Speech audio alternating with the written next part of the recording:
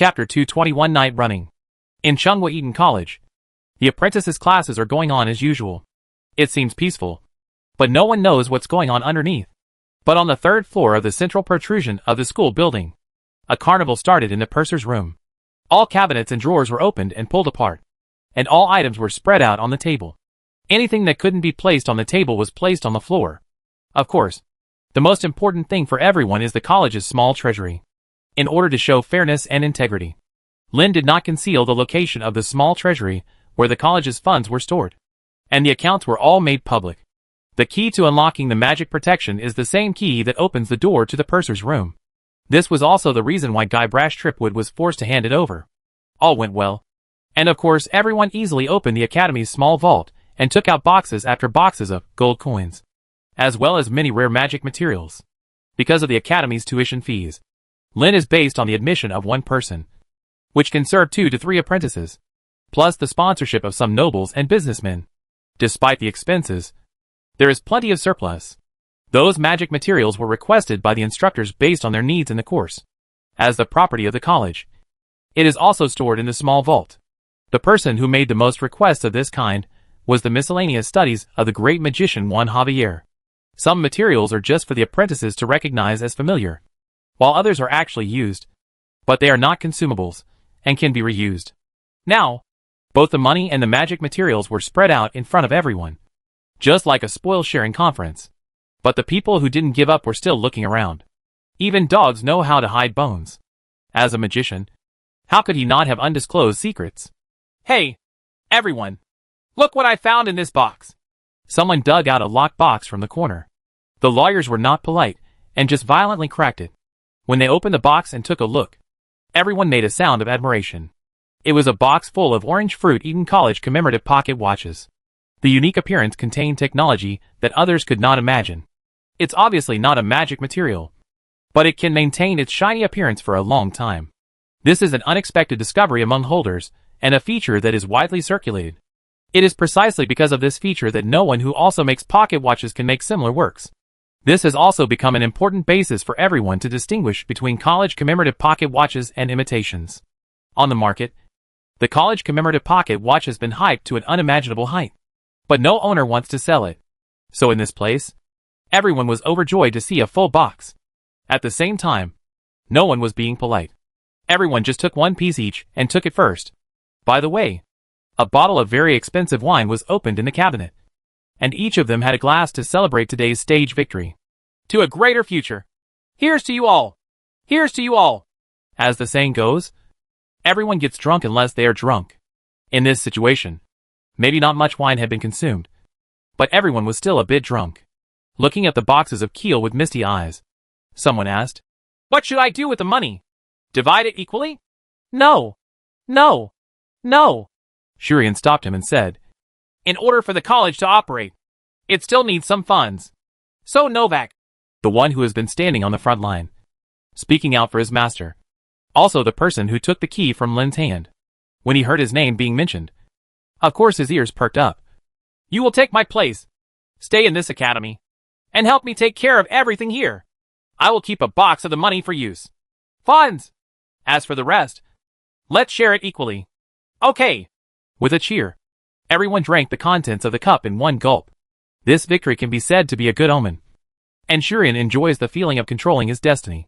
No matter what you hold in your hand is your own or someone else's. At night, the home in the community was not peaceful. The 3 masters and apprentices were simply packing up their belongings. This is not moving. This is running away at night, setting such a tone for the 2 apprentices. The things the 3 people packed up were also very clear. Anything that has no practical value, is replaceable, and is not necessary for daily use will not be carried. As for those precious and rare magic material collections, only bring some that are lighter and easier to carry.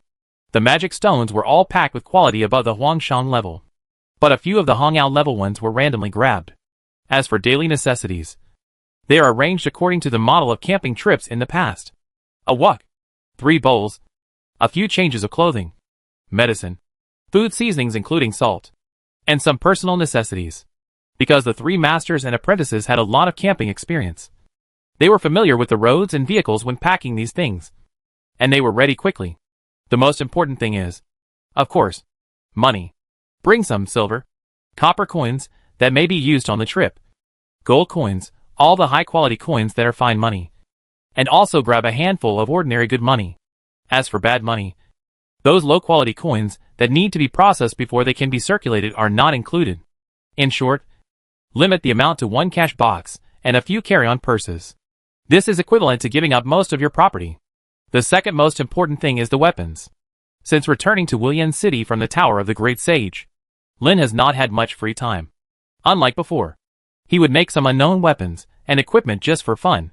But the most basic weapons and equipment are polished very sharply. Of course you have to carry these life-saving things with you. Before leaving, the three masters and disciples gathered and stood in front of the coffin room. Lin Jin struggled for a while, until Kai asked, "Teacher, do you want to take that thing away?" Another sigh. "I don't know how many times this happened during this period of time," Lin said. "The programs inside have all been copied, and those things will not be taken away. If there was something that might force that Lich to hunt him down, the first coffin and the purple transformation level magic stone inside would definitely be at the top of the list. Greed is the original sin. I don't want to live like in the fairy novels, where I kill people, steal goods, and run away for some unknown precious things. Of course, the most important thing is that I have absolutely no confidence in escaping that person's pursuit. So the best way is not to give her any reason to pursue him. Maybe everything that happened before today was a very beautiful dream. Although the last period of time was a bit painful, it reminded myself that it was time to wake up." He scratched the heads of the two girls and messed up their hair. He hadn't done this for a long time. Smiling with relief, Lin said, "Let's go. Leave here. Find a place where no one knows and start a new life." The two girls pouted and held their heads, expressing their deep dissatisfaction without speaking. "Take the mule out of the stable. It's not that someone can't afford a horse. Firstly, horses are relatively delicate. And secondly, horses that can adapt to the smell of those two big dogs are hard to find. After all, not all animals can live safely within the same range as Warcraft. And this mule happens to be an animal that can adapt to the smell of Warcraft. I just don't know if it's due to species, or if this mule is just slow." The mule was disturbed in the middle of the night and was a little grumpy. But the two girls still hitched it to the car. "I didn't take much belongings with me, mainly because I didn't want to attract too much attention. Whether it's a thief on the road or someone who may be watching you secretly, it's best to walk far enough away that no one realizes that you've run away." Because they were driving in the middle of the night. Lin, who often stayed up late to watch the stars, was more awake at this time than the two girls who lived normal lives. So it was he who drove the mule, while the two girls curled up and lay in the gap between the piles of belongings. Fortunately, it was a summer night, so it wasn't cold, but rather comfortable. The cool breeze blew against his head, and Lin felt that he had become more awake from all aspects. In order to hide from possible informants, Lin drove on the road to the college. This is not the first time I have carried goods in the middle of the night, so there should be some deception. For nearly 2 years, I walked on this road almost every day, rain or shine. Everything in this scene is extremely familiar.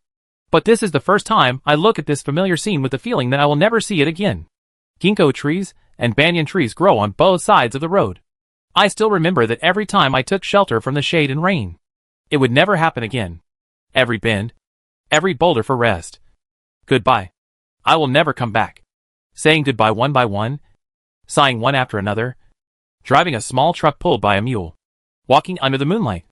This reminds someone of a Kunko opera piece called Lin Chong's Night Run, which tells the story of Lin Chong, the leopard-headed character in Water Margin, who was persecuted and fled to Lianshan.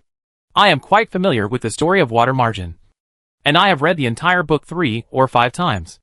It's a pity that I only know the Kuan opera repertoire, but I haven't seen it or learned the singing. Otherwise, I would have hummed a few times with my tone-deaf voice. After walking here for most of the night, Willian City chased out another group of people. More than a dozen people, lightly dressed and on fast horses, were running on the road to the academy. The leader used both feet to exert force. His buttocks lifted off the saddle, and he galloped wildly, chasing the target designated by his master. Not long ago, the guy who took over the guard duty told me about the target's movements. This blind bitch. Because the target was not the first time to deliver goods to the academy in the middle of the night. He thought that today would be the same as the past few times. So he did not report back immediately, But he never thought that the target had been deprived of his position in that college. How could he still move things there? In fact, I didn't even think about this for a moment. I still fell on the bed. The more I thought about it, the more something was wrong. And then I was shocked to realize what was going on. Who would have thought that that person would be so straightforward and run away without delay? He hurriedly gathered the troops in the middle of the night and sent someone to notify the master. Before he could wait for the next instructions, he led his men to chase him out. I just hope I can catch up with my target in time. Chapter 222. Very female. Early in the morning, on the road away from the college, after not sleeping all night, Lynn was actually quite energetic. Listening to the chirping of birds early in the morning is a rare experience. Because in the past, after stargazing all night, now was the time to catch up on some sleep. I have never seen the sunrise or anything.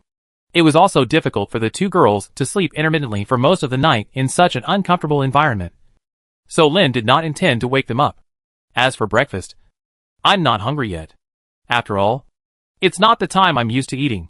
Speaking of which, since I left last night, my spirit has been incredible and very high. Just like when I was a child and participated in off-campus teaching. This energy can last until the end of the activity. When I return home, I lie down on the bed. Before that, he could maintain his energetic appearance.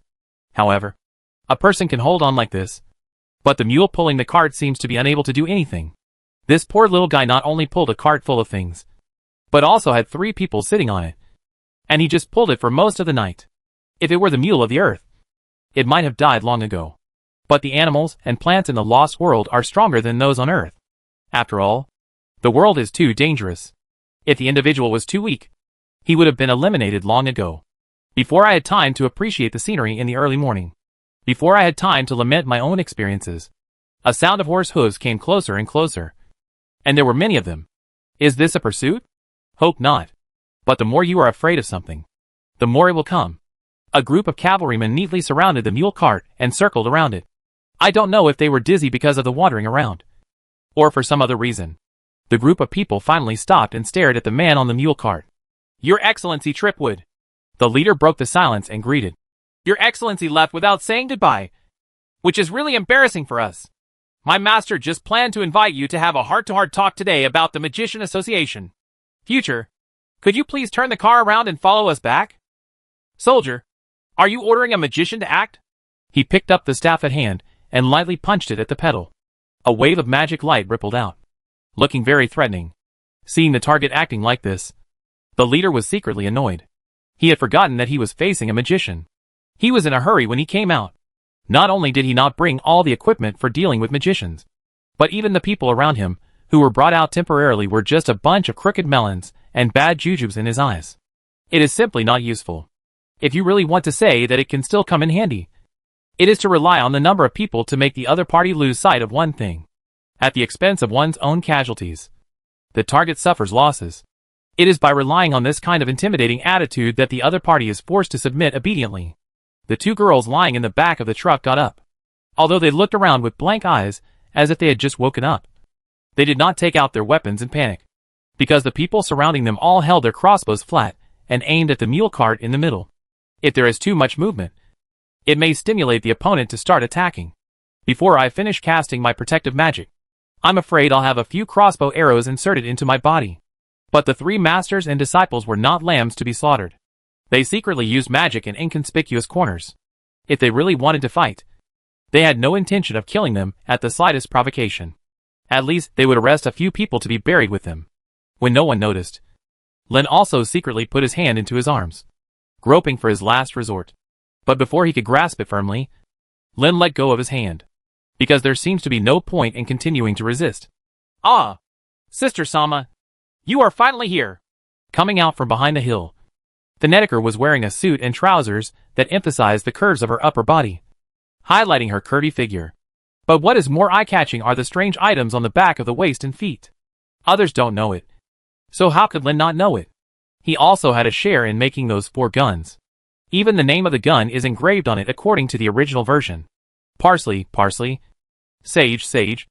Rosemary, rosemary, and thyme, thyme.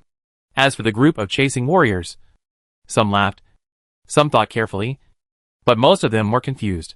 What is the stance of this former demon king coming here? I have never heard of any agreement she reached with the people behind her family. However, this Lich did not realize that she was receiving the attention of the public. She just walked towards the mule cart and chatted as usual. I had no choice but to receive a notification at night that something was left behind. So I had no choice but to go back and get it. Listening to the conversation between the girl behind him and that person, Lin's heart sank to the bottom again. Have you been betrayed? Do you still have any trust in a time traveler? Is this book going to be finished? However, looking at the group of pursuers who were talking to each other in a normal manner, the leader interjected in confusion and asked, Your Excellency Tikal. It was too late, but not too late. Then pulled out 2 guns from his waist and fired his bow left and right. It is not the same as the original one, which deliberately showed a gorgeous fighting style for the sake of plot and picture tension. What this Lich admires is that the 3 people who listen will feel that the words with calloused ears are fast, ruthless, and accurate. Especially the weapon in his hand is not an ordinary gunpowder weapon, but a magic weapon. She ignored the basic aiming principle of 3 points in a line, as long as the muzzle of the gun was roughly aligned. She relied on her mental power to correct the rest. The result was that all the guns hit the pursuers between the eyebrows, and they were all slaughtered before they could react and pull the trigger of the crossbow in their hands. And among the dozen or so people who fell on the ground, there were only bullet holes in their foreheads, with blood flowing out. But there were no bullet holes in the back of their heads. This is one of the characteristics of the magic gun modified by Fun. There is no penetrating damage. As long as it enters the human body, it will produce magic effects inside. The most common one is explosion. In addition, there are also freezing, strong acid, etc. The randomness of magic gun bullets is a part that still remains unsolved. The best defense is not to get shot. Even if you get shot, it's best if your skin's magic resistance is strong enough to prevent bullets from entering the body. Because as soon as the bullet enters, it will basically be destroyed wherever it hits. Such a brutal weapon, with them wielding it, is like having unlimited ammunition. This was also the reason why Lin felt so dizzy when he thought about becoming an enemy of this person that he wanted to run away directly. I really can't fight. Just this scene before me, did I survive?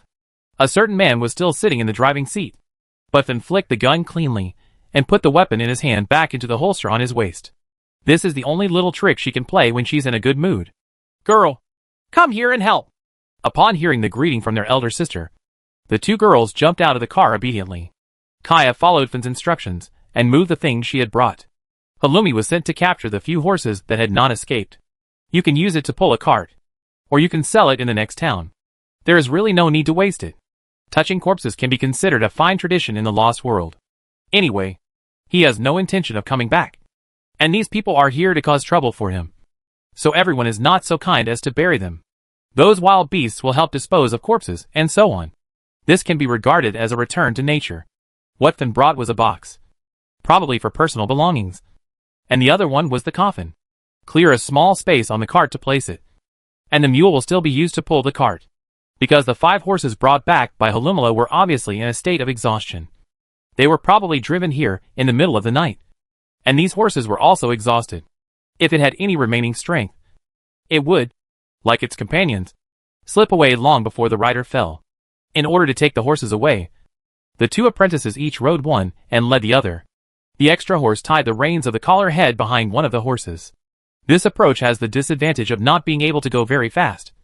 But if you have to follow a car, the speed will not be fast in the first place. So there is no difference. The former Demon King pushed the guy who was still sitting in the driver's seat of the carriage with a dull face and said, "Give me some space." After squeezing someone out of the way and sitting in the driving seat, then scolded, and the mule pulling the cart started to move. This is another benefit of having huge power. Commanding all things in the world is definitely not empty talk, but something that can actually be done. The reason why others can't do it is because they don't have the correct method or they don't have enough power. But for this Lich, commanding these animals that are not yet at the level of Warcraft is just a matter of thought. But for people, it is through dialogue and communication that we can know each other's thoughts and feelings. Then looked at the man sitting next to him with a troubled expression and smiled playfully. "Do you have something to say to me? Well, I thought you had somewhere else you wanted to go. Once the novelty of other people wears off, all that's left is boring.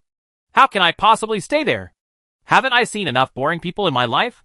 I feel bored even if I look at them one more time.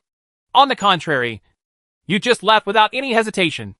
If those two girls hadn't informed you, I would have turned over the entire city to find someone. What do you think? We'll kill you right now. There will definitely be no objections. Girl is a usage brought by Lin from the earth. No one in Midland used it like this except him, Infin. To a certain woman's question, Lin casually replied, I don't want you to kill people for this kind of thing. And I have no intention of using you as a killing tool. Besides, I originally had the idea of leaving Shijia district. I finally came to a new world. And I didn't go around to see it. Isn't that right? What a pity. Even when I was on Earth, it was the same. It was just that there were many things that prevented me from taking that step. Speaking of which, I still want to thank them for helping me make up my mind. Without you by my side, it would be a sad place. And there would be no point in staying there. If you don't leave, will you feel sorry for yourself if you stay? Seeing that someone hadn't finished speaking, he stopped, then asked smoothly, And what? Nothing. That's all. It was an obvious refutation. Finn turned his head and stared at someone and said, Why do I feel like I didn't listen to the end and will regret it for the rest of my life? Say, what? A guilty person turned his head. For a fat man who had spent most of his life in ruins, there were some words that he couldn't say. So I could only avoid the sight of a certain woman and say, It's nothing. You are too sensitive. Chapter 223 Parliament of 14. When he got the news that someone had escaped at night, Shuan was furious. But chasing down a magician, even if that magician is not known for his fighting prowess, is not something you can just send out some random cats and dogs. At least his own subordinates don't have the strength to kill a magician reliably. They might be able to succeed if they try hard, but there will definitely be losses. Moreover, most of the day has passed, and all we know is that the other party left along the road leading to Chungwa College. There was also a small team of people who started tracking immediately. Then what you can do is to try to gather enough forces and send out a large number of troops to hunt down the opponent. This will make it safer and more certain. So he came to the central tower of Wuyan City as a habit, and orders were sent out one after another. And the forces belonging to the former president Chungwa also started to move. However, the noble later thought that everything was under control, but did not see the perfunctory attitude of those who received the order. The old man is dead, and he has no biological son. Whether the person who sent the letter is worthy of loyalty is a matter of debate, although the person to be contacted was only half notified. After looking at the college's commemorative pocket watch and realizing that the time for the important meeting was approaching, Shuan did not bother to continue writing. He hurriedly told the young magician who had come over to him and compiled a list of people who could be attracted. People who were already under control, and some restless people who needed attention. He himself rushed to the conference room with a group of young magicians centered on him. Since pocket watches and the concept of time came into people's view, ordinary people don't care much about it. But for busy big shots, they can avoid unnecessary waiting caused by poor coordination. In the past, if everyone was summoned for a meeting, it was normal for them to go to the meeting place and wait in addition to sending out messengers. If you have a higher status than everyone else, then it doesn't matter if you arrive late. If you are not so late and you arrive late, it is also normal for the attendees to leave the meeting directly because of rudeness. Likewise, those invited to participate will generally receive a list of attendees from the messenger. If you belong to a lower group on the list, you have to be conscious and arrive early so as not to be left waiting. If you have a higher status, it is normal for you to wait until you have finished your work before attending the meeting. So in the past, the most time-consuming part of a meeting was waiting for everyone to arrive. The Lost Lords don't have the luxury of the nobles, so simple things have to be complicated. If something can be solved in just a few sentences, it would be a waste to say more. There is already a lot of time spent waiting, and you also have to listen to a lot of nonsense. Those with a bad temper will definitely use magic to fool people in the face. The advent of pocket watches and time divisions as detailed as seconds was a great blessing to these people. After agreeing on a time, regardless of status, almost everyone is accustomed to attending meetings according to the timeline. Even if there are other important matters that they want to communicate with before the meeting, they will agree to meet at a certain place in advance to discuss through forums or emails. And this approach also gives some interested people an opportunity to take advantage of it. What Sulian is rushing to now is actually the most influential 14-member council of the Shijia District Council. Before Chungwa passed away, he participated as an agent, mainly to convey the wishes of his teacher, the president. And this time it was the first 14-member council after the president's throne became vacant. Although no one informed him, He still knew the time for the meeting. As for the location, they are all in the small conference room in the middle tower. This is the unchanged location of the 14-member council, because he entered the conference room according to the timeline. Shuan opened the door, and saw that except for the teacher who was no longer there, the other 13 members were already sitting in their respective seats, under the attention of everyone.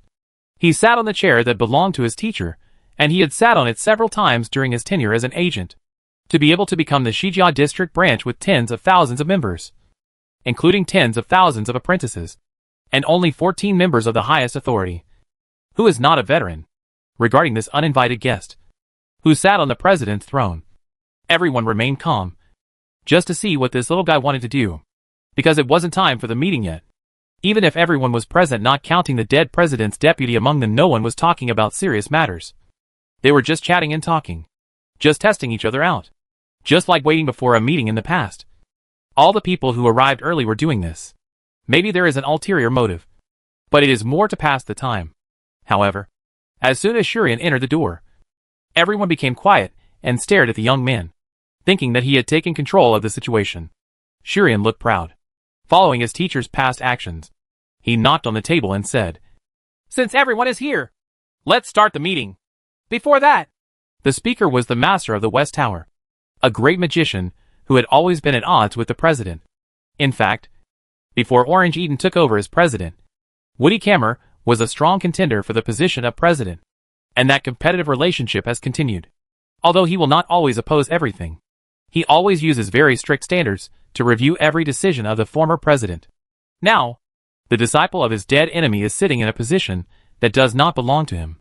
Woody Kammer questioned, "First of all, what qualifications do you have to attend this meeting? And what qualifications do you have to sit in that chair?" Because Shuan snapped his fingers, and the young magicians who followed him filed into the conference room. Some were guarding the door, some were standing at the four corners, but more of them were standing behind him, giving people an invisible sense of oppression. I took over everything my teacher left. This is my qualification to attend, and things should be handed over to young people, and should not be occupied by a group of old people forever. In this way, everyone still has doubtful. 13 veteran magicians, including several great magicians, remained silent. There was no change in his expression, just the same polite expression as when they were chatting with Shuan before he came in. Regarding this young man's performance, they just regarded it as watching a farce. However, the performance of this group of old people gave the young people an illusion. Shuan, in particular, was even more satisfied with everyone's performance. He said, "First of all, the first thing we have to do is to send people to hunt down the defecting magician. Chibrish Tripwood, Greenwind Great Magician. I hope you will lead the team to carry out this mission." How could Shuan not know certain interpersonal relationships that should be paid attention to when staying by his teacher's side? If he wanted to deal with the magician who offended him, he couldn't get around the great magician Greenwind, who was the senior inspector in front of him. But it would be too inferior to ask the other party directly, taking advantage of the damn guy's opportunity to escape. He used this method to force the great magician to express his stance. As long as the other party knows each other, I refuse. Grand Magician Greenwind replied without hesitation. He even lowered his expression and looked back at the person sitting at the president's table coldly and said, "You are not qualified to order me to do anything. And what is the reason behind a magician's departure? Naturally, there will be an inspector to investigate. It's not what you say. It's just that, since those inspectors behind you are willing to be lackeys, just send them. I don't want to carry out this kind of death mission." The young magicians were all filled with indignation at these merciless words. In particular, the few new inspectors who had been ridiculed and who had just put on the yellow cloak and wanted to make some achievements were even more angry at the old man's words. Huang Cloak's dignity could not be offended. He put his hands together, chanted a spell, and instantly all the auxiliary magic for combat was on his body. It was like a fuse, triggering a chain reaction. First, the great magician Greenwind took out the means to save his life and fight, and the colorful magic aura on his body lit up instantly. In order to be more confident in suppressing the violent old guy, the young magicians also activated the functions of their combat props and quickly equipped themselves with several auxiliary spells. However, the old men sitting firmly in their positions are not fuel-efficient lamps. In order to avoid being affected, or to be wary of the young people turning the spear, while attacking Greenland, He also took care of himself, who was unprepared. So he simply showed a fighting posture. The magic props used to save life were activated, and a series of auxiliary magics were added in a short period of time to match his own tactics. It can be said that although the young magicians have a numerical advantage, the veteran magicians have more means and more cards. If there is a conflict between the two sides, the side with more people is not guaranteed to win.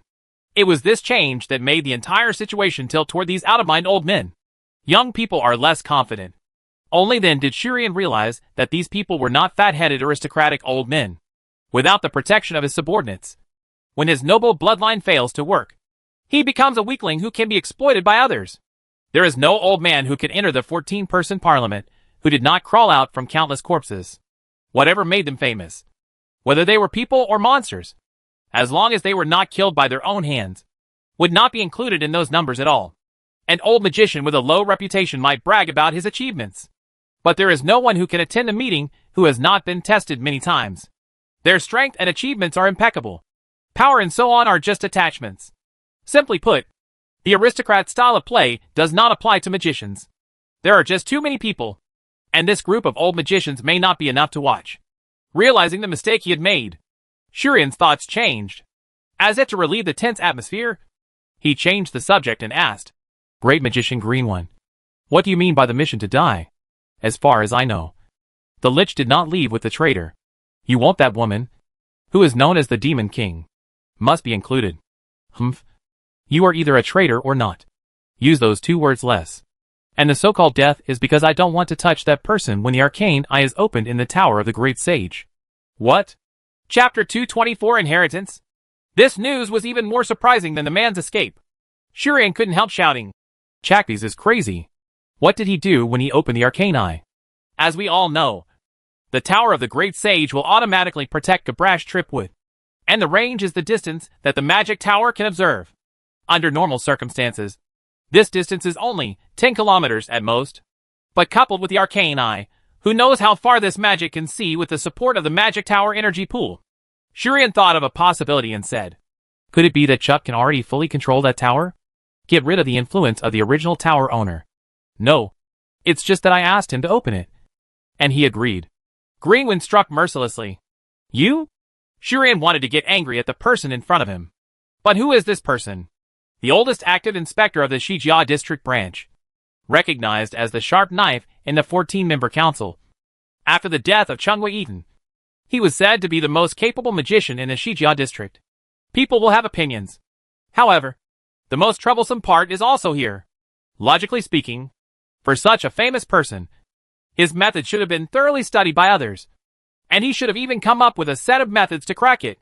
But Greenwind is still improving and changing his tactics, leaving everyone who wants to deal with him confused. It can be said that every top magician has such a moral character that makes it difficult for people to see clearly.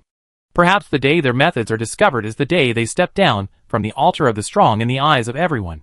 So when a conflict was about to break out, Shuan retreated. He was not sure that his side could deal with this veteran magician. And he was even less sure that if the opponent only targeted him to hit him when the fight started, his life would be able to escape the instant burst of a big magician. Expect the other party to be stupid enough to deal with other people first? It would be safer if he should not be present. Now that he was face to face with Greenwind, Shuan naturally chose a safer approach. So he turned his head away from looking at the great magician, who was eager to try. Instead, he said to the person next to him in a vicious tone, "Open the Charles calling technique and connect to the Tower of the Great Sage." Everyone's focus was temporarily shifted. Although the tense atmosphere was temporarily relieved, no one was able to lift the magic on them. They just watched things unfold with cold eyes. The young man who was scolded by Cillian was originally a magician who was doing chores in the middle tower. He is considered to be the disciple and grandson of the former president Chungwa Eaton. And he is also the person responsible for contacting other magic tower owners on behalf of the former president. He hurriedly opened the water mirror in the conference room that connected the energy pool in the middle tower, and called the Tower of the Great Sage. Just like the bad habit of the former president, the screen was connected directly without giving the other party any chance to cover up. But Chakvi seemed to be prepared. He had been waiting in front of the energy pool of the Tower of the Great Sage. As soon as he was connected, he saw a big face taking up the entire screen. Just like his teacher's bad habit. "Chuck!" Shuan called the name of the person on the other side of the screen angrily. But unlike someone who was furious, Chakvis acted extremely calm and said, I listen. Talk. Are you crazy to open the Arcane Eye? Lock it up. I am the tower owner of the Tower of the Great Sage, and it is not under your control. You have no right to ask me to do anything.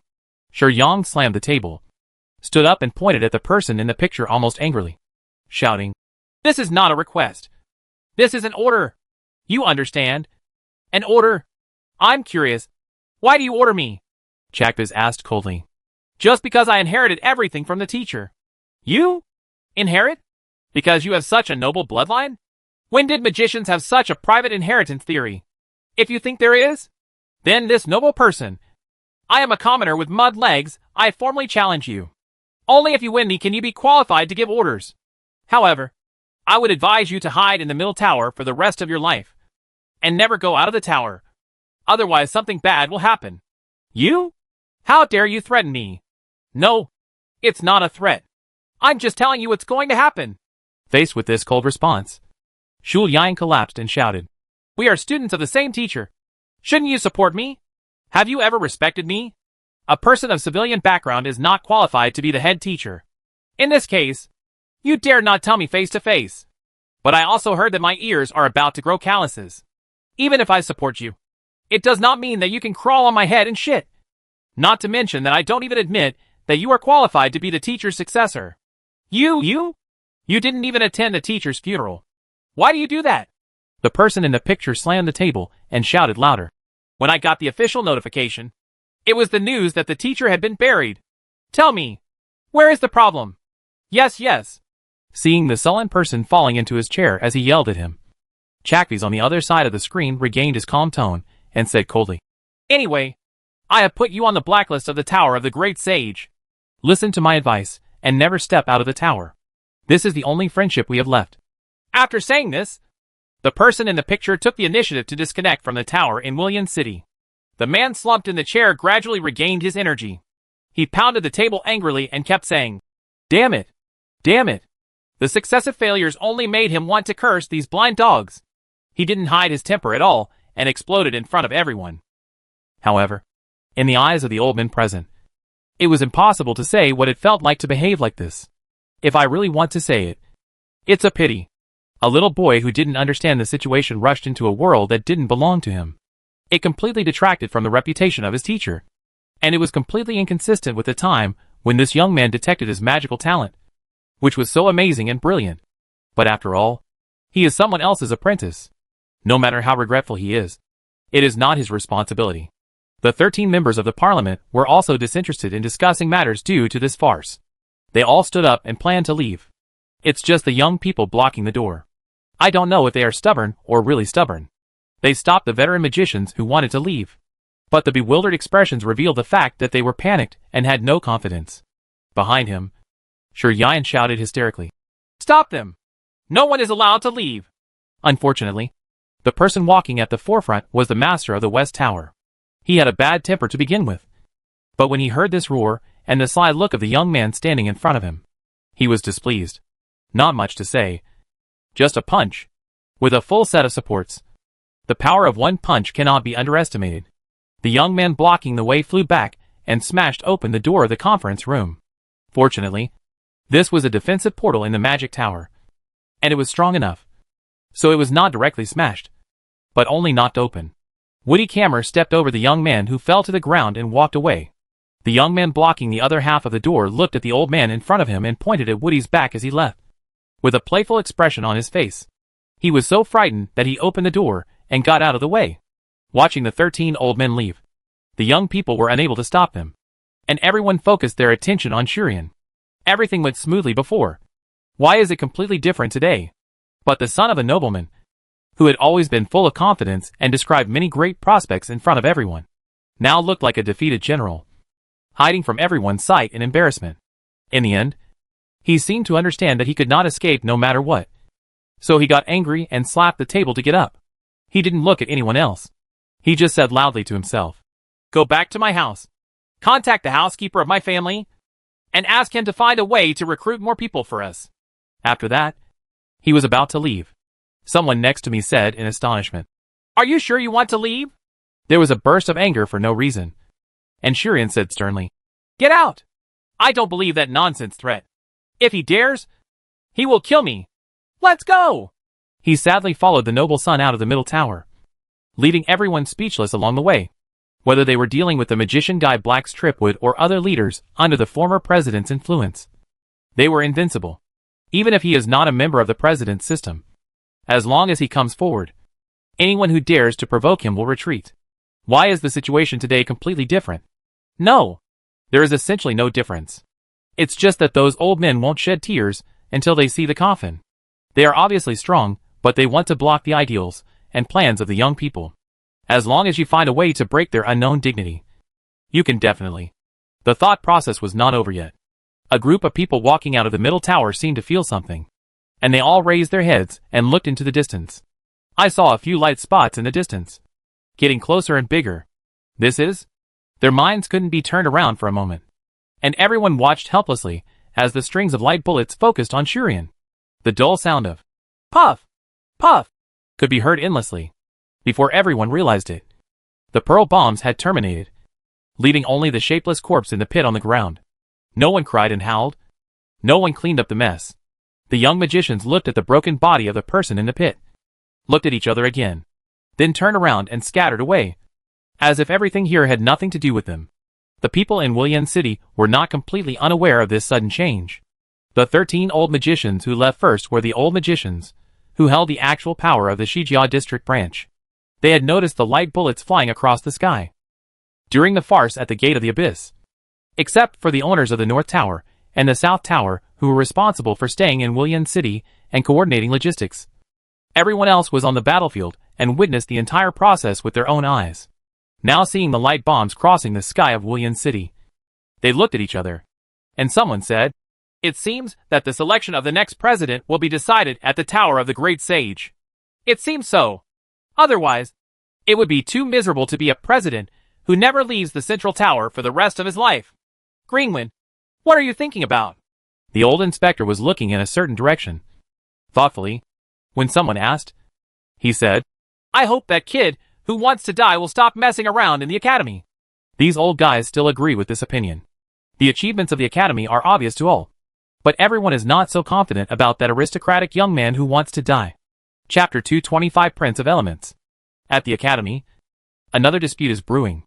The purser was replaced, and the successor, the magician Novak, of course had to find a way to keep the entire academy firmly in his hands. This will inevitably call for a beating against the supporters of the former purser. The first person to bear the brunt is the person closest to the apprentices, John Goodman, the warrior instructor. Novak called several family warriors to take old John's place, leaving this hard-working veteran warrior aside, because he didn't make any serious mistakes, or because he didn't have any interest to pursue. Novak was not in a hurry to get rid of this veteran warrior. He just found an explanation first to make him idle and deprive him of his power. John Goodman didn't say much about this, although the man had a lot of entrustment before he left. But enough experiences made him a little discouraged. What's more, an old and frail warrior has no right to challenge a young and strong magician. What else could he do but accept his situation? But the other one is not so easy to deal with. That is the great magician from Leon District. But before that, Novak had an important guest that he had to receive first. He was a powerful figure outside the Council of 14. The fat old magician was followed by two beautiful maids, led by two chains tied to collars around their necks. The main reason why this person cannot enter the 14-member council is not lack of strength or power, but simply a matter of character. The number of magic apprentices who were scrapped in his hands is an unimaginable number for ordinary people. However, under the influence of former President Chung Wei-Eaton, he fell silent for a long time. There are many people like him. Not all masters are of the lawful good alignment. But when that one was still alive, no one dared to show his face. Now that the giant weighing on them has fallen, everyone thinks this is an opportunity and is ready to take action. This old magician has no control over what other people do. He will show up at the academy just because he wants the rumor child, the girl with blue cave level talent. The previous chief of staff was incompetent and had no room for negotiation. But the new one is quite sensible. At least he is willing to pay. As long as there is a price, there is room for negotiation. The two pieces of personal information placed on the table showed that they were a pair of sisters. Although my sister's magic talent is not very high, the feeling of playing together is quite special. So the old magician couldn't help but smile and shake the fat on his lips, and said, "You are good at business, boy. Increasing the value of goods can sell them at a better price. This is a very simple truth. Hee hee." Before the two guys, who were in cahoots with each other, could finish the laughter born from their tacit understanding, they were interrupted by someone who broke into the purser's office. The person who burst in was Juan Javier. He ignored the fat man sitting next to him and said to the newly arrived dean of the college, whose name I still can't remember, "Where are the textbooks I use for class? Related applications, the book should have been submitted a long time ago.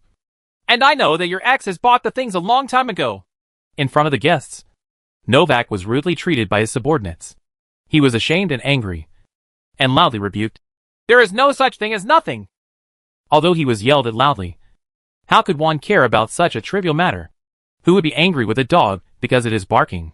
With sharp eyes, he saw the information spread out on the table, and the man next to him, who didn't look like a serious person, but more like a magician from the fallen camp. He was so well informed that he couldn't understand what was going on, but he didn't care at all. The fate and life of ordinary apprentices should not be something he would worry about, no matter how talented the apprentice is, as long as he is not his student. It doesn't matter if he has a lot of trouble. Juan Javier will appear in the purser's chamber for a rare magical material. As long as a small piece is thrown into the water, it will cause a big explosion. This is a very eye-catching experiment for magicians. At the beginning of every semester, one would arrange this magic experiment to attract the students' attention. But this time, due to various factors, it took a long time to buy this magic material. By the time I had the chance to reproduce this experiment, the first half of the semester of 1972 was already at the end of the year, and was almost over. Maybe several other classes with familiar faces have seen such tricks before. But there are still new students joining. And there is still a class that has never seen such a performance. So he is also looking forward to the expressions of exclamation from the apprentices. But everything seems to have changed since yesterday. Juan Javier came forward to make this fuss. And it was not to test the attitude of the successor. But since old John has been idle, and the apprenticeship has become the academy's bargaining chip, it seems that this place has no value in staying. For Novak, it doesn't matter whether the other party has submitted any application. All the valuable magic materials had been divided up yesterday. What could he come up with? In addition, the negotiation with the distinguished guest is now at a critical juncture. How can we allow someone to cause trouble? He was furious, lowered his voice, and said viciously, "Get out of here now. This is not a place for you to run wild." "Oh, Dot!" One didn't compete with others in shouting loudly. He just said in a calm tone and without mercy, "It seems that there is no room for me here. Then I will officially resign from my position in the college, and I want to leave." Business people put face first. And before a big deal, Novak was probably going crazy because he had lost face. In order to maintain his dignity, he raised his halberd and pointed it at the person in front of him, saying, "This is not a place where you can come and leave whenever you want. No one can leave without my permission. Not to mention that you still have a contract. In body." "Oh, you mean the contract?" Although the bookshelf was obviously rummaged through, the relevant documents were still placed in the same position. Juan Javier took out the teacher's contract with familiarity, took out his own copy, placed it in front of the guy whose name he couldn't remember, and said, "Is this the contract you were talking about? Look at the agreed date." The content of a contract designed by someone is quite simple. It focuses on the identity of the parties, the effective date of the contract, and the division of relevant rights and responsibilities. These are all written very clearly and conspicuously, so they are easy to understand.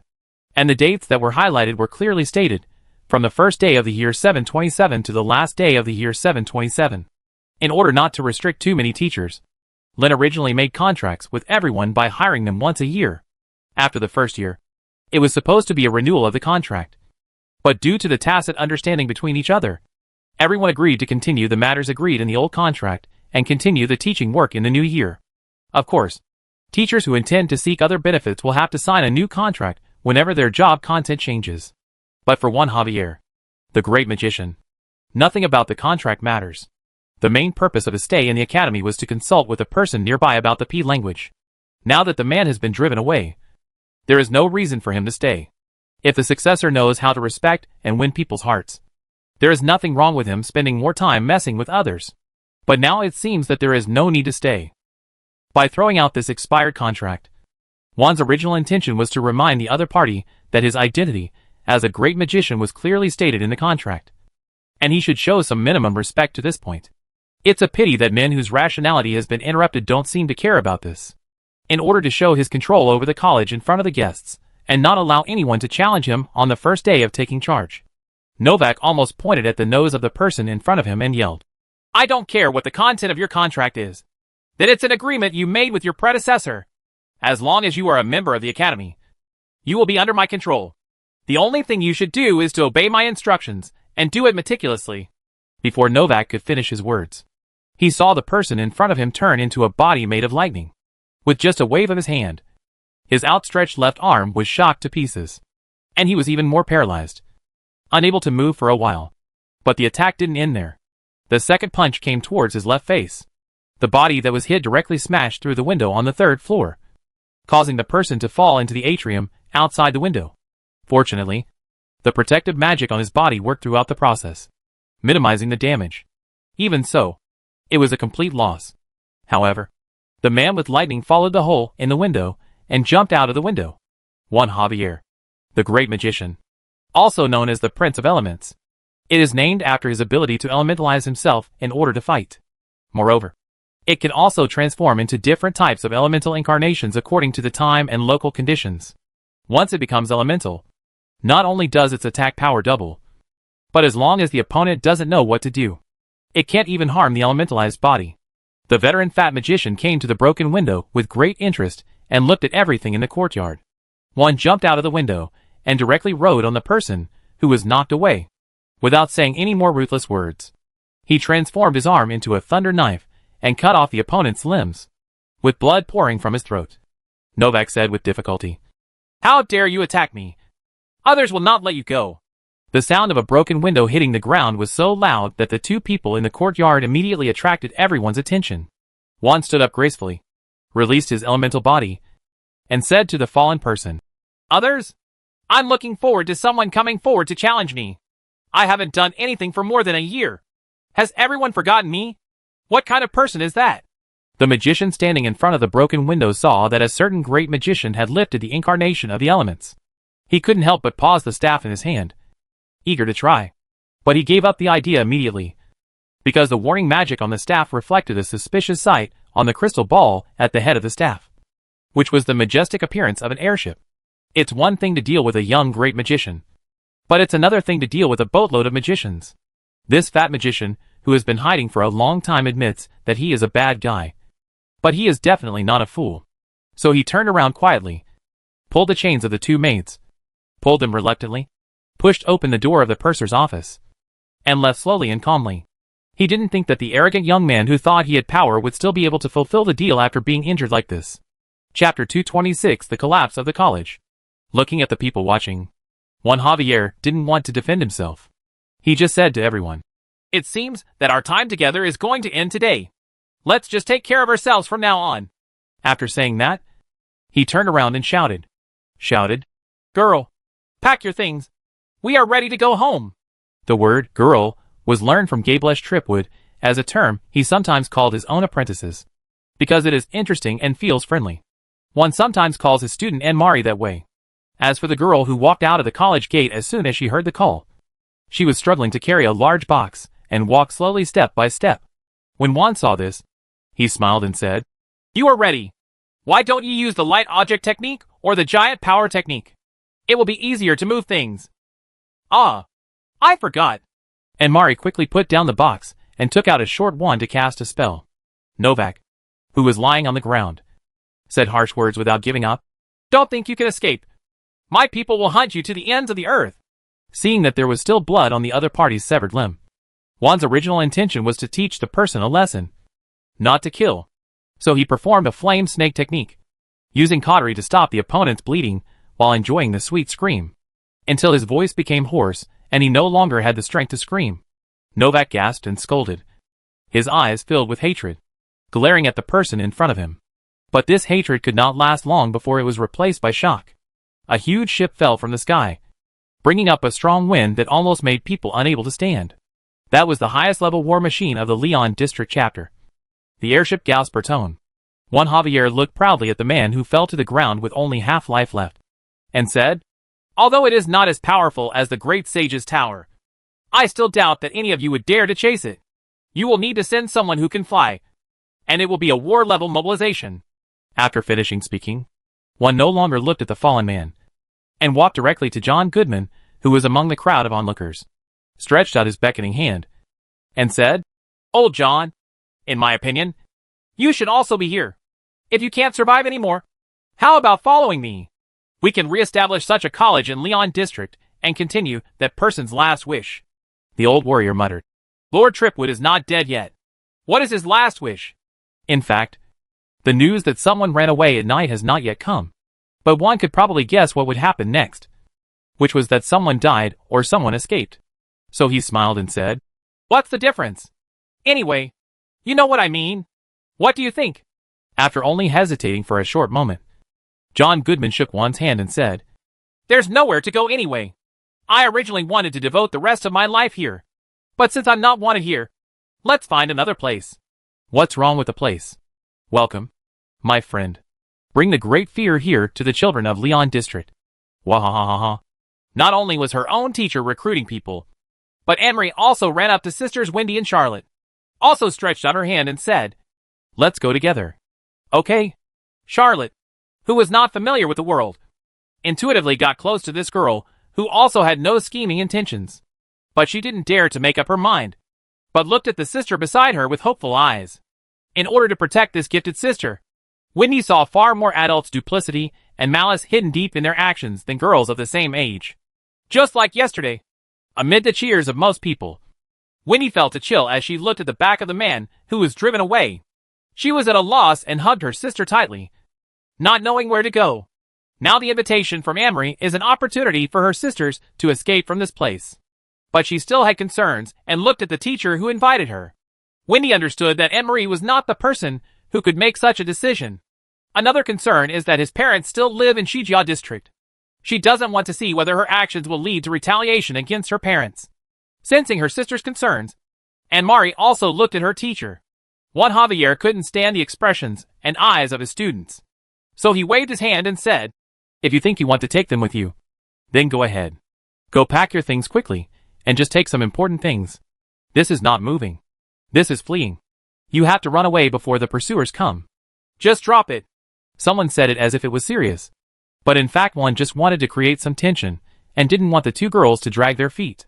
He believed that unless someone could carry the tower of the great sage on his back to hunt down an airship, even the temple warrior captain, who also served as the queen, would not be able to defeat the Gosbottom, which wanted to escape. It seemed a bit strange to say this. Question. In fact, it's not impossible to give it a try. "Our parents," Wendy said, after receiving her teacher's promise. And Mari said confidently, "Don't worry. Take your parents with you. Just take a detour on the boat flying in the sky." One also had some small complaints about his students casually agreeing to others, and he was led astray before meeting that man's apprentice, and was such a well-behaved and obedient girl. While waiting for old John and the two sisters Wendy and Charlotte to pack their things, Juan Javier directed the airship to descend in the open space, and at the same time lower the connecting trestle. Anne-Marie first carried the box onto the airship, while Juan was waiting on the ground. At this time, many apprentices gathered around. The children who came forward all had bewildered expressions, watching a great magician preparing to leave the academy. The man who took over as the academy's steward was beaten to the ground. No matter how stupid they are, they still feel the uncertainty about the future. Lenny, as the leader of this group of children, stood up and asked tremblingly, "Master Javier," continuing the rules from the beginning of the academy. Before becoming an official magician, the apprentices will all call the teachers adults, not the teacher. The latter title has its sacred meaning and corresponding responsibilities. "Then what should we do?" Juan just smiled at the group's confusion, just like his charming smile in the past. He said, "This is your own problem. My responsibility is limited to the work content per month, 30 gold. And the salary I received this month is only to pay me last month's salary. If I'm willing not to take this month's salary, I can do whatever I want as long as it doesn't hurt you. But this college cannot live without you." "Sir," Lenny begged, almost crying. "No, believe me, no one is necessary. If there is, it won't be me." What I can teach. Any magician can also teach what they can't teach. I taught you I don't understand either. So don't look at me like your dad is running away with the wild woman outside. And your mom is running away with the wild man outside. It won't help. Okay. Leave quickly. You have classes later. If you want to go, you shouldn't waste your time here. But the course later is yours. Oh, that's really unlucky. Let's study on our own then. In addition to Lenny, there were other apprentices who made pleas, many of whom did not cheer for someone's departure yesterday. But Juan Javier seems to have fully utilized his gag skills in addition to magic. He can handle some women who have had one-night flings with ease. But it is not easy to deal with these children. Besides, he didn't want to say too harsh words, because they were all apprentices of other people's families. So it was meaningless. When the cry of the airship leaving the land sounded, it seemed to echo the early morning wake-up call about a year and a half ago, sounding the closing prelude to Eton College in Chunghwa. Shuan was killed by the Tower of the Great Sage in front of the central tower of the Five Alliance City. Novak, the new Secretary General of the Academy, who had lost all his limbs, did not come back. Nor did the few magicians who were close to him and the warriors belonging to his family. The 4 magicians sent by the Kingdom of Reunion to study also left. Instead of trying to revive the Chunghwa Eton College, they were preparing to build a royal magic academy belonging to their kingdom. Even Eli Huber and Madame Dooley, the founders of the academy, have left. They are just employed without a salary. So there is no need to pay. What's more, we have to discuss the issue of being abandoned with those children. They want to discuss the issue of being betrayed. Lin's forced departure was also a very serious matter in their hearts. At this point, all the teachers in the college dispersed. However, because the apprentices were organized into an autonomous internship brigade, they did not disperse for a while. But the purpose of the dozen or so candidates for heirs from the Kingdom of Frank was to have someone give an evaluation of them. Now that the one is gone, there is no need for them to stay. Therefore, people from Frank Kingdom became the first batch of apprentices to pack up and leave. Then came the nobles or merchants who had families in William City. And finally all the children, because the funds found in the purser's office were exhausted. And even the most basic food and clothing were in question. No one was willing to guard this dead cemetery. Lenny, who considered himself the king of children, had some ideas and didn't want the people who had finally gathered together to disperse. Unfortunately, no one wanted to listen to him this time. He once described a bright future. As long as the person who deliberately wanted to drive away the apprentices was not in this academy, that person is gone. And the bright future promised has not appeared.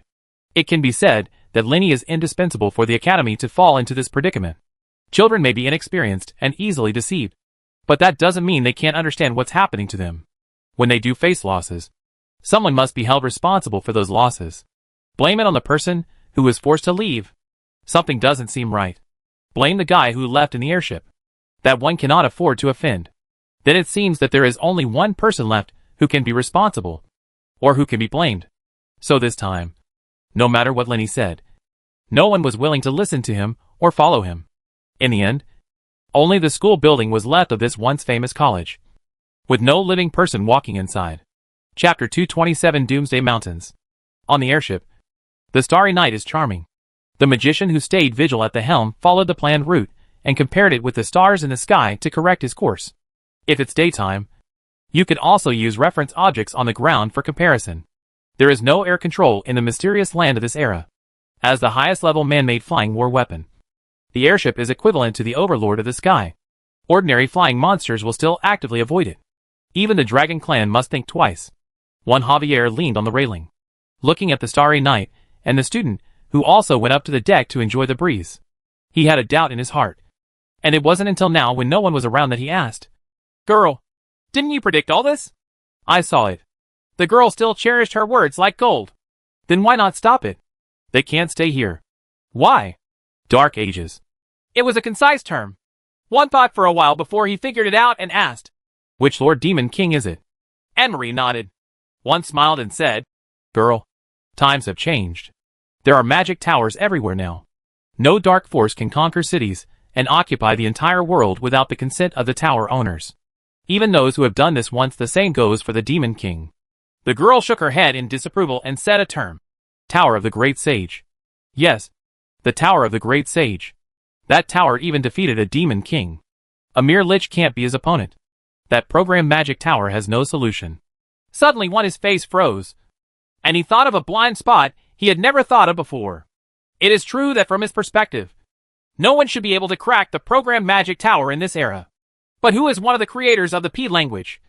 Finidiker. This is clearly marked. Thinking back to the irritability of the Magician Association when it handed over the magic tower to the resident magician, he thought of a possibility. Is there a backdoor in the design of P language? Shaking her head, and Mari rarely said a long sentence. To conquer the city, you don't necessarily need to rely on internal tactics. A frontal attack can also be done. It's just that no one has thought about it that way. At the same time, the girl took out a very ordinary computer device. This is her teacher's proud work, and the reason is of course that the profits are astonishing. But the girl opened the water mirror screen where she programmed herself, typed a few codes, and then threw the calculator out of the airship. One thought that this poor calculator would fall from a high altitude and hit some poor guy. But the calculator that flew out for a short while suddenly exploded. It wasn't very powerful, but it was extra clear in this silent night. The magician who was keeping watch at night heard the noise and hurried over to see what was going on. However, one waved his hand solemnly, indicating that nothing happened, and asked people to return to their posts. He asked his students in a deep voice, "How did you do it? Connect to the bottom layer of the device, delete the original program, and replace it with a new one. Can such a thing be done?" It could have been done, but no one did it. Don't they know this risk? Juan thought again and retorted to himself, "No, they must know it." And Marie nodded aside. So it was intentional? The girl nodded again, head, guessing that his students must have learned such information from the two apprentices. Juan asked, "Did they tell me the solution?" Encrypt, hide, disguise, compile. What's the meaning? Regarding her teacher's question. And Mari also shook her head in confusion. In fact, what she heard from the two girls was just a few words, and they also didn't understand the meaning behind them. One Javier sighed to the sky speechlessly and said, "It seems that we shouldn't let that person go. The pit is too deep." Under the same starry night, in a camping ground somewhere, the three masters and apprentices plus a lich were gathered around a fire. Since it was a summer night, there was little need for heating, but it was still reassuring to be able to see light in the darkness. Biting into the perfectly roasted hare meat, Lin couldn't help but recall the time when he first arrived in Midland and was driven away by the hare. Holding the small jar of the only good wine I brought, I hummed a tune that I didn't know where it came from. I left the environment where the air seemed to be suffocating, and my mood became much brighter. The three women chatted about things in another dimension. Although the voice entered a certain man's ears, he couldn't understand even half of the words. It wasn't until the two girls couldn't keep their eyelids open and fell asleep next to the fire that Finn sat next to Lin and said, "Where are we going from now on? Let's cross the Doomsday Mountains through the new pass first." "Oh, we have to cross the Doomsday Mountains." Suddenly Finn's eyes widened, looking at the man who spoke in surprise, and asked, "Which side of the Doomsday Mountains are we on?" The Doom Mountains are a towering mountain range that separates the southwestern peninsula of the Lost Continent from other areas. The level of danger is not dangerous at all. The name of this mountain range comes from quite ancient times. At that time, the Lost people thought that this mountain range was the end of the world. Anyone who enters this mountain range will never return. And this period of time also includes the Dark Ages, when the Demon King was active. It was more than 400 years ago that the secret of the Doomsday Mountains was revealed. It turned out that there was an ancient and closed dwarf clan living in the mountains. All who enter the mountains are detained by this dwarven clan, and may even be killed. At the beginning of crossing the Doomsday Mountains, the most important discovery was the Tower of the Great Sage, one of the four heroes who ended the Dark Ages thousands of years ago. The fate of the Great Sage Adderley is unknown. The discovery of the Tower of the Great Sage and the various documents left in the tower prove that the Great Sage Adderley spent the last days of his life here, thus completing the life of the hero.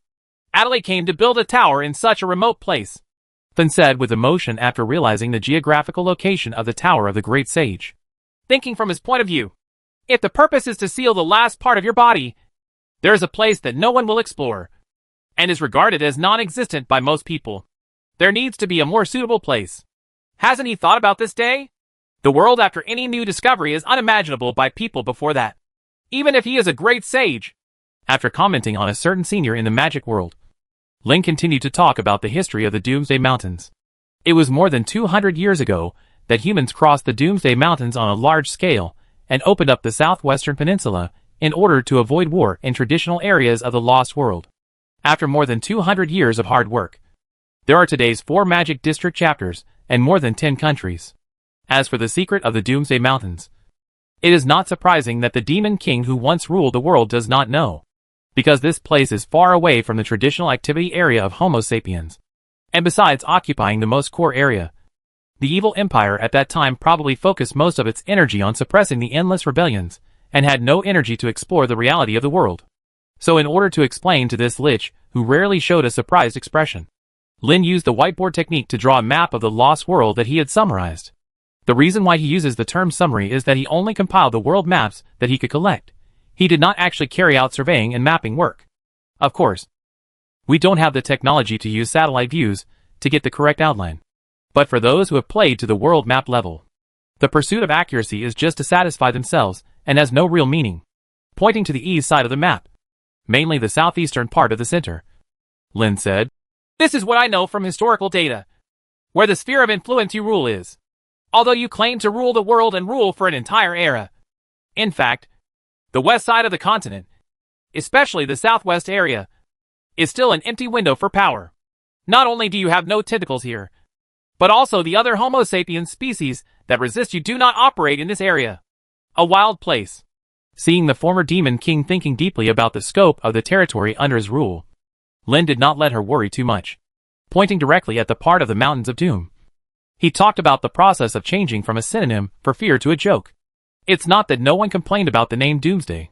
There were also many people who proposed changing the name of this mountain range. But in the end, they all fell through. Although in official documents, each country has given a new name to this mountain range, the people still use the old name. According to word of mouth among local elders, the fear brought by the Doomsday Mountains helped rule, so no one gave up the old name. "This is really nerve-wracking," then commented. "I'm actually wondering what made those dwarves change their minds and stop blocking them." Spreading his hands and shrugging, Lin said, "I don't know about that, but I know another thing. Dash." Gesturing at the mountain range on the map, Lin said, "This entire mountain range is still in that group. Out of respect, those who want to cross the mountains will have only 3 choices: New Pass, King's Road, and Mine Road. Is there no other way?" Finn asked. "I believe there are other roads, but who dares to take them? The group of dwarves had a declaration that anyone who trespasses on their territory will be severely punished. Basically, no one can say what the punishment is, rather than saying no one has violated the taboo. I think maybe the people who committed the crime can't get out. Then you plan to pass through the New Pass?" "Yes. There is no difference between the 3 passages except that they are located in the north, middle, and south sections of the Doomsday Mountains. If we really want to distinguish them, they lead to different places. I chose the New Pass just because it is the closest." In fact, when considering the route, the two of them did not take into account the factors of pursuing troops at all. Lin knew that the other party had no legitimate reason to use formal force. If it was just a small fight, it would be a little troublesome at most, but not unsolvable. What's more, the former Demon King is by his side, regardless of whether she is a gun user or not. She is all in the same boat, and it is impossible to stay out of it. And that one just continued to ask, "So after crossing the mountains, where are you going?" She really hadn't thought about this in detail. So Lin asked, "Is there anything in particular that you miss and want to go back to see?" Chapter 228 Dwarf Fortress. The peaceful journey that lasted for several days made someone slightly surprised. I was mentally prepared that I would inevitably have to deal with pursuing soldiers along the way. But except for one encounter on the day of the night run, there was no follow-up team. Lin intuitively felt that something had changed. It was Kaya, a careful girl, who deduced the general idea from the clues on the forum. On the day he left, Shuan was blown away. He was directly killed by a long-range sniper by the Great Sage's tower using unreasonable means. The only academy he cared about didn't end well either. When Javier left and took advantage of the college's walls, which caused a chain reaction, the faculty at the academy fell apart, and eventually even the apprentices could no longer stay. The most tragic thing here is the magician who took over the post of chief Personovac. In a conflict with the great magician Shuan, his limbs were severed. Before he could find a priest and heal his disability, the academy collapsed, and there was no need for him to go back. But it didn't end there. When is the point at which the academy is essentially disbanded? That was during the semester. That is to say, many people have paid tuition, but have not received the full educational rights that are stated in the enrollment contract. These people may be willing to accept compensation and bear the losses themselves. How can it be? What's more, if you leave school early, after deducting necessary fees, the remaining fees will be refunded in proportion to your time. This is a clause clearly stated in the enrollment contract. So who is going to take responsibility for this? Not to mention that the former purser was purged and left the college. During his time at the college, the funds and accounts belonging to the college were clear.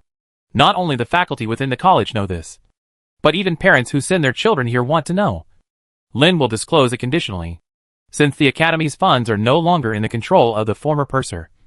It is normal to find the current one. So these people found the disabled magician Novak. If it were the old system, what happened to the apprentice? And how many people in the family behind it would dare to trouble the magician? But how many fee-paying apprentices are there at Eton College Orange? There are many members of the royal family, great nobles, and other magicians who have entrusted enlightenment magic. With such people taking the lead, the largest number of merchant families will become a force that no one can ignore. Novak, who couldn't run away, wanted to yell. He didn't keep the money for himself. But when they heard that among the people who divided the stolen goods, there were people with the status of supervisors, all the creditors automatically ignored those who divided the college funds as private property, and only targeted Novak to collect debts. Shuan, whom he regarded as his supporter, died due to external pressure. He cut himself off from the family and declared that they no longer had any relationship with him. Even the priest who originally made an appointment to heal the limbs has used various reasons to postpone it and refuses to perform the surgery. When Novak realized his now isolated situation, he regretted it. Regret following that aristocratic son with great ambition and talent. It's not that no one is planning to bring trouble to the former purser, hoping that he will come forward to compensate for the money. But the arcane eye of the Tower of the Great Sage is open. Most people are still half convinced about Finitical's identity as the former Demon King. After all, that person has no actual achievements other than frequently attending noble gatherings in the 5 United Cities. So when they heard that she left after that man, many people with other thoughts wanted to pursue that woman back. But the arcane eye of the Tower of the Great Sage is open. A magic tower single-handedly prevented the invasion of the Abyss, and also defeated a Demon King. No matter whether they witnessed it with their own eyes or not, no one could ignore the threat of this tower. Because so many people saw it, there was almost no possibility of fraud or rumors. It was later confirmed more than once that the tower would take the initiative to eliminate threats against the former tower owner. So when the arcane eyes are opened in the Tower of the Great Sage, still daring to find trouble with the former tower owner requires not courage, but an IQ of a stupid level. This kind of person might become a magician or run a family. Of course, it's impossible. So someone who chooses to leave voluntarily will unexpectedly experience a wave of peace. After watching the drama for several days, to be honest, Lin was surprised at how quickly the situation in Wuyan City changed.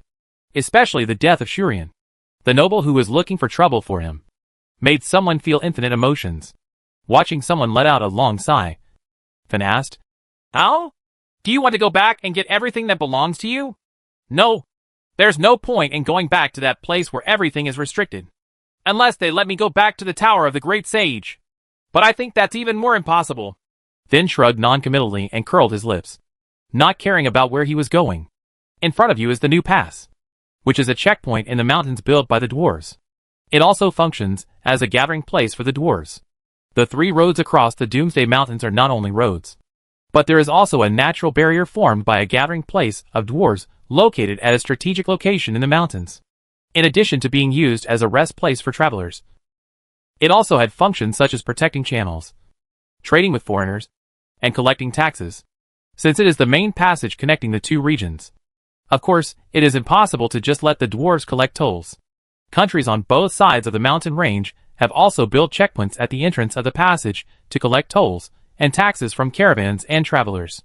The levels built by humans are not at the same level as those built by dwarves in the mountains. In addition to serving as a tax customs and a natural gathering place to provide rest for traveling caravans, humans have not established a war-level fortress. There are historical and practical factors to consider. The Great Migration more than 200 years ago was only possible because the dwarves opened 3 mountain roads. Therefore, the countries on both sides of the mountains do not regard the dwarf clans in the mountains as enemies and live in peace. Of course, there is no need to build war-level fortresses to defend against each other. The dwarves also maintain a minimum level of communication with countries outside the mountains, but do not extend their influence beyond the mountains. The group did not encounter any trouble when passing through human customs. When the soldiers guarding the gate collected taxes, they were not as arrogant and domineering as they imagined. Everyone went smoothly and obeyed the rules. The money you should get will not be less, but you won't dare to ask for more. In fact, this kind of customs ecology is a common phenomenon in lost places. There is no reason. In a world that values the power of individuals, they think that they can do whatever they want by guarding the city gate. Whenever they hit the iron plate, their lives will be in danger. Those who have the ability to stay away from others will not be able to offend them. Those who are willing to go through the door and pay taxes according to the rules will sometimes encounter people who cannot afford to offend them, thinking that they have developed a sharp eye and can easily judge which people cannot be offended and which people are lambs to be slaughtered. If you make a mistake once, your life will be in danger. Because Meaty loves people who uphold justice and is familiar with various routines of overt and covert investigations. And these people will never give people an open and fair trial. When the road is unfair, drawing swords to kill people is the main theme of Lost Land. Therefore, the level of integrity and discipline of the soldiers guarding the customs all over the world is almost equivalent to that of advanced countries with the rule of law on Earth. Therefore, Lin and his party of 4 people, 1 car, 5 horses, and a mule passed the human side checkpoint smoothly. The wagon carrying all the belongings was now pulled by 2 horses. Except for Halloumi, who was in the driving position. Everyone else rode a horse and followed slowly behind. Although the mule was not led by a rein, it did not dare not follow Finn's command. It's just that the mountain roads in the Lost Lands are no better than those on Earth. Those roads designed for vehicle traffic. Although the roads in most places have been widened by the dwarves, it is more than enough for a 2-carriage to travel. But there are still many places where it is difficult even for people to climb up, let alone for trucks to pass. But this is a small difficulty. It is rare for a group of 2 magicians to be in charge. In some relatively simple places, the 2 apprentices just pulled and pushed and climbed up. Lin used the light object technique to support some rugged terrain with his hands, and combined with the floating technique, he was able to pass without any danger. So when the heavily armed dwarves guarding the door saw 2 horses pulling a cart and were about to enter the fortress, the dwarf warriors braced themselves to welcome the group. Generally, when a caravan crosses a mountain range, it uses horses to carry the goods, and then switches to vehicles for transportation after reaching human customs. Even if there are magicians or magic apprentices among the caravan escorts, most of them will not help transport the vehicles through the difficulties on the mountain roads. Therefore, being able to pull a cart into the new pass fortress shows that there is at least 1 official magician in this group of people, and they are not just ordinary guards. Such people can't afford to be offended the most. So although the dwarves have a vigilant look, they don't have much embarrassment. Lin and others also entered it smoothly. The scene inside the dwarf fortress was completely different from what Lin had imagined. Not all buildings are built one size smaller to fit the stature of dwarves. There are still some buildings built according to the height of ordinary humans. And of course they serve different customers. Although this place is said to be a war fortress, it also has quite complete commercial functions as a transportation hub. People like Lin and others can easily find a small courtyard with a warehouse for accommodation, although it was provided for use by caravans of all sizes. A few people who were not short of money still rented it. The main reason is that I don't want to move the things on and off the car, so I just pull it close to the warehouse and park it. Horses and mules have stables where they can rest and eat, and are cared for by dedicated people. The people in charge are not dwarves, but a group of humans hired to work here. In fact, there are also a large number of humans living in this fortress. Not all dwarves. Some of them own their own properties, and some are employed by others, either humans or dwarves. But not a single slave. Dwarves and elves escaped slavery long ago. This includes not enslaving other species of Homo sapiens. Although it was still early, they could not reach the human gathering place on the other side of the mountains before dark. So Lin and others decided to stay here for 1 night. The beds and the accommodation and the facilities for bathing are facilities that have not been available for a while, so no one would object. Chapter 229, The Tavern in the Fortress. Yeah, there's a bed, Halloumi shouted, threw herself on the bed, and rolled around excitedly holding the quilt. Although Kaya didn't scream, she still made the same move. Almost as soon as he entered the door, the 2 girls pounced on him. It is said that it is easy to go from frugality to luxury, but it is difficult to go from luxury to frugality. Being accustomed to lying on soft beds and sleeping in uneven campsites for many days. The two girls also felt deeply aggrieved. In fact, not only did the two girls feel aggrieved, Lin also felt particularly sore and backache these days, now that he had a chance to relax. And since he was a little tired of eating game these days, Lin had already inquired about a place in the fortress where he could have a delicious dinner. And he didn't want to start a meal by himself. Before it was time for dinner, several people were sorting out the things they had brought out for this trip. I was in a hurry when I left. I just picked out the important things and threw them in the car without any sorting or organizing. I just took advantage of this free time to sort it out and count the things I brought out. When it got late, the four of them headed to the largest tavern in the fortress. There are no lighting equipment on the streets, and the cliffs on both sides of the fortress block the moonlight a lot. Only the windows of some houses reveal a faint light. In addition, there are few people walking on it, which makes the deserted roads in the fortress look. It's a bit weird. But as soon as he entered the door of the tavern, he heard the familiar noise. Originally during the day, not many people were seen in the fortress. Only a few dwarf security teams patrolling the streets. But at night in the tavern, a bunch of people appeared out of nowhere, eating, drinking, and making noise. After watching the bustling scene of Wuyan City for more than a year, the deserted appearance outside is completely different from the tranquility of the Wuyan City community. Only when you enter the tavern can you feel like you are still alive. What is most surprising to the three masters and disciples is that there are many non-human Homo sapiens in the tavern in the dwarf fortress. The main species of Homo sapiens in the southwest peninsula is humans. If you insist on counting, you can also add the uncivilized goblins, who cause trouble everywhere. The non-human race that Lin and others saw the most during their stay in Wuyan City was the elf sword dancer Laina Tidov, who fought against Fin. And here, in addition to the largest number of dwarves and humans, who were tired of seeing them in the first half of my life, there are also many orcs.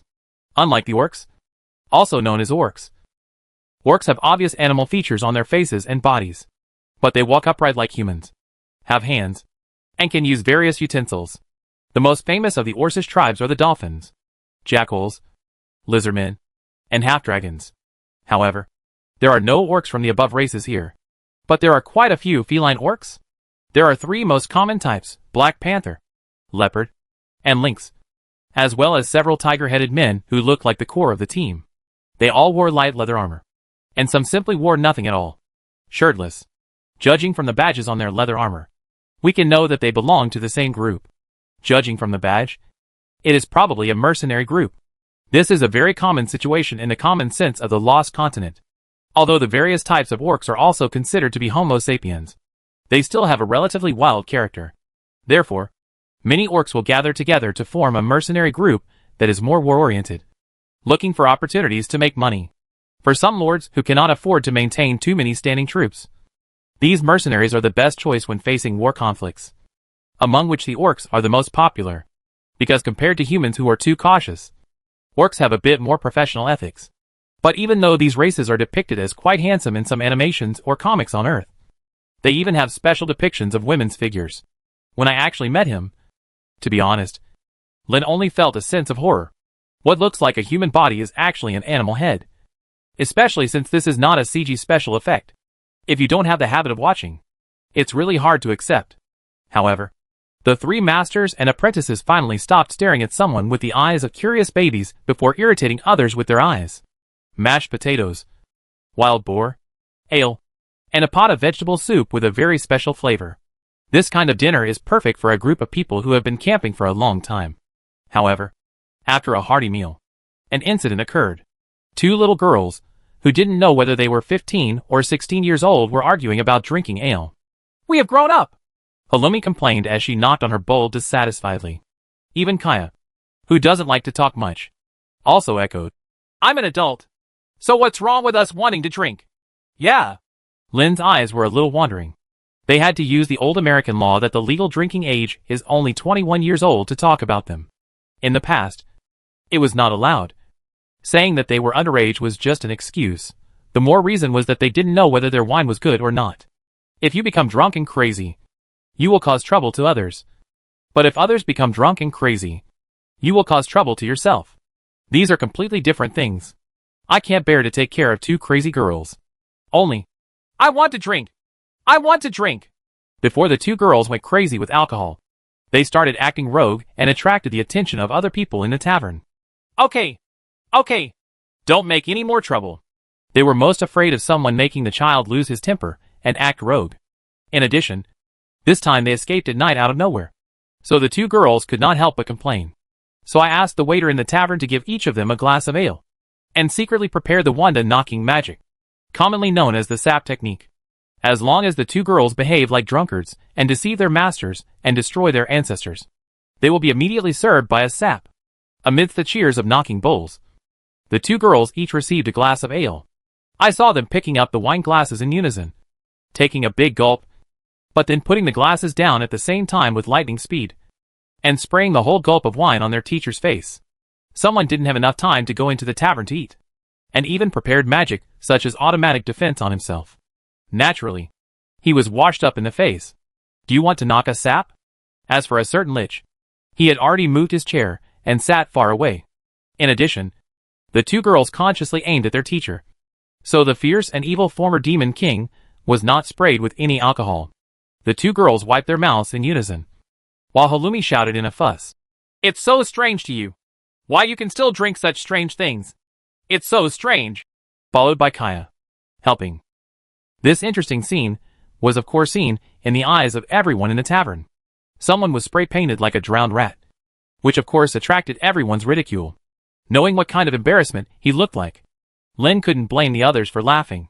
He could only glare viciously at the two girls, who looked reluctant and regarded wine like poisonous snakes and beasts. Pushing the wine glass in front of his teacher, he hugged the glass originally filled with milk and huddled in his seat.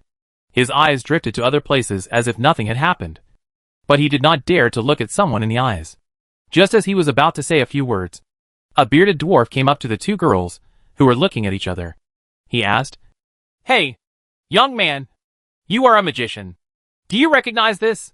After speaking, he tapped his hand with a red magic stone. He opened the water mirror screen of the browser and displayed a picture. Lin only glanced at it and knew that the dwarf was not using a browser, but a technology from the Magic Stone book. Use a browser to download pictures. You can only download a few pictures from the red brilliant magic stone, and there will be a URL bar on the screen. But what you see in front of you is the picture and text presentation in editing mode. This is an editing software developed by others after the technology of Magic Stone book was disclosed and the P language was announced. There are many kinds of similar software, so Lin couldn't be sure which one it was. But no matter which one is wrong, the key point is the picture shown by the dwarf. That is the design of a special magic circle. Different from the traditional magic circle, it has a relatively clear purpose, such as for enchantment, trap, protection, summoning, attack, etc. This special magic circle has an auxiliary function, and its existence alone is meaningless and incomplete. As for the reason why someone can understand it at a glance, it is because this array pattern is part of the improved light bullet magic array of the Great Sage's Tower, and the design is derived from the dwarven runes. Perhaps it is this factor that makes the dwarves want to figure out what their own runes will look like after they arrive at someone else's home. Intellectual property rights in this world are not that strict, and the Magician Association only protects registered magical knowledge, such as dwarf runes, elf runes, etc. Anyone who can figure it out can use it. The association has no control over these. The knowledge of the dwarves and elves has been stolen. Will they step in to take care of it? It also seems to depend on the situation. Like the situation in front of me. Others use their own things for different purposes, and I can't even judge the interpretation, nor can I reproduce the use. So how can I blame others? Rather than holding people accountable, they want to understand the rationale.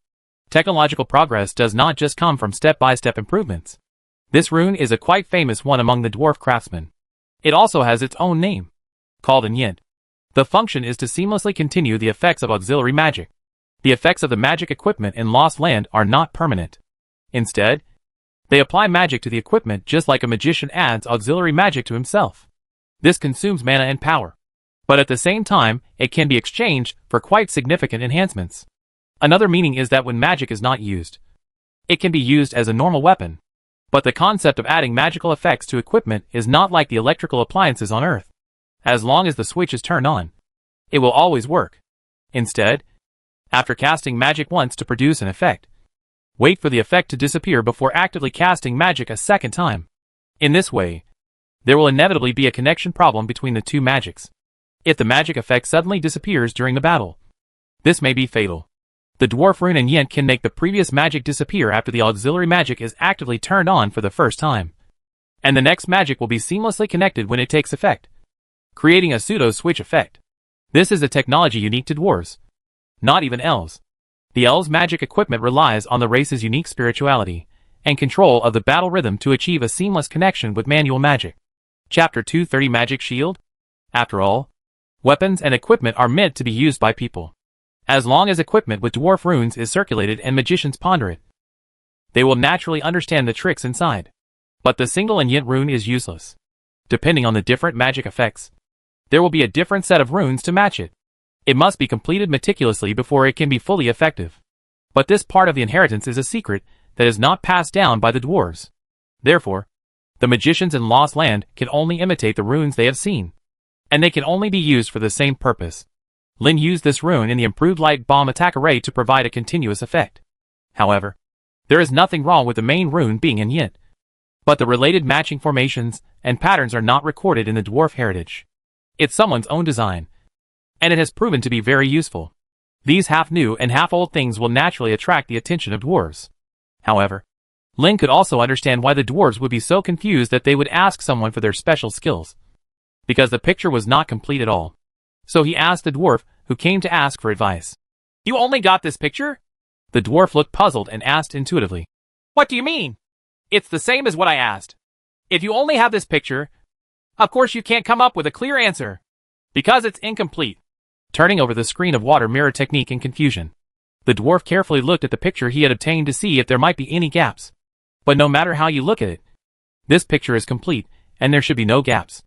This understanding is due to the fact that the design of the magic circle and runes in MIDI follows one of the most basic principles, which is symmetry and balance.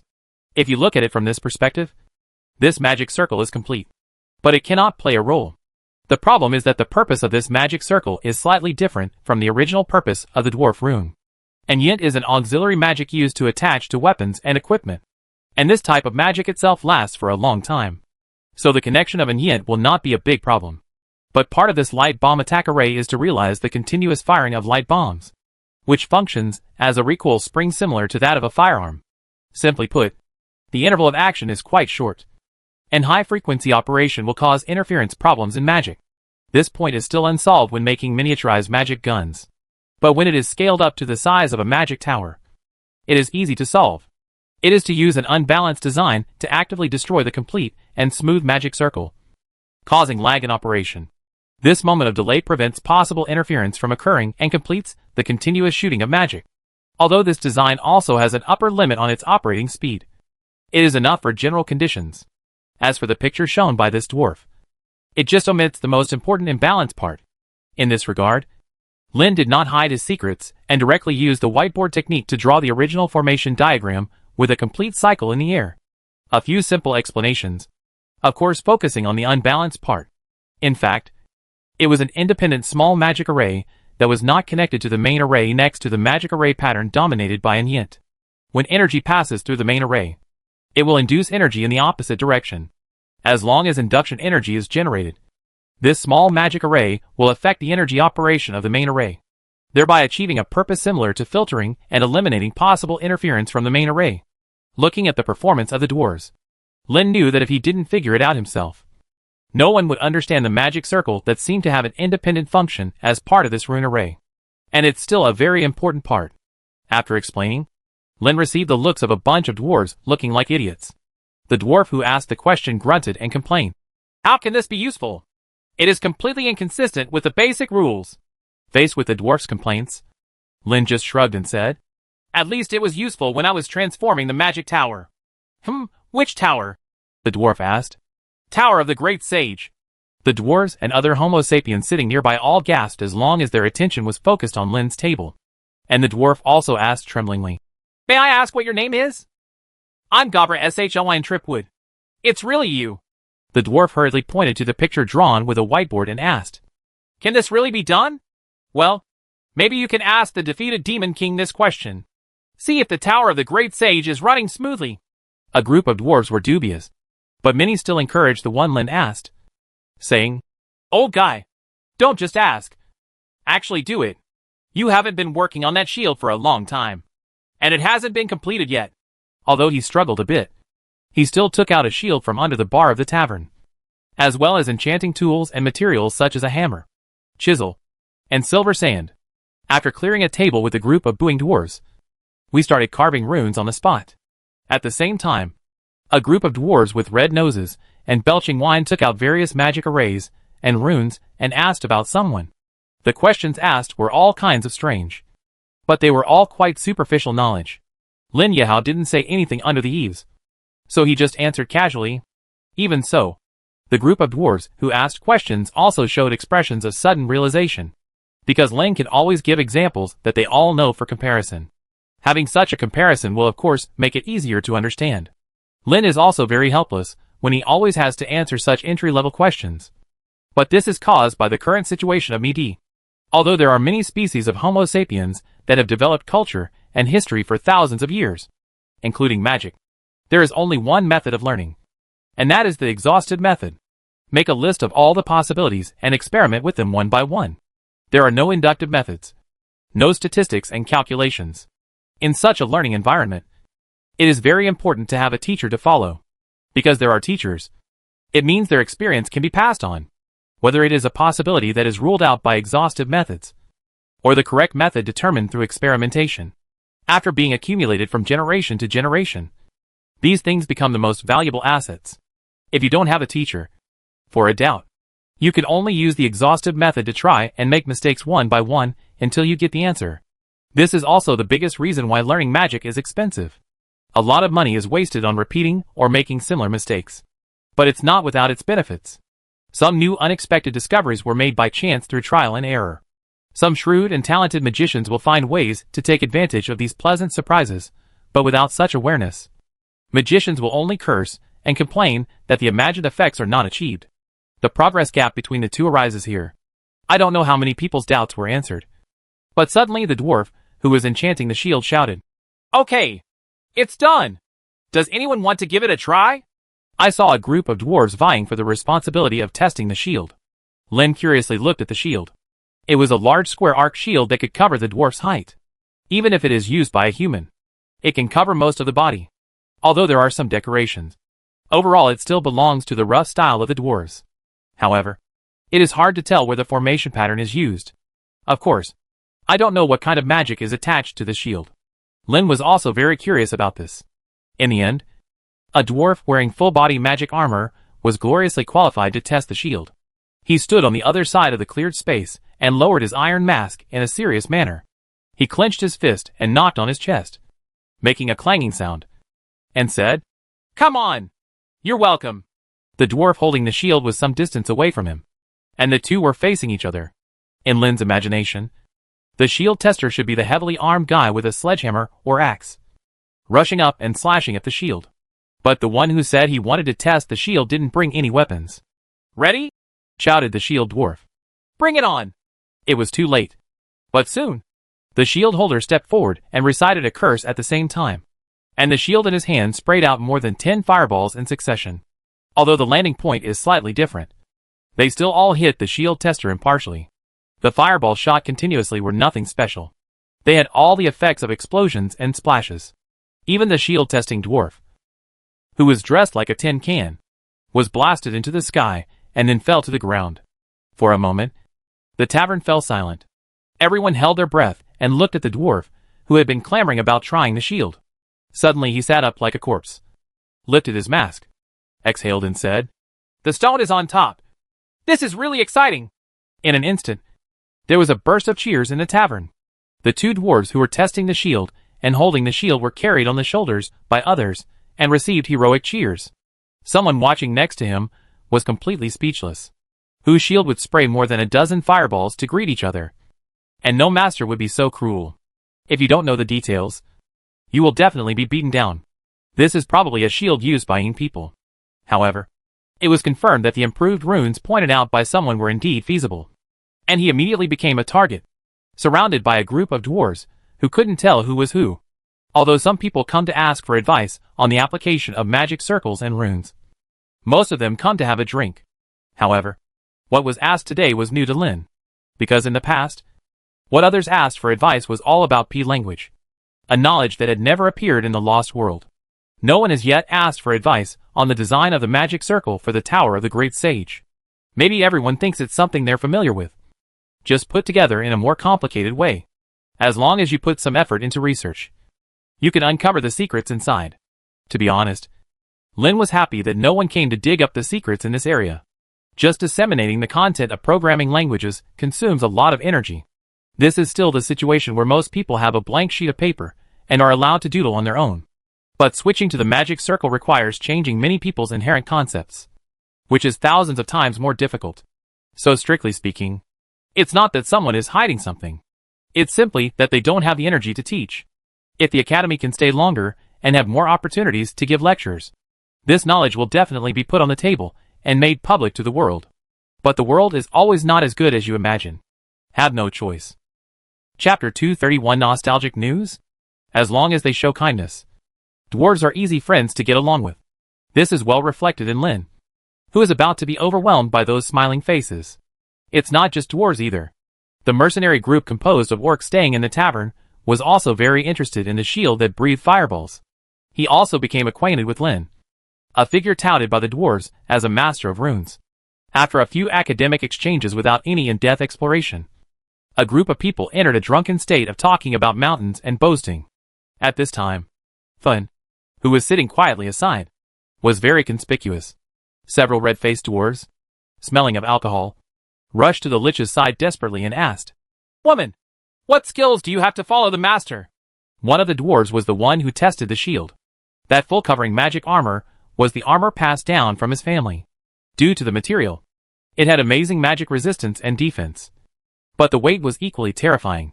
If you are not a race with innate divine power like dwarves, it would be difficult to wear that outfit. It's just that he never left his armor as if to show off, even if he was drunk and talking like crazy. And the armor leaves on his body were clanging. Then saw this guy running up to him and talking nonsense. But he didn't say much. He just raised his slender hands and recited one word. In an instant, more than 10 fireballs were shot out. The first one sent the dwarf flying into the sky, and even the visor of the helmet was thrown shut. More than a dozen fireballs hit the body with an astonishing momentum, which certainly attracted everyone's attention. Seeing the bombarded dwarf lying dead again, the tavern fell silent, and there was no response for a long time. The good guy helped his companion up and lifted his mask. He saw that the dwarf's proud beard was curled up a few times. He widened his eyes, looked at his companion, and then threw a blow at him. The woman who put down her hands flirtatiously said, "It's so exciting! I can do it twice a day! It's so fun!" The crowd made a fuss, and someone also gave a large glass of ale to the dwarf, who suffered another round of fireballs. He was not polite, and drank a whole glass of ale with just a few gulps. Although the aesthetics of dwarves are different from humans, the queen-like temperament that Finn displayed subconsciously made these dwarves feel in awe. Now I see this continuous fireball technique again. This is not something that ordinary magicians can perform. The painting style of the moody mages is that after giving themselves a set of supports, they fight like berserkers. This is the same regardless of race. Anyone who can throw more than 10 fireballs at will is definitely a talent, and those who are capable will be respected wherever they go. So Lin enjoyed the treatment of queuing up for a toast, and the protagonist was changed to Fun. But these ignorant dwarves don't know that the Lich's body is made up of pure power. If they don't want to get drunk, drinking is just like drinking water. So a group of short-bearded men, who looked down on short-lived alcoholics, were also shocked. Fun was able to thrive in a gathering of nobles. So how could he not be able to deal with a group of dwarves, who had no scheming intentions? Not to mention that he has a body that can't stand up after drinking. After pouring down a few dwarves, everyone started to cheer even more. After the commotion, as the night progressed, the tavern gradually became calmer. People gathered together in twos and threes, chatting about relatively private topics. The two girls had fallen to the ground and fell asleep on the table. Logically speaking, it was not yet time for them to go to bed, so it was probably due to the influence of that sip of wine. Then gently swung her raised feet, and there were already many snoring dwarves lying beside her feet. The leisurely Lich shook the half-full wine glass and drank one sip after another. Lin also chatted with the dwarf, who first came to talk to him. In addition to being the captain of the fortress garrison, he is also the owner of this tavern. But he believed that his main profession should be a dwarf craftsman specializing in making shields. "Oh, no wonder," Lynn exclaimed in admiration, looking at one of the walls of the tavern, and said, "No wonder this tavern uses such a special shield as a wall decoration. This shield is really very unique artistic sense." In addition to the strong dwarven rough style, the shield on the wall is also densely covered with exquisite dwarven runes. It looks like a rare treasure. But as a decoration, the most special point is the upper part of the shield. A diagonal opening neatly divides the shield into upper and lower parts. A little imperfection in perfection highlights its value as a work of art. They should have been words of flattery. But the dwarf looked horrified and remained silent. After a while, he actually smashed the table angrily, making a banging sound, and yelled at the sky. A dwarf next to him joked and said with a smile, "Hey, master, you shouldn't mention that shield in front of this old guy. That shield is not a work of art. It is a magical adamantine shield passed down from his family. It was chopped down by someone. Of this time the flattery hits the horse's feet." Lenishu asked, "I'm sorry. I didn't mean to do it." Taking a long breath, the dwarf said with some annoyance, "Forget it. Master, you don't know those things. There will be misunderstandings. And I can't blame you." After a few drinks, Lin saw that the dwarf's mood had calmed down a little, and asked curiously, "Can I take the liberty to ask you what happened?" After saying that, he filled another glass of wine for the dwarf. Just think of it as a drunken chat, where you can vent your grievances. Glancing at the curious magician, the dwarf took a sip of wine and said, "That happened a few years ago. A group of adventurers passed by the fortress. There was a young man inside holding a weapon the size of a door panel, claiming that he could. I don't believe it. First, the shield I made was cut into 2 pieces without any hindrance. In the end, I didn't know whether it was due to a brain attack or too much alcohol, but I used the shield handed down from my ancestors to block it. But the result was still the same. Then why don't you repair your ancestral shield and hang it on the wall like this?" "What can I do?" the dwarf complained and banged the table, making a loud banging sound. "I can't repair the shield left by my ancestors, and I can't recast it. What else can I do except hang it on the wall as a decoration?" "Calm down. Calm down." Ling could only persuade the dwarf, who still couldn't let go of his attitude.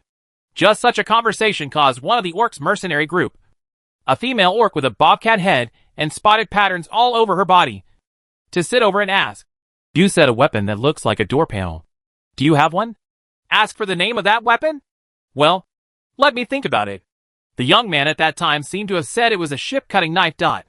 "It is indeed it," the lynx man exclaimed. Just hearing that name, Lin almost spat out a mouthful of wine. He finally restrained himself and kept a calm look, but his eyes rolled around to make sure that no one else noticed anything strange about him. The dwarf and lynx chatted about the weapon, and the others focused on their conversation. Only Finn glanced at someone from the corner of his narrow eyes. The dwarf gritted his teeth and said angrily, "If I see him again, let him try the power of my latest shield." Feelings say that the resentment of those 10 fireballs comes from here. "You know, the man who uses the ship-cutting knife is a big shot," the bobcat man said with emotion. "He is the new dragoon captain of the Karlsruhe Empire.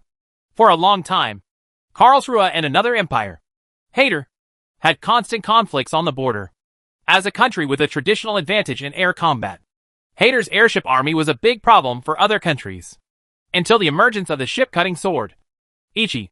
The sword actually forced the airship army to dare not show up, and the border conflict between the 2 empires only subsided for a while. When I heard that the weapon came from the Southwest Peninsula, no one believed it now. Really? What's going on?" This time, it was the dwarf who was very curious. The female lynx man, however, shook her empty wine glass with a smirk on her face. Naturally, the dwarf, who had something good to do, picked up the wine flask and filled it for the other party. After moistening his throat, Shuan continued to preach. "The border conflict between the 2 empires has not stopped since the last war. Hader relied on the advantage of airships to almost overwhelm Karlsruhe. Although the latter also established a dragoon brigade, it would be useless to fight against the strongest war weapons with flesh and blood. If Karlsruhe's cavalry were not too sharp, Hader's ground troops would have lost a large territory by the end of the year before last. Karl, the emperor of Sru, died, and his only daughter succeeded him as the new empress, the mother of the previous emperor. the grandmother of the current empress, served as the regent. Hader thought this was a great opportunity and sent an airship army to prepare for the attack. A big battle. Who knew that as soon as they crossed the border, the newly appointed dragoon captain destroyed several airships alone? Since there were no casualties, it could not be used as an excuse for war. So Hader retreated, and the war didn't start. How did you do it?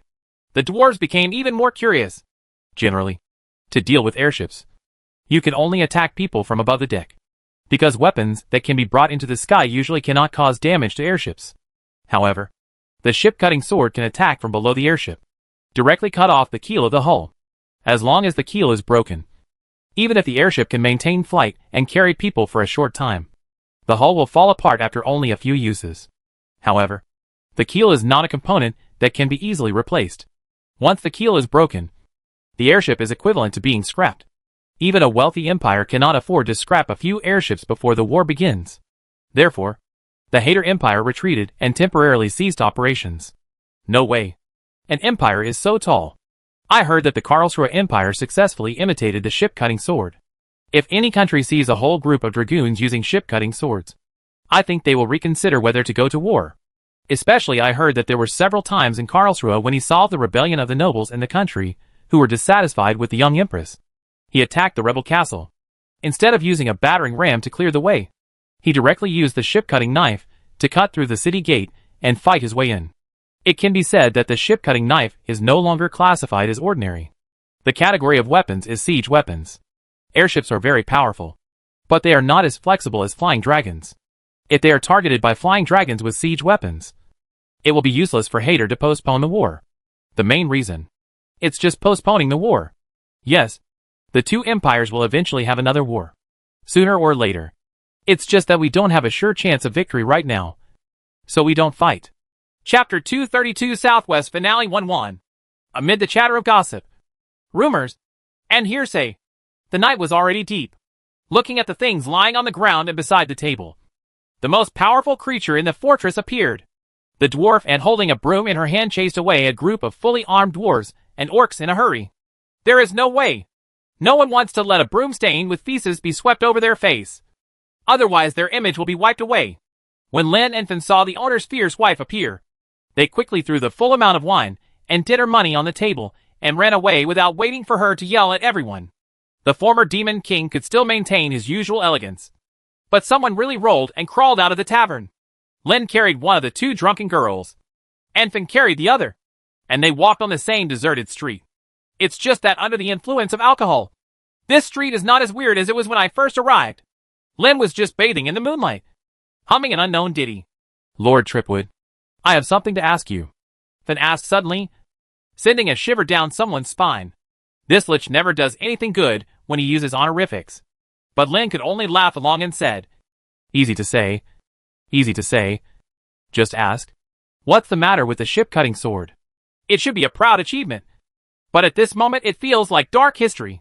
Someone's eyes wandered guiltily and he said, I don't know what that is. Oh. Then raised the kaya he was carrying in front of him, shook it, and asked the double-braided girl who struggled to hold up her eyelids, Do you know about the ship-cutting knife? As soon as she touched her glasses and turned on the exclusive database function, Kaya moved a few times and transferred the design drawings of the ship-cutting knife to Finn's vision. As soon as the transfer was completed, the whole person hung up again, like a hanged man. His limbs drooped weakly, looking at the drawings of the ship-cutting sword and various additional records. Finn still didn't understand what this weapon was about, but her eyes were smiling like crescent moons. The corners of her mouth were slightly raised, and she didn't say a word, which made people even more frightened. You? Len stretched out his trembling hands and said, Don't look like you want to go back and talk to those dwarves. Do you think I will be afraid? If you're not afraid, don't shake your hands. I'm just a little curious about how those dwarves will react when they know that you made the ship-cutting sword. I'm warning you. Don't mess around. Otherwise what? Otherwise, I'll run away alone in the middle of the night. Don't think that a mere city wall can stop me. You ungrateful bitch always wants to run away. You can run to the end of the world. Believe it or not. 3 of your legs have been broken. Isn't it so rough? I am a Lich, from the chaotic evil camp. Under the same night sky where the two were arguing, in the Southwest Peninsula, within the Leon District branch of the Magician Association, and in the palace of the Kingdom of Huelva, Juan Javier was gathering with his family and close friends. There is a family dinner going on. King Han IV and his queen are sitting on the main throne. There are 6 princes in the left row and 2 princesses in the right row. One was sitting directly across from the long table, eating grapes without looking at all and drinking strong mead. Next to him was his teacher, Jose Carlos, with a helpless expression on his face, turning his head not to look at his student. Juan Javier is able to sit here because of his mother, Queen Catherine, who is even more legendary than his great magician. Originally just the daughter of a Night Lord, she married her lord, Viscount Javier, and had a child. That kid is Juan Javier. Catherine met the young and energetic Han for the first time at a ceremony to celebrate the new king's accession to the throne. And she was also fascinated by the new king. The second time they met was at the funeral of Viscount Javier, who passed away due to illness when Juan was 5 years old. The widow's beauty certainly had many admirers. The fact that the king would appear at the funeral of a viscount also attracted much attention and speculation. But there are still people who are not attracted to Catherine. And that is a branch of the Javier family. What better opportunity to seize control of the family than to be left with an orphan and a widowed mother? So they hatched a plan to marry off the widow. The first choice is of course the still single and enterprising king. That one had enough power that the widow had to agree. As long as you ensure my son's inheritance, and the royal family sends someone to take care of the territory, I will marry you. Holding hands with her son, who was not very sensible yet, Catherine did not play around, and made her own conditions straightforwardly. In fact, according to the tradition of Midi, there are no requirements for women to be widowed or to be loyal. It is very common for a widow to marry 3 or 4 times, killing many of her husbands. For Han IV, such conditions were just a piece of cake. But for the carefully calculated branch of the Javier family, they cried. However, many nobles in the kingdom were not satisfied with this marriage with great disparity in status.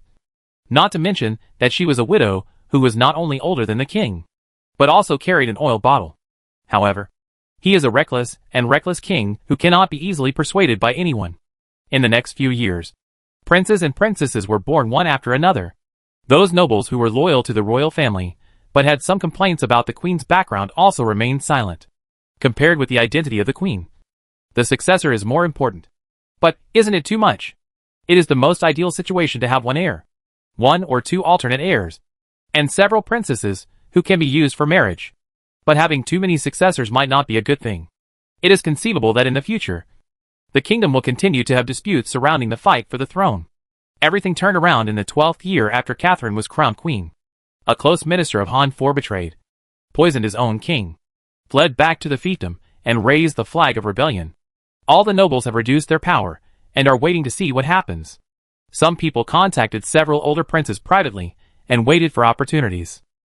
Of course, there are also nobles who directly approach the queen, with many hints in and out of words, hoping to take advantage of the royal family when the king is not sure whether he will wake up. Queen Catherine declined all these requests and only said, I have sent thousands of troops to put down this rebellion. In fact, the royal guards directly under the king have strengthened their guard at the palace. And there is no sign of redundant deployment. Even the court magicians were stationed in the magic tower in the royal city, and did not dare to leave without permission. But the rebellious marquis was still dealt with, the youngest great magician in Leon district. That year, Juan Javier was 17 years old, and was only recognized by the Grand Magician of Leon district. Alone, without any regard for the rules among nobles, he slaughtered the rebellious Marquis family. Only then did the nobles realize that the heir of the Javier family, who had been sent to learn magic from the late king's friend, the great magician Jose Carlos, had already achieved such high achievements. Although he does not have the blood of a king, as he is of the blood of a queen, he has been nicknamed the Prince of the Elements. The word prince refers to his identity that is unlikely to be recognized. It can also be regarded as the magician's bad taste towards the nobles, the royal family that welcomed one back past the most dangerous moment. Han IV woke up. Many nobles privately expressed their dissatisfaction with Viscount Javier, who had become a great magician, for not abiding by the rules of the game among nobles. But Viscount Javier still became Marquis Javier. The extinct Marquis family, including its territory and property, became the possession of the great magician. In the same year, King Han IV made his eldest son with Queen Catherine the Dauphin. Some conservative veterans saw the chaos when the king fell, and were certainly optimistic about the emergence of the crown prince. But not all nobles are like this. This includes other younger princes, who are surrounded by a group of villains. However, during the canonization ceremony, Juan Javier made a surprising statement, just like his declaration of not accepting disciples, that caused an uproar in the magical world. He also made terrifying statements in the aristocratic world. My brothers, support the crown prince appointed by the old man, and don't have any undue thoughts, because if you dare to overturn the table and fight for the throne, I will take action. Obviously, none of you can compete with me, so don't give me an excuse. Juan lived with King Jane IV for a while when he was young. Although Han intended to treat him as his own child, he could never say the word father. Without his father, he only called the king old man, even though he was young and strong. Why do you inherit the throne? The 10-year-old second son asked the eldest brother, who was only half-blood dissatisfied. Juan Javier just laughed wildly. In the laughter, his brown hair turned into flames and mist evaporated from his body. He said, as long as you are all dead, I will be the only one left to inherit the throne. Right. Nonsense! Queen Catherine scolded her children amid the threat that frightened everyone.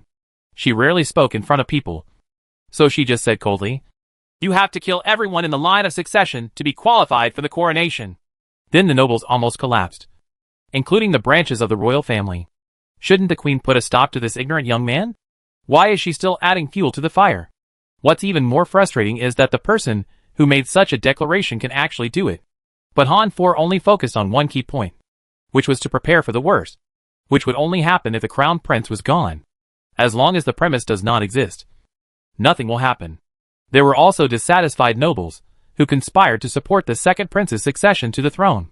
Juan Javier, however, took the Leon district chapter's most powerful war weapon, the airship Cosmotron, to the sky above the noble's fiefdom castle, and stayed there for quite some time. During this period, all kinds of weird, valuable and worthless things in the castle were used as gifts and sent to the airship. After almost all his apparent wealth, the nobleman had to send away a shipload of plague gods. From that moment on, the crown prince's position was completely stable, whether it was his younger brothers or the nobles in the kingdom. They had all forgotten that there was such a thing as fighting for the throne. Under the leadership of King Han IV, who matured and became increasingly sophisticated, the kingdom of Velva ushered in a wave of prosperity. However, Juan Javier, who regarded himself as a magician and almost forgot his noble status, rarely interfered in the affairs of the kingdom and its feasts. To this day, he wants to build a college, but he understands that this is not something he can do alone. So it depends on who is better to help you, your cheap dad or your teacher. Chapter 233 Southwest Ending Act 2 Leon. Have you made a decision? After wearing the crown for more than 20 years, the young and reckless young man has become more and more dignified, and his behavior is even more difficult for the nobles in the country to find fault with. Maybe those whose interests have been harmed will complain, but they don't dare to show it. Who knows that the king is quite strong, from all aspects. However, there are still people in this world who are not afraid of him, and his unrelated son is one of them. But although Juan Javier was polite to most people, he never let the royal family suffer in his work. If there is anyone who can restrain this great magician, it is his biological mother, Queen Catherine. However, this queen rarely showed anything in front of others, men, big and small, who always silently support her. Don't think about it anymore. Jose Carlos, the president of Leon District Chapter, asked. To say that he had no complaints at all about his student's decision would be tantamount to deceiving himself. The magician's affairs should be handled by the magician himself, and it is nothing to leave it to the hands of the nobles, even if the other party is the son of his old friend and his student. There's nothing to consider. There's no point in copying the guy's failed experience. As the original tower owner of the Great Sage's Tower, someone's movements are of great concern. The establishment of Tsinghua Eton College and the subsequent performance of the college have certainly attracted the attention of many people. Those who have a simpler mind just want to send the talented children in their family to the academy. Those who have a long-term vision want to build their own academy. It can be said that none of the magicians who first entered Tsinghua Eton College as teachers came simply for the meager salary. Everyone has their own purpose. Even Juan Javier only joined the academy to learn P language nearby. As a result, after staying for more than a year, this great magician in the game world had some different ideas. He first asked the two most powerful people who were closest to him to start work similar to the Charlie Richard Foundation in Sijia District to popularize magic knowledge into every corner of Leon District and the Kingdom of Huelva. But compared to Han Ivy's unwavering support, President Carlos is not that courageous. In other words, the organization of Leon District Chapter is quite large, and one president cannot make the final decision, especially since this is money spent in vain and cannot be repaid in the short term. Tripwood's browser technique and several other magical benefits were actually intercepted by various associations, and the money was divided up by the association's top management in the name of various reasons and subsidies. Although at the beginning, the reason why the money was withheld was to imitate the behavior of the Charlie Richard Foundation. Compared to the bloated Magician Association, the Kingdom of Huelva, under the leadership of a strong king, has fewer problems in this regard. As for the bulk of the funds, in addition to what was provided by Han 4, there was also the output of the Marquis Javier territory. After all, someone thinks that no matter how much he spends it alone, the entire Marquisdom is still too big. After deducting the administrative expenses of the territory, even a magician would find it difficult to squander all the money available for his personal use. Therefore, the popularity rate of magic stones in the Kingdom of Huelva is even better than that of the entire Leon district. There is also gratifying news coming from various places. Indeed, some children with magical talents have been discovered, just waiting for an opportunity to gather them back and conduct concentrated magic education. It's just that the time came earlier and more suddenly than imagined. By the time one realized it, he was already back at the palace in Huelva. Establishing a college was an idea he had long ago, but I never thought about what kind of college to build. When this matter was imminent, he couldn't help but think about it seriously.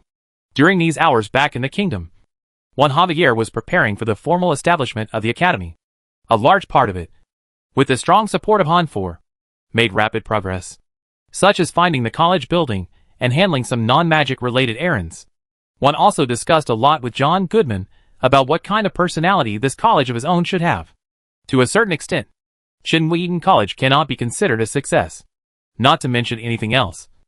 As the most important person in power in the academy, he would be kicked out by an apprentice. Just seeing some unlucky guy behave like this left one speechless. Therefore, one did not intend to keep some rules that he could not stand. The first rule he eliminated was to accept apprentices sent by other magicians to receive magical enlightenment education. This is also the part that his teacher, Jose Carlos, is most dissatisfied with. Juan, who decided to become the dean of the academy himself, planned to go one step further and accept all the apprentices as his own students. Of course, their status will be different from that of disciples, like Enmari who follow them around. The most important thing is that with this additional status, any apprentice who intends to betray can be happily sent to H.L. Masters have the power of life and death over their own students, even if the other party has left. Of course, after a student becomes an official magician, he can be considered to have the ability to resist. It is completely different from an apprentice to a magician, where there is a one-sided gap in strength. Therefore, unless the crime is unforgivable, no magician will intend to destroy his own students. Another big reason is the possibility of being counterattacked.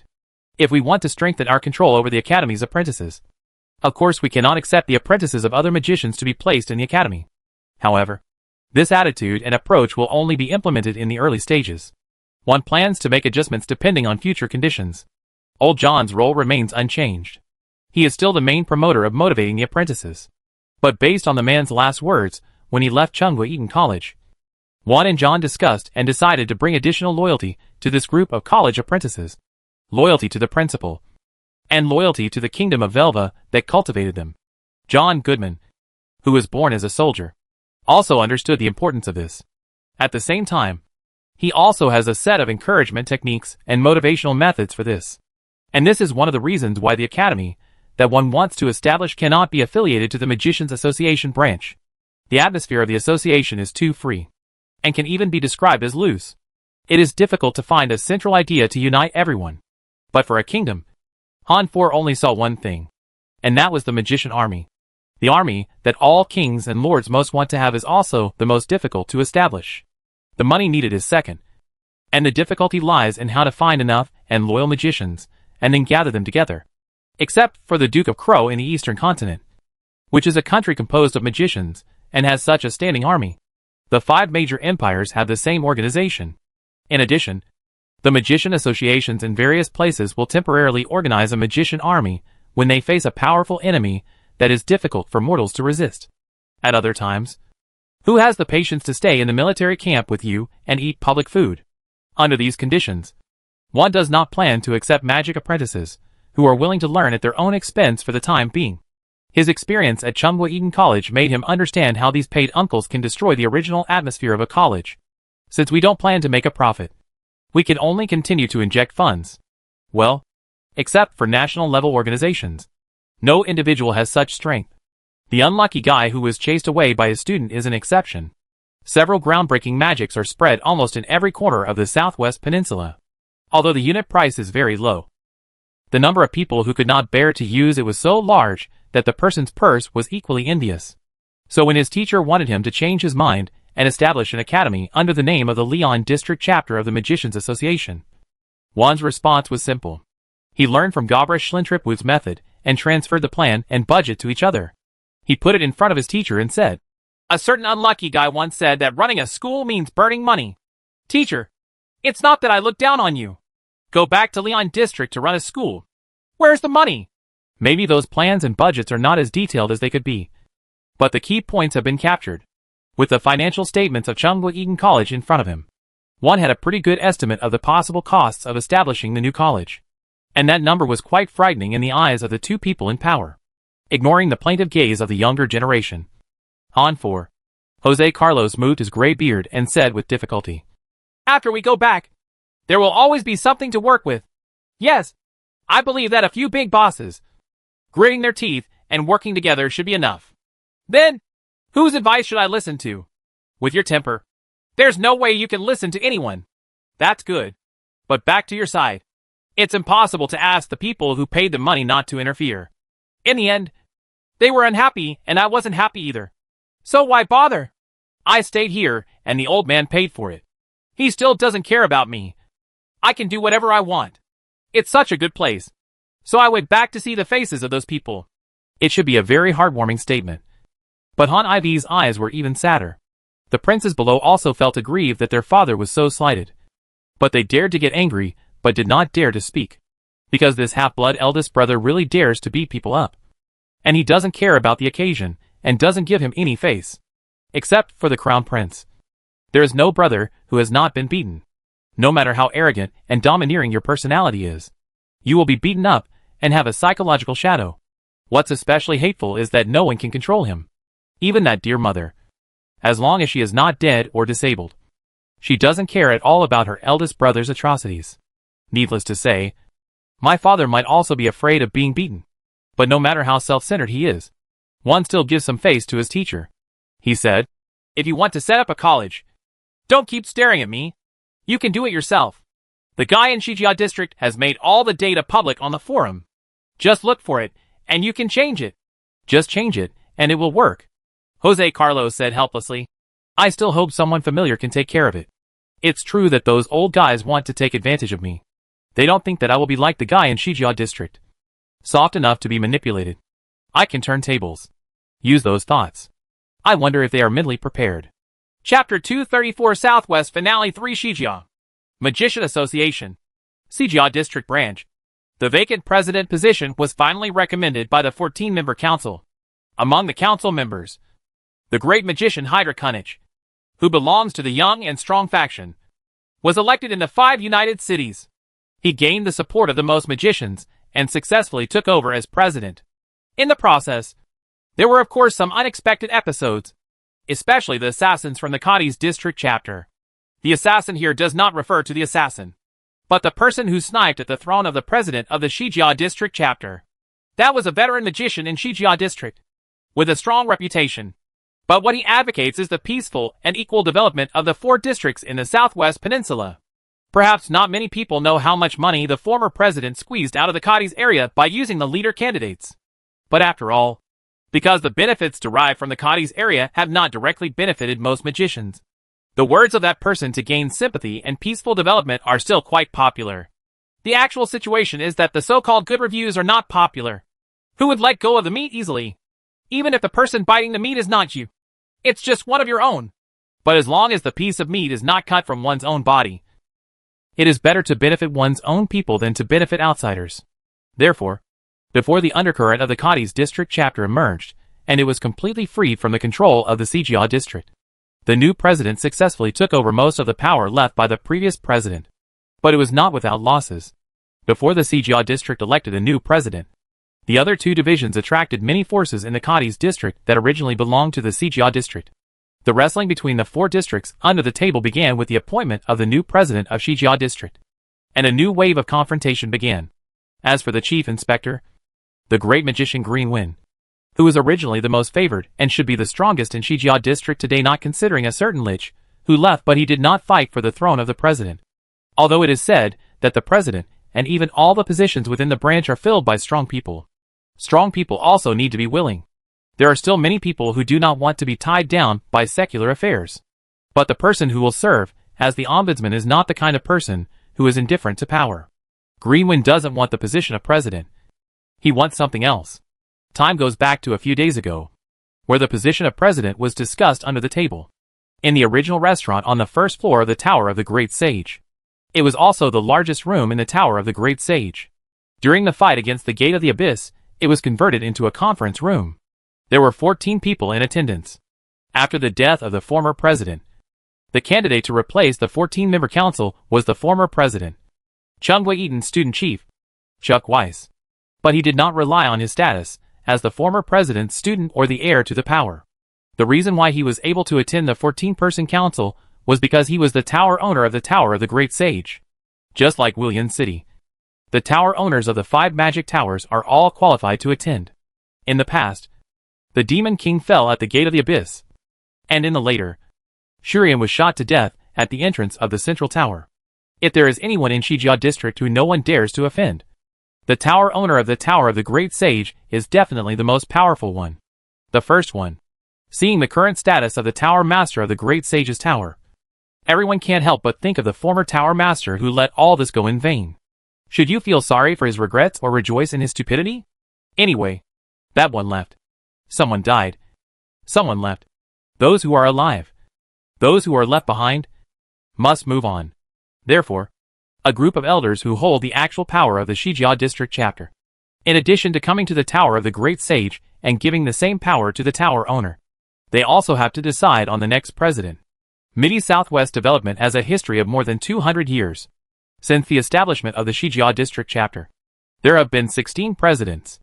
Most of the candidates for the successor of the president are selected by the tower owners of the 4 towers to compete, and the winner moves into the middle tower. The vacant tower will be replaced by someone with both ability and virtue. But the 16th president, Chungwa Eaton, was so good at surviving that the other 4 tower masters became powerless to take over as president. Although the Magicians Association is a loose organization, the powerful figures in each district branch are definitely not idlers. If you really do it seriously, it is not impossible to die from overwork. Now that the 4 tower masters have withdrawn from the competition, the remaining people are on par with each other in terms of reputation, in terms of power. Although they are higher or lower, they are not far apart, only with personal strength. As the chief inspector, the great magician Rune, the sharp knife of Shijia district, does the most difficult jobs and fights the most troublesome opponents. Facing such an opponent, no magician dares to say that he is sure of victory. Even if you use your own trump card, doesn't the other party have no trump card to reveal? In particular, Rune and the current tower master of the Great Sage's tower, Chakvis, have become a vague alliance due to their past relationship with Orange Fruit Eaton. Even if Rune failed to completely take over all the power of the former president, no one would have the confidence to challenge him just because the Great Sage Tower was standing behind him. This tower is so brutal. Don't worry. I'm not vying for the position of president. This was after the tower master of the 4 towers once again expressed his intention not to succeed, and everyone focused their attention on Rune, forcing him to take a stand. His first words were also shocking. It's just such a lackluster declaration that makes people even more worried. So he didn't give in and continued. I hope that whoever succeeds as president will support me in taking over the post of Dean of Eaton College in Orange County. At the same time, the Charlie Richard Fund can also support the operation of the college. On the power table, you are most afraid of meeting people who have no desires or desires. But as long as there is something requested, there is room for negotiation. Everyone who is willing to compete can accept Greenwin's requirements. But that doesn't mean they can understand them. Greenwin shrugged and said, I just don't want the old man's name to be so bad. And no one thinks that the incident at the academy is a bad thing. Since it's not a bad thing, someone has to come out and do it properly, instead of letting some bastards mess around. When he mentioned his teacher, Javier changed his previous indifference and expressed his approval. This nod naturally gave Greenwin's request more weight. As for the power of the entire district chapter, the academy is only a very insignificant part, and there is no need to fight against the most capable combination in Shijia district for the sake of small profits. Therefore, the remaining people compete for president. Although it is only an internal competition within the 14-member council, it must be voted by all the magicians in Shijia district. But judging from past examples, as long as the candidate is recommended by the parliament, the appointment as president is a certainty. Therefore, willing people are actively wooing each other and exchanging benefits. However, Javier and Greenwin sat in the corner of the conference room and chatted quietly. The focus is of course on the college. Can the academy still be saved? Get Tripwood back? He asked with concern. Don't expect to find that person back. What reason does he have to continue to stay in Shijia district? If it were me, there is only one reason that can make me turn back. The former president, a protege from a businessman family, is not a young man who doesn't understand the world. Hearing Greenwin mention this as the only reason, he immediately thought of it. Is it the Tower of the Great Sage? Of course. So many people took so many things from him, and finally forced him to leave. He also knew very well that if he didn't leave, the last thing that would be taken away would be his life. If you want to persuade him to come back, in addition to giving him clear guarantees, even if we can't return everything to him, we must return the most precious thing. The only one that meets all the conditions is this tower. Then give him the Tower of the Great Sage. Okay? Javier looked a little tired. He asked intuitively, but he didn't know what answer he would get. Seeing this, Greenwin asked, Have you encountered any difficulties? After a few wry smiles, Javier said, Maybe if you ask me what I can solve, I can say a few words. I don't understand this tower at all. Pointing to the sky, he actually pointed to where he is now, in the core room on the 3rd floor. He summoned some close apprentices and a few people who were not very talented in magic but were quite experienced in learning P language to study this magic tower. Sighing, Chuck said earnestly, Although I have found some people to study the program at the bottom of the Tower of the Great Sage, but no matter what tricks those people have researched, I still don't understand. I don't understand what they understand. And I don't know if they are doing anything behind the scenes. If so, it is just a secret transfer of control to that group of people. Patting the somewhat depressed young man, Greenwin understood the feeling of powerlessness. But unfortunately, he didn't have any good solutions. The discussion of the chairman's successor will also come to an end. In the end, it was Hydra Kunich who came forward, and he will also receive the joint statement and support of the 14-member council. Returning to Willian City, regardless of whether the new president has fulfilled his original promise readily. After receiving the approval, Greenwin started running around to prepare everything needed for the new Chunghwa Eton College. Among them, the most important person is Eli Huber, who originally left the academy but is still staying in Shijia district. In fact, this fat man has been Old Eton's subordinate from the beginning. He was sent to the college for both surveillance and protection purposes. But since the old president passed away, Eli Huber had a vague intention of staying away from the original president's influence. In fact, people with such an attitude make up the majority of the former president's forces, because these people have been favored by Chunghwa Eton and are used by him. It is not a combination of interests. Now that the benefactor has passed away and he has left no serious heir, it is normal for him to regain his freedom. In fact, Greenwin himself could be counted among this group of people.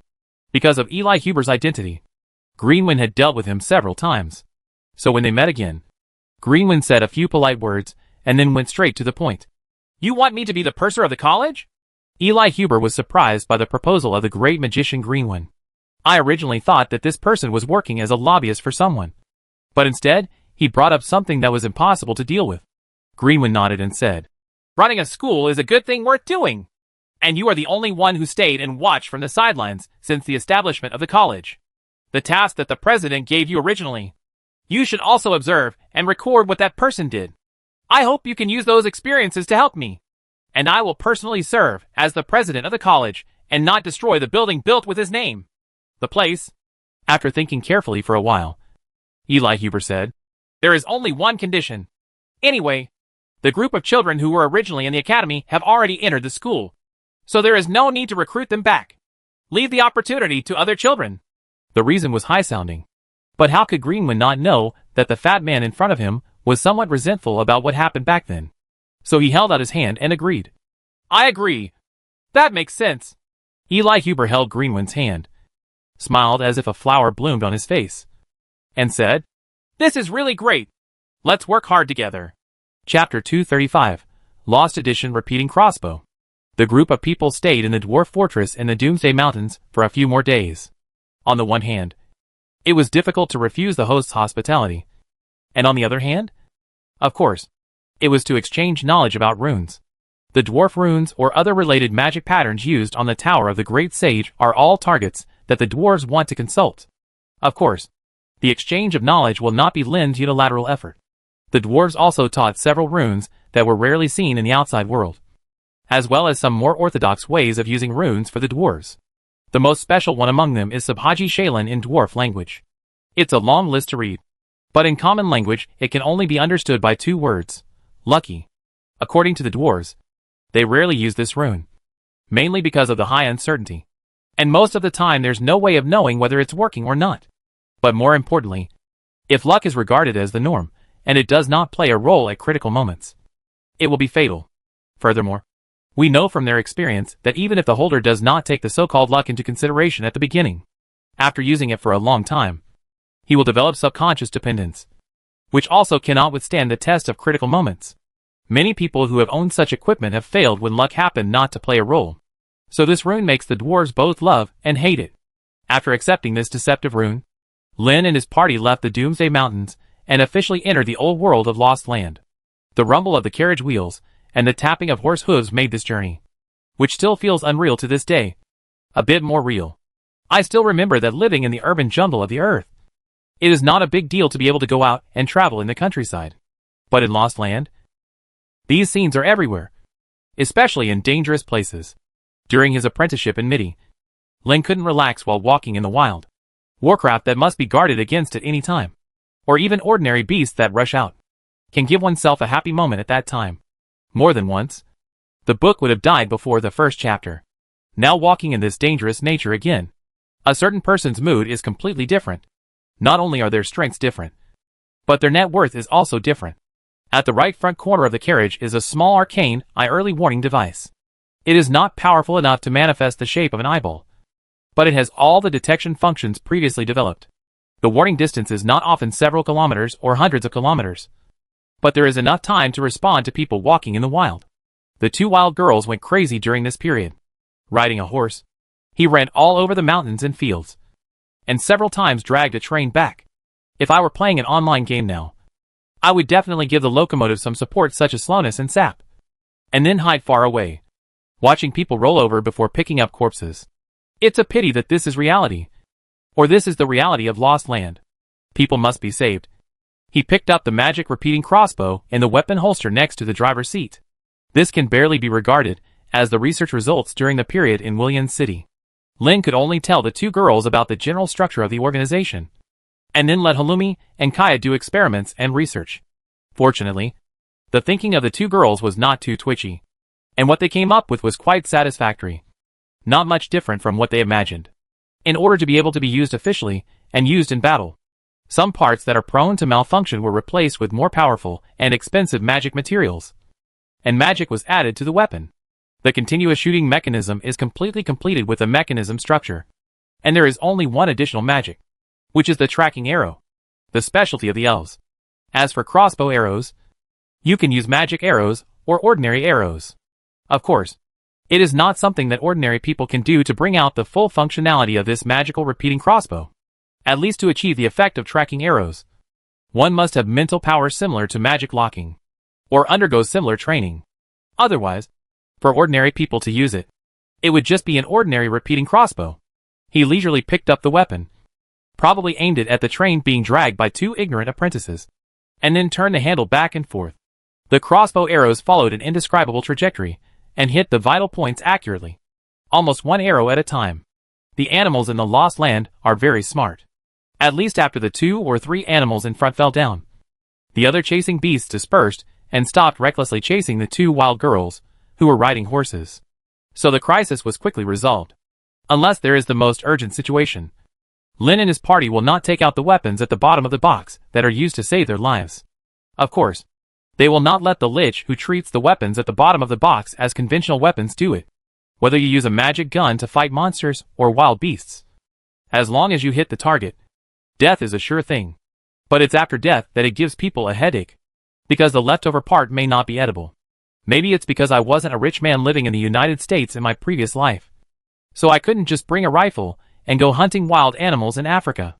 Killing is a very serious matter for Lin. Hunting animals, in addition to protecting one's own life, is to satisfy one's hunger. He neither wants to kill for fun, nor does he want to hunt monsters just for a few beast crystals or specific materials. That is as bad as killing a shark and throwing the other parts back into the sea in order to eat its fins. The animals hit by the magic gun may not appear to be seriously injured on the outside, but their insides are completely destroyed by magic. There are studies on reducing the attack energy of the magic gun to a level of paralysis rather than death. But the problem is that there is no more objective experimental subject.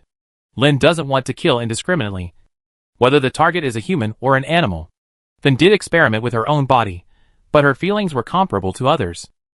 A certain Lich himself said, "It feels numb when hit." It was so powerful that it accidentally exploded the head of a big bear. From then on, someone didn't believe that the paralysis switch on the gun was just for fun. So even though everyone has been given magic guns for self-defense, under normal circumstances, Lin and the other 3 masters and apprentices still use various crossbows as conventional weapons. And the crossbow used now fully reflects what it means to be rich and powerful. The key positions of Ashiki's enchanted weapons are all magic materials, even if they are not. They are still high-end among conventional materials. The arrows are even more worthy of mention. Just like I have read in history books, Yang Yuji during the spring and autumn period was a marksman who was always on target. The King of Chu's method of controlling this general was also very simple, which was to put away the arrows he used. Don't think that this action is nothing. In fact, after arriving in the Lost Land, Lin confirmed with his own eyes how the people on Earth were misled by movies and TV series. None of the arrows he could come into contact with in the Lost Lands were perfectly straight. Even the high-end products used by the elves have various bends. But the amplitude is not that large. They are completely different from the industrially produced arrows on the screen. The impact of the irregular arrow body is directly reflected in the hit rate and range. So if you want to become a marksman, in addition to a good bow, you also need a good arrow. And this is the same for crossbows. So it's no wonder that Kong Ming wanted to borrow arrows during the 3 Kingdoms period, because it was really not easy to make a qualified arrow without a lathe to make straight arrow shafts. Lin used all magic materials and magic shaping techniques to make many crossbow arrows. Even if these arrows are not enchanted, they are more destructive than ordinary arrows. Of course, in this case, recycling the crossbow arrows is a very important thing. All the money shot out is money, especially with the additional tracking arrow magic. It is unlikely that the shot will fly or miss. Even if you are not killed by an arrow, the monster or beast that was hit by the arrow will immediately turn around and run away. The arrows inserted into the body will also become a tracking source. The next few arrows will not need to be aimed visually. No matter how winding the terrain is, they can hit the target when fired. It is said that after playing the magic crossbow to this extent, someone himself was speechless. Every time I use it, I have the same feeling every time. If such a crossbow were placed on Earth, who among the soldiers would have a rifle? They dismember the dead animals and remove the edible meat and disposed of it on the spot. If it is a monster, the parts that can be used as magic materials must also be removed. As for internal organs, considering the problem of parasites, they are usually buried or burned. Generally speaking, such a fuss for 2 girls and the subsequent cleaning up would usually keep them busy until the evening. So they would camp nearby. Anyway, we are now wandering, with no destination and naturally no time limit. The sky is the quilt and the earth is the pavement. Truly experiencing the life of a nomadic people. Maybe by another flock of sheep to herd? Or camel. Just when someone was thinking wildly, but was leaning on the mound of souls spread out with velvet around the campfire, looking at the flames dancing flexibly. Master Lin and his apprentice were busy working for a long time during the day, but she stayed aside in a daze for a long time. After finally finishing her work at night, it was time to rest. But she was still listless. After all, people have been at ease for a long time. They have been sleeping in the open air for many days. Not to mention the two girls gritting their teeth and holding on. He himself can't bear it anymore. Although Finn didn't say it clearly, she became more and more lazy to move, and almost took the salty attitude of her home in the community outside, completely ignoring her image outside. Suddenly a meteor streaked across the sky, and Lin, who loved astronomy and stars, exclaimed, and Finsai lazily stretched his body, which had not moved for most of the day. It was like a statue that one dared not desecrate suddenly came to life, taking on a little more human flavor. His refocused eyes looked at everything around him. Her expression was a little confused, as if she didn't know why she was here. "I'm awake. Do you want to eat something?" Lin asked. The two little girls, who were accustomed to serving others, naturally gathered around their elder sister, handing out water and the game that had been prepared today. There is a completely different level of caring than someone else. Not refusing the kindness of the two girls, Finn tore up pieces of meat and put them into his mouth in small bites. Instead, she focused on the man whose thoughts were wandering. After a while, he said, "It has been so many days since we left the Doomsday Mountains. Have you decided which way you want to go?" "No. Keep wandering." "Oh, dot," Finn said with a long meaning, and asked jokingly, "Don't you want to go to the Karlsruhe Empire? What am I going to do in that country with a long name?" "Meet my old lover." Chapter 236 Where to Go? Upon hearing the unexpected words, someone was so frightened that he squirted the water from his mouth and almost choked himself to death. Looking at the Lich's teasing expression, how could someone still not understand the origin of the matter? The initial ambiguity with the female warrior leader was all in the eyes of the two white-eyed apprentices. Even if they don't add any jealousy, just saying it is bad enough for other people to hear it. Turning around, he looked at the two yellow-haired girls who had betrayed their secrets and had the intention to kill. It means that I should have nothing to feel sorry for the two girls. So why do I keep digging holes for myself to fall into? Staring at them fiercely, Lin turned around and expressed his thoughts from the bottom of his heart. Lin said, "If there is any place in Midland that I don't want to go to, returning to the Southwest Peninsula would be the first. Karlsruhe is now the third. 2. Oh dot," a certain Lich said loudly again. His eyes almost narrowed into a straight line. "Don't look like you're waiting to see the excitement. I have a feeling that if I dare to enter Karlsruhe, I will probably die without a burial place." "Oh, because the person you have an affair with is the new empress? Don't talk nonsense. I don't know who that person was at the beginning, and there were quite a few people who came to stay at the Tower of the Great Sage at that time. It was inevitable that I would have some ambiguities with the opposite sex. But who of those people stayed and ate them all? I ran away the next day. Speaking of which, I was the one who suffered the loss, so I didn't even complain. Oh dot." This time, the three women said in unison, with expressions of disgust as they looked at the scumbag. Someone who has no words can only pretend to be angry. Anyway, talking too much now will make mistakes. So it is better to find an excuse not to say anything. Of course, he did not forget to mutter and complain. In short, he wanted to show that he was misjudged and therefore quite unhappy. But in fact, I felt so guilty that I didn't dare to say anything. "Okay, don't pretend like you're the victim. I don't want to deal with those shitty things dot." Someone complained in his mind, if you don't want to care about it, you still ask about someone who has a nose and eyes. Who are you bluffing? "I just wanted to ask." You don't even want to care anymore. Why are you still asking? Ask Mao. Even if you have no destination, you must have a direction.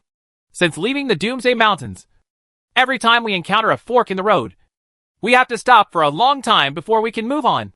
At first, I thought you had a destination. But look, it's impossible to come. But at least you have to know which way to go." "Oh, that's what I'm asking." Although I really wanted to explain to them the reason why they would be in a stalemate for a long time every time they got sidetracked. Thinking about the last stretch of the road leaving the Doomsday Mountains. It was people carrying cars, not cars carrying people. Although it is not difficult to carry the car loaded with all the belongings with the power of giant force and the magic of light objects, it is quite difficult to carry such a large object on the mountain road and maintain balance. I stumbled several times and almost threw all my wealth down the mountain. After finally getting back to the road where we could drive, we put the harness on the horse and took the first fork in the road that we encountered not long after. But it was quite a struggle. "Teacher, where are you going?" Halumi, who was driving, asked. There are two roads in front of us. One is a winding path leading to the forest, and the other is a rugged road in the valley. Of course, the two roads lead to different places. Strictly speaking, one goes north and the other goes east. Let's go to the forest. Lin remembers what he said at the time. But that forest looks eerie, and it seems like you won't be able to get out if you go in. Do you really want to take this route?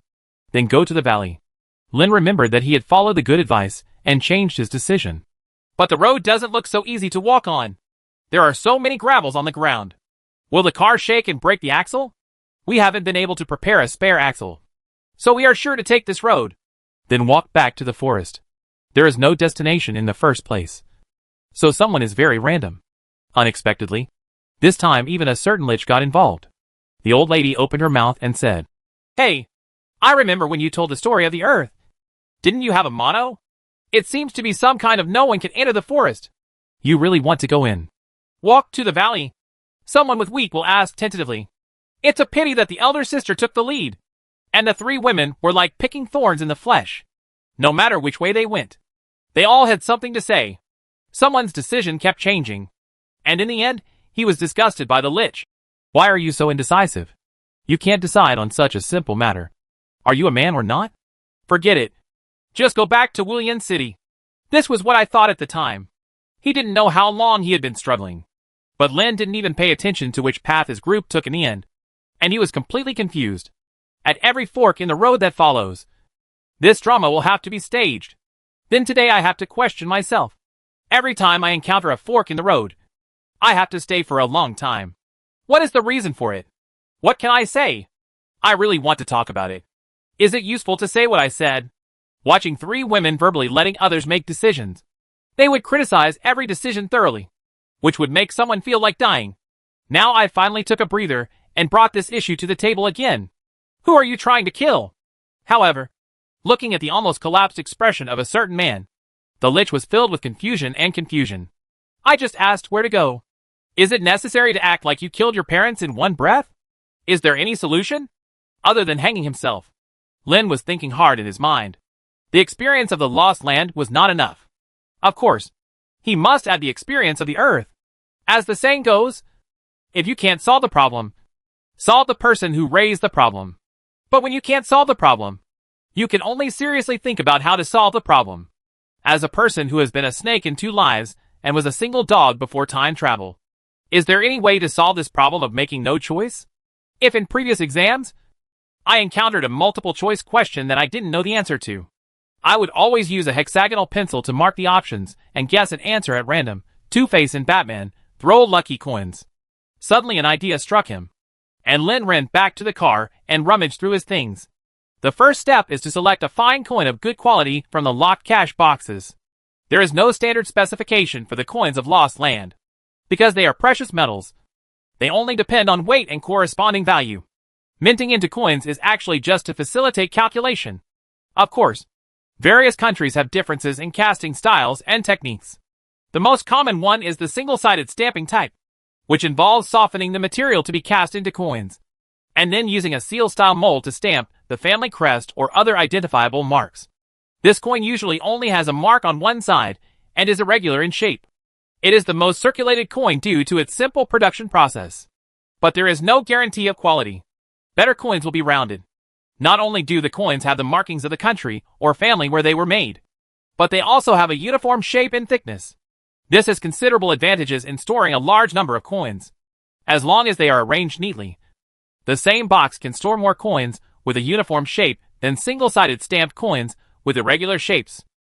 But this kind of money usually only has a mark on one side, and in order to round it, it will inevitably destroy the integrity of the mark. Fortunately, the weight is still enough. What is stamped from one side can only be regarded as a valuable lump of metal. Only when it can be rounded can it be truly called a coin. Going a step further, in addition to being rounded, the coins also have the same pattern printed on both sides. Apart from the 5 major empires, there are only a few established powers that can mint coins of this level. And these countries will not arbitrarily mix the materials of coins with serious fraud. That's right. The fraud is too serious. On Earth, pure gold, pure silver, and pure copper are not suitable for use as circulating currency, regardless of the issue of purification. Therefore, If you want to cast it into coins, you have to add other proportions of metals to make an alloy to have enough hardness. This is the same for ED. Therefore, coins are divided into fine money, good money, and bad money. In fact, you can probably judge it from the appearance. And what Lin found out now was a well-made fine coin. On one side is a female head wearing a crown, and on the other side is the coat of arms of a noble family. Because he had never studied heraldry systematically, Lin had no idea who the family represented by this coat of arms was, or what it meant. However, this coin was left by the group who bought the ship-cutting sword in the first place. And there was also the purple-level magic stone that was the core of the mysterious floor computer. The first coffin. Only one of them had been seen so far. Now that I think about it, the coat of arms on the back of this gold coin should be the imperial coat of arms of the Karlsruhe Empire. In the metropolises of these powerful empires, some strange coins of unknown origin are banned.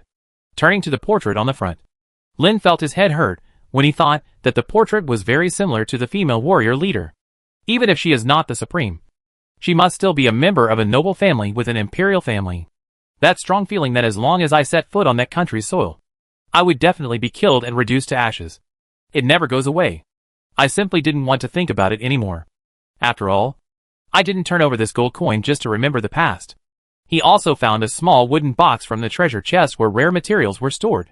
What is placed inside can be said to be the most precious magic material in his collection. It was a small piece of Gaia metal, also known as dragon shit gold. The production of this metal is very special. It does not need to be refined. Once dug out, it is a small piece of pure metal. There are no special veins of minerals. They are usually dug out of mounds of soil by accident. This is also a joke. Gaia metal is actually a piece of metal that was ejected from the pile of gold coins placed on the pillow by the dragons thousands of years ago due to indigestion. So it is also called dragon shit gold. In addition to the rare occurrence of this metal, its properties are also extremely rare. According to the dwarves, a group that deals with various metals, Gaia metal has divine nature. Chapter 237 Lucky Coin. The dwarves gave a very unclear adjective, but judging from the actual use, they are all magic materials, and they are divided into 3, 6, and 9 grades. Not all magic materials can carry any kind of magic or runes. There are issues with their suitability and carrying capacity. Gaia metal is a completely applicable magic material, or there is no magic that it cannot carry, including some legendary weapons and even artifacts. Most of them will have a certain proportion of materials made of Gaia metal, especially when making golems. They are used to accommodate summoned beings. As the core of controlling golems, the most top-notch material is Gaia metal. During the Tower of the Great Sage period, I had a lot of money and nowhere to spend it. So I bought a bunch of expensive magic materials. Among the affiliated chambers of commerce of Shijia District Chapter, Gaia metal, which is regarded as the treasure of the store, was bought by someone. The reason why it has been unable to be sold is not that the senior officials of the Chamber of Commerce really want to offer this thing, but that no one can afford it or use it. Part of it was used when constructing the Arcane Eye core of the Tower of the Great Sage. What's left is only about the size of a fingernail, and it can't be used to build anything big, but it seems to come in handy right now. The 3 people gathered around the campfire felt baffled when they saw someone with a weird smile on his face. But according to past experience, someone will always create something surprising at this time. So they just watched quietly as Lin took out some enchanted props. These are carried around and have very simple functions, but they are difficult to replace, because Gaia metal is a magical material.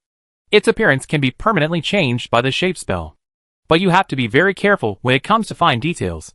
In addition to having a very clever way of using magic, you also have to rely on your hands. In order to simplify the production process, Lin first took a relatively large piece of magic metal, because it wasn't going to be consumed. It was just going to be used as a mold, so Lin didn't think much about it.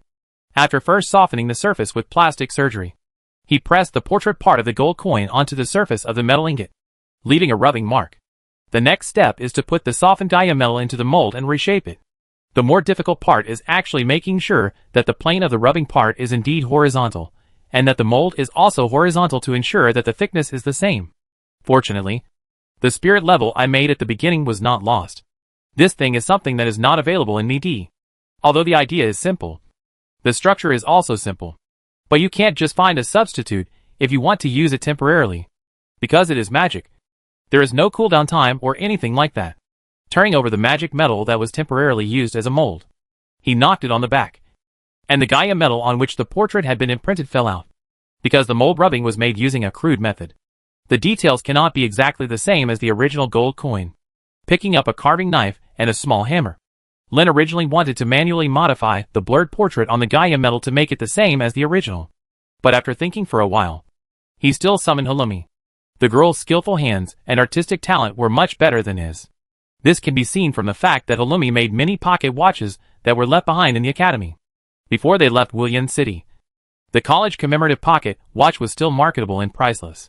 But the girl who was called looked at her teacher with some displeasure and asked, "You want to make bad money?"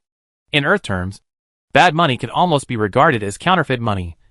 But sometimes it is made by the authorities. Lin was so angry that he laughed at such a question. He gave the girl a slap in the face and said, "Evil money is made from relatively low-value metals and mixed with precious metals. How many bags will it take to make this small gadget the size of a fingernail?" Gold coins. You don't even think about using it as bad money. Oh! He pouted dissatisfiedly, not knowing whether he was dissatisfied with his teacher's explanation or dissatisfied with being knocked. Anyway, Halloumi ran back to the car, found her tools, and prepared to follow the teacher's instructions. After just posing, but before the weight dropped, she frowned and said, "It's so dark. I can't see clearly." After looking around, Lin also realized that the brightness at night in the wild was indeed not suitable for such delicate work. But this is not a big problem. If there is any magic in Lost Land that I am good at, light magic must rank first. But what Lin Hui is doing is not wholly light, healing or the like. This is entirely because since settling in the Tower of the Great Sage, my research direction has mainly focused on making star maps. In order to make accurate star maps, observe the subtle spectral changes of visible light, and improve the accuracy of data such as brightness and wavelength, plus the implementation of star map simulation operations and moving basic viewing angles. It can be said that Lin took all the physical changes of light he knew and used the magic of MIDI to complete a complete set of theories and implementations. These studies that focus on astronomy have the side benefit of being able to control the magic of light and brightness at will. For example, in the Tower of the Great Sage, you can simulate sunlight and kill the invading vampires in one fell swoop. Although there is no magic tower now, it is not too difficult to hold a lamp for one's apprentice. He picked up his usual wand, which was a wand made of magic metal. It is most commonly used to block the sword slash by enemies. If he wants to attack, he usually uses the long sword in his other hand. Lin could have been pondering the posture of Gandalf the White for a long time. Don't blame the masters for not doing their jobs properly. This kind of thing is normal in Lost Land. There is a small groove and a small movable metal hook on the top of the staff, which can be installed with standard-sized magic stones. Of course, it can also be replaced or not installed. Generally speaking, Lin would install a blank red magic stone on it. When necessary, it can be used as a source of magic power. And when it is necessary to temporarily write programs or store information, the magic stone can also be used as a carrier. What he saw in front of him was the use of bright light magic. The brightness was the standard frequency of sunlight during the day, which was also the light brightness that the eyes were most accustomed to. The strange thing is that even without a lampshade, Lin can project the light only to the area where Halloumi wants to work without spilling to the side. In fact, this is a manifestation of the highly focused light. Taking it a step further, it is the beam trap originally set in the Tower of the Great Sage. According to the girl's wishes, Lin adjusted the brightness slightly. Since the shape of the portrait has already been roughly made with a mold, Halloumi only needs to make detailed modifications. This little thing was quickly completed with her deft hands. The figure on the Gaia metal is the same as the one on the original gold coin. Next was Lin's work. He took out the rune stone he got from the dwarf not long ago and gave it to Xiao Lin Sava, which means luck. The stone itself is also a magical material, so that runes can be left on it without self-destruction. Originally, to use dwarven runes, there had to be corresponding runes and patterns to play a specific role. Although a single rune can be effective, it cannot exert its maximum effect. However, the lucky rune does not have many uses, so there are not many matching decorations, and the function is not what Lin wants. So he only engraved lucky runes on the flat side of the Gaia metal. Lin filled the traces of runes carved out with a small chisel with ground cobalt stone dust. This is considered to have completed the standard production process of dwarf runes. Then comes the second difficult point. cutting the original gold coin in half. Moreover, it is quite troublesome to combine the cut-off part with the half surface made of Gaia metal, so that it can be as thick as the original gold coin. Although there is no vernier caliper. How can someone who can measure astronomical distances be stumped by accuracy? Using the whiteboard pen technique, which is actually a variant of the bright light technique, Lin determined the thickness of the original gold coin to be cut in half. Just in the process of cutting open the gold coins, Lin cut open several gold coins in succession. Finally, Fun, who couldn't stand it anymore, came to help and grabbed the special cutting knife. With a pull of the knife, the gold coin was smoothly cut into two suitable halves. It can only be said that someone is 100% theoretical but fails in practice. There is really no way to refute this. Picking up the cut gold coin, Lin wanted to glue it with the metal part of Gaia. There are many gluing methods. But since he was in the wild and didn't have many items with him, he chose a very expensive gluing method. That is to grind the magic material star sand into a finer powder and mix it with boundless water, which can be used as the adhesive between the magic material and ordinary materials. But before gluing the two sides together, Lin put down the coin in his hand like a ghost. After thinking for a while, he mixed cobalt stone dust with dragon blood as ink, and took out the brush he made. Midi did not have a writing brush, and he was not a professional craftsman. So Lin wanted to get a qualified writing brush. But after a lot of hard work, however, after being in the Lost Land for such a long time and working on it intermittently, I still managed to make a few that I was quite satisfied with. As for why this kind of thing was created, it can be regarded as a thought for the earth. Lin, who had practiced calligraphy for a while, could not say how good his handwriting was, but he could at least tell what the calligraphy was. So he dipped the tip of his pen in ink, picked up the half of the coin made of ordinary material, pointed it at the smooth mirror-like back, and wrote Chinese characters sincerely. Lancer Lucky since ancient times. I'm one level higher than the Lancer. Okay, maybe it's not all Chinese characters, but mixed with English, because the area of the coin is very small and Lin is not good at writing micro characters. These 14 characters are written in the same position. By the end of writing, the cut plane of the coin had become a mess and nothing could be discerned. I wrote this paragraph because the other side of luck is misfortune. It is not surprising that the two are closely related. Lin didn't need good luck, or he didn't want to let a magic item squander his good luck. When I was on Earth, I was a non-T, but all my deeds were made with the blood and tears of my wallet. So what Lin wants is not a magic item that can bring him good luck, but a magic item that can help him avoid making the worst choices. But it was a pity that he didn't know how to make such a request. So he wrote his somewhat incomprehensible prayer on the other half of the coin in a way similar to praying. Not the best, just not the worst.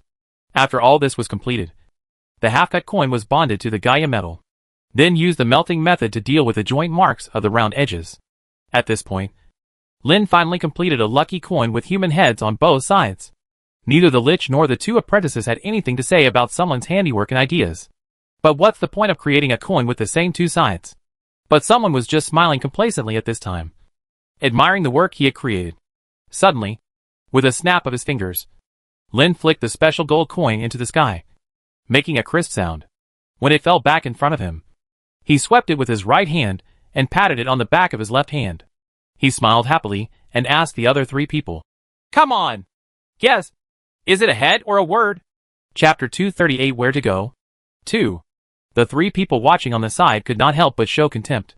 Fun, who was the least polite, even said, "I have been busy for a long time and just made a deceptive thing." Guessing the heads and tails of coins is already considered the most classic game among gamblers on Earth. In the Lost World, coins with two sides are not very common. But some quick-sighted scammers will still use this gambling method to defraud small amounts of money in some rural areas, or where the lower-class people gather. Using fine money as a gambling tool also has the purpose of showing off wealth and gaining people's trust. The reason why it is said to be cheating is because of their sharp eyesight. These people can know whether the side they caught is heads or tails every time, and because of their quick hands, even if the side they caught is guessed, they can still change the result. In short, this kind of trick is just a little trick that is not even considered a mediocre trick in the eyes of a magician. It's just that I, as a teacher, am really hopeless. If you want to deceive people, you don't even want to practice the technique, and just make this kind of two-faced coin. This makes people have to despise him. As for someone who is baptized with contempt, of course, he will not be unaware of it. Lin pouted at this. wondering what to say to these ignorant guys. He weighed the coins with his index thumb and held them high against the moonlight. To be honest, Lin is both satisfied and dissatisfied with the finished piece. What I am satisfied with is that the coin has human heads on both sides, and it looks flawless when made. When weighed, the weight is only slightly heavier than the original coin. This is because the density of Gaia metal itself is higher than that of gold. So the same volume will naturally be heavier. But after all, the portion is not much. So unless the two are compared together, it should not be noticeable. What I'm not satisfied with is, who knows if the runes pressed inside will work? Luck is not like other amplification aids. It can have an intuitive performance, allowing people to observe the difference in results. Is it possible to carry this gold coin and jump off the cliff to see if you can meet the old man or pick up the 9-yang magic? And after completing this coin, there was no strange appearance from the sky, nor was there any thunder or lightning. It's silent and confusing. So Lin subconsciously had a feeling that this was not something he should carry with him. This kind of gratuitous sixth sense would definitely not have been taken seriously back then on Earth. But here in MIDI, we can't take it seriously. There are too many mysterious things in this world that cannot be explained by science. Ignoring these signs that appear for no reason can lead to death at worst or disaster at worst. So Lin found a small bag specifically for magic props. This is made of a special magic cloth that can stabilize the power changes of stored objects. For some unstable magic props, storing them in a small bag can ensure that they will not explode while being carried. As for those who are on the verge of erupting, don't rely on such gadgets to suppress them. The correct approach is to throw them far away. He poured out the magic stone that was originally stored inside, and put this lucky coin into it. After tying the bag, he threw it into Halumi's arms. Although the girl reacted quickly and took the thing down. She looked disgusted and said, "Teacher, you don't even dare to take it with you. This thing won't bring any misfortune." A good intention was eaten by a dog. Lin was so angry that he didn't want to curse, and said viciously, "Take it with you. And when I ask you for it, you can bring it to me. If you lose it, you will probably not be able to get pocket money for 100 years before you can afford the compensation." "Ah, I don't want it. I don't want it. Give this back to you." During the Tower of the Great Sage period, there was no place for money, so the two apprentices were not given half a dime. At most, they are allowed to pick 1 or 2 things they want when they go shopping with the Chamber of Commerce every month. Before the update, someone had no conditions to give it, and the two apprentices were young and didn't know how to use it. You could really plan your own money and use it freely after returning to Wulian City. In the first few days, when the girls saw someone in need at home, they would first ask their teacher for money. After asking several times, Lin simply set up a public fund and put a money box. There is no need for them to report some small items with a small amount. Also give the two girls pocket money for them to use separately. Apart from their own interests, what the two little girls spent the most on were those weird sweets. The world of Lost World is no better than the Earth in the 21st century. Before time travel, people wish they could be as far away from sugar as possible. But in MIDI, all kinds of sweets are still rare. Most people who want to get diabetes don't have the conditions yet. In any case, with the money at their disposal, they can buy what they want. And the two girls can no longer shut down their desires. Maybe they are not so greedy as to sell their body or dignity, but just want some luxuries that may not be useful. But when it comes to returning to the era when money was unknown, the result is like Halumi now, with a lot of runny nose and tears, and wants to put the hot potato in her hand back into her teacher's hand. It's a pity that the teacher's score has to be displayed at this time. When Halumi saw that she could not convince this hard-hearted and heartless man, she could only turn around and ask for help. Kaya, who was awake a moment ago, had wrapped herself tightly and fell asleep at this moment, and snoring could be heard. Knowing that her companions were hopeless, Halumi looked to her sister again for help. But in her eyes, the omnipotent sister said with some schadenfreude, "Don't make things disappear. Just keep them well."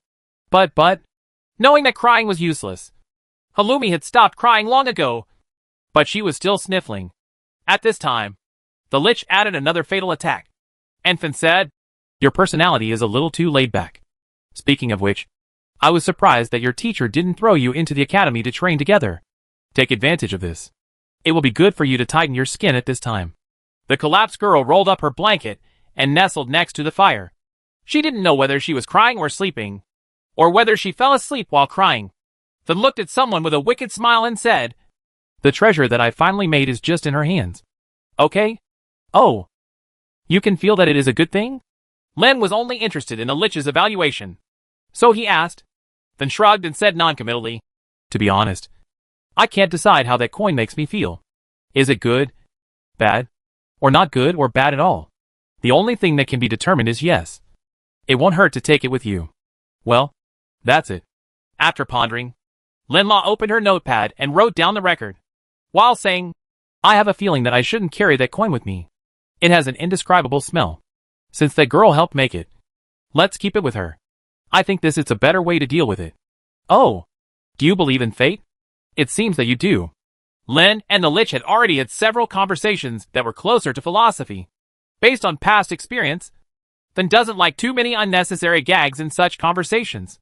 So Len thought about it carefully, organized his words, and then said, the so-called destiny seems to be accidental, but in fact it is inevitable driven by a bunch of accidents.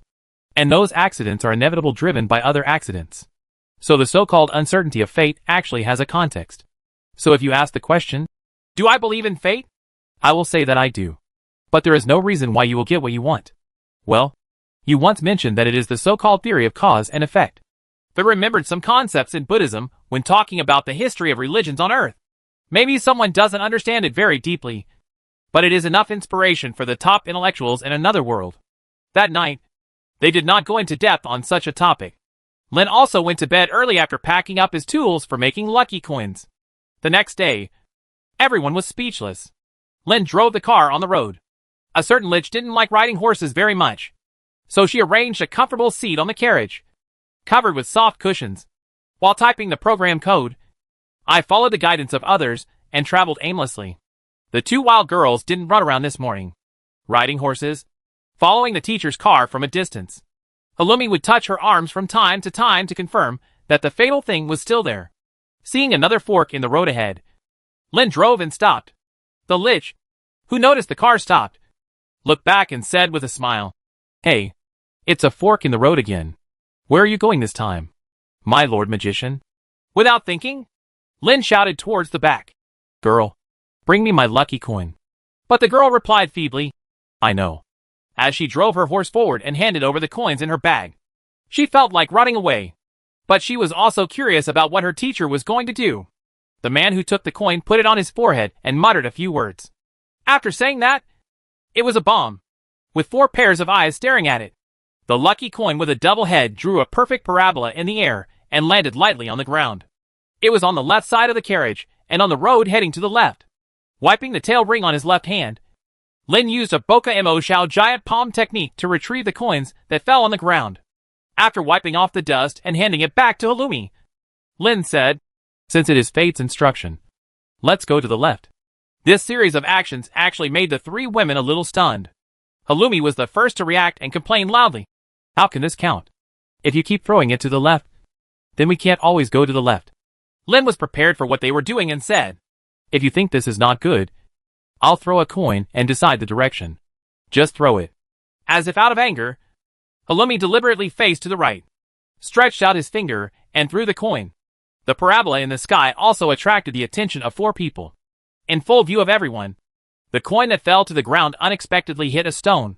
The coin failed to fall safely on the ground, but instead changed the direction of the force and stood rolling on the ground. He rolled back to the road on the left in one breath, only to hit the small gravel on the ground again. He couldn't roll further, but fell directly to the ground. Len burst into laughter at this dramatic change. Halloumi's face was livid, looking at the coins rolling back to the left road.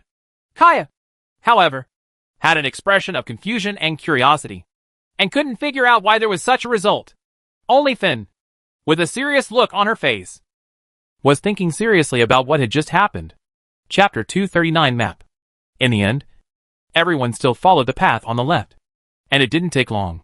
If we hadn't argued about it for more than 30 minutes before, there would have been no result.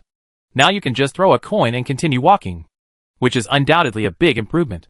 He took out a very simple map, which was the result of a transaction with the Orc mercenary group when he was in the Dwarf Fortress. The mercenary group seems to want to enter the Southwest Peninsula to find opportunities to make money. They are unfamiliar with the place, and of course they hope to find a way Lin directly traded with them a browser using a red magic stone as a carrier. The rich content shocked them. Especially the Link's woman, who is responsible for external relations. When she saw the public map on the forum, not only did the hair on her ears and tail stand upright, but her eyes also turned into vertical pupils, and her whole body froze for a while. Maps are strategic items in lost lands. Many guides of caravans and mercenary groups only dare to keep the relevant information in their minds, and do not dare to put it down on paper easily. If an ordinary person carries a map with him, he is likely to be regarded as a spy by the local noble lord and executed. Or it's just a simple diagram with a few lines, only roughly marking the direction and the name of the town. And no redundant information is recorded at all. What Lin got from the orcs was such a map. But the public map on the forum was just for an inconspicuous thing at first. Let's talk about the Adventurers Guild and the Mercenary Guild first. In order to allow their respective members to obtain job opportunities and bounties in various places faster, the two have their own public channels on the forum. Since it is a forum, of course some people will raise questions. Maybe about the content of the work. Maybe about the remuneration. Because it is not necessarily all paid in money. Sometimes there are also items or labor conditions as remuneration. But the question most people ask is, where is such and such a place? After all, before the forum, most adventurers and mercenary groups only accepted tasks in areas they were familiar with. Leaving your familiar comfort zone is a challenge. What they fear most is leaving without any better opportunities to make money. Just like what these orcs are worried about now. With the forum, there are money-making tasks all over the southwest. So the question is, where is the mission? At first, someone selflessly disclosed a small part of their map that was very crude and considered insignificant. Then everyone disclosed a small part of the map that they knew and did not affect the overall situation. When enough people reveal a small part of themselves, things get out of hand. A map of the entire Southwest that is more detailed than any country. For districts, magician associations, and any magic tower owner has become public information on the forum. For novices, operating the forum is not difficult, especially those who plan to develop to the Southwest Peninsula. The information on the Adventurers Guild and Mercenary Guild, as well as the map information published above, are very important to the orcs. So they pooled some money together and bought a few more browser magic stones. As soon as the orcs opened their mouths, the dwarves realized the identity of the people in front of them. For the dwarves living on the border of the Southwest Peninsula, it can be said to be a browser desert. I know that this thing is very useful. But when the caravans come to the dwarf fortress, most of the browser magic stone products they have are sold out on the way. The few stones the dwarves have now are all entrusted to the caravan members they have befriended to sell them for their own use. In this southwestern peninsula, where magicians are more powerful than most countries, those who have the ability to copy the magic stone program cannot afford to offend the association. People who are so small that the Magicians Association won't even care about them have no ability to copy the program. Now that the creator himself is here, the dwarves are moving out boxes after boxes of magic stones. It can be said that I stayed in the dwarf fortress for a few more days to digest the magic stones that the dwarves brought out. Looking at the simple map in his hand, Lin couldn't help but think of what happened in the dwarf fortress before. Maybe the last money made from the browser will be with those dwarves. If you want to make money like this again, there will be no conditions. After all, the popularity of browsers in southwest China also had a gestation period. It would be impossible to recreate such a scene elsewhere without staying in business. But Lin doesn't want to tie himself to anything anymore, well, at least not at this stage. Sighing for a moment, he turned his attention back to the map. Anyone who has ever used a map to find their way must have faced the question, where are you? In the 21st century on Earth, GPS can still lead people to wrong directions and lead people to strange places. Let alone a map like this with only a few lines. When Lin first got this map, he saw apologies on the faces of the orcs. After all, there is a huge gap between the level of detail and the level of detail on the forum that can be used as a strategic map with only the deployment of troops in various places. This kind of map requires either luck to reach the destination, or a guide who is familiar with the nearby terrain to understand it. And these days, Lin of course has thought of a solution. Although he said that he was wandering aimlessly, it didn't mean that he didn't even want to know where he went. Regarding such a topic, not only Lin is thinking about it, but also Fun and the two apprentices who have just started using P language. Everyone is thinking about it. However, the three Lost Land natives were limited by their knowledge and could not come up with any good ideas. A certain time traveler wanted to directly launch a satellite into the sky. But unfortunately, this idea was even more unreliable than the natives thought. In the end, Kaya took off the warning device installed in the corner of the truck and brought it to her teacher, which was barely an answer. As for why the girl acted like this, Lin could understand. Because the earliest and most detailed map he had was a scan of the entire area after he established the Arcane Eye in the Tower of the Great Sage, with the magic tower as the center and a radius of about 200 kilometers. All geographical information was recorded in detail. This includes information such as the outlines of all man-made structures, terrain height, riverbed depth, etc. That was the most detailed geographical information Lin had before the public map on the forum was fully formed. The reason why we can master it so thoroughly has of course something to do with the advancement of personal astronomical observation technology, before applying technologies such as ranging and surveying to outer space. Of course you must first scan the place where you live. In addition to the accuracy of the experiment, I also use this scan to see if there is anything around me that I should pay attention to. As expected, there are indeed some places that cannot be observed by the Arcane Eye. Most of those places are where the churches of gods are located. And it is not an ordinary church, but a regional faith center. He didn't think about provoking the gods. So Lin didn't think about how to break through the fog that the Arcane Eye couldn't see through. In addition, indoor areas covered by buildings are not within the observation range of the Arcane Eyes. Now worried about the map information, Kaya put the warning buzzer built with the Arcane Eye as its core in front of someone. Lin really wanted to say it had such power in the first place because it was supported by an entire pool of magical energy. What warning signs are there now? There are only a few magic stones that cannot penetrate the Dharma eyes. But having a direction is better than not knowing what to do. In the past few days, Lin and the other 3 people have been discussing this issue. Originally, the Arcane Eye on the warning device would only react to living creatures. Now we just need to add a few pieces of program code so that it can record the terrain while on alert. The more troublesome part is how to convert the recorded topography into information that can be used by the map and then store it. Moreover, as we continue to advance, we must continue to record and constantly update and store the map information. Another difficulty is that it is closely related to one of the inventions of my ancestors: how to determine the north of the map and your own north. The relevant principle is very simple, but you can't build a compass car to tow it around. So we have to think carefully about how to simplify this function, even integrate it into the map, or make it miniaturized. The biggest problem with some simple methods of making compasses is that they quickly become demagnetized. Even iron materials with magical properties cannot remain magnetic for long. The solution is for Fun to find the answer from a very obscure magic Toto pathfinding. After analyzing this magic, you will get a method to point in a specific direction of your location. But how do you know this magic? Did you run to the South Tower yourself? Named magic like Toto's pathfinding was only created after Fun was sealed. The magic left over from before the Dark Ages are all classic models, with only the magic name and no creator's name. So Lin asked curiously, I heard that Nanta has completed the work of putting all the knowledge online, so I went to visit it and downloaded it. At the same time, Fun threw a compressed package into Lin's glasses. Looking at it further, someone was also speechless. This must have packed up the entire South Tower of Wulian City. However, from the beginning, I didn't put much effort into security and encryption. I just wanted to fish in troubled waters. Now he is packing all the knowledge from South Tower back to make up for the losses he suffered in Wulian City.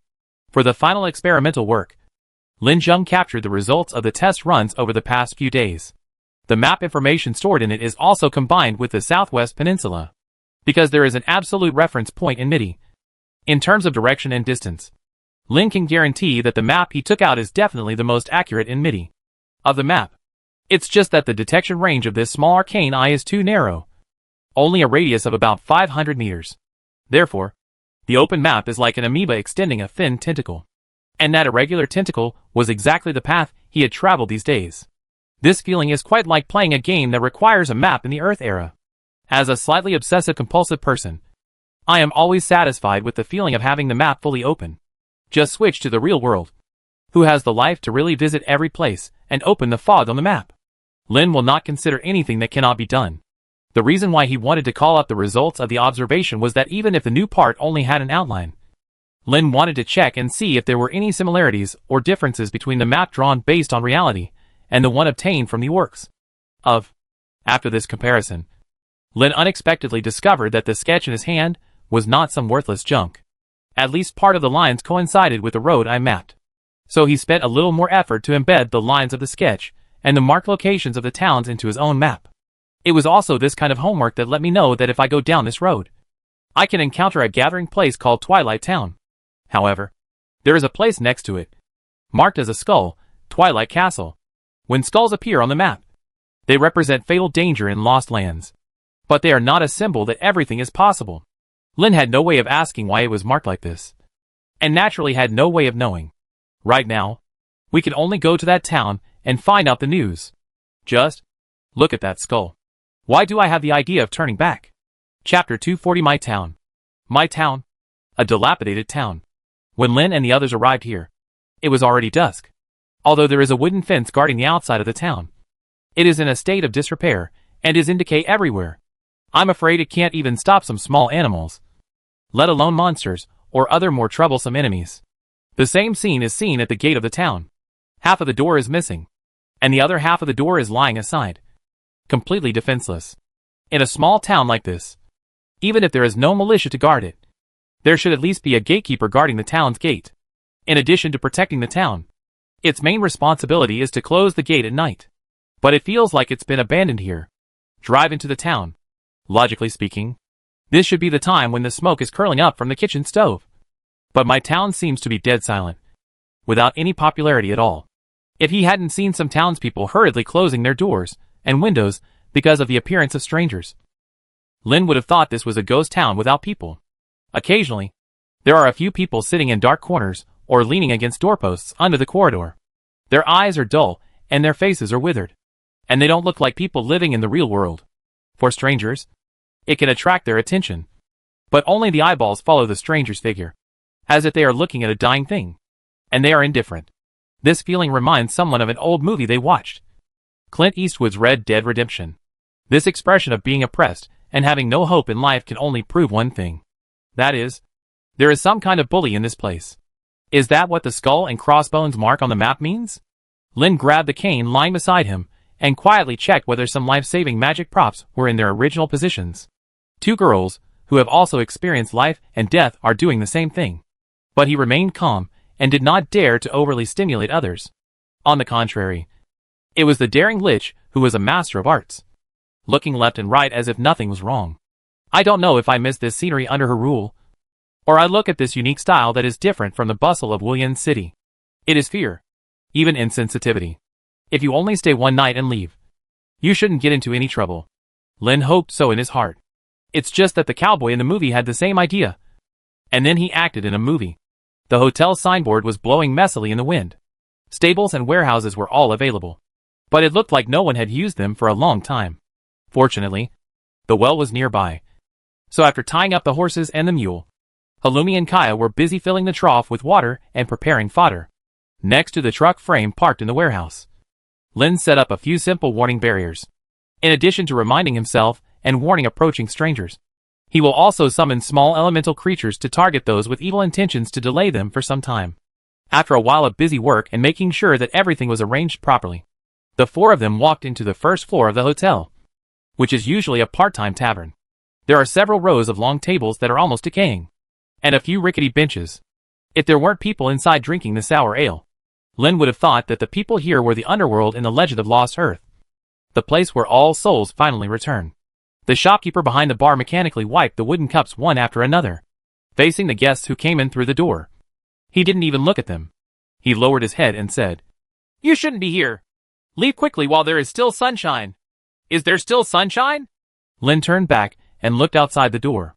He could no longer see even the dim light of dusk. Shaking his head, not wanting to complain about someone he had just met, Lin took the lead and found a seat that didn't seem to be falling apart so quickly. He sat down and said, "The sun has gone down. It seems that we can't leave tonight. So, please help us prepare some food and water, and also prepare 3 rooms for rest." The shopkeeper shook his head and whispered, but it was difficult to understand. He only said a few words, "What a pity. I don't know whether to live or die," which was barely audible. However, I still gave him a bowl of mashed potatoes with nothing added, and a few relatively clean cutlery. As for not asking for wine, because the sour smell that makes people do evil can be smelled from a distance even if they are not holding a cup. Lin didn't want to challenge the limits of his stomach, so he didn't dare to ask for it. Although the shopkeeper didn't ask for money, Lin still handed over a few silver coins. For a small shop of this level, this amount of money is already excessive. But the shop owner didn't feel happy about it, but became more and more sad. The Lich who didn't need to eat had absolutely no appetite for this dry food. So she just sat aside and tapped in front of her with her fingers flying, probably using the field of vision in the glasses to write programming language. The other three people, who had to eat to maintain their life energy, had no choice but to scoop up the tasteless mashed potatoes and eat them. Fortunately, there is no strange taste, and it is not overwhelming. Just looking at the various behaviors since entering the town, Lin guessed that this was not like an ordinary bully oppressing the place.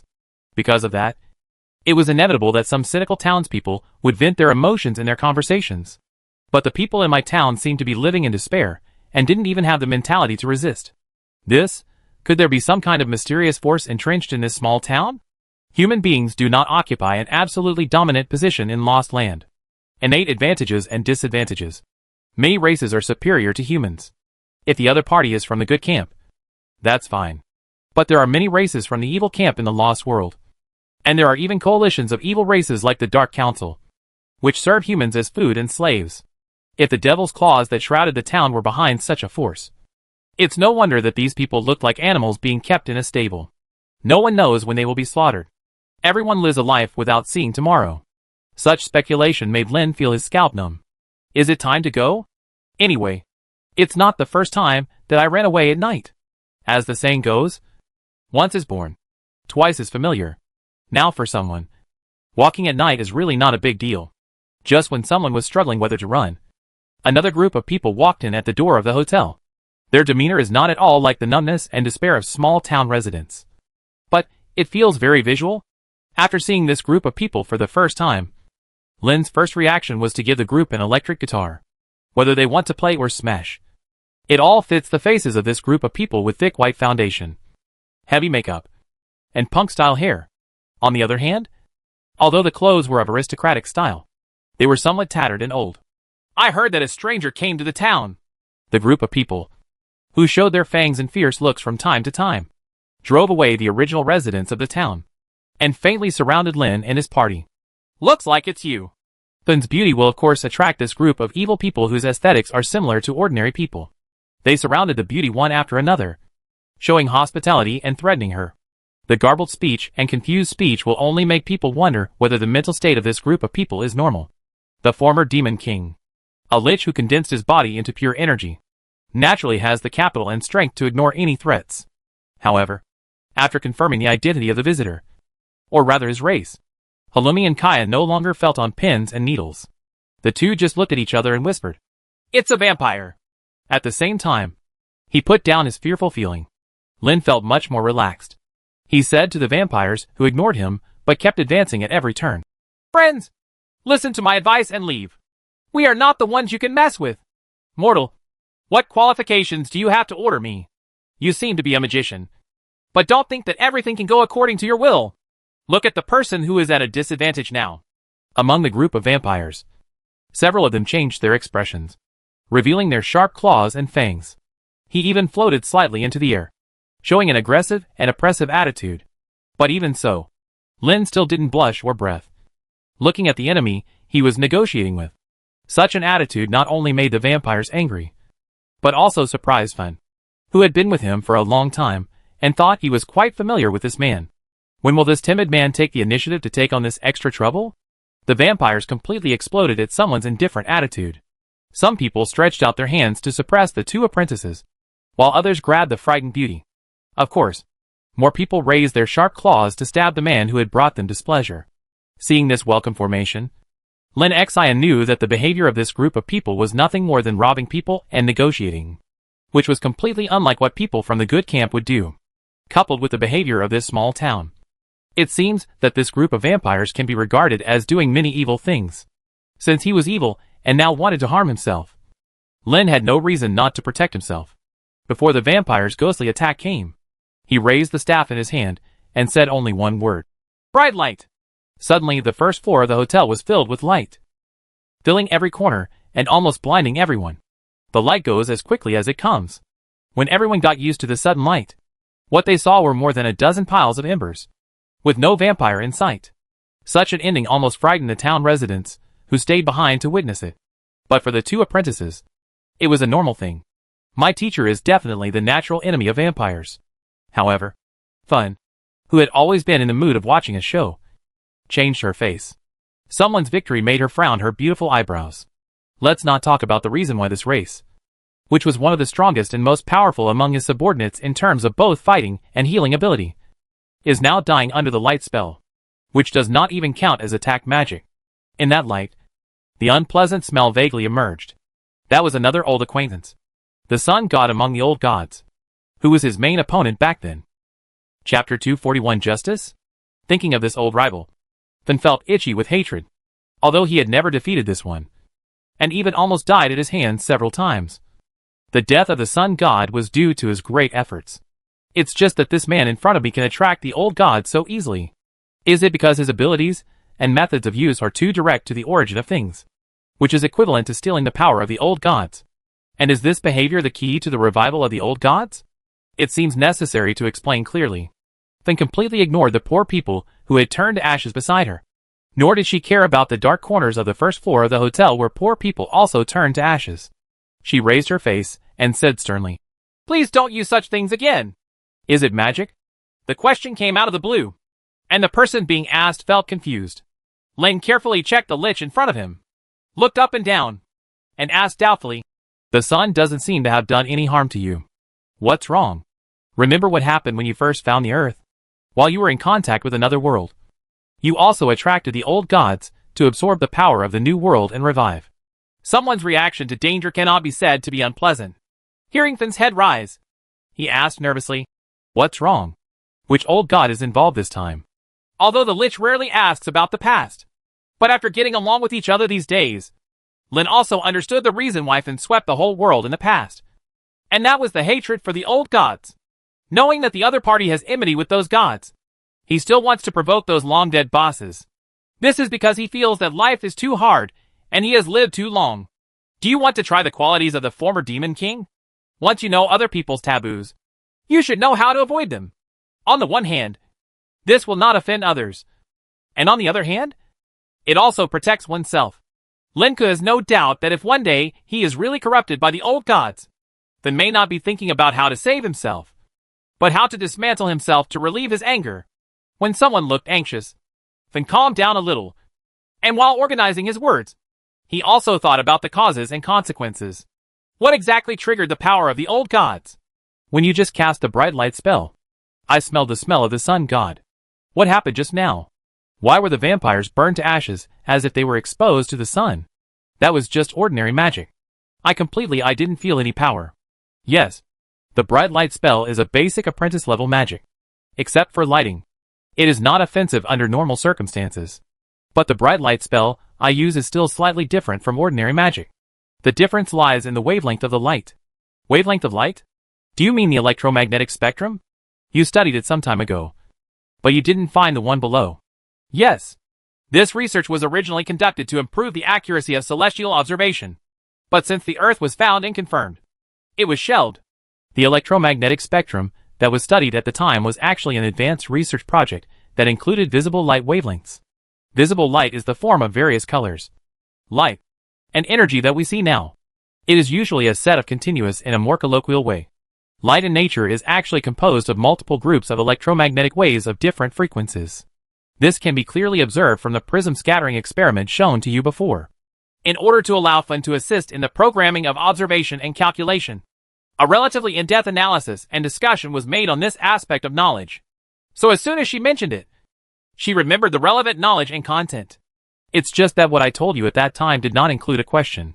That is, what is the composition of the spectrum of everything we can see with the naked eye?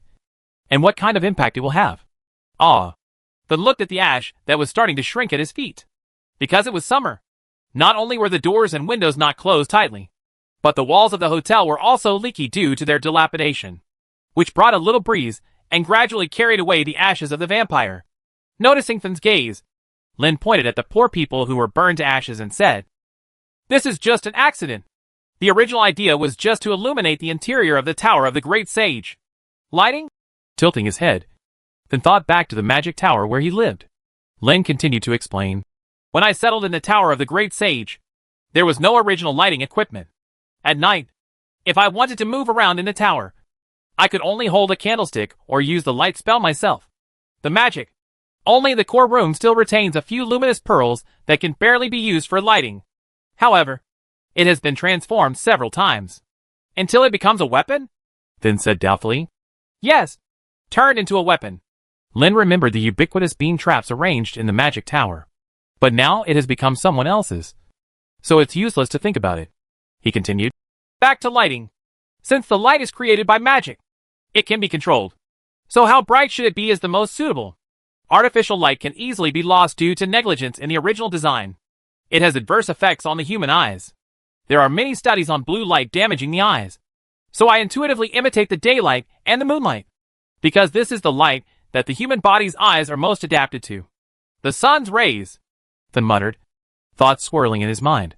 The first accident happened when a group of vampires broke into the tower one night and took 2 little girls hostage. Halumi pointed at her companions dissatisfied and said, Kaya was bitten, but I was not. The black-haired and brown-skinned girl who was accused poked her cheek in dissatisfaction.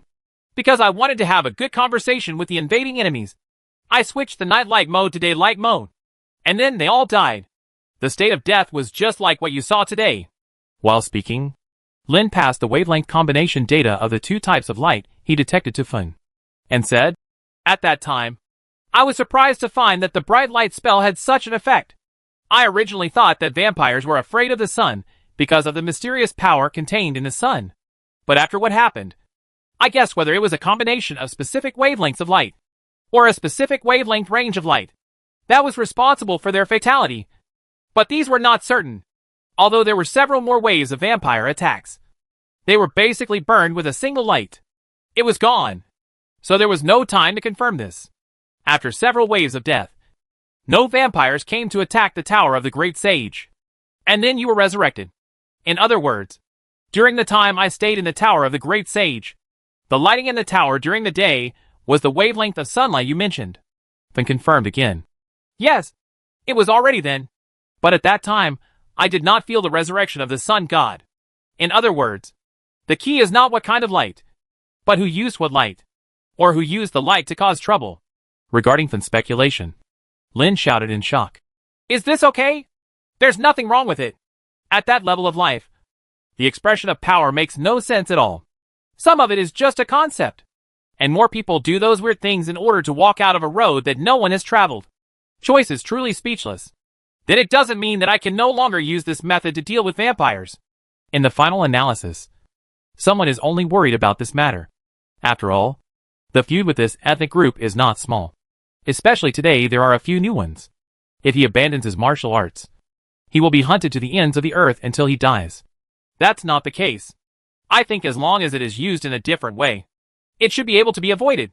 However, the actual situation needs to be tested to determine the actual situation. It's not that simple. To simulate the wavelength of sunlight, you must first have a carrier for simulation. This carrier must be in the form of energy and controllable. And most importantly, it must have the physics of waves characteristic. Then didn't say much and slapped Parsley, one of the 4 magic guns he carried with him, on the table.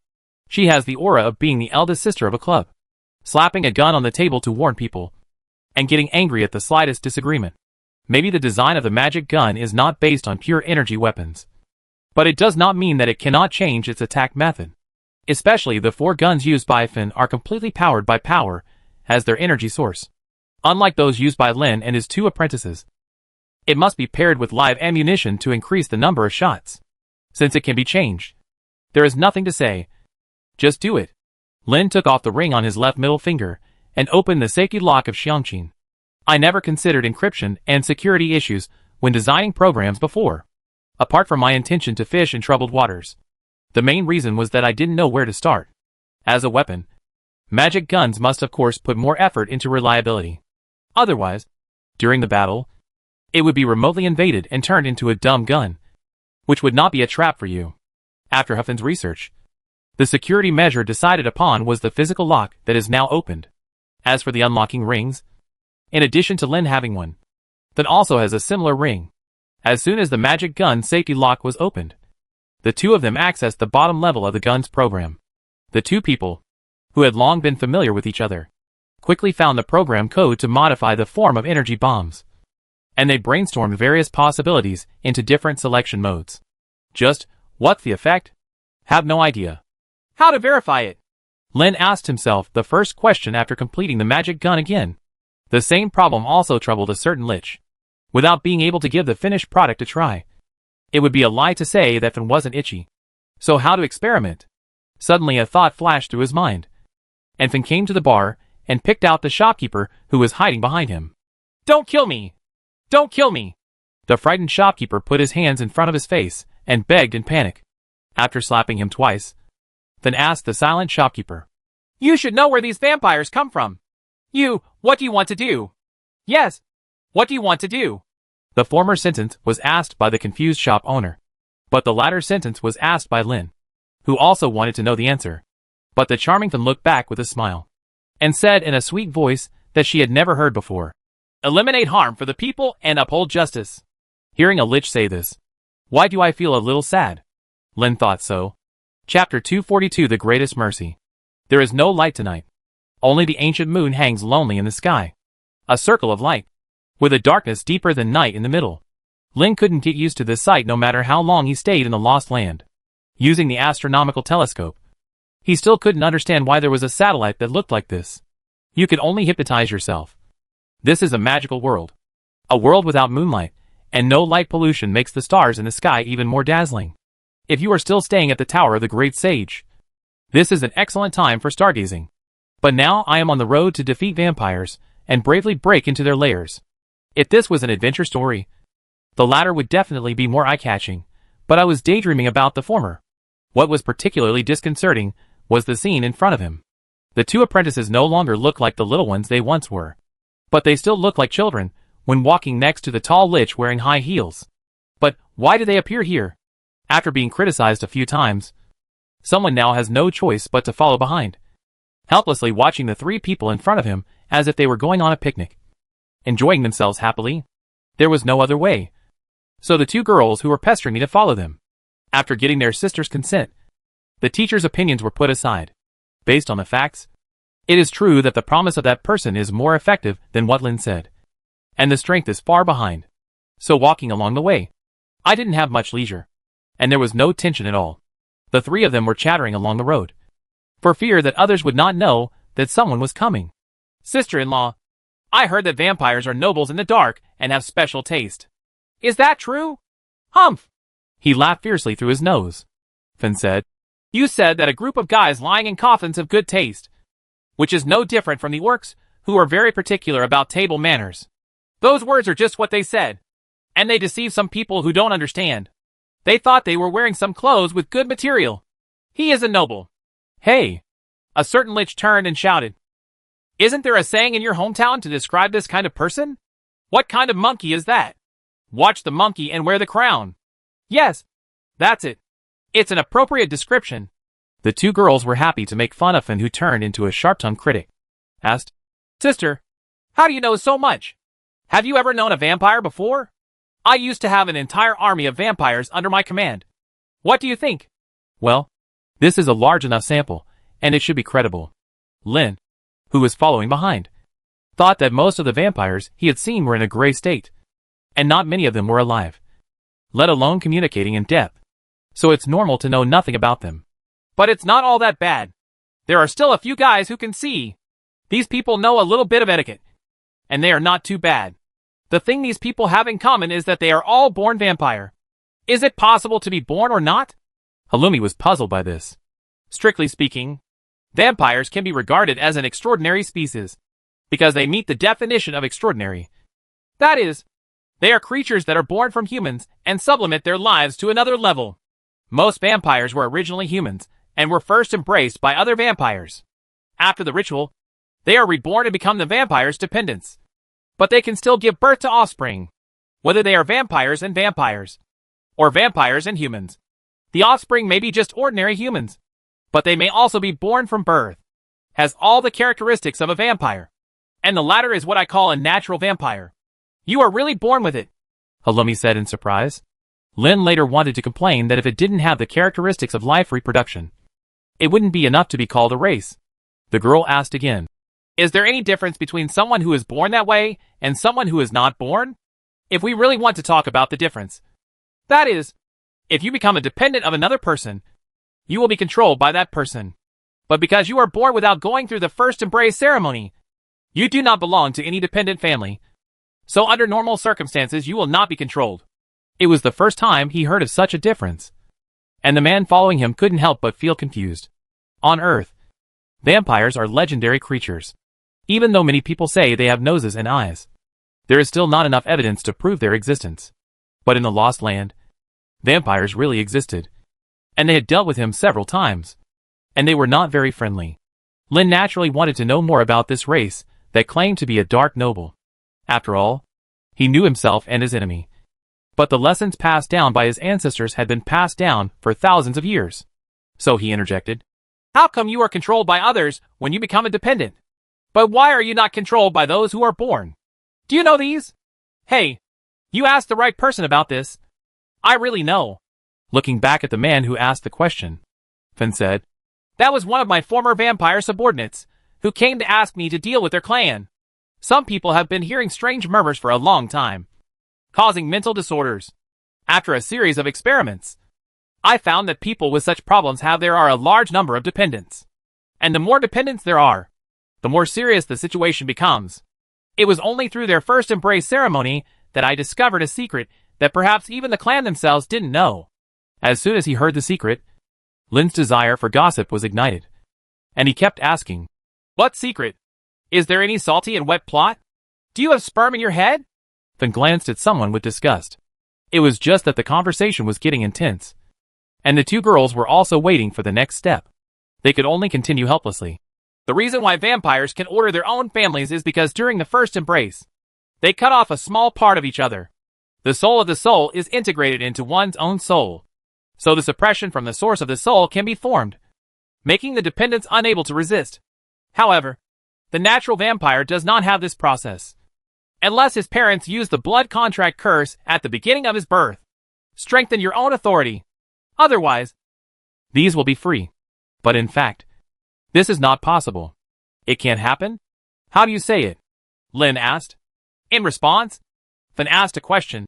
What will happen when you continue to cut off other people's souls and merge them into your own? You mentioned before. Insane? Insanity is a nice word. But in fact it is madness.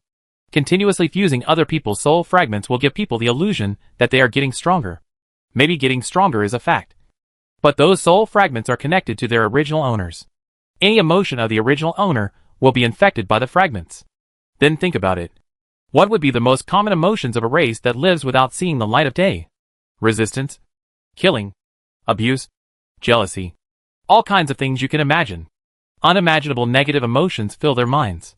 When the fusion people feel that their dependents have this kind of mentality, what do you think they will do? Use greater power to oppress the dependents below.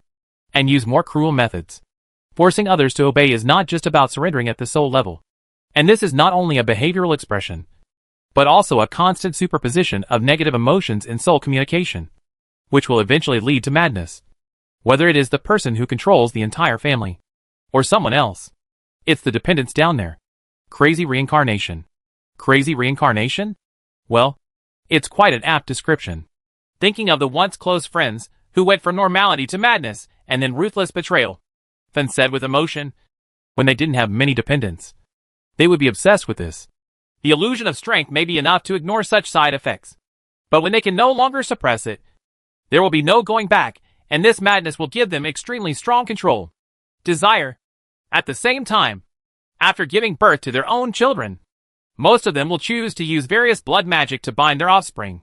Such racial secrets are a bit scary, to be honest. After hearing this, Lin had only one question. Since you got the answer, didn't you tell your subordinates to let them pay attention to this matter, so as to avoid the worst situation? If you are crazy, you may die eventually, but if you are not crazy, you may die immediately. In such an environment, what is your choice? Fen's question made someone feel infinitely emotional. The so-called hateful people must have their pity. Living in that kind of environment. If you don't go crazy, you have to die. So there really is no choice. Overflowing with sympathy, Lin said. Since they are also pitiful people, let's go back and don't hurt them. The two girls nodded in agreement. Are you kidding? Fen shouted excitedly on the spot after hearing what Lin said. The greatest mercy for them is to send them back to the arms of I don't know which god. Don't think that they are pitiful. So they deserve to be hateful. For their own good, this hopeless situation should be ended. Crazy. Not only good for yourself, but also good for others. Look at those people in the small town. Who is more worthy of sympathy? That's right. Sister, you are so powerful. The two girls raised their fists and shouted in agreement. And they definitely did not die worthless. They contributed their most precious lives to my research on magic. And in exchange, they gained progress in knowledge and weapons against the dark camp. Perhaps this is their only contribution in their lives. You can't bear to deprive yourself of such an opportunity. I can't bear it.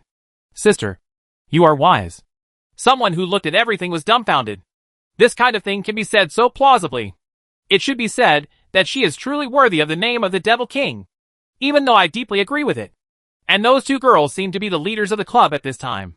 Once your emotions are aroused, you can ensure that you hit wherever you point and never miss the mark.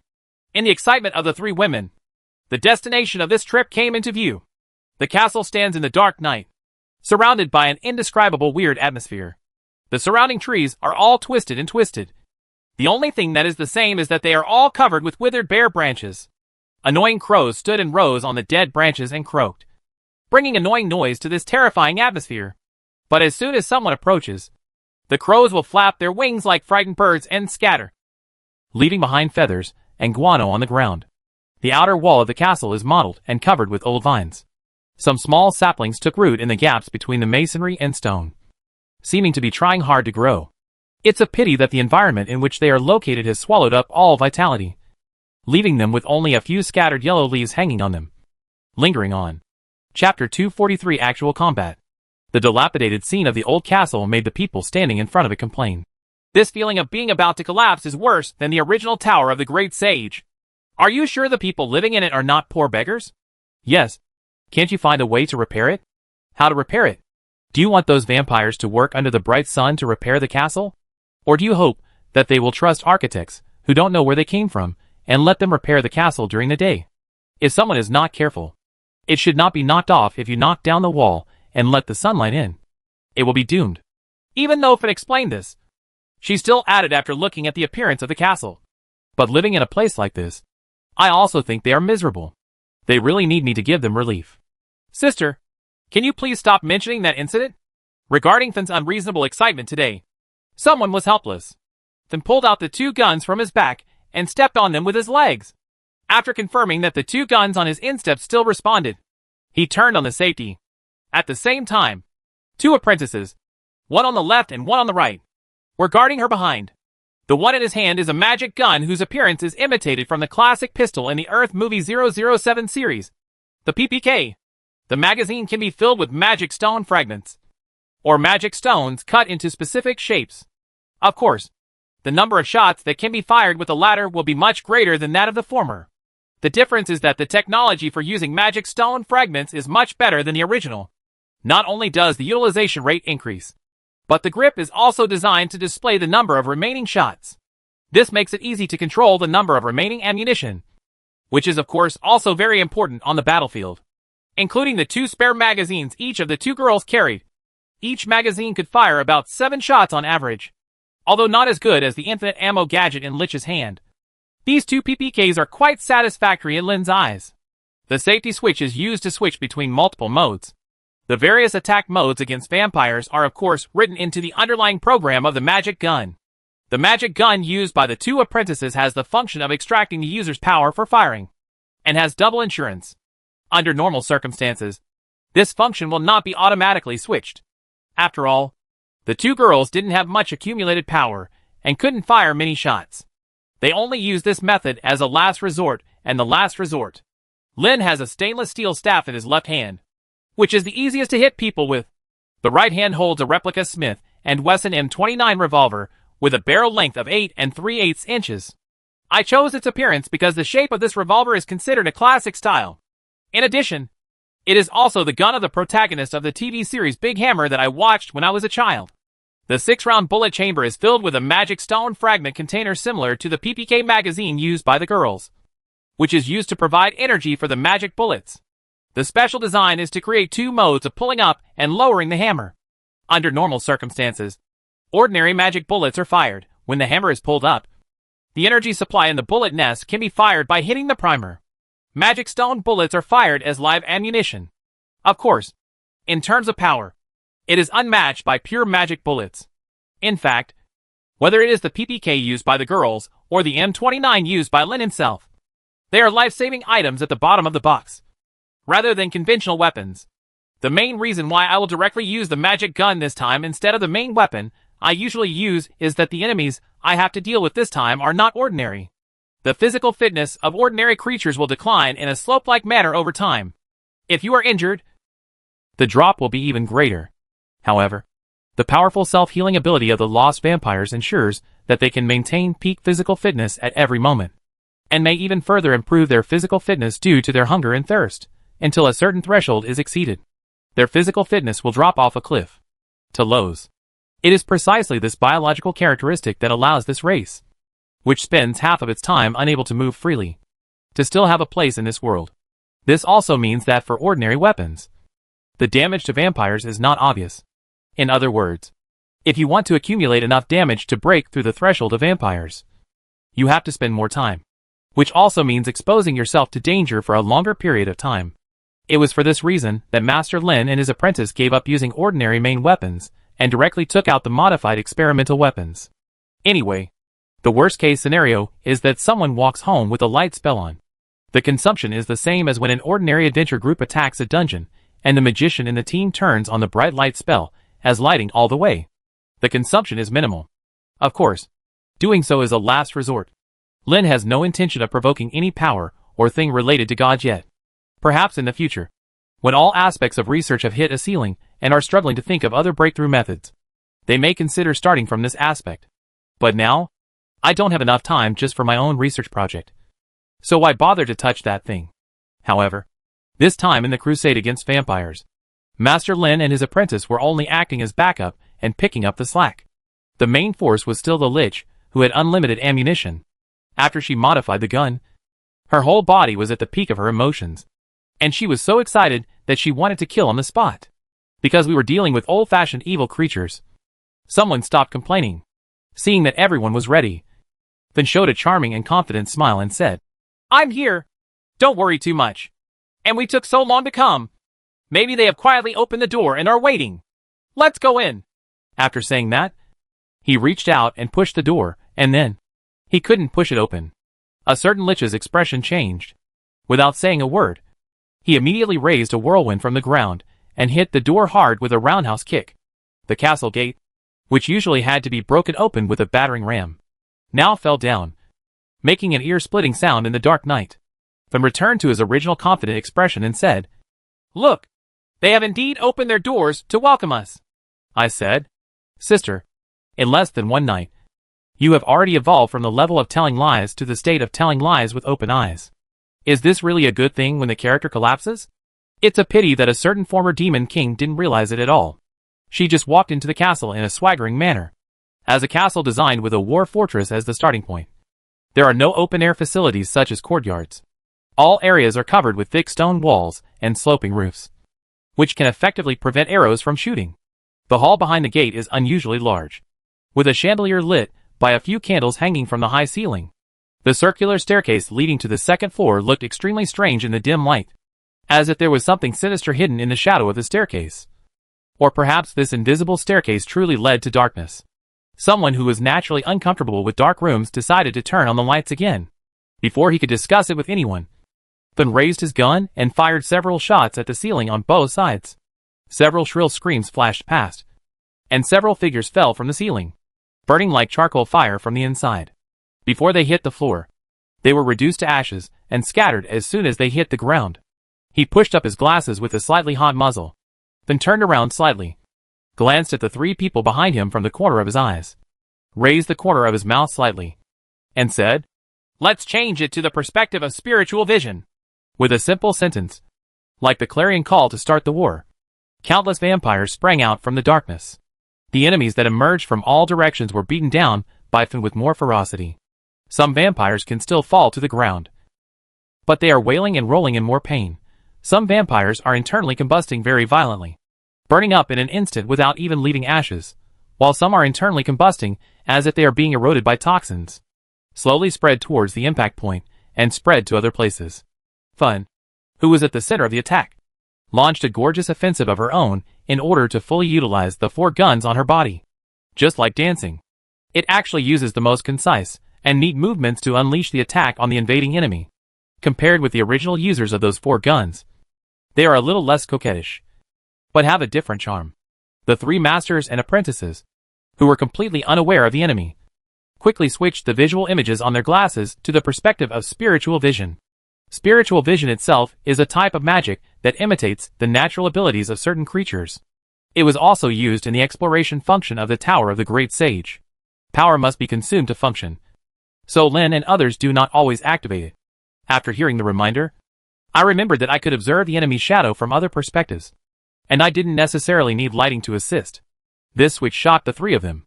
After being modified and attached to the glasses, the vision magic filled the field of vision with the spiritual light emitted by the creatures. And judging from the aura level, they are all stronger than high-level human warriors. But the dumpling-like scene in front of him reminded someone of a very cruel saying that circulated from the late Qing dynasty and the early Republic of China: practice martial arts for 10 years and knock him down with 1 shot. The 3 people who were on guard did not take action rashly. Their reactions and ammunition count were inferior to letting go of their hands and feet to attack a certain lich. Therefore, only pay attention to those enemies that break into a certain distance and pose an actual threat to your own side. But even so, they didn't even have a chance to fire a shot. The ferocious offensive quickly stopped. Maybe enough people died, or maybe the way his companions died was too weird. In any case, despite losing many lives, they were still unable to injure the invading enemy in front of them. And the vampires also stopped their meaningless attack. They retreated quickly, leaving through the open windows, through the secret passages in the patio, and through every dark place that could not be seen through. For the vampire, who was still rolling on the ground, with most of his body in a state of internal combustion, then switched to the attack mode of the magic gun and sent him on his way neatly. At this point, there was no sound in the hall of the old castle, only the heartbeats in the chests of the 3 masters and apprentices, and the heavy breathing were extra obvious in this dead silence. Realizing that the enemy had temporarily retreated, Lin wiped the cold sweat from his forehead. Although in terms of results, the scene before us was the same as all the enemies who had invaded the Tower of the Great Sage in the past. They died under the dense and deadly barrage. But at that time, I was hiding in a strong magic tower, watching what happened from the external surveillance screen. To be honest, it felt like watching a movie. Except it wasn't as real. When those shrill cries before death echoed in the ears, the vampire's non-human-shaped green-faced fangs and claws were so close to the eyes, the live scene became an immersive one, and the level of fright was definitely triple jump.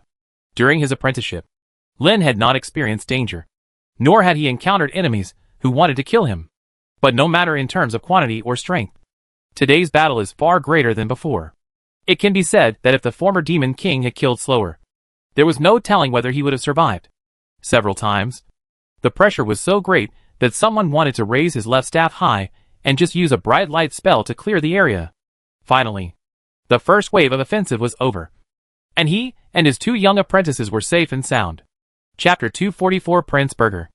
After repelling the first wave of vampire attacks, Lin realized something serious.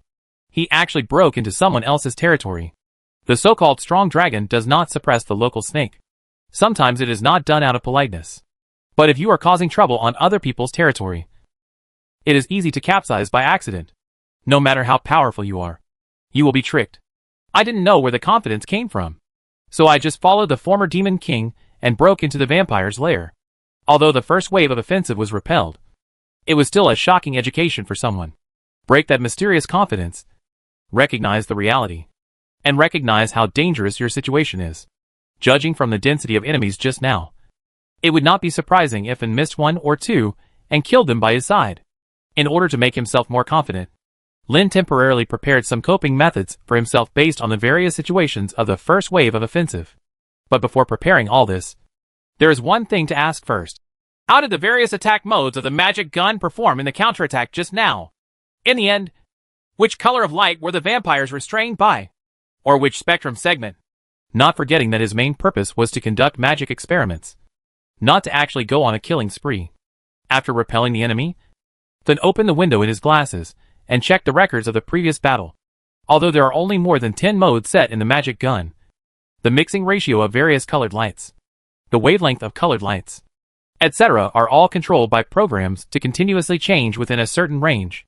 In other words, in just a few minutes, not only were 763 vampires killed, a total of 5,989 rounds were fired from the 4 guns, and each magic bullet was different. Setup. Not all said magic bullet attack modes can have an effect on vampires. That also remembers all the attack effects clearly with his extraordinary memory. What she has to do now is combine the attack effects with combat records to confirm which attack modes, or special proportions, and wavelengths of visible light can produce effective attacks. Since various parameters have been coded, Then's input and calculation are very fast, and the results are obtained in one fell swoop. The result can be said to be no surprise. Then said, most of the things that are fatal to vampires contain the ultraviolet rays you mentioned. I originally thought that the wavelength of purple light is quite short among visible lights. I thought that the shorter the wavelength, the smaller the wavelength, the more lethal it is. However, it seems that as the wavelength is shortened, the power does not increase accordingly, or even decreases. In other words, the wavelength that is fatal to vampires is between 380 and 450 nanometers. Although it was an expected result, after being influenced by science during this period, Then's words became somewhat intriguing. She didn't refer specifically to ultraviolet light, but emphasized wavelengths. Lin inevitably showed a curious and thoughtful expression.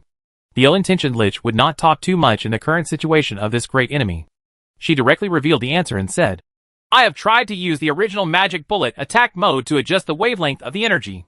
As long as it falls within the range, it can still have an effect, instead of limiting it to light magic. However, some attribute attacks cannot. The method of adjusting the wavelength must be applicable. So you have to find time to review which ones can be used and which ones cannot be used. For now, if you lock the attack modes in categories 3, 7, and 14, you can be effective against vampires. Attacked. Now that we have reached a conclusion, shall we withdraw? Lin asked tentatively. And of course, he received a look of disgust, assisting the 2 girls in adjusting their weapons. Thendian said, now that you have withdrawn graciously and mercifully, the vampires will remember such a favor and be a good person from now on and no longer do evil, or will they still chase you to the ends of the earth like this, until death? The answer to the question seems obvious, but it is such an obvious answer that makes someone feel helpless. To use the local saying, the head has been shaved, and it cannot be done without washing it. Many things have begun, but the end cannot be seen. I don't want to say anything too demoralizing at this moment. Then raised both guns to his chest and said, if you are afraid, stay here and guard our retreat. I am going forward. Girl, let's go. Okay, Wani-sama, the 2 girls said in unison. As for the person who was left behind, I thought of the horror and thriller movies I've seen. People who don't fit in with others and act alone will die, as will those who follow overly impulsive pig teammates. Anyway, I set up various flags, and they all died, and the result seemed to be about the same. Keep up. You might die if you follow a certain Lich, but based on intuition, you will definitely die if you are alone in someone else's territory. He doesn't look like the fate of a long-outline type protagonist, so Lin has few choices to make. In order to avoid killing all the experimental subjects as soon as they met, then strictly restricted someone from using the new version of the bright light technique. With light vision, although you can see the enemy, you can't see the surrounding environment. So they changed to a magic spell, which was an apprentice-level magic, dark vision. This magic allows people to see things in a dark place. But it is not like spiritual vision, which can observe enemies hiding in blind corners or distinguish the living from the pile of dead. However, the latter can be compensated for with experience, while the former cannot avoid any traps, or any items or terrain that will hinder progress, even if it cannot see any environment. Then was the first to walk into the main corridor on the 2nd floor, walking slowly, as if strolling in a leisurely courtyard. The 2 girls were in front of each other, one on the left and one on the right. Their positions were slightly staggered. Guarding behind the Lich, Lin was sitting at the back of the palace, looking around nervously, like a young man just starting out. The main corridor is straight and wide, with no side roads and no rooms. This place is more like a part of the castle's defense facilities. It wouldn't be a surprise if there are a few traps hidden there. But it seems that the vampires living here are quite confident. They have not set traps or used any sneak attacks. They just gathered a bunch of people wearing full armor, who didn't know what was inside. Standing at the end of the corridor, the armored warriors formed a queue of 3 abreast, filling the entire corridor. A clear and slow sound of applause attracted the attention of everyone present. At the same time, Lin also noticed that there was a group of similarly armored warriors in the corridor behind him, blocking the retreat. "You are indeed the Demon King of Tikal." The voice came from the bottom of the corridor. At this time, a woman in gorgeous clothes floated into the air, touched the shoulders of the armored warriors with her delicate feet, and came to the front of the queue. "Oh, you know who I am, and you dare to come to me for trouble. Either you are too stupid, or I haven't killed anyone for too long. So you misunderstood that I am easy to bully." Amidst the sparks stirred up by the 2 women, the armored warriors behind them arrived at their position and stood firmly behind their group, not intending to let anyone go. Among the vampires, the person who spoke up said, "When I heard the news from my companions from the Southwest Peninsula, I was surprised at first, and I didn't think you were that adult. But mainly the target is not you, but because the man behind you killed many of our compatriots, and I will seek justice for them. Oh, it seems that you will come to cause trouble. It is not a sudden move, but it has been prepared for a long time." "That's right. Although I don't know why you are following that man. Sir, now that your identity has been confirmed, I don't think there is a need for a fight between us. Whether he forced you to sign any blood contract, or something else, as long as you give him to us, I promise to give you your freedom. Of course, the 2 girls you love can also leave. Oh, it's so simple and so negotiable. Of course." The vampire who spoke saw that things were about to happen. Although he tried his best to hide his expression, he still couldn't help but let the corners of his mouth curl up slightly. "About this matter," a certain Lich replied directly without thinking too much. She said, "I don't have any friendship with you, so I don't think it is necessary for me to do things according to your wishes. Besides, I know that if this man really holds a contract that binds me, you have many ways to transfer it. The contract makes me bound by you. Every war between clans uses this method to annex the power of other vampire clans. No, I swear on the name of my father. Please believe in our sincerity. After all, my father was one of your legion commanders. I have grown up listening to all your glorious deeds. Among all brothers and sisters, I am the one who respects you the most." "Oh, who is your father?" Then asked curiously. "Huberberger, commander of the 11th Army, your most loyal servant.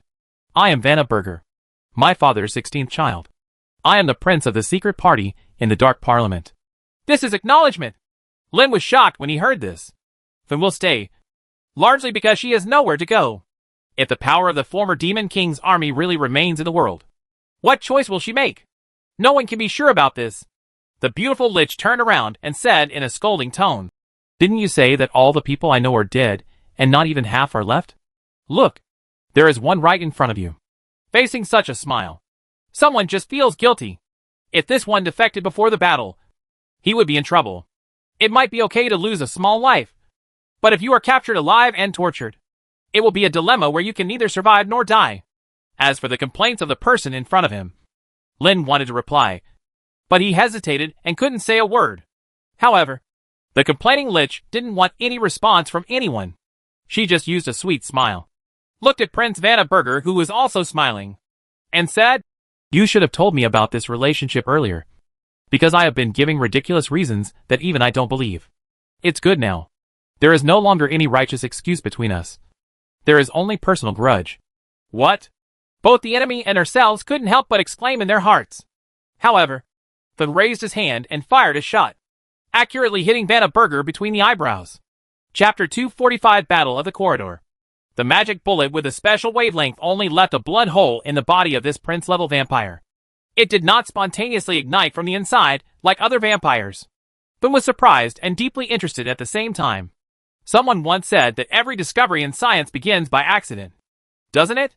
Before the Lich could take any further action, The vampire prince, who was attacked, immediately retreated to the back of the queue and screamed angrily, "Kill! Kill them! Leave no one behind!" At the same time, "Cover your forehead!" The strange energy kept destroying the tissues of his head, emitting white smoke that looked like it was burned by the sun. Before she got rid of this power, it was difficult for her to devote herself to the battle, so she could only order her subordinates to fight. Fortunately, the guards had been put on all the equipment, and they must use their complete war posture to bury this old antique, who has been silent for 1,000 years, and died, but not completely dead. The guards on both sides of the corridor came up to kill them fiercely. At the same time, there were bats on the ceiling, and vampires who had turned into human bodies came to kill them. Considering the problem of the attack angle, then also said with that sweet and charming smile, "I will deal with the front and the ceiling, and I'll leave the rest to you." Sure enough, I was still tricked. Someone shouted in his heart, "Just like in the movies, follow your pig teammates towards what is obviously a trap. The pig teammates are fine, but if it doesn't trick a few passers-by, A, B, and C, it doesn't qualify as a thriller. Maybe a certain Lich will survive this crisis safely, but the strength of others is at the same level as yours." Len really wanted to remind the other party like this, but it seemed that he didn't have time to do that kind of thing. In order to save his own life, Len could only focus all his energy on the battle in front of him. He took a few steps forward and put some buffering distance between himself and the two girls behind him. At the same time, he threw back the ammunition bag on his body and said, "Kaya, back up, Harumi. Support shooting." The heavily armed enemy in front of him came over fiercely. Although the corridor could accommodate 3 people walking side by side, even 2 people walking side by side would be too much if they wanted to fight. But the first wave of charges was all about momentum. So the 3 iron cans lined up side by side did not hesitate and charged forward with their long swords held flat at their sides. He tried firing the M29 in his right hand, but the magic bullet bounced off the armor. Just like the bad situation Lin guessed, magic resistance can be said to be the most basic attribute when dealing with enemies equipped with magic equipment. A single magic bullet wants to break the defense unless it has greater power and is not the permanent setting of the magic gun. With a full set of auxiliary magic already on his body, Lin punched his left hand hard and inserted the steel staff slightly into the floor, making it stand beside him. He drew up his horse's stance, raised the gun with his right hand, and pulled the hammer with the edge of his left hand. He fired 6 rounds from the revolver and killed the 6 enemies in the front row. They seemed to have lost their support after being shot. Their armor scattered on the ground, while ashes floated from the gaps in the armor. The live ammunition shooting worked. Lin threw the revolver to Kaya and only had time to say, "Load!" At the same time, he pulled the cane up from the ground and faced the approaching enemies. As a close guard of the vampire prince, loyalty and strength are both important. A mere 6 people fell down, which could not deter them at all. It's just that the positions of those who come forward are slightly staggered, in addition to giving each of them better room to move. It also allows them to have better room to display their combat skills. It is these small gaps that become someone's breathing space. Originally, he was worried that he would not be able to compare with these skilled warriors. But once his limbs were connected, Lin had no time to think about whether he was good at it or not. In order to survive, many actions were performed instinctively. Just like when he fought with himself countless times in dreams. Countless situations, and equally countless skills, I have experienced and performed in the life and death fight in that dream. It was that experience that gave him the illusion that he would be resurrected at any time after death, which made him let go of his hands and feet, fighting for his life with others, and almost performed beyond his normal capabilities.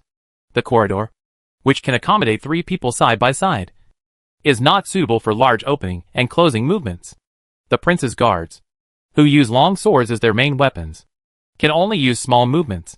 However, these weak skills cannot break the magician's iron cane. With the assistance of the giant power technique, even though the average quality of vampires is much higher than that of humans, Ling can still easily block every attack. It can get closer to the body, causing tripping or overturning. The prince's guards, who lost their balance one by one and were captured, had to face Halumi's follow-up shots. If one shot can't penetrate, just shoot a few more times. Under continuous shooting, the body supporting the magic armor will eventually be reduced to ashes. After getting back Kaya's reloaded M29 revolver, Lin became even more powerful. There is no need to knock the opponent down. After holding the opponent and seizing the gap, just get in close and take a few shots. A close-range impact from the same position can easily break through the defense of magic armor. And to kill a vampire, only one shot is needed. If there are two enemies approaching at the same time, Lin will bully and rush into each other. Or knock the enemy against the wall. Or just knock the enemy off balance. Then seize the opportunity to pull the hammer and use live ammunition to destroy an enemy first. Just as the three masters and apprentices cooperated in this way, they withstood the pressure from behind the corridor during a battle with a certain man who was forgetful. Unlike the front where the Lich is in charge and the enemies coming from above, Lin needs to get close to fight to save ammunition. With 4 magic guns with unlimited ammunition, Think can unleash his attacks on the invading enemies to his heart's content. Different from the previous wave of offensive. In the previous wave of counterattack, in order to obtain experimental data, Then had many attack modes that were not fatal to vampires at all. Despite the barrage, there were still many vampires who survived being shot dozens of times. In the end, he was beaten into a honeycomb, and the speed of self-recovery was far slower than the damage caused. Then he fell to the ground, and Finn had the opportunity to shoot again and died. The impression of the first wave of attacks also appeared in the eyes of the vampire survivors, and they mistakenly thought that such an attack was the limit of the former Demon King. As long as the distance is shortened and more troops are invested in a short period of time, there is a chance to break through the blockade of the unknown weapon, kill it, and deal fatal attack damage. This misunderstanding led the vampires to choose this corridor as the main battlefield for the second wave of attacks, and they were surrounded from the front and back, leaving no escape route for the intruders. But what responds to the vampire's intention is a more efficient killing speed. No one among the vampires who transformed into bats or climbed on the ceiling and jumped down to attack could survive a single shot. The prince's guards benefited from the magic armor and were able to take a few more shots and advance a few more steps before breaking through the defenses. In the end, they still had to drink their hatred, leaving only the armor that had lost its owner and fell into dust. When Vanna Berger realized that something was wrong, it was the Demon King Tikal who had enough time to deal with the vampire prince's guard with a few shots. He was still sulking at the back, wrestling with a certain incompetent magician, and let the whole team. The corridor was completely empty, and except for myself and the 4 people on the Demon King's side, there was no time for anyone else to stand. It can be said that before one of the fighting parties had time to feel scared, and before the commander had time to detect the abnormality on the battlefield, all the people on his side were killed. Although this kind of massacre efficiency was not as instantaneous as the rumors, it also made people feel at ease. It's unimaginable. Even if he personally led the team to hunt down the humans who had no ability to resist, he would not be able to do so quickly. Fanatical, who was known as the Demon King, walked on catwalks, swaying, and slowly walked towards the still living vampire prince. On the ground, the armor that had lost its wearer was actively swept to both sides as the Lich moved. This is the performance of having a lot of power and using it to the limit. The way I go is the way. Some obstacles on the ground will automatically move away. Vanna never thought about running, or even if she ran. Where else could she run? Without the stronghold in the family, the name of the prince has no meaning. Other members of the Dark Council cannot provide help in times of trouble. It is more like adding insult to injury.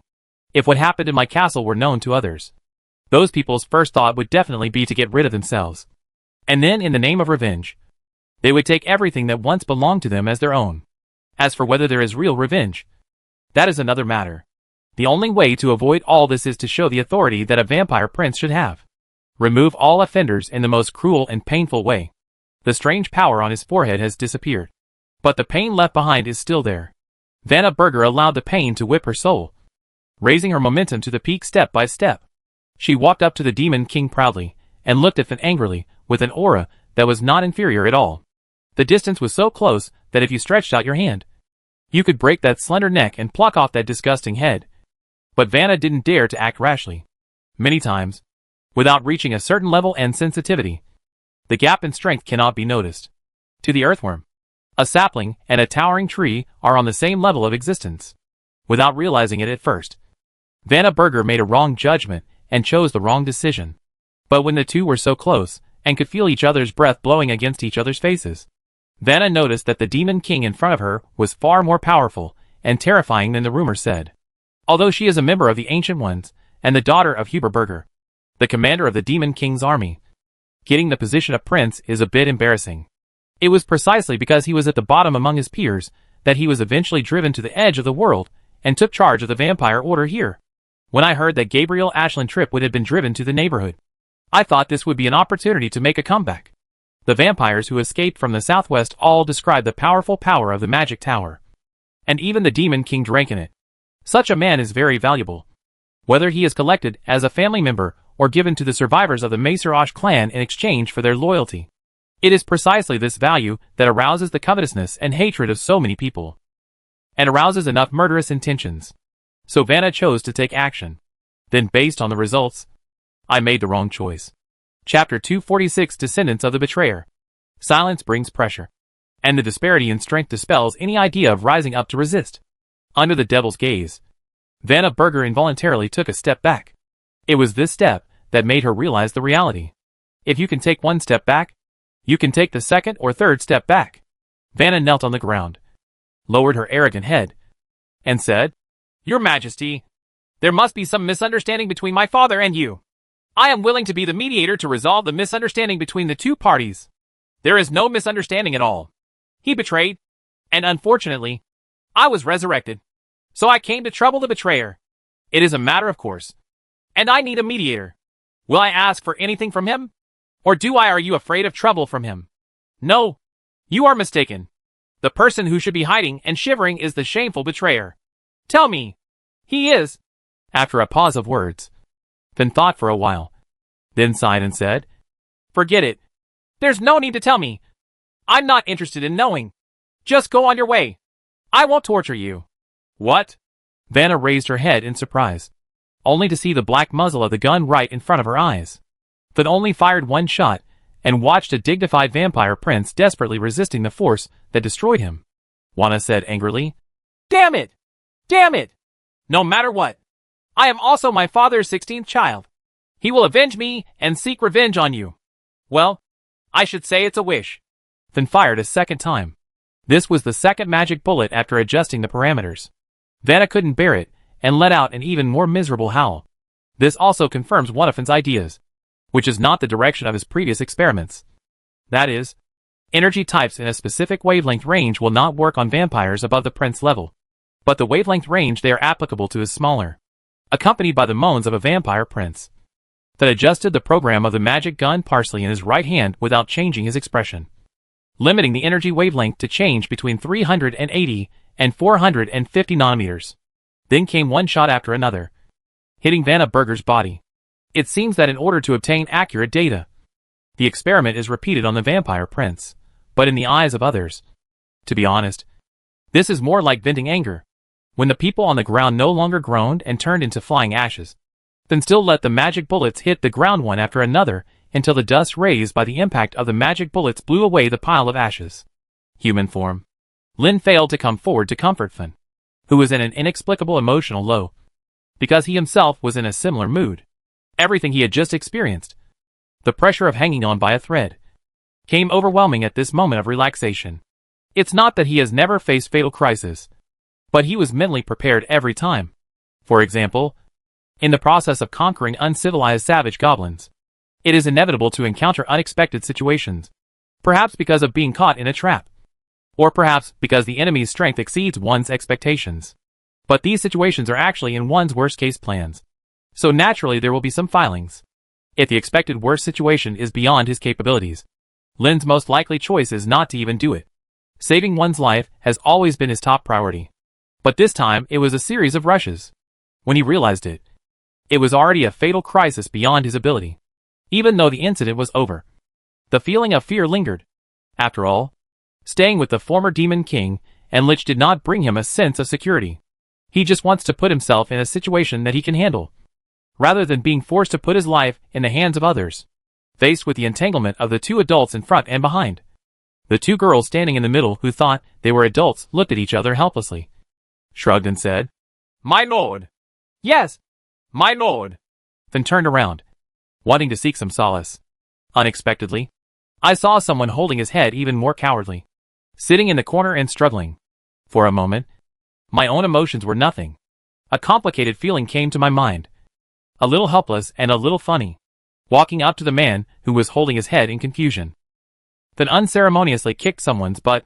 Then said loudly, "Hey, stop crying and get up and work." I'm not crying! Lin stood up and shouted excitedly. But then he became a little embarrassed, touched his crotch and said, "But maybe there is some urine leakage." Suddenly he realized that he seemed to have said something very serious, and he pretended to be defensive and said, "It's nothing. It's just a little exercise. It's just that my clothes are soaked with sweat." Being stared at by 3 pairs of disdainful eyes, Finn said with disgust, Okay. No one cares whether you peed your pants or sweated. Don't you have a magic that is specially used to explore the maze? Can it be used here? That is to use the principle of sonar to explore mazes or buildings, and present the returned results in the form of 3-dimensional topographic maps. This is the result of someone not doing his job properly during his time at the Tower of the Great Sage. However, Lin has only used it at the Tower of the Great Sage, his home in Willian City community, and the Chunghwa Eden College campus, and the results are fairly accurate. But it has not been used on a large scale, so I cannot guarantee whether it will be applicable everywhere. Lin immediately made preparations for Finn's request, but he still asked, "What are you doing to explore the terrain? To knock down the evil villain's lair? Of course you need to collect loot. That's not always what those adventure stories say. If you didn't get some very special treasures, or a lot of wealth, who would know what you did?" With the word profit at the forefront, the original entanglement was instantly thrown out of the sky. Lin held the staff in his hand. After replacing the magic stone on the head of the staff, he chanted magic spells plausibly. Although there are programs to handle most of the work, traditional spells are still needed as a starting point. Just like the syllables of a song, it took a lot of effort for this tone-deaf man to sing smoothly. After all, the syllables and pitch will affect the performance of magic, and the string of spells being chanted now is even longer. Finally, before biting his tongue, he finished chanting the spell and hit the ground with the staff. It should have been a sound wave that humans couldn't hear, but it was like substance, rushing through the bodies of everyone present. The 2 girls even felt a ringing in their ears. This is because the air carries too much energy in one breath in order to transmit sound waves, which makes people feel so uncomfortable. But the effect is also obvious. When the sound waves are transmitted back and forth, the architectural topographic map drawn with whiteboard pen on the staff becomes increasingly clear and accurate. Finally, the interior outline of the entire castle was clearly presented to several people. Huh? Looking at the outline map, Lin was confused about certain places in the castle. Then he cast a second magic, which was a simplified version of the biological magic he used in the Tower of the Great Sage. Use it with the outline map to quickly find the living creatures still in the castle. There are still people alive. Oh, where is it? Then put his left pistol back on his waist, adjusted his right pistol, and prepared to kill the enemy. After looking at the direction Lin was pointing and comparing it with the location of his group on the same outline map, then quickly identified the other party's direction. Direct the 2 girls to organize their equipment. Although Kaya was not the main attacker in the previous battle, her PPK magazine was still consumed a lot by Halloumi. This is because the power of PPK is weak, and Halloumi cannot accurately calculate how many shots it takes to break through the defense, and then a few more shots to deal with a vampire guard soldier. So to be safe, almost killing 2 vampires will consume a magazine. This was achieved by alternately using Kaya's PPK and the M29 loaded by their teacher most of the time to survive the most dangerous moment. Fortunately, there are not many people who are qualified to become the Vampire Prince's guard, and their main force is placed in the front direction of Fun. At the same time, Lin also retrieved his ammunition bag and loaded the remaining 3 magic bullets into the bullet nest. There aren't many enemies left, so basically as long as Finn takes action, it shouldn't be his turn. Otherwise, with the current amount of ammunition, someone would definitely quit the castle and come back a second time when everything is ready. The word cautious didn't seem to have any meaning to the Lich. After waiting for the other 3 to organize their equipment, she took the lead and walked towards the remaining enemy hiding places. No walking against the wall. No cover. No, nothing. Just like a target, if he could hit her to death. Sure enough, mortals should not be together with geniuses. It's not that it makes people feel ashamed, but it's too easy to be led into a pit, and they don't understand how they died. At the door of the room where the person was hiding, then pointed to the heavy wooden door and asked for confirmation. Is this here? It should be, Lin replied subconsciously, and quickly added, maybe it's the person who was captured, not a vampire. You don't want to shoot when you see a figure. Ask first. I know. Fun, who looked a little impatient, kicked open the door with another roundhouse kick. But before it was her turn to speak, a shouting voice came from inside the room, saying, "Don't turn on the light! Don't turn on the light! I'm not hostile!" A certain Lich, who took back his gun, clicked his tongue with a look of regret on his face. It's just that the people inside are yelling not to turn on the lights, but not to shoot. In addition, the voice seemed familiar. So Lin stuck his head out from behind the Lich and looked into the room. The person hiding inside walked out of the darkness simply. As soon as he appeared, Lin was surprised and said, "Why is it you again?" What appeared was a familiar face from the southwest peninsula. Lady Dorothy Nagi, the only daughter of the vampire Archduchess Vanity. She still has that otherworldly and ethereal image. But in terms of clothing, she has been conquered by the so-called Fanny style. This is the style of clothing Fan wore when attending aristocratic gatherings. The tight-fitting trumpet long skirt has a deep V cut on the front, revealing a large area of white skin on the back. The two lotus-like arms are covered with white gauze sleeves. The simple and elegant style of the 21st century on Earth has really begun to invade this other world. Chapter 247, Descendants of Cowards. "Your Majesty Tikal. Your Excellency Tripwood." Dorothy bowed and said, "Okay, as a lady." The two followers behind him also saluted, but remained alert, staring at the intruders. The person in front of her is very beautiful, but next to her there is a tall, beautiful woman with a model figure and good looks, who changes her look from time to time, coupled with the training of thousands of mysteries in the D-slot in the past. Even though Lin admitted that Dorothy was a rare beauty, he would not be so fascinated that he forgot about it. Instead, this one appeared in front of him, and the information revealed by the vampire prince before he died made Lin look at the lady with suspicion. Asked, "Did you reveal our whereabouts to the vampires here?" Such an accusation caused the calm and indifferent female vampire to change her face and said, "Your Excellency, this is a misunderstanding. I am actually here on my father's order to persuade Prince Burger not to act impulsively, because we have heard that the remnants of the Marquis of Maceroche have come to D City to slander the prince, with the intention of harming you. So my father did not want to ruin the friendly relationship with you. So he sent me the relevant letter. It has been handed over to Prince Burger. I believe you can find this letter in the study. Do you believe what she said?" Then simply ignored the girl in front of him and turned his head to ask someone. Although he couldn't be said to be trusting, Lin didn't think that the other party would be the mastermind behind the scenes. At least he didn't look like a wise man who was sure of victory, and knowing full well what he was capable of. A whole lineup of pure vampires wanted to plot against him. This was probably to plot against those vampires. If he hadn't been restricted by Fan and used his ultimate when he came up, even if there was a vampire army here, it would be of no avail. So Lin calmed her cheeks and said, "What she said should be credible. She doesn't have any leverage to lie to others. Does she?" Pouting in thought, the Lich seemed dissatisfied with this answer. So she looked directly at the vampire lady for the first time and asked, "Who is your father?" Is this a net worth investigation? Although Dorothy was confused, she did not dare not answer and said respectfully, "My father is Grand Duchess Vanity, and my name is Dorothy Nagi." "Then who is your grandfather?" "My grandfather? My grandfather's name was Malkovich Nagi. He is no longer alive." "Oh, it's him." Xiaoma then put the magic gun back on his waist and said nostalgically, "That coward doesn't have much time left to live. He's already dead." Regarding Fan's comments, Lin said with a bit of laughter, "After all, it's in front of others. Is it really okay to criticize someone's ancestors like this? I don't have any criticism. I'm just telling the truth." Fan curled his lips slightly dissatisfied and said, "When I was recruiting soldiers, I also looked for that kid. But when he heard that my purpose was to kill the gods, he was so scared that he peed on the spot and ran away. To say he was a coward would be putting it mildly." Lin slightly apologized, but Dorothy just shook her head helplessly. But Fan took Lin's wand and played with the architectural perspective of my castle.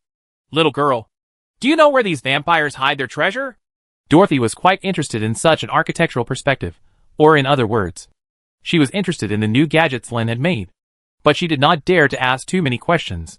After briefly identifying the map and her own location, she pointed to a certain place and said, "This is Prince Burger's study. I have been there before. The one next to it seems to be a dark room. Maybe you can go there and have a look." Throwing the cane back into Lin's arms, Fan happily said to everyone, "Let's go and see what good things this prince has in his collection." Then he walked briskly towards the study. Dorothy looked confused at the back and asked, "Which one is really His Majesty the Demon King? Your prince and her subordinates are all dead." I just killed a few of them. The rest are her achievements. What do you think? Although Lynn and others were able to break into the room where she was hiding, actually where she was placed under house arrest, Dorothy had already had a bad feeling. Now this hunch has only been confirmed. And there is nothing good or bad about it. Anyway, the prince with whom he had a deep friendship changed his mind, and wanted to use himself as a hostage to threaten his father. The little bit of favorability I had in the past has long since been deducted to nothing. After hearing what happened to the other person, the only feeling I felt was a sense of joy all over my body. As for a certain Lich who let himself go, after breaking into the master's study, he was not interested in rummaging through the bookshelves and documents, and went straight to the secret room. In fact, after determining the direction of the secret room, it is just a matter of looking for the mechanism to open. But even knowing that the target was behind a certain wall, he still looked for a switch that was hidden somewhere, then felt that this behavior was quite stupid. So she came to the brick wall where the oil painting of the dead vampire prince hung, and turned the palm of her right hand into a knife, which penetrated directly into the wall. Then she turned her palm outward and pulled it outward, tearing the entire wall to the ground, exposing the back. The secret room where the treasure is hidden. Lynn, who rushed over, and Dorothy and her servants who followed behind, saw that a certain Lich had a different way of opening the door than ordinary people. And no matter what objections they had in their hearts, they swallowed them all, and did not dare to speak out. Just kidding. It's so easy to tear down a wall. Why bother to tear down an individual? There were only a few sparse boxes of gold and other valuables in the secret room, and they were not full. For an individual, this wealth is considerable. But for a force, this little money is really nothing. Kaya, come and check these boxes. Pick out the fine money and take it away. And don't want the rest. So heroic. Big sister, do you know how much money is thrown away just by saying this? As for the weapons and equipment in the stack, this Lich with a very high vision didn't even take a look at them and just skipped them. Lynn didn't have any objections to this, because the weapons and equipment that vampires like to use, including their materials, are a bit biased for ordinary people. The fighting habits of the main vampires will focus on emphasizing their own recovery ability and using various strange killing techniques. Even if he kills a man with one knife, he doesn't show a lot of tricks, and he is simply claiming to be a noble in the dark. This is why Lynn quite agreed when Finn said that vampires are a sick and slightly crazy race. And this characteristic is also the main reason why vampires don't have a good reputation in the Lost Lands. A race reveling in torture. As for the artworks collected in the secret room, Finn asked Halloumi to appraise them. The blonde girl seems to be quite talented in this area. At least what she thinks is good. Everyone else seems to be quite pleasing to the eye. Of course, not all of them are high-priced items. However, because there are not many such things, and with a group of people on the journey, it is impossible to bring something too bulky. So Finn asked Halloumi to check and take a look at the pile of weapons to see if there is anything special. Something made of materials. No matter how bad it is, those weapons and armor that have been damaged can still be remade. But her main purpose was to connect to the other end of the secret room. A circular downward staircase. Picking up a lantern with a special pattern on the wall that was obviously a magic prop. Finn stepped on the stairs step by step and walked down carefully. Lynn is not very interested in treasures or anything like that. As long as you make enough money, it will be fine. Too much money will cause trouble. Moreover, Myland is not an advanced world focused on entertainment consumption. Having money and nowhere to spend it is his most direct thought. If only I could have an NS. No.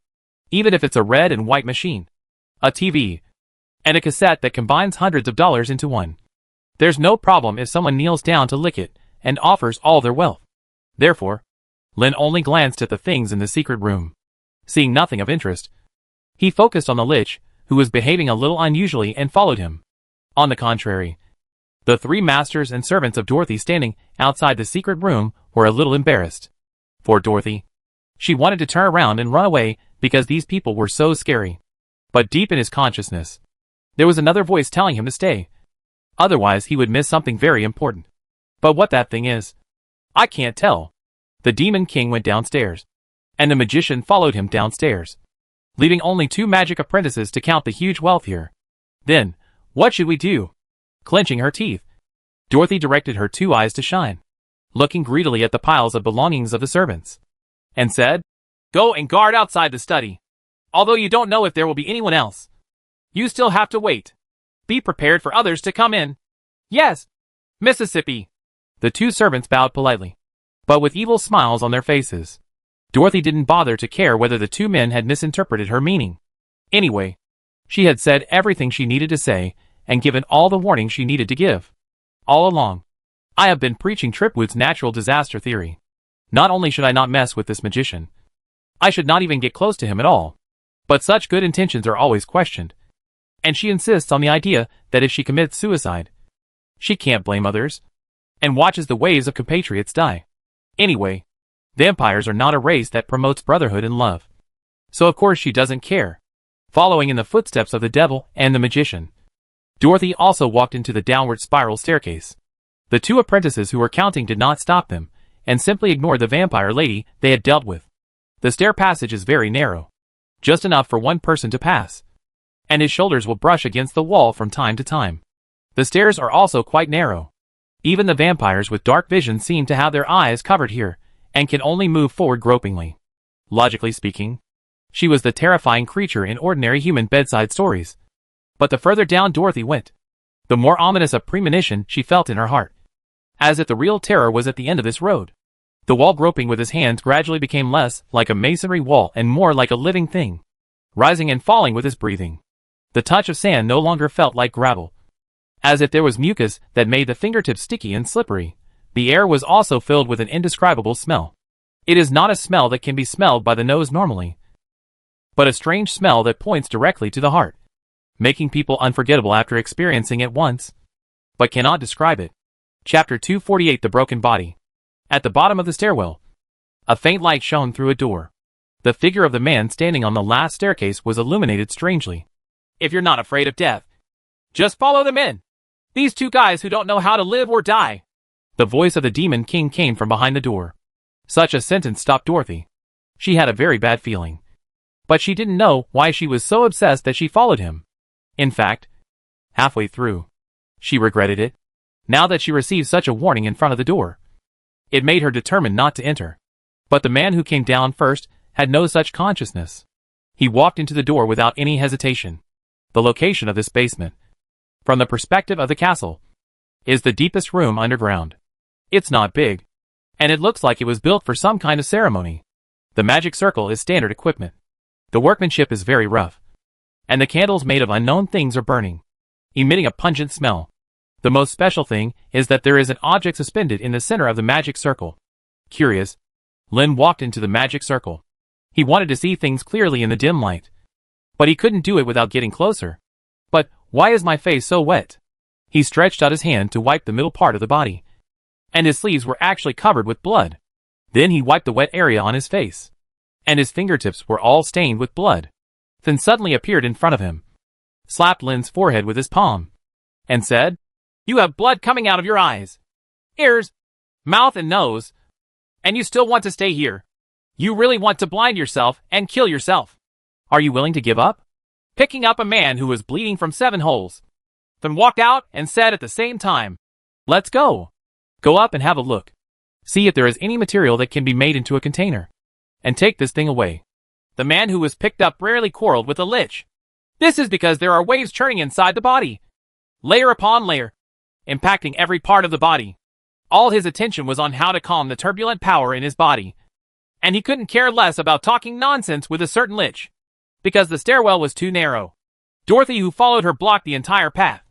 The strange appearance of Lin's terrifying face shocked the noble vampire lady. For a moment, my mind was in chaos. Thun was not polite about this and shouted to the vampire blocking the way, "Hurry up and don't stay down there in a daze. Otherwise, I will step on your body and walk up." Dorothy came back to her senses and walked up without hesitation. It was extremely difficult to say it down, as if I had walked for most of my life, but walking up was like walking from hell to heaven. And I walked out of the spiral stairwell in a short while. The two apprentices have already made preliminary classifications. Several large piles of things have been sorted into categories and stacked in a corner of the secret room. The person who was carried out of the spiral stairwell was thrown to his apprentice. It turned out that Halloumi and Kaya were concentrating on doing the assigned tasks. The sudden interruption certainly aroused their dissatisfaction, but upon closer inspection, he turned out to be his teacher. It doesn't matter that the person doesn't look very good, but now on that bloodless face, Blood is constantly coming out from the facial features. Suddenly, the two of them wiped their faces nervously and fanned themselves, completely at a loss. The restlessness in his body gradually calmed down, and Lin recalled the past. No, he couldn't remember anything at all. He couldn't remember what he saw. He only knew that he stepped forward to take a closer look, and he was tricked. If it weren't for another force within the body to counteract it, I'm afraid I would have to explain it here today.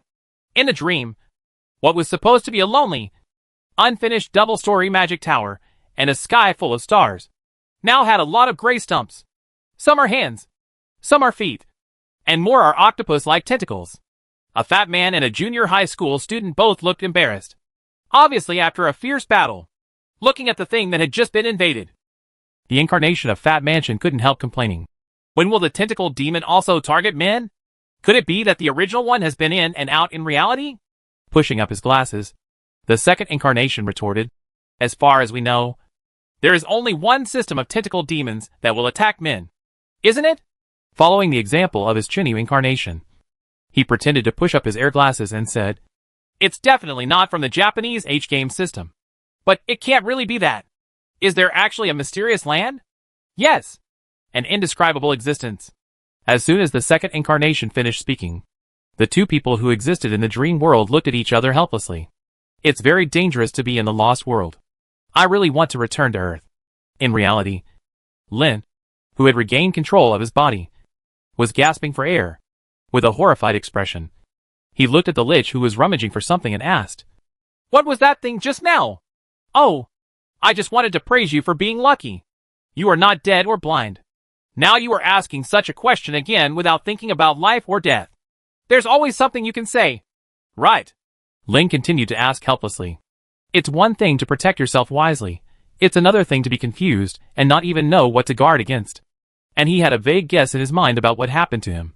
He caught Halumi off guard and let the dying man rest on Kaya's lap.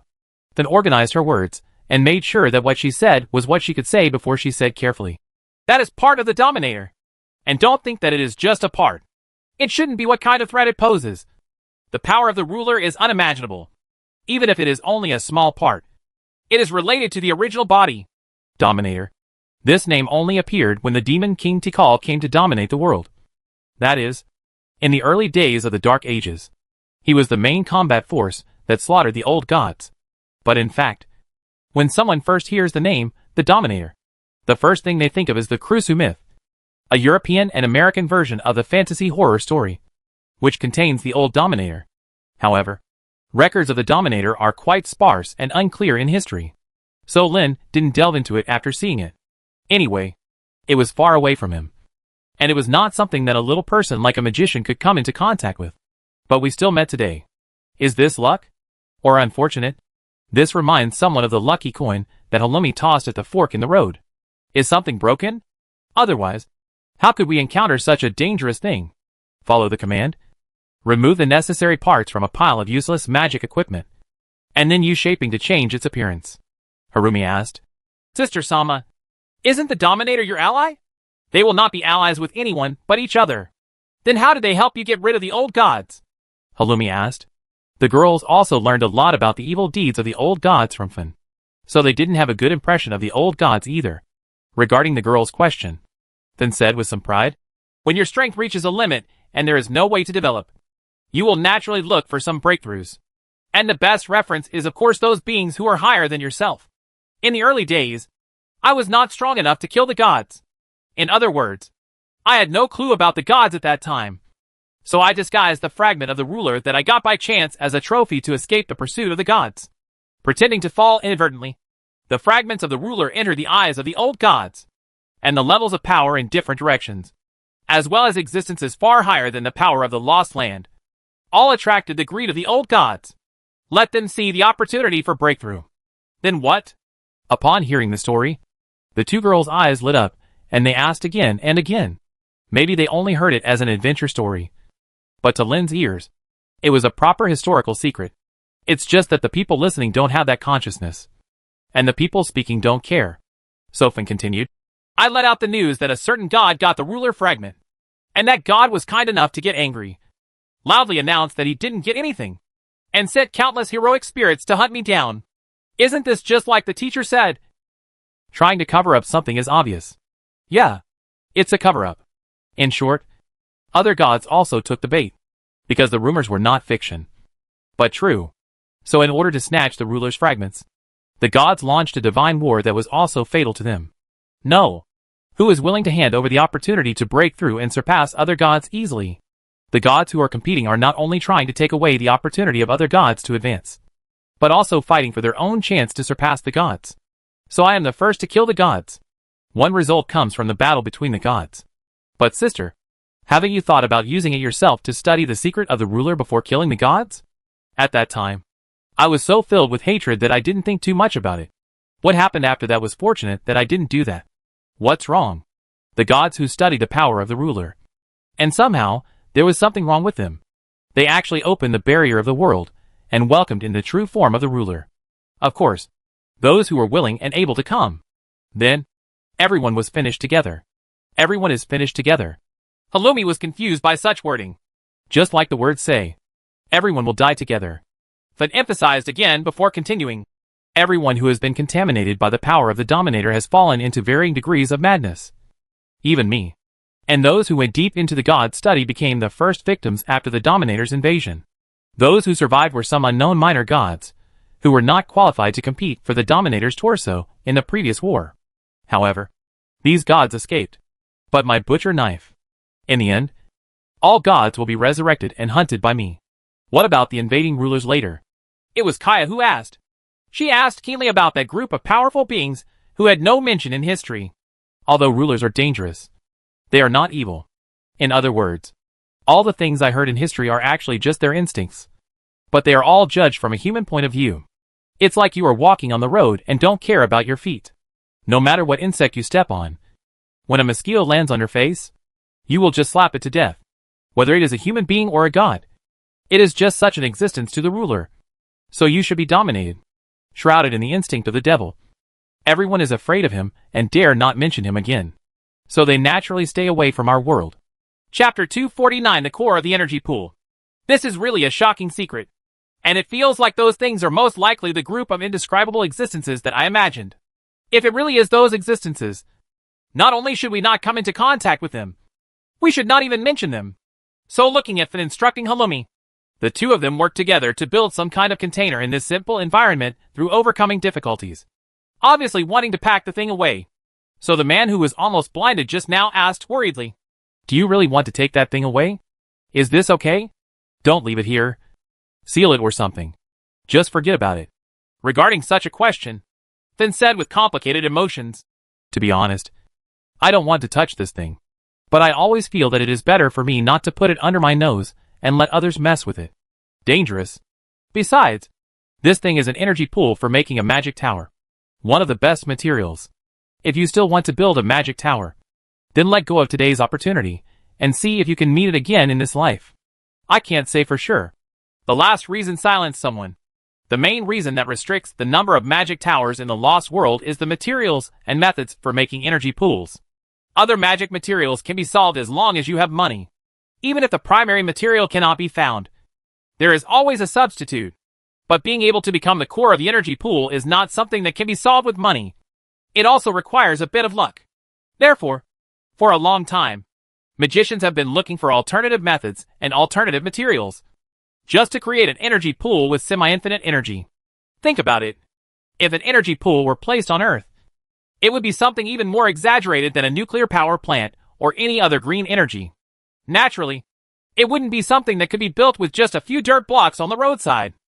Not waiting for someone to think it through and give a reply, Fern took Halloumi alone, hugging the makeshift container, and followed the spiral staircase toward the secret room below. Lin remained silent. The idea of having a magic tower of my own has never stopped since I left the Tower of the Great Sage. Like a demon. Moreover, he had an experience and knew what level of abilities the magic tower he built had. This time, he would not be driven away easily again. If you can successfully recycle the things underneath, even if you can't be allocated another magic tower, you can still build one yourself. But, is that something that can be exploited? How likely is it to play with fire and burn yourself? But no matter how you calculate the gains and losses, it's still a mess. In the final analysis, My vision is too low, and my knowledge is too shallow. If you can't see the reality of these things, how can you calculate them? So I can only leave the decision-making power to Finn. Once again, because they are worried about their own lives. They want to have a thorough understanding of such threatening things. Is this a sign of a high desire for control? But for something that he is not interested in. Someone can take it to the extreme to be indifferent. After her body had recovered a little, Lynn stopped leaning on Kaya's lap and asked her to continue the unfinished inventory work. Of course, the main reason is that the girl is too thin. Lying down is like lying on bones, which is not comfortable at all. When going down, the very rough container was still held by Halloumi. When they reappeared at the door of the stairwell, it was Finn himself who was carrying them on his shoulders. Moreover, the container is also overflowing with charming magical aura, revealing a faint mist, and the colors rotate and change. Seeing this scene, Lynn had to complain. Sister, there's no difference between pretending to be like this and telling others to come and snatch me. Can you keep a low profile? The materials are poor. You have to admire my ability to put away something that was made temporarily. For now, let's do this. This container won't last long, and sooner or later it will have to be replaced. Forget it. That's it. Lynn sighed helplessly. I really don't have much say in this matter. Holding the staff, he struggled to stand up and shouted to the two girls. Halloumi, come and help Kaya pack up. Pack the things you want to take away, and go back to the hotel in the town early. I am oversubscribed today. It's time to work. If you don't sleep until noon tomorrow, I won't get up. The girl with short blonde wavy hair mumbled. You sleep until noon every time. What are you talking about? Hurry up and do it. What Lynn didn't want to argue was that there was nothing wrong with stargazing in the middle of the night and going to bed later in the morning. And most of the time, I was woken up early in the morning. And then I just took the time to go back to sleep. After being sorted out, the loot to be taken away was not that much. Even the things that the two girls packed each were not as big as the container containing part of the Dominator's body. Seeing the four people preparing to leave, leaving behind unpacked wealth, Dorothy asked, Sir Tripwood, what about the remaining things here? The ground was in a mess, and the boxes of treasures were scattered everywhere, as if they had been robbed. But Lynn also knew that the value of the things left behind was also an unimaginable figure. So when the vampire lady asked, Lynn continued the heroic style of his companions and said, I'll give it all to you. I just hope that by taking advantage of us, you can really convince your old man not to mess with you again. Us. Dorothy was overjoyed at the reply. In fact, among the things left behind, the most valuable thing is not a certain treasure, but this ancient castle. No matter what, there is something that the Demon King and the Magician can never take away. Vampires rarely migrate, and the entire group has never been able to grow. Ultimately, the reason is that even though they have day clothes in hand, most of them still dare not show up in the daytime. Because as long as the sun shines on it, your life is at risk. In the process of migration, the most difficult thing is to find a resting place that is reasonably protected. If you don't have a servant you can trust and can move around freely during the day, you have to bet that no one will disturb you during the day. Sadly, even an ordinary person may inadvertently kill a high-level vampire during the day. Equally difficult is finding a well-protected habitat. Most of today's vampire habitats have been managed for a long time and gradually transformed every night until they are suitable for vampires' activities. This old castle can become the base of a vampire prince. And it definitely meets the various standards for the tribe's habitat. Dorothy had originally planned to take over an empty castle, so that she could expand her clan's stronghold even if she did not develop her own power. These extra treasures were a complete surprise. And Dorothy's performance also made a certain man quite emotional. I have met several times. Although this vampire is not stunningly beautiful, she is from a good family and has a good etiquette education. And no matter how crazy the vampire race is in private, she still does some superficial things to keep her. He has a good temperament, but is also unsmiling. Now that a large amount of money that cannot be taken away has been thrown down, the beauty also smiled, which only made someone feel filled with emotion. He meant that if he was hit like this, he wouldn't be more funny than the other person. Unfortunately, he was the one who hit him. So although he wouldn't have a bitter look on his face, he wouldn't be in a good mood either. Alas, it is better to go back.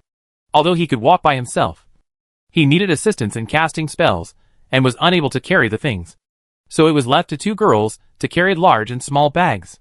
The staff in someone's hand became a crutch, and he had to take 2 breaths to take a step. However, things didn't end there. The magical aura emitted by the container carried on Finn's shoulders does not just tell others that I am special. Nor does it just look dazzling. It is also emitting that captivating power and causing physical damage. Impact. Apart from anything else. Lin's current feeling of vomiting was not caused by being several months pregnant. Instinctively, he wanted to stay away from a certain Lich. But unfortunately Finn showed a rare kindness, and came to someone's side and said, "Don't say bad things to you. Seeing that you are walking so hard, let me help you." This should have been a matter of tears of gratitude. But someone looked at the smug Lich with eyes like a dead fish. Even if one hand had to carry that damn container. There was no way the princess could hug someone. Put her arm around the waist. Hold the shoulder. Link the arm. Or carry it on the other shoulder. What's the point of carrying it in front of you like a puppy? However, as soon as the group of people came out of the room, they were stopped by two vampires guarding the door. They all had evil smiles on their faces. And one of them stepped forward arrogantly and said, "None of you can leave." "Are Liches scared?" "Of course not." Then didn't say any nonsense. With a flick of his right hand, he threw the container containing part of the Dominator's body onto the person farther away. He then drew his gun, put it against the forehead of the vampire who was close, and shot him. The deadly light bullets hit the body and instantly burned the vampire to ashes from the inside out. Only then did another servant of Dorothy remember that these people had killed an entire vampire clan. If we add in the past achievements, the entire clan of the Marquis of Maceroche will be buried with him. But the young vampire couldn't think too much because the object in his arms was eroding him. His strength continued to drain away, and his bones and blood seemed to be sucked away. I wanted to throw the thing away, but it seemed to have grown roots and clung to my arms. He even fell to his knees in pain, but couldn't shout a word. Then ignored the man on the ground and said to the one behind him, "This is how you vampires express your gratitude. I've seen this for a long time. This is their own stupid behavior, and has nothing to do with me." Dorothy said seriously, "They are just potential fiancés that my father forced into my side. They are very annoying and can't get rid of them. It means that the old guy can't help himself and has only been eyeing one woman for hundreds of years. Why? He thinks I'm capable of such stupid things. So if you ask me, I'd be grateful if I could get rid of the other guy as well." Chapter 250 God helps those who help themselves. Please show compassion. The vampire, who was kneeling on the ground, struggled to squeeze out these words from his throat. His arms that touched the container were already so withered that they looked like a human being. His body and face were also covered with strange veins, as if there were living things squirming inside. The most shocking thing is that he is aging at a speed visible to the naked eye. Putting down a certain man who looked like he was about to die, then squatted in front of the vampire, held the black muzzle of the gun against the man who was really about to die, and asked, "I hate being troubled. And I hate people who have no eyesight even more. Man, it's okay to live like a bad person. But you think you can cover everything. But in fact you can't cover anything. This kind of overestimation makes me hate you the most. You seem to have it all. Plus that lady asked me to get rid of you. Tell me, why should I spare your life? Mercy. The Demon King. What does it mean to have compassion? Well, maybe not now. But at least, I once had such a great profession as the Demon King. Is compassion popular among you vampires?" The vampire could no longer speak. Only the grunts in his mouth remained. It was as if his lungs couldn't take in much air. He could only breathe rapidly, his eyes full of despair. The dry skin was cracked inch by inch, and the gray hair fell to the ground one by one. Finally, his breathing gradually slowed down and then stopped. His white eyes had lost focus, and his neck could no longer support his head, which had already been lowered to the point where it could no longer be lowered. So far, there is no more sound. Everyone who witnessed everything thought that this was the end of the matter. Unexpectedly, the container tightly absorbing the vampire's hands suddenly stretched out countless tiny tentacles, one piece at a time, dismantling the vampire piece by piece, and rolled them into the container piece by piece. That thing is still alive?" Lin asked in shock, his eyes widening. "He is originally alive. As I said, even if it is only partially connected to the original body, it will react when you touch his instinct. This is normal. So what is that switch? Can you tell me? At least let me know what taboos I cannot break." Dorothy, who stood back and watched what happened, was equally concerned about this issue. So she, like everyone else, perked up her ears, then took back the container. helped up the man who was lying on the ground with one hand, and said, "All existences of that level represent the same thing in the Lost Land. Maybe it is a natural creation. Sometimes it is a certain belief or a certain feeling." What do you think they represent? The unknown that we cannot understand. Able to say such things means that you are not completely ignorant of them. But no matter what you know, for you now, the best thing is not to mention it, or even think about it. You are not qualified yet, but you are right. The incomprehensible unknown. But to be more specific, it is to extend this concept to the fear of darkness, the worry of the unknown, and the arrogance caused by ignorance. All these have become their understanding of existing in the Lost Land. Len couldn't understand this statement.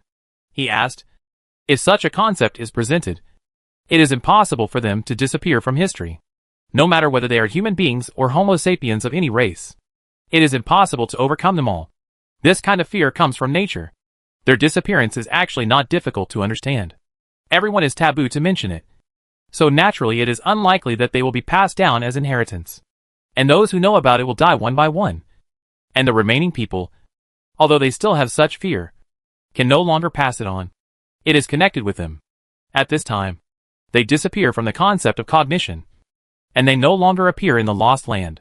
Aren't there some brainless cult believers calling for them to come again?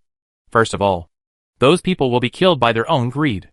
Is the power of the ruler something they can use and call upon? After saying something disdainfully, then temporarily let go of a certain man and open the door of the castle. The Nana moon in the sky came belatedly and hung in the sky, picking up a man who had just taken a breath. Then looked at Lin with a helpless face and thought of one thing. But there may still be some secret believers hiding in the dark shadows of history. You don't know? And since I have been dead for so long, it is of course impossible for me to know. After all, this vampire here can collect this part. What does she want to do with this thing? We already know whether she even knows what she is collecting.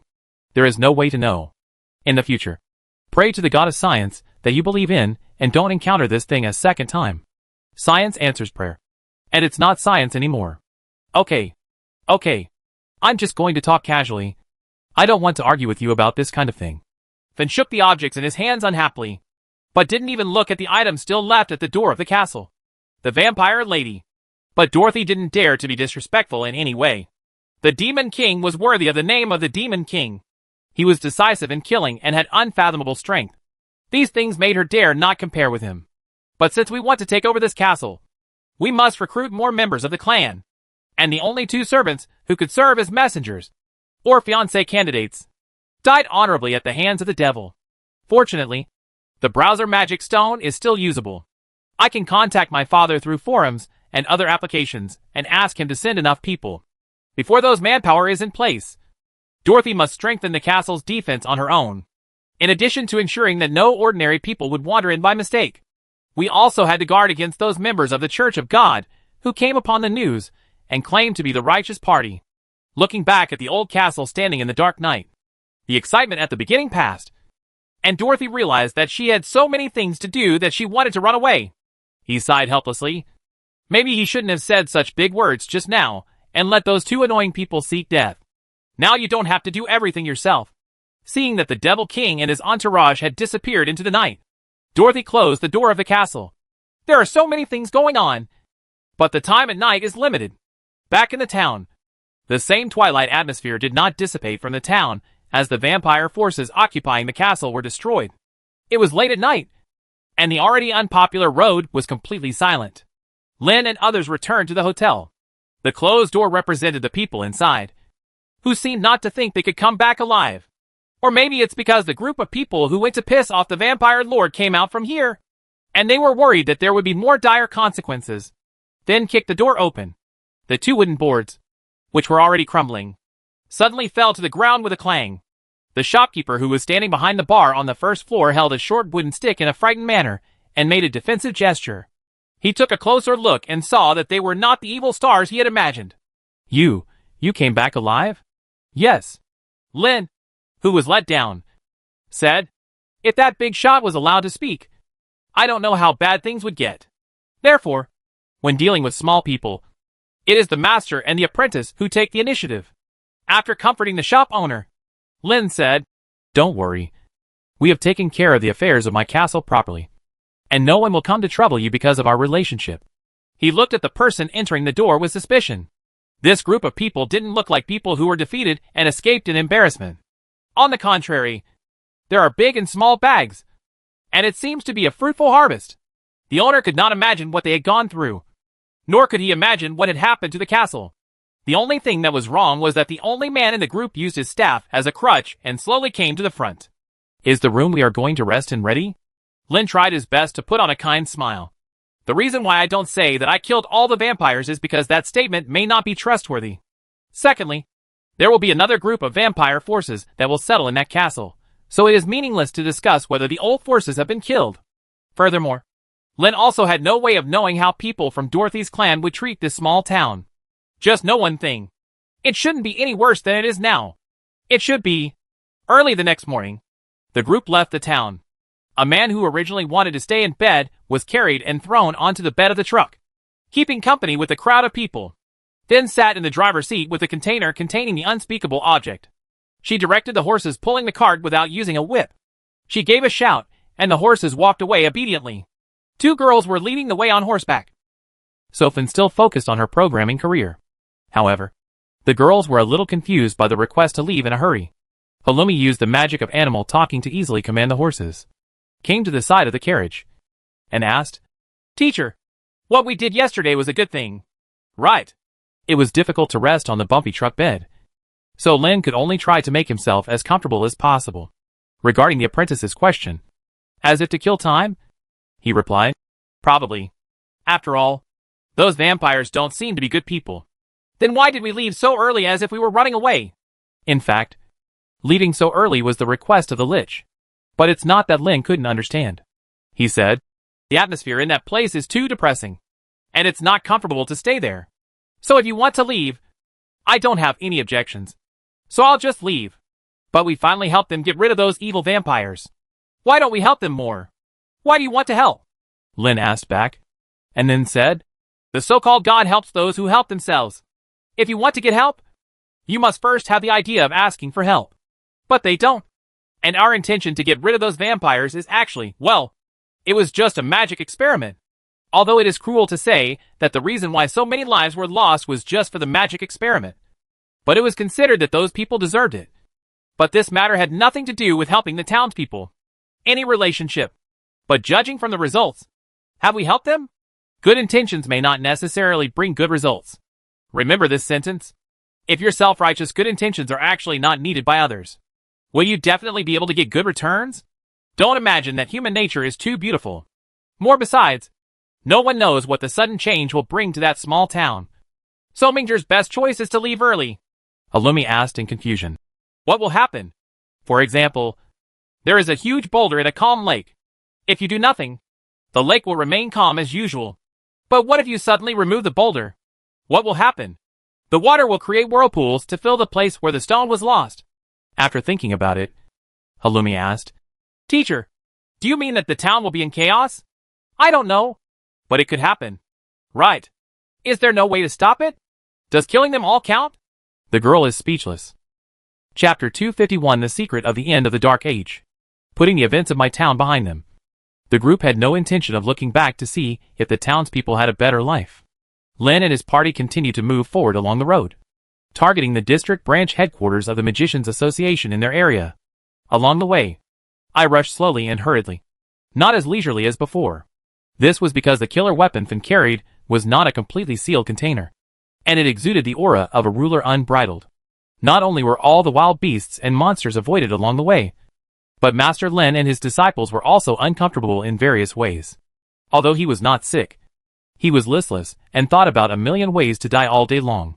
Therefore, I hoped to rush to the branch headquarters as soon as possible, find suitable materials, and use a more formal method to make sealed containers.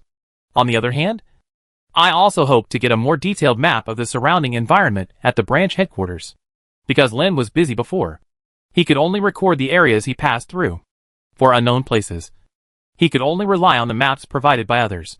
What the Magicians Association can provide is generally enough for operations within a zone. It's just that the map provided by the association only focuses on the locations within each district.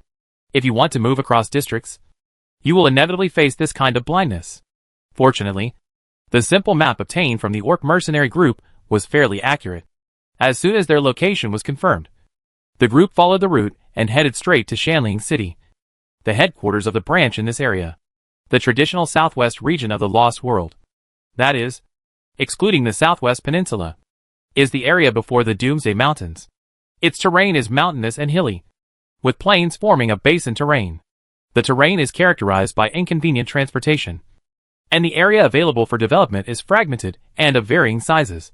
So it has naturally become an isolation zone for civilization. The people who come to this area either came here after being defeated or fleeing from war, or they came here to avoid the disasters of war. Although several city-states were established, they were all insignificant.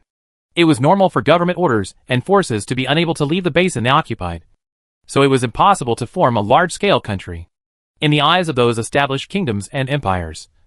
This is a group of country monkeys who dominate the territory. This place is divided into the Basque district by the Magician Association, which is the largest area among all the branches of the association. However, the number of registered magicians is at the lower end of all regional guilds, similar to the number of magicians. Compared to the land area, the Homo sapiens living here can be said to be vast and sparsely populated. Despite this, the headquarters of the Basque Country chapter, Mountain Edge City, is actually a magic tower well known in the Lost World. This magic tower originally had no name. It was just a 4-story tower built by a great magician who took refuge here. But the reason why this tower is so famous seems to have something to do with you. Lin, who sat back in the driver's seat, turned around and said to the former Demon King, "What's the relationship?" Then stopped typing the program code and looked at someone who was talking about ancient times. Having been sealed for more than 1,000 years, she was very interested in what happened in this world, or what happened in another world. Not to mention that Lin also mentioned that this matter had something to do with him. Regardless of whether it is good or bad, as long as they are human beings, they will care about others' evaluations of themselves. This is true even for liches whose strength is beyond that of mortals. As for Fun's curiosity, Lin had no appetite for it. In fact, he had done so before, and it had ended badly. So he said directly, "At the end of the Dark Age, the last Demon King's army was wiped out. At that time, the resistance forces were concentrated at the mountain tower. So that tower was also called the last bridgehead of the Dark Age. And at that time, your death was just a few steps away. That is to say, more than 200 years have passed since the day when the devil was killed.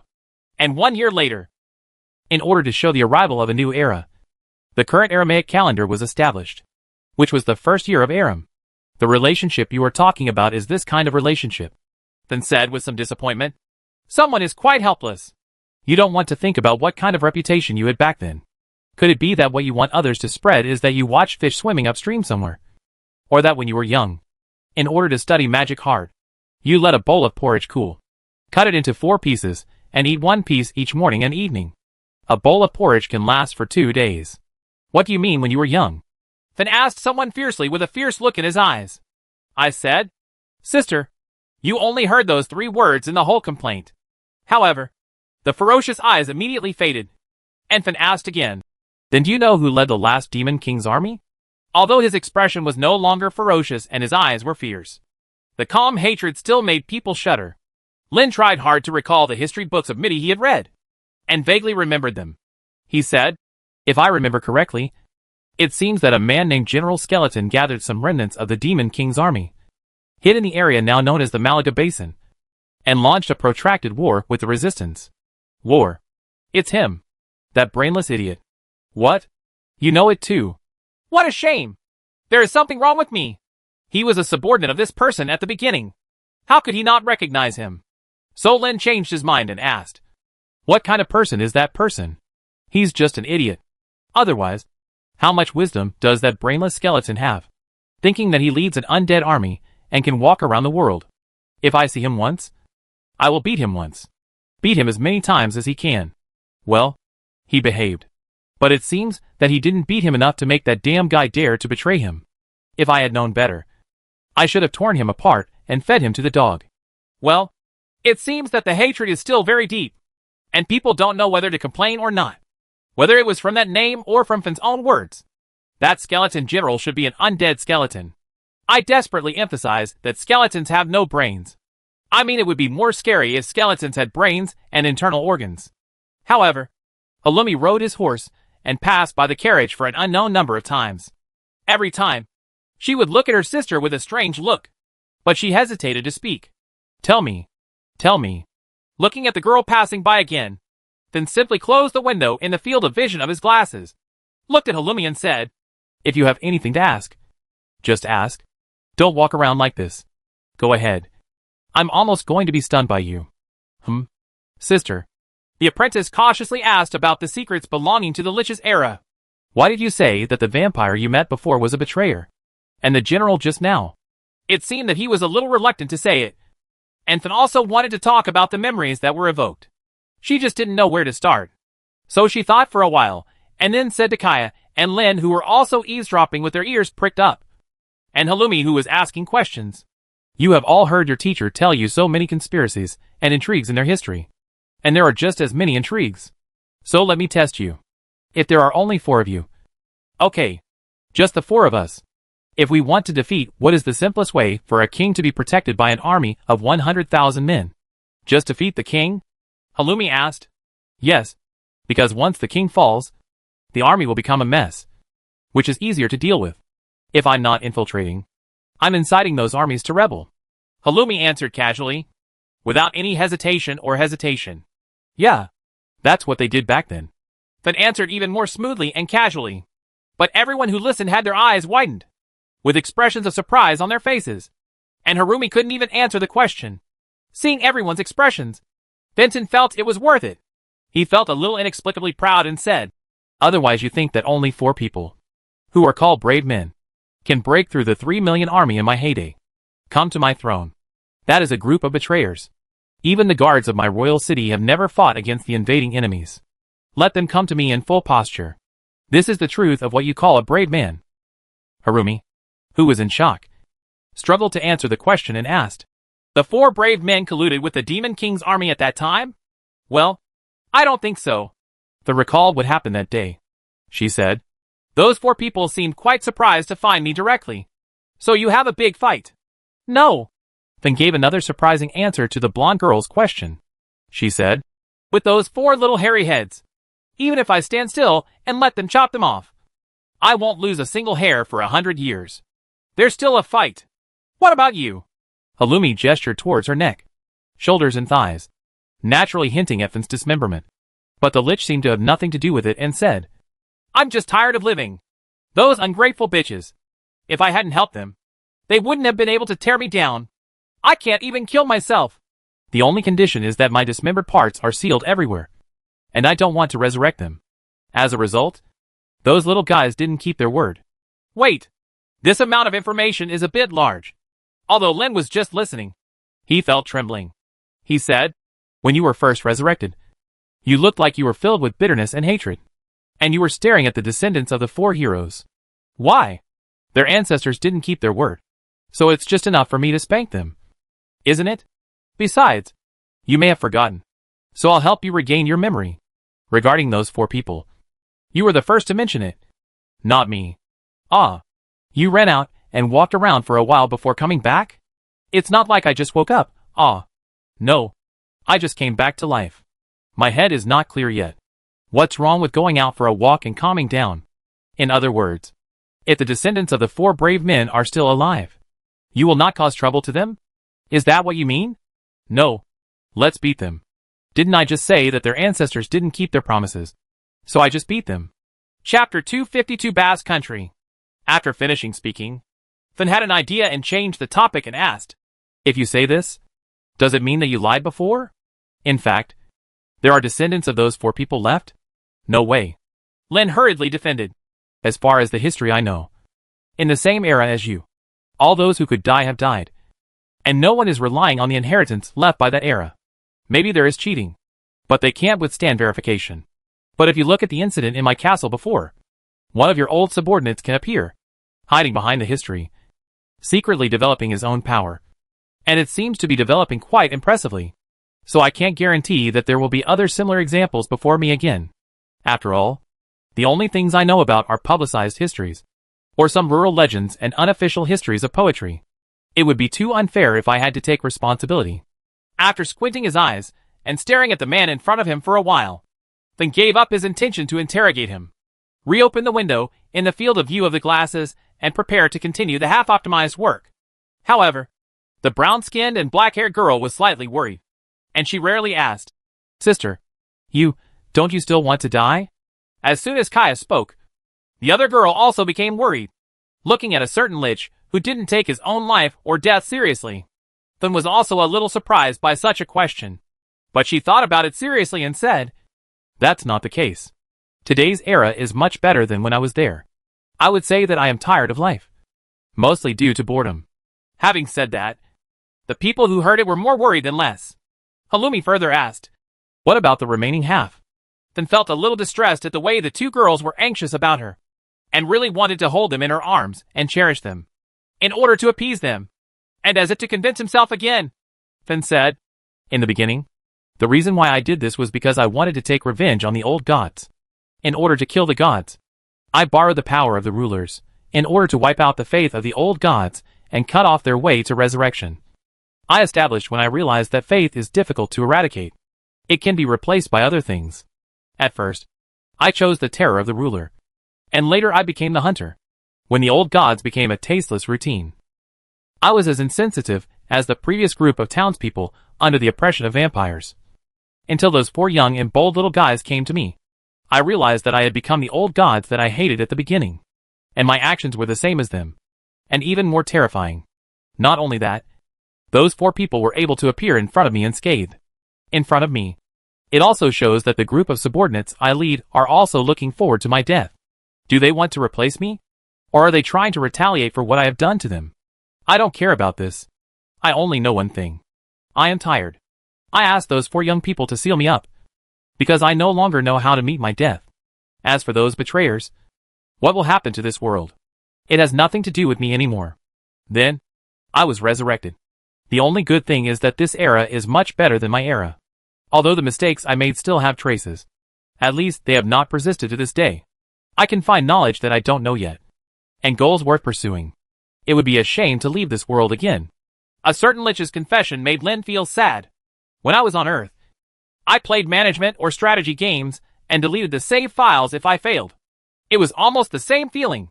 It's just that there are no save and load instructions in life. Who can really start over?" However, this kind of thought only existed in the days before time travel, when one had accepted one's fate. Who would have thought that traveling through this drama would happen to him? Do we still want to continue living as useless as we did on Earth? I believe that the Lich had a similar idea. He allowed the 4 young men to dismember himself. When he opened his eyes, it was already a world thousands of years later. This world has no baggage of the past, no heaviness of the past, but an opportunity to start over. Listening to the rumble of the carriage and the tapping of horses' hooves, the 4 people stopped talking to each other along the way. Maybe it's because the subverted view of history makes people confused. Or maybe it's because Finn's confession makes people feel overwhelmed. Anyway, in the breeze, this sense of silence is quite enjoyable. Everyone seems to be doing their own thing, but their thoughts are on a noise? Damn it. The existence in that container could easily influence everyone's thoughts. Except for the Lich, who was able to do it with ease. Lin and the other 3 masters and disciples were all in a mess. No. Maybe the reason why Finn talks more than usual is also due to that influence. It's better to arrive at Shanling City early, make a better container, and cover the thing tightly. After the 5th camping trip, Shanling Magic Tower appeared in everyone's sight. It was a 4-story magic tower built on the ridge of the mountain, with cliffs on both sides. The shape of the round tower is unpretentious, but this shape also allows it to withstand strong winds from high altitudes. Such an easy to defend but difficult to attack terrain meant that when the last Demon King army passed through this place, it not only suffered from the condescending attack of the magic tower, but was helpless against it. The rebel forces that followed then relied on this terrain to build a solid bridgehead. Continuous supplies of military supplies were transported here, allowing the resistance army and the Demon King's army to compete from hilltop to hilltop, basin to basin, and finally annihilate them. There are several rows of wooden tracks on the mountain under the round tower.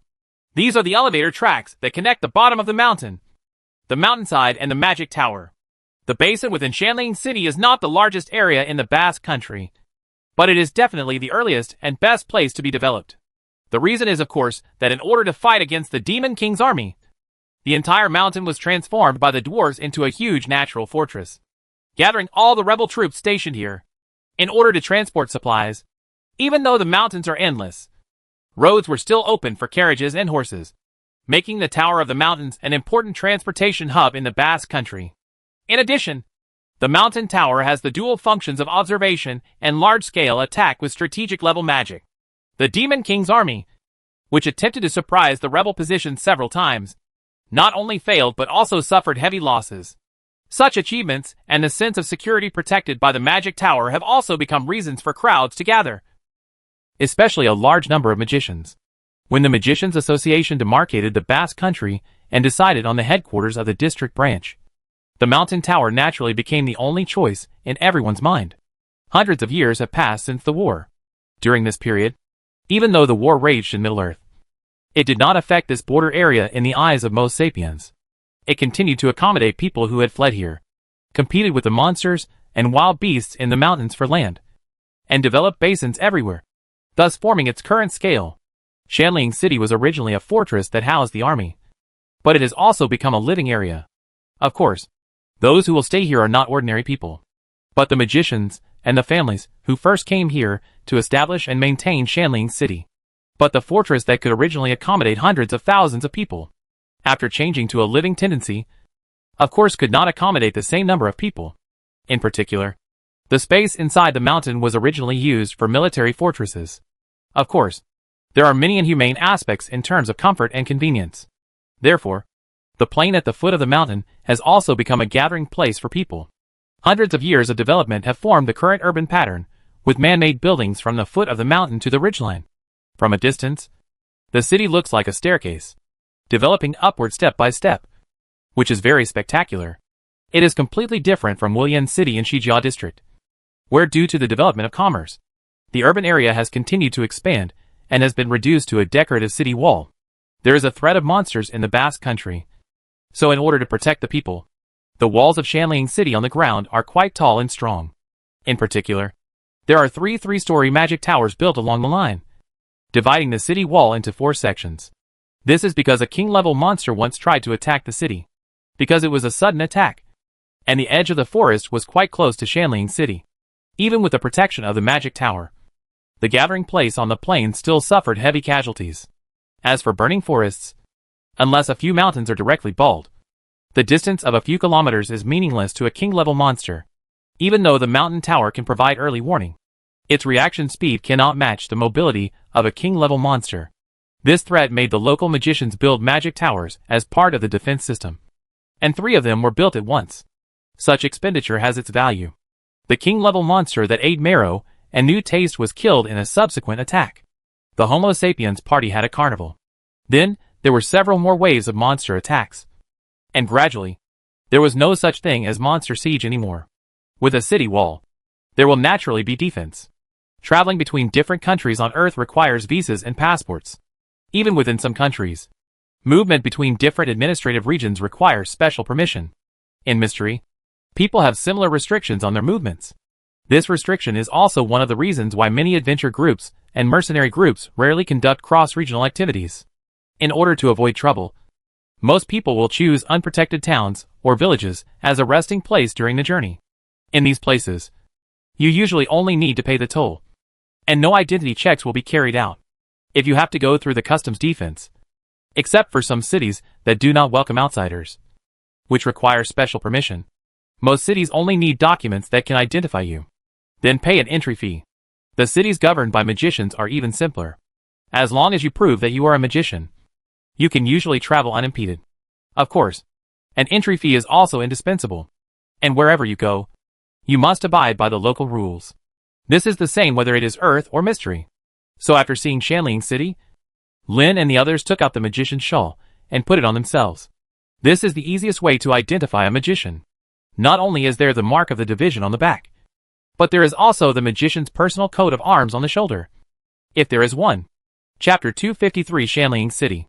Both girls' shawls have 2 silver tassels on the neckline, and on the back is the shield-shaped maze pattern of the Shijia district branch. As for the apprentice's upper arm, there should be the coat of arms of his or her instructor to prove his or her ownership.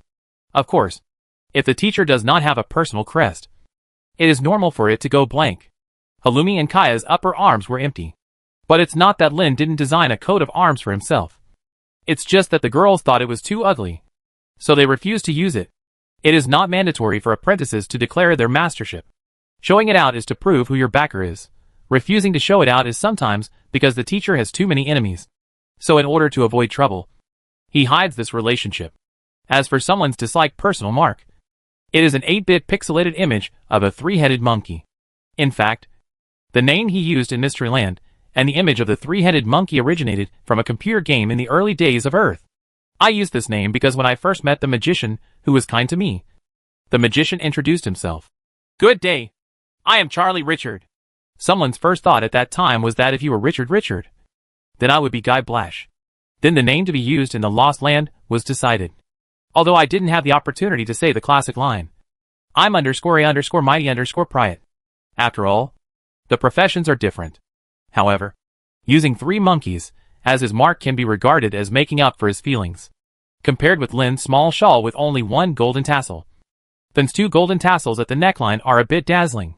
Generally speaking, the identity of a great magician may not be recognized across regions. To be recognized as a great magician, one must have corresponding achievements. In addition to the great achievements you have made that can be spread to new areas, you can also do something that is recognized in a new place. Therefore, before being recognized by the new district, most great magicians will untie a golden thread after crossing the district to show respect.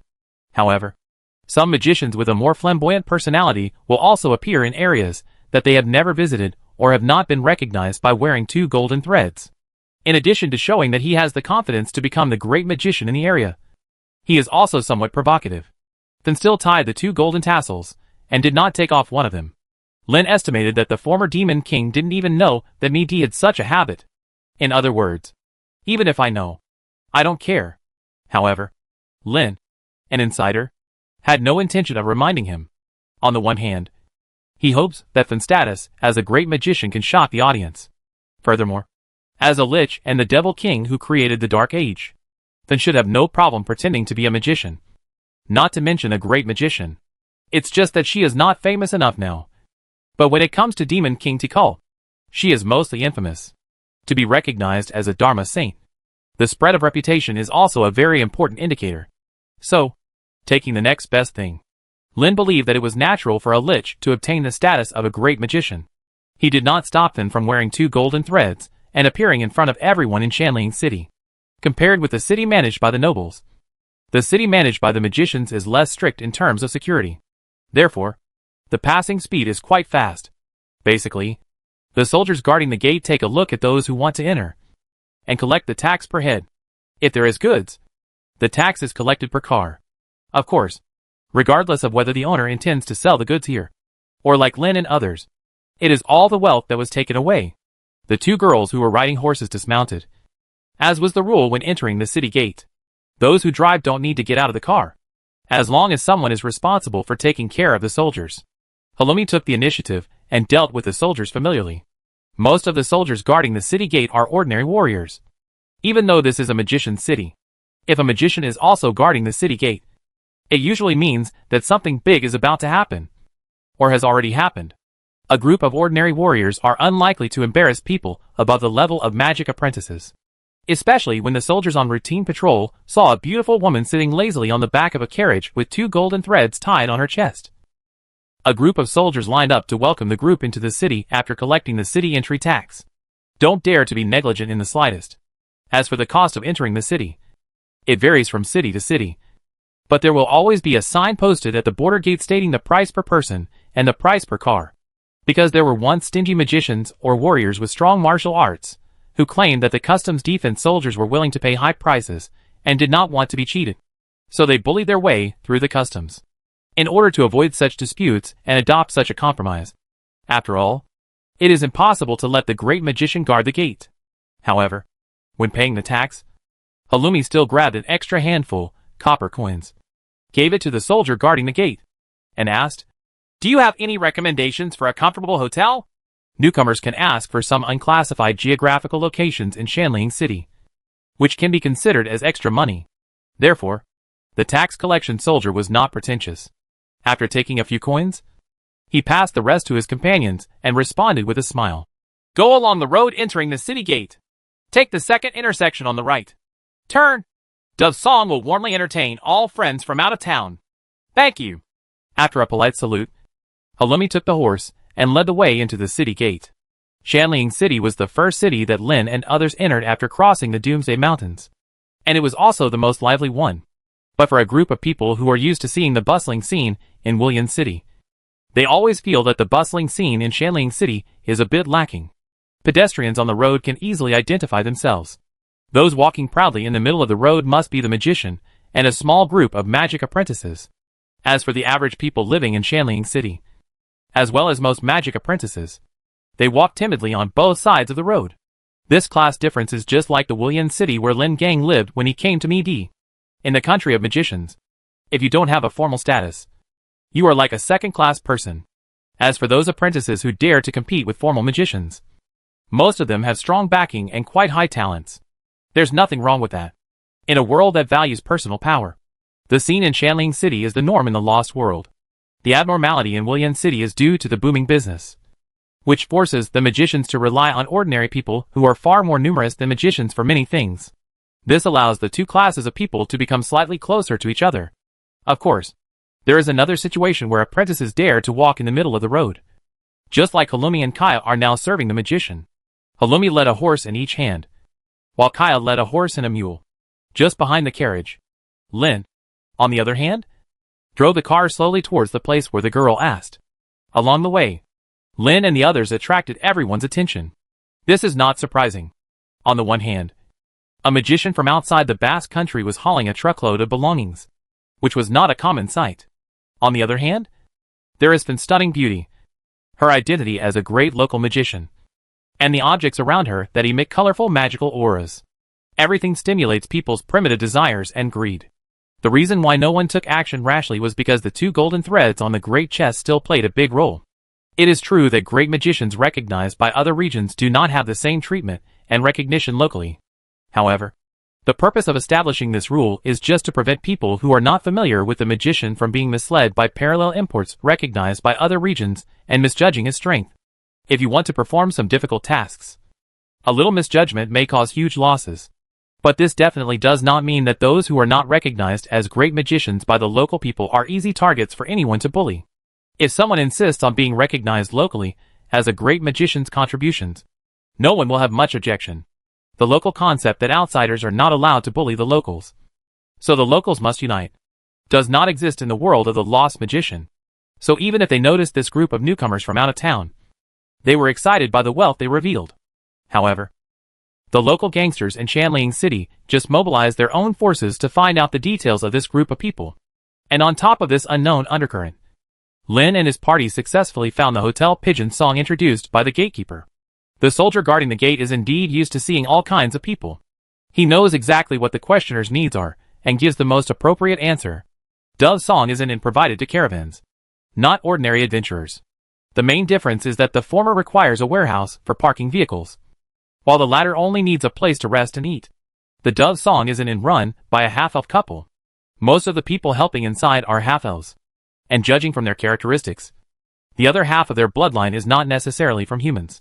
So it has nothing to do with the traditional impression of elves, such as being handsome. This is also an aspect of the lost world that Lin doesn't understand. According to the biological knowledge of the Earth, there will be reproductive isolation between different races. That is, they cannot reproduce each other.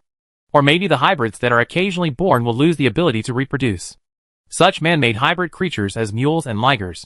But there seems to be no such restriction among the Homo sapiens species in the Lost Lands. Humans and elves. Humans and orcs. Orcs. Dwarves and goblins. Goblins and elves. No matter how they mate, they can all produce offspring, and even maintain the ability to reproduce. But this does not mean that the race in the Lost Land will cause chaos in appearance due to such random breeding. There are rules for the apparent racial characteristics of offspring born from different races. Goblins and orcs have the strongest genes. No matter what race the mother is, the offspring will still look like goblins or orcs. Genes of orcs and humans secondly. As long as the other half is not a goblin or half-orc, the offspring can retain at least a small part of their racial characteristics and look like orcs or humans. The genes of elves and dwarves are the weakest, as long as they are mixed for more than 2 generations. The characteristics of their races can hardly be seen. If mixed race and mixed race are combined, at most the characteristics of both races will be retained, depending on which one is stronger. The weak one will become a recessive gene, and some descendants may be atavistic in the future. The powerful gene that surpasses all races is the dragon race. Not only Homo sapiens, but also any living creature can produce offspring with dragons, and retain some of the characteristics of dragons. This is something that humans, elves, even goblins and orcs cannot do. At least the centaurs were not born from humans hacking horses, and those group of orcs were not born from Homo sapiens hacking animals, or being hacked by animals. The winged horse is not a horse that has become a bird, and the griffin is not a lion that has become an eagle. Chapter 254 Plank Road Elevator. Never mind the biology issue in non-undergraduate departments.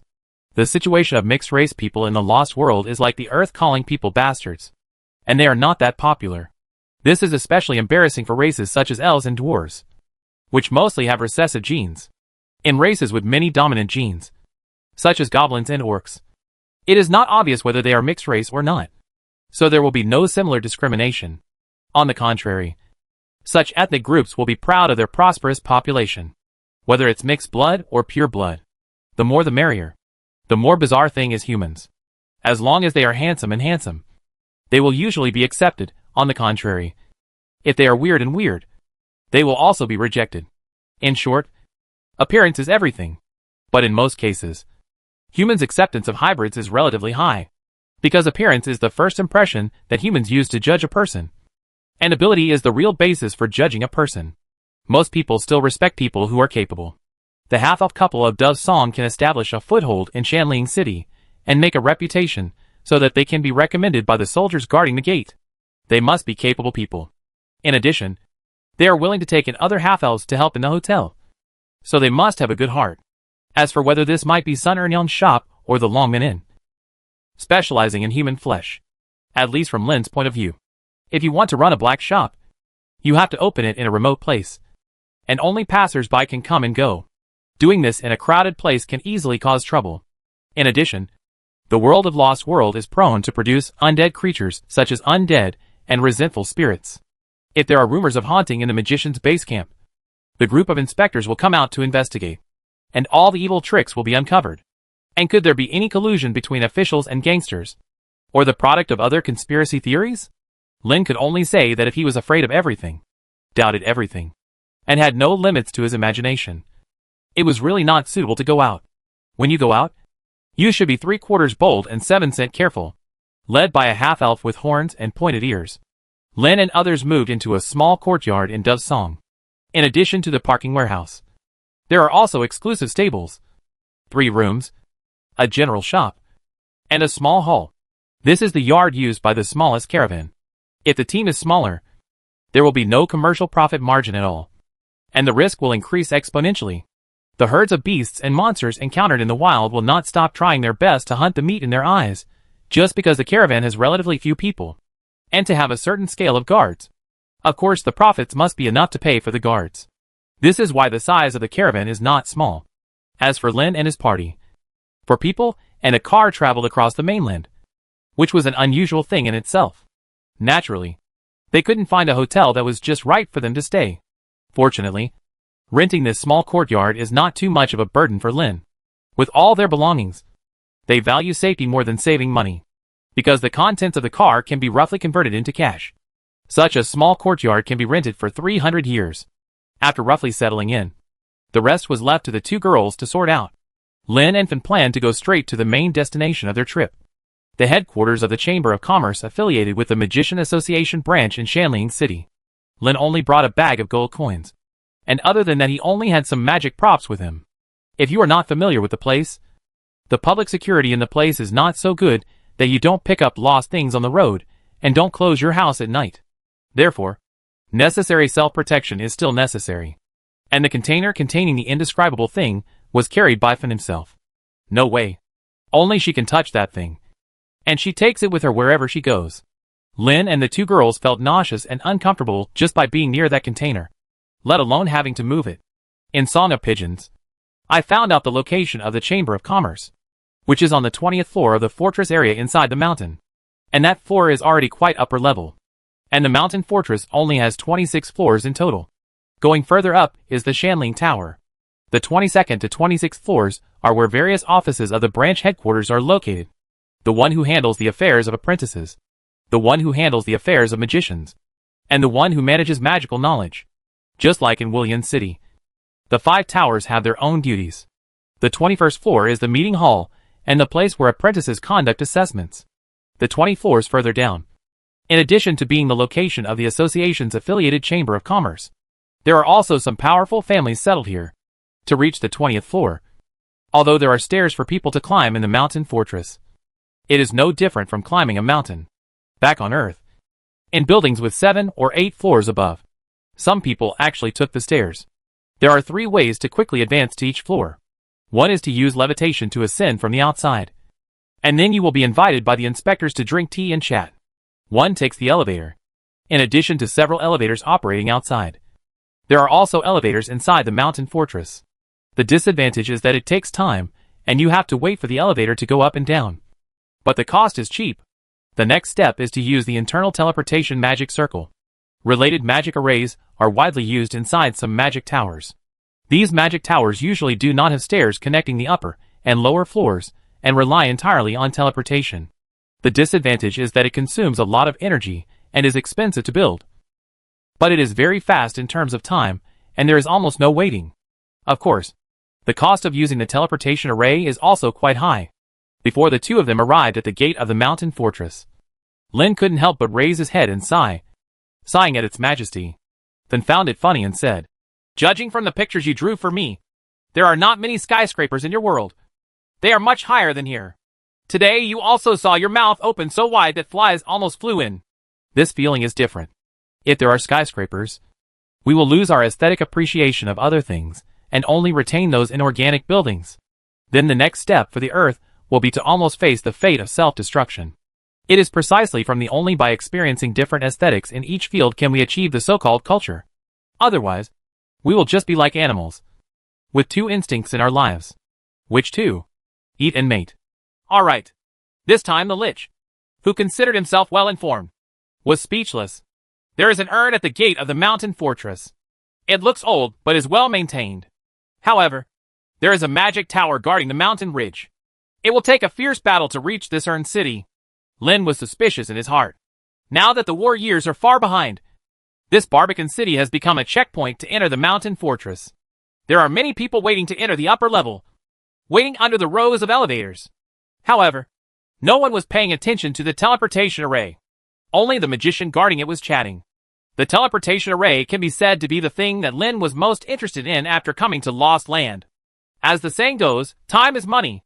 What could be more valuable than this kind of teleportation magic that does not require time to fly, take trains, or waste time on transportation? The apprentice level 3-ring magic arbitrary door is Lin's key research project in addition to astronomy.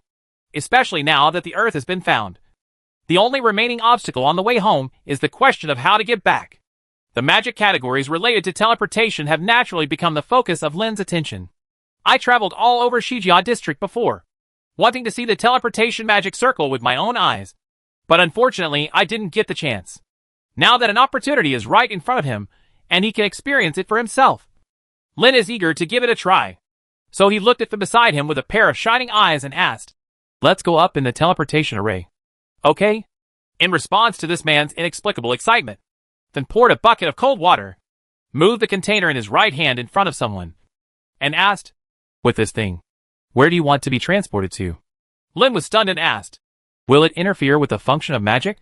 In essence, the magic of Lost Land is to use power to forcefully change the status quo, or change cognition.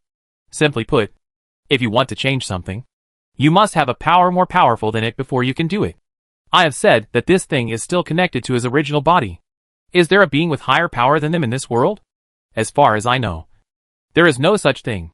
Of course, there may be others outside of my knowledge. I can't guarantee it. And it's obvious that the magic circle doesn't have the ability to teleport him. So if you want to use the teleportation circle, it won't work if you're lucky. But if you're not lucky. Hearing this, Lin's face became quite ugly. He then asked, Will it be transported to the world where he is? I don't know. I've never tried anything stupid like that. If you're interested, maybe you can give it a try? Forget it. Let's take the elevator. Elevator? What is that? Well, okay. That's not the elevator. That's the one I'm talking about. Pointing to the elevator in operation. They nodded and walked to the outermost edge of the queue together. The order here was quite chaotic. Lin didn't notice the rules for riding the elevator for a while, so he stood on the outside and watched. Maybe it was Fin's appearance that was very conspicuous, or maybe it was her status as a great magician that was so dazzling. But after a while, someone came up to greet her. An apprentice girl came to Fin, bowed respectfully, and asked, "Your Majesty the Great Magician, which floor of the fortress do you want to go to?" 20th floor, where the Chamber of Commerce is located. Why don't you just use the teleportation magic circle? It will be more convenient and faster there. No, the things I have on hand are not suitable for teleportation magic. So if you can help me arrange this. The plank lift. Okay. The plank lift. Okay. Your Excellency, I will make arrangements for you as soon as possible. When the girl returned to what looked like the console of the elevator on the plank road, she said a few words to her colleagues. A loud bell was heard, and the notice behind the console was replaced with the words, XX floor. Suddenly the people waiting made a little noise. Lin's eye guessed that maybe it was Fin's dissatisfaction caused by jumping in line. However, due to their status, no one dared to really make a fuss. Perhaps it's because of her beauty that most men want to maintain their gentlemanly attitude and leave some good impressions. In short, under everyone's sad eyes, Lin followed Fin and entered the spacious plank lift. Chapter 255 Bass Chamber of Commerce. The workmanship of the wooden elevator was quite crude for a traveler like Lin. However, the protective fence, which was not safe at all, unexpectedly allowed a panoramic view of the scenery outside. Climbing high and looking at the vast beautiful scenery always makes people feel open-minded. The mountains in summer are lush and full of life. From time to time, birds fly by. Oh! Caught down. This once again proves that the sky of Lost Land is very dangerous. In addition to various exotic birds, there are also many winged creatures that also use the sky as a hunting ground for prey. But after all, it's not like I haven't seen similar scenery before. As for the interactions between birds and other creatures, if Lin had a pair of binoculars, he might be able to watch them with interest. But now, he turned his attention back to the structure of the elevator, observing the world on the magic side and his achievements in mechanical structure. The elevator is mainly tilted on two iron rails. Its main function is to prevent the elevator from deviating from its moving position. The lifting mechanism relied on two iron chains on the track to pull it. It moved very smoothly without any lag, which made Lin curious about the source of power for the lift. It's definitely not animal power, because animals wouldn't be so smooth in pulling. As for the structure of the elevator itself, it is just a wooden cage and not worth mentioning. What surprised Lin was that there was no trace of the use of magic anywhere he could see. This reminded Lin that the power technology of dwarves and goblins had been mentioned in books. Although the technical contents of the two races are different, they are structures that can still operate without the need for magic. Although it can't do as many things as magic, it is cheaper. This is also because the structure and use are relatively simple.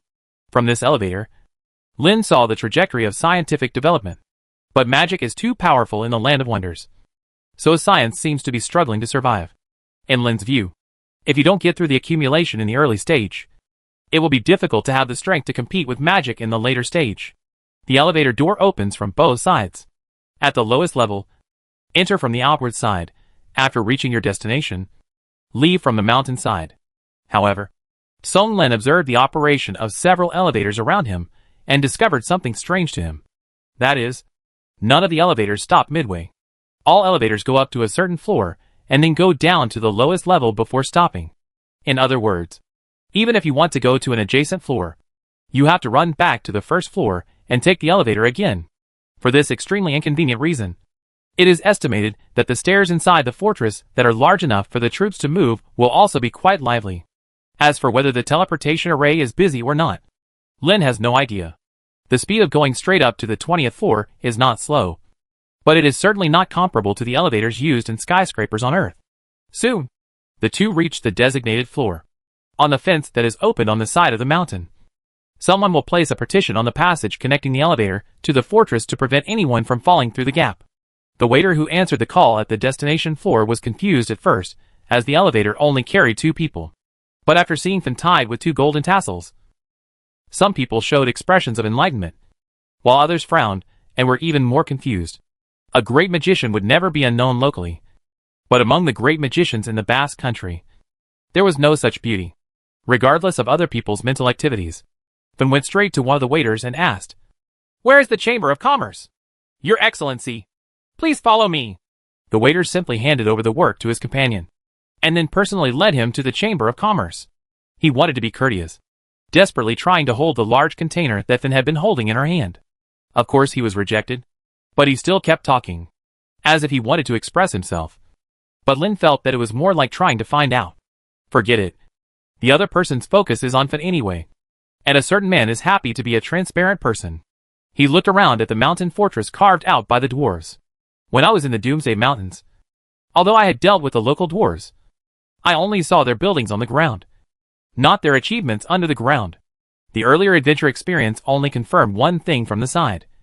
That is, there is no historical accumulation in the Southwest Peninsula, and there are no areas such as ruins and dungeons. In this mountain fortress, it was the first time that Lin truly saw the cultural expression of the dwarves. That is, the appearance and shape of the buildings. As most people imagine, the place where dwarves live should be short and small.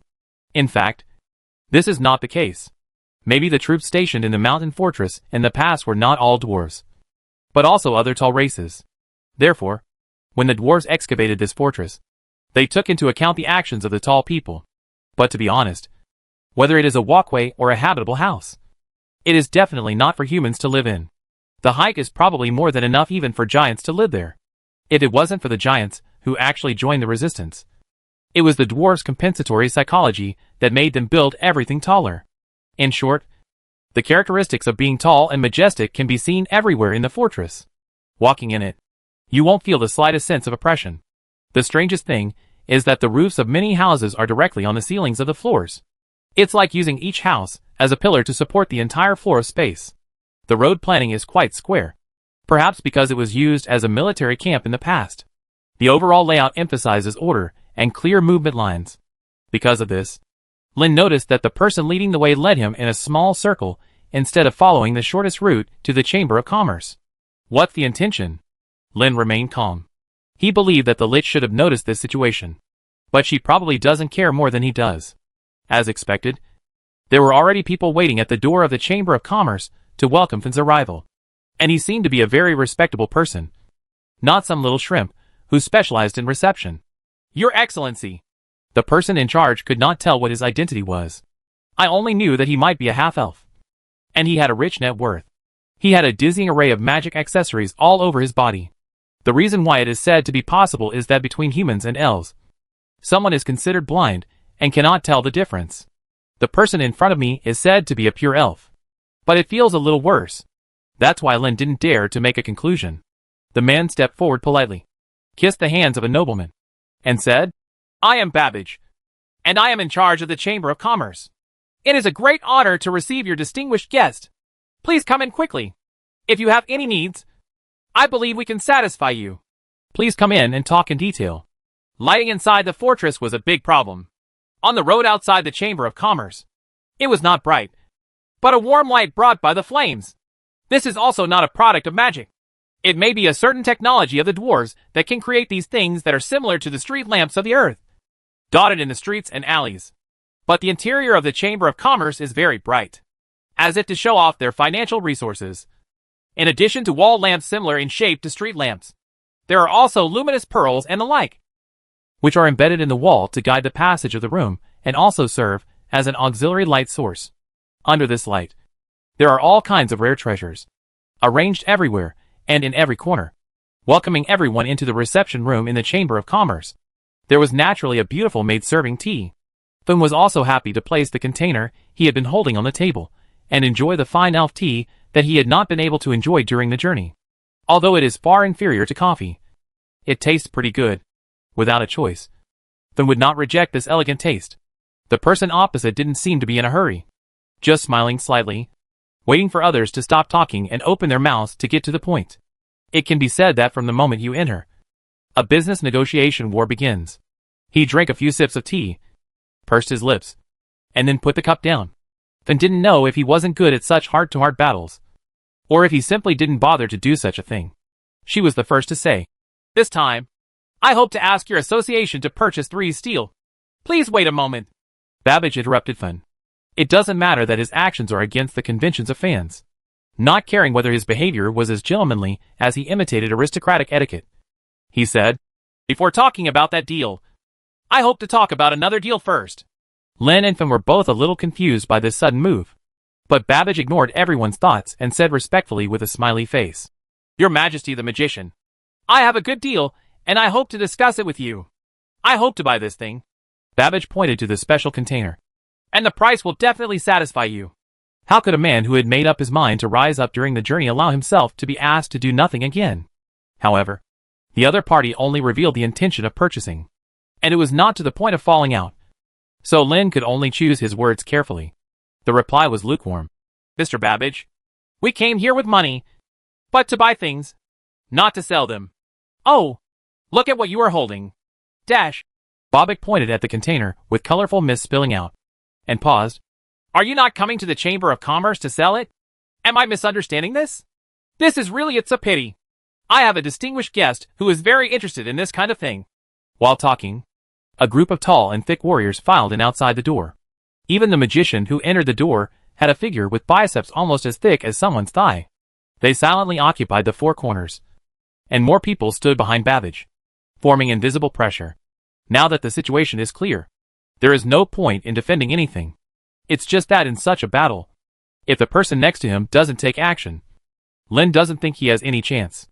A well-made equipment may be able to take a few people with him before death, but it is extremely difficult to find a way to survive. He doesn't have the strength to crush him yet. When he saw a group of people entering the door, Lin stood up excitedly. But he didn't know what to say. "I don't want to offend others, but I also don't want to give in again." Just before Lin could react, Finn slowly took out a gold dry tobacco pipe and twisted the tobacco. With a snap of his fingers, a small flame appeared on his fingertips. He lit up his tobacco and took a long puff. Chapter 256, The Ending of Greed. That dry pipe was Lin's second pipe. As expected, it was snatched away again. And when will the second woman who takes away her beloved smoke? Smoke afterwards? No. Except for the first time, when Finfin would take out the pipe to smoke. The next time she would go crazy. And then, someone usually ends badly. So when he saw the golden dry pipe being taken out, Lin immediately panicked. It is a very bad thing to make one's own decisions, especially when dealing with a strong woman. Lin was sweating coldly as he watched Fin knock the tobacco he had finished smoking into the cup of tea. His fragile heart jumped so hard that he almost jumped out of his mouth. "I know," Fin said with a smile. "I changed my mind. I'll give this to you." After saying that, he got up and walked out. Someone's eyes were straightened, and he said in a daze, "I just wanted to get up." Before he could finish his words, he received a big slap on his head. Fin scolded, "You're so stupid. Let's go. If you don't leave, you can stay with them by yourself." There was no other way, so someone could only follow behind like a little daughter-in-law. Agreeably, when he walked to the door, he saw a burly man blocking him, then said in a coquettish voice, "Oh, you are not satisfied with the things left behind. Do you even want to keep them?" At the same time, he stretched out a slender finger like a green onion and held it against Na Biao. He pushed the big man's chest gently. The man retreated in a daze, staring ahead blankly. However, other people in the reception room did not notice these abnormalities. Babbage seemed not to want to leave anything behind, and did not show any sign of concession from his subordinates. He just followed politely, and sent the beauty in front of him and his followers to the door. He raised his hand and said, "Best regards, Your Majesty the Magician," and watched the two people leave the Chamber of Commerce. Changing the title undoubtedly shows that he does not recognize Fin's identity as a great magician. Coupled with his performance just now, Babbage had more reasons to look down on a vase magician who was not up to par. When the person had gone away, a wretched young man beside him smiled flatteringly and said, "Congratulations, Master. You helped that adult get that thing. You are bound to be highly regarded, and your future is limitless." "Humph. It's just a wild mage from a barbaric land who dares to hang 2 golden threads. I'll scare them, and they won't even dare to bargain and just run away. It's just master. That woman is so beautiful. Why don't you keep her? I believe those magicians will be very interested in a beautiful magician. At least, she can afford to be ravaged. Take your time. Don't rush. You will get it sooner or later. And it seems that they have other tricks on them. Go find out where they are. And visit them another day. I want to see the distinguished guest first and report the good news. You also send someone to deliver the things to the VIP room. Okay, master. Another steward from the Chamber of Commerce frowned when he heard the conversation between the master and the servant. Unfortunately, the other party is deeply trusted by the senior management and has the support of many veteran magicians, so its position is stable and difficult to shake. Watching Babbage triumphantly heading to the VIP room, a trusted servant came to him and whispered a few words. When the steward heard this, his eyes widened and he asked, "Are you telling the truth?" "Yes, sir. Few people know about the three-headed monkey mark. But it is also very special, and no one else will use it." Thinking of the man next to that beauty, he was quite inconspicuous, but he was the one everyone wanted to find. And the identity of the great magician, who came from outside, and had 2 golden tassels hanging on his head, is also about to be revealed. Such a combination gave in under a little coercion today? What do you think? Why do you feel something is wrong? It would be better if it doesn't happen badly. The Chamber of Commerce steward prayed in his heart. In the VIP room, Babbage smiled charmingly and fawned over a great magician who was holding a chambermaid in his arms and playing with her wantonly. He is somewhat old, with white hair and a beard, but he has a strong body that does not match his age. Even without the use of auxiliary magic, the tall and plump maid struggled to resist, but still could not escape the claws. Even though Babbage came in to report, he was unable to stop the great magician's actions. However, the steward of the Chamber of Commerce did not care. He smiled and said, "Your Excellency, as you requested, I have helped you get the item you mentioned. My entourage is about to bring it over. You can take it away immediately." "Oh, so fast. How much did it cost you?" "Hey, if you tell me, you will never believe it." Bobik didn't show off, stretched out a finger and said, "Not a cent was paid." "That's right. Just like what you heard. Not a cent was paid. Give it to the other party." In fact, after I let the group of men enter the reception room, the situation was decided. They did not dare to resist, so they could only hand over the things respectfully. "Oh, that means I don't have to pay you. You didn't pay anything anyway." Babbage laughed dryly and said, "These 2 things are different. Your Excellency, we have done our best, and we should at least get some hard work. Damn it. These lazy guys. Why don't you send the things over?" As if to change the subject, Bobik turned to look at the door. The servant, who was supposed to appear holding the item, was nowhere to be seen. Just when he was about to curse a few more times, the wretched servant he sent out to do something stumbled in. He gasped in horror, unable to speak a word. Seeing this, Babbage cursed angrily. "Damn it. Is it a landslide? Or is someone from the underground world looking for trouble again?" A piece of news that is not a secret. The bottom layer of the mountain fortress is connected to an underground world somewhere. Residents of the underground world invade from time to time, but only in minor intrusions. After it was discovered that the area belonging to the people on the surface was actually a fortress built by dwarves under a magic tower, no underground residents came to die again. The passage is blocked, which is equivalent to being abandoned to people in the underground world. But what the wretched servant feared was not the attack of the underground dwellers. He looked pale and said fearfully, 2 people. That thing has eaten 2 people. You bastard. What are you talking about?" Bobik felt so embarrassed that he cursed angrily. "You cannibalism, but not others. What are you talking about in your sleep?" "No, master." The wretched man looked sad. After regaining his breath, he said more clearly, "No one can touch the thing placed in the reception room. As long as you touch it with your hands, it will be like being poisoned."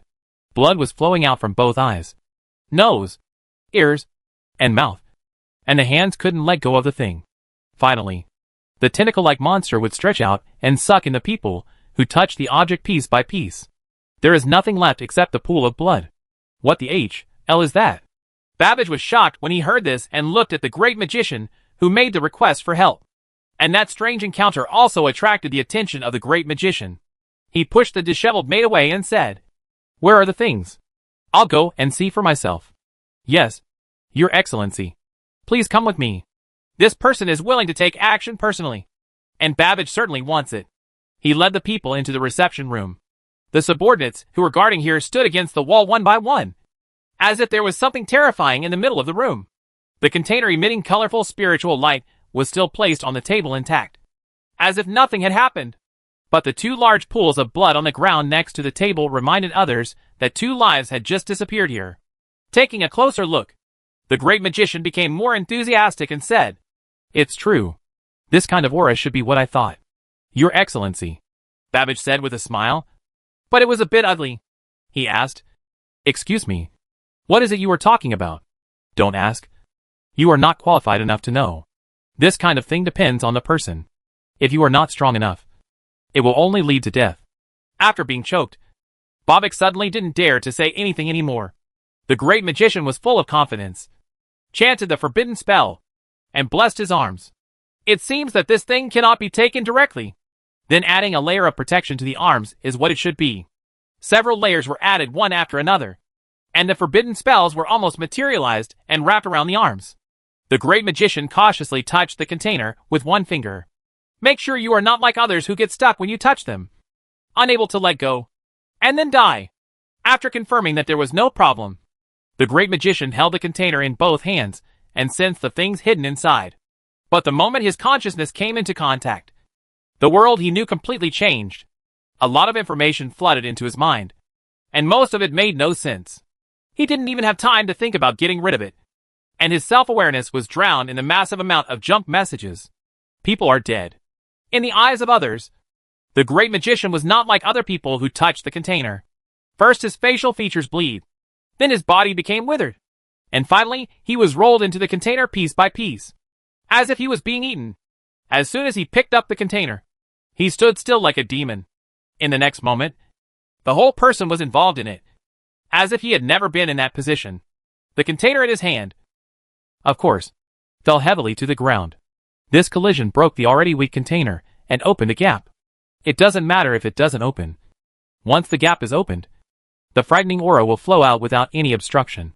There were some people in the reception room who had some strength and could run out, but most of them just squatted down with their heads in their hands, going crazy. The magic aura on Babbage's body was broken every time it flashed, leaving him without the ability to resist. Finally, he ran out of the reception room before all the life-saving props broke. Babbage fell to the ground in horror, looking at the mist that was constantly encroaching outwards in panic. His mind was in chaos, and he couldn't figure out what was happening in front of him. Chapter 257, The Aftermath? In any case, the location of the Chamber of Commerce was close to the heart of the Basque Country chapter, and the unusual commotion was quickly suppressed. But the person responsible for the aftermath, the great magician, who was also one of the backers behind the Chamber of Commerce, came to the Chamber of Commerce managers with a livid face and asked, "What happened here? How did it become like this?" "Your Excellency, the great magician Pusley." The Chamber of Commerce steward saluted in panic, but most of them didn't know what was going on and could only look at each other in confusion. After waiting for a long time, I couldn't get any answer. The great magician Presley yelled angrily, "Damn it! Doesn't anyone know what's going on inside? Do you know the seriousness of the matter?" In response to the anger of a great magician, a Chamber of Commerce steward timidly asked, "Your Excellency, haven't you already solved that abnormal situation?" "Solved? What a beautiful idea you have. I just suppressed it temporarily, and it seems that I can't suppress it for long. If I want to solve it completely, I need to know what the thing inside is, and who did it.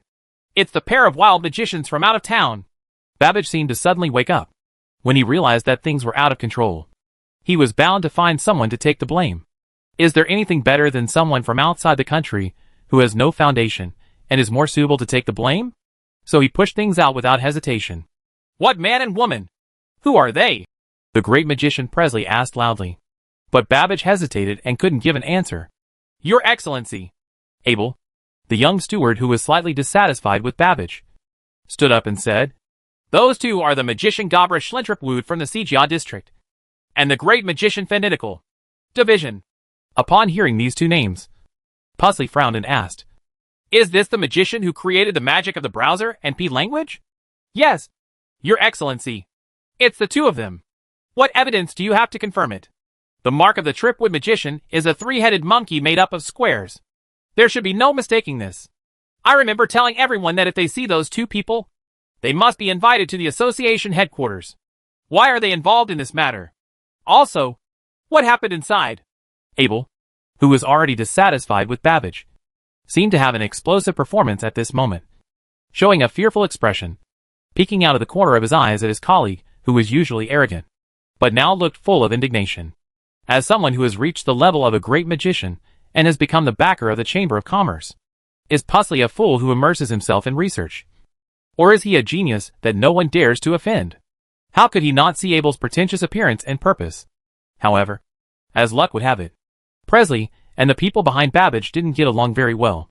It's just that because Babbage is very considerate in his work, even if he is from a different camp, he still pays due respect and sharing of benefits, and leaves no excuses for others, so he can't find any reason to touch him. Now that a colleague from the Chamber of Commerce has come forward and wants to stab the man with the eyes on his forehead, why not support him? Just pretend to be dumbfounded. So Pooh Shelley shouted and said, "Tell me everything you know, and don't worry about others making trouble for you. If someone is really so short-sighted, I will let him understand that offending a great magician who has sworn to protect." What will be the final result? After receiving the promise, Abel still carefully organized his words and said, "As far as I know, someone entrusted Babbage to take charge and wanted something from the hands of the great magician of Tikal. And those two seem to have come to the Chamber of Commerce to buy goods. Manager Babbage came to contact them, but in the end they left empty-handed.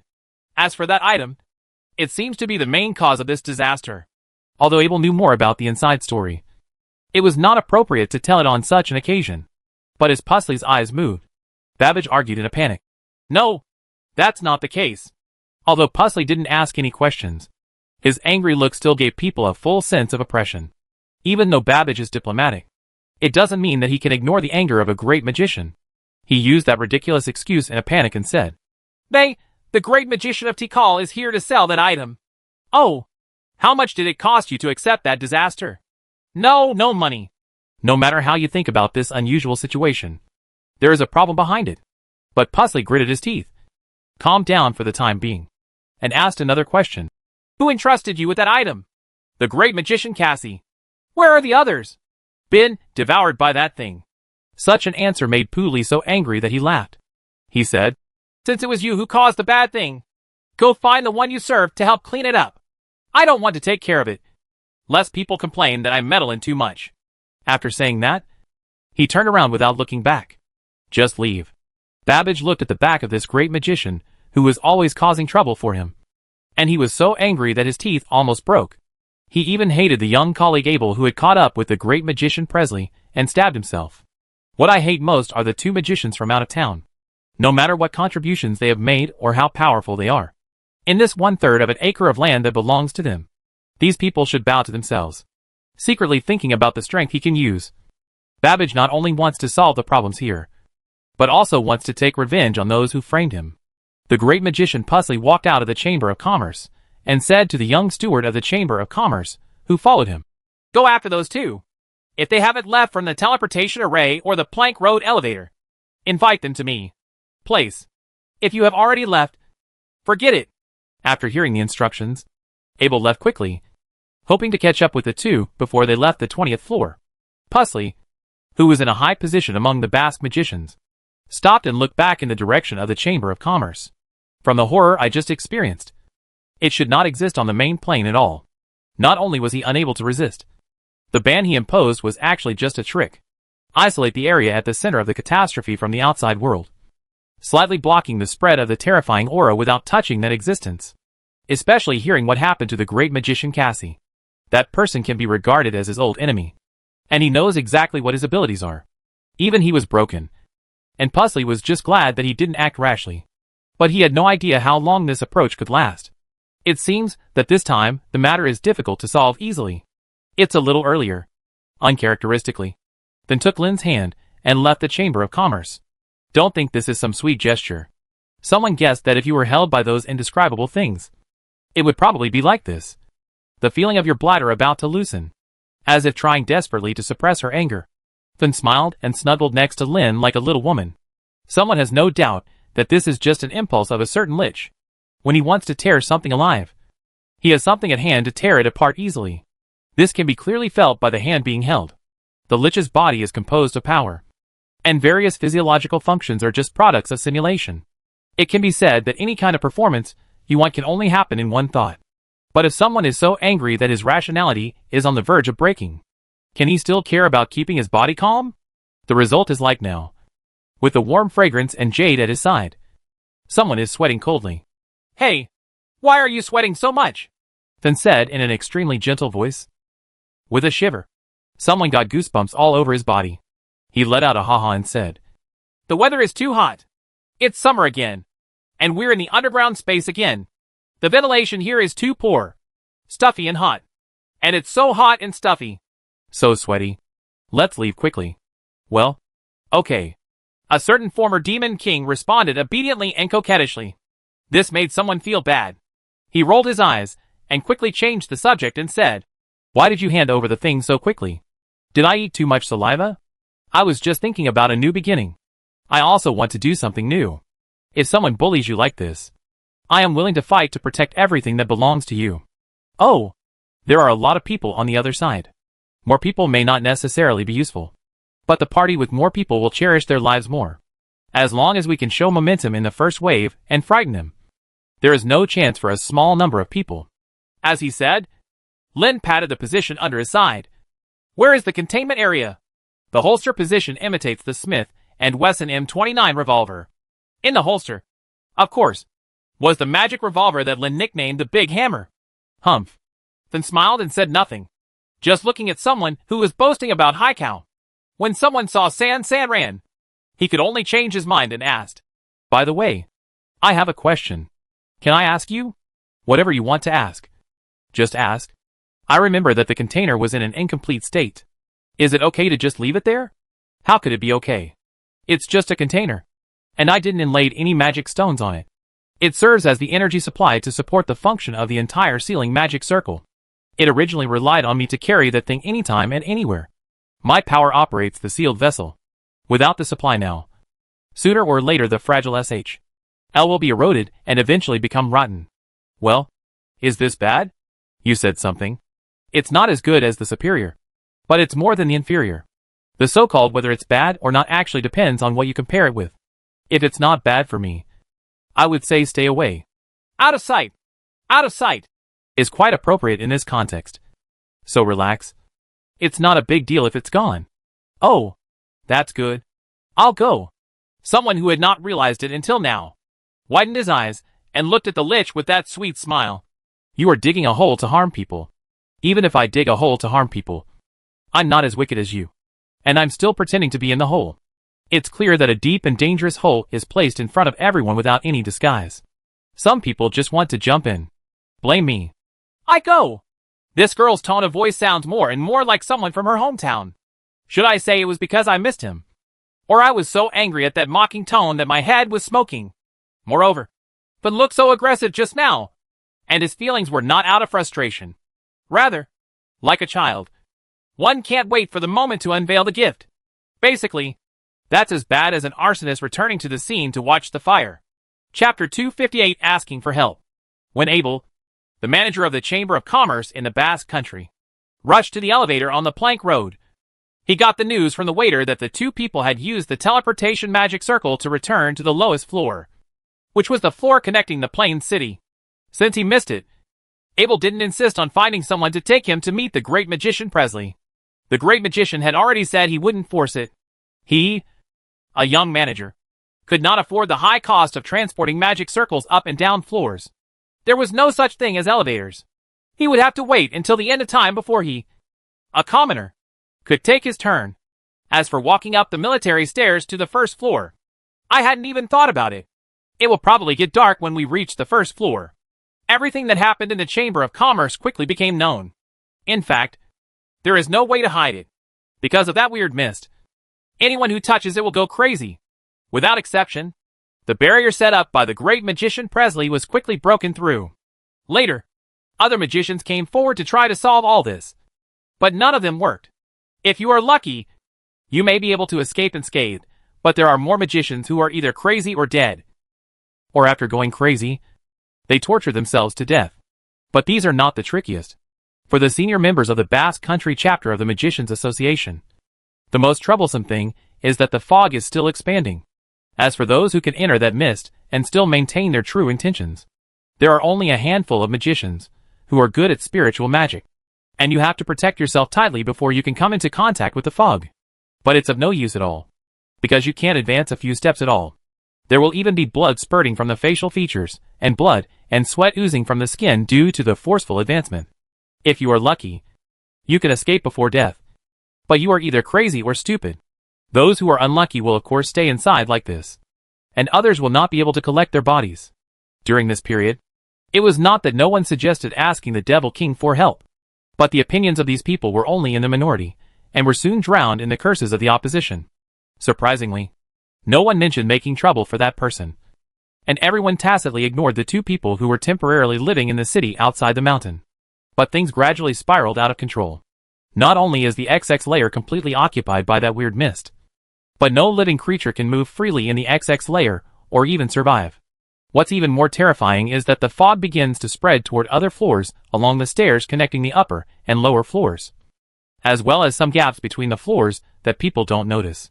When floors 19 and 21 fell one after another, the senior officials of the Basque Country chapter of the Magicians Association began to panic. The 19 and XXI floors are nothing, but the focus is on the next higher floor, which is the 22nd floor, which is already the core area of the district association. Various important documents and records are not so easy to move. In particular, everyone has witnessed that ordinary utensils will gradually decay and wither if left in the fog for a long time. In other words, the magic material can last for a relatively long time, but it still cannot completely resist the erosion of the fog. Just when everyone was gritting their teeth and looking for solutions, the seriousness of the situation escalated further, and now no one could sit still. When the first monster emerged from the mist, it boldly stepped out of the scope of the mist, carrying a power that ordinary magicians could not resist. Everyone knows that if this matter is not resolved, the entire Shanling city will eventually be in danger. The origin of the monster is obvious to everyone. They were living things that died in the mist, including those people I once knew. What's even more frightening is that these monsters are like plagues, not only spreading mist-like substances, but also making people with weak minds become more and more crazy under their attacks. The only good thing is that these monsters are not flexible, and the magician's long-range concentrated fire strikes can still work. However, the appearance of monsters is almost equivalent to a showdown. No one could continue to ignore the man who was sitting in the hotel in the city outside the mountain and kept silent about the development of the whole matter. Abel, the young steward of the Chamber of Commerce, can be regarded as the most active person towards the two people, and he is also the main voice of the compromised faction. Of course, he was sent out to contact His Majesty the Demon King. The good thing is that if that person really has malicious intentions and dies for a mere steward, no one will feel bad about it. Not even the masters. The group's destination has long been discovered by interested parties. It's just that they're not sure what the other party's attitude is, so no one dares to contact them rashly. Abel dressed in formal attire and headed to the Dove Song Inn. The only formal attire he had on him may sound pathetic, but compared to his colleagues, he was very lucky, because the more senior Chamber of Commerce managers were in charge. They all lived in houses adjacent to the Chamber of Commerce. But Abel, a young man with no foundation, could not afford a house. But now that the XX level has been completely destroyed, a group of seniors from the Chamber of Commerce are homeless. In comparison, Abel, who lives on a lower floor, actually has a small shelter. After saying low to the half-elf shopkeeper in Dovesong, Abel came to the target's courtyard. He first smoothed the wrinkles in his clothes, took a deep breath, and then reached out and knocked on the courtyard door. He shouted loudly, "Excuse me, is the great magician of Tikal here?" After a moment, the courtyard door opened a small crack. A girl in her mid-20s poked half of her face out, looked around, and asked, "Are you the only one here?" "Yes, madam. I am the steward of the Basque Chamber of Commerce. Abel, under the instructions of the President, the Grand Magician Evers, I came here to pay a visit to His Excellency, the Grand Magician of Tikal." Abel used the word Great Magician carefully. It is a title that actually represents the group of people to which he belongs and what his attitude is. But this is not yet the official attitude of the Basque country. The girl was addressed as a lady for the first time, and she excitedly said to her companion hiding behind the door, "He called me lady. Kaya! Where's the lady? The blonde girl opened the door happily, and said at the same time, Please come in. My sister is inside. I will inform you. Stepping into the small courtyard of the hotel, Abel stretched out half of his foot and immediately froze on the spot, staring blankly at the scene in the courtyard. People. Full of people. There are warriors, magicians, fully armed, and some wearing night clothes. The common characteristic of this group of people is that they stand quietly in place. Some people had frightened expressions on their faces, while others had a lean look on their faces, as if they were concentrating on something. There were many people inside that Abel had met before. Most of them were famous warriors and magicians in the Basque country. It seems that no one has used strong methods to try to deal with His Majesty the Demon King. It's just that they did it quietly, and then failed just as quietly. It's no wonder no one publicized such a shameful thing. Are they still alive? Abel asked worriedly. Finding out this person's attitude is the most important purpose of his trip. If the two sides are at odds, they will have to respond accordingly. The black-haired and brown-skinned girl standing behind the door put away a strange metal prop and walked side by side with her companion. While leading the way, the blonde girl said, They are still alive now. But if you continue, you won't know. Because the first person who came here to stand for punishment has been standing for 5 days without eating or eating. No water. What happened to them? It was noisy as soon as we entered the door. Several of them even acted like they were going to kill someone. My sister decided to stay here. As she said that, the girl suddenly turned around and looked at the visiting guests with suspicious eyes. At the same time, he asked, Are you here to quarrel? If so, I advise you to leave directly. No, I came here with good intentions. I definitely didn't mean to offend.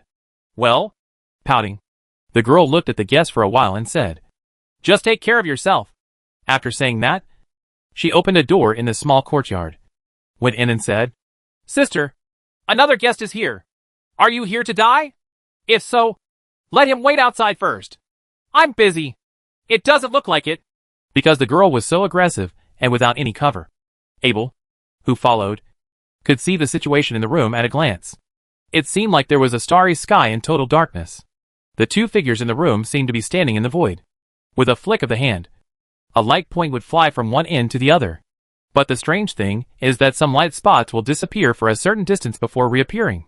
Seeing the guests, the two waved their hands, and the strange scene disappeared immediately. The people inside were the two people Abel had seen from afar at the Chamber of Commerce before. The magician Gabra Shilintripwood, and the former Demon King, the great magician Fenitiker. He quickly bowed respectfully and said Lo. Good day, Your Excellencies. I am the steward of the Basque Chamber of Commerce. Abel, because it is the small courtyard of the hotel and is used by caravans. There is a large long table. In addition to being used as a dining table, it can also be used as a conference table. And Fen took the lead in sitting on one side of the table. As for the other man, he stood in his original position as if it had nothing to do with him, mumbling constantly and using magic to leave symbols in the air, which did not look like magic runes or magic circles. Sit down. Just tell me what you are here for. Fen was not polite and asked straight to the point. However, the two girls still remembered to serve tea to the guests and their sisters. Of course, Abel would not dare to neglect such a person. In fact, let alone a great magician, even if the other party is just a magic apprentice. He, an ordinary person, cannot afford to offend him. Therefore, when His Majesty the Demon King asked, Abel, who was sitting down, stood up again and said, Your Excellency, the great magician of Tikal, I bring the goodwill of the Basque Chamber of Commerce to apologize for the previous offense. Okay, I accept it. Is that it? If nothing happens, you can leave. After hitting a soft nail, Abel saw the great magician getting up, leaving the room, and going to do his own thing. He quickly caught up and said, Sir, actually we have something else that we hope you can help with. Needless to say, you are not sincere enough. Standing in the yard, Fen had no intention of talking nonsense to the person in front of him. She said directly, If you want to apologize and want my help, you should show your sincerity. And are you qualified to decide anything? If not, then no matter what you say, it is nonsense. In order to show my sincerity, these I'll let you take the gift back. But remember to tell them that if they dare to come here a second time, I will kill them without mercy. After saying that, then snapped his fingers, and the people standing in the courtyard seemed to have been released from their restraints and fell to the ground. Chapter 259 Sincerity. The released everyone she had captured these days. No one stayed. No one clamored. Everyone fled immediately. These people weakly supported each other and left the small courtyard. At the same time, someone asked Abel what happened these days, and also told about his own experiences. Only then did the young steward of the Chamber of Commerce know that they were placed in this small courtyard because of a magic that no one knew about. The scary part is that all the senses react. They can think, hear other people's discussions, see the scene before their eyes, smell the elegant fragrance of flowers, and even understand when others touch them. The only thing I can't do is move. Even if my eyes are slightly tilted, I can't do it. The soul is imprisoned in a cage called the body. This is how a certain magician stated his feelings. Another well-informed magician remembered that long ago, when the gods fell, the king who ruled the land was good at a magic called eternal imprisonment, and would offend many strong men, including the gods. They are all imprisoned in their own bodies. As for whether that person was the demon king who had died at the hands of the brave 1,000 years ago, the people who had suffered a loss were no longer willing to discuss it. It doesn't matter whether it is or not. Their common understanding is that they cannot afford to offend that person. The president of the Basque Country chapter, Grand Magician Evers, was listening to the report from Chamber of Commerce steward Abel, and confirmed that quite a few people had been released by him, including 2 teams of inspectors. What displeased him was that the 2 teams of inspectors were not sent by him. They were private actions of other magicians who were interested in competing for power. No wonder those radicals are as docile as rabbits in discussions these days. It's completely different from the past. This group of guys who always sing the opposite have already turned the world upside down. Generally speaking, 2 teams are more than enough to deal with a big magician without the protection of a magic tower. But they were hit unscathed, which just shows the disparity in strength. Now ask them again if they still want to encircle and suppress the Devil King. Everyone responded with a guilty conscience, and none of them came true, even if they organized a coalition of magicians to siege, because they were all imprisoned without knowing what was going on. If you know the other party's methods, you will naturally have a way to find a solution. But if you can't even read it, how can you crack it? Is there an advantage in numbers? If that person is too busy, he will focus on one thing at the expense of the other. But another question arises. Who is going to be the victim, and then achieve success for others? Magicians are people who are good at calculating. They can easily gain opportunities for good reputation and profit. So of course they must do it. If you may not be able to obtain fame and benefits, and if you are still worried about your life, if you are not forced into a desperate situation, you will definitely not do it. The opening of the gate of the abyss is the kind that drives people to a dead end. So even if there is a possibility of death, there are still many magicians who stand up to resist. However, if you can gain good reputation and benefit, but you have to pay a price, the masters will consider it. Obviously, in modern times, the task of defeating the Demon King should be one in which the effort and benefit cannot be balanced, especially before that person drives everyone to a dead end. There is room to operate if there is room for action. This was the judgment Evers made after hearing Abel's report. And how could he, who is old and mature, not know what sincerity the other party requires? Not to mention sincerity. If you want to deal with a great magician who once had the name of Demon King, it should not be an ordinary person who has the status of a Chamber of Commerce steward. This is insulting the other party, and causing trouble for yourself in disguise. So Evers knew very well that Abel was just a sounding board, a probe to test the one's attitude. And the response we got can be said to be the best result. Suppression only exists when the other party can be suppressed. It is impossible for a rabbit to suppress a dragon, and the possibility of being backhandedly turned into a rabbit cake is relatively high. When the rabbit said he wanted to suppress the dragon, it was just a joke. So Evers took the lead, formed a group of members with a very high standard, and planned to go greet the Demon King. Of course, there are people who object to this and are dissatisfied with it. The president's solution is also very simple, which is to bring all these people. Since you are afraid that I will betray everyone's interests, then come together. Everyone must agree to everything. But it is impossible not to talk about it. Unless you can solve the thing on the XX floor, then it's all about those who have the ability to solve it.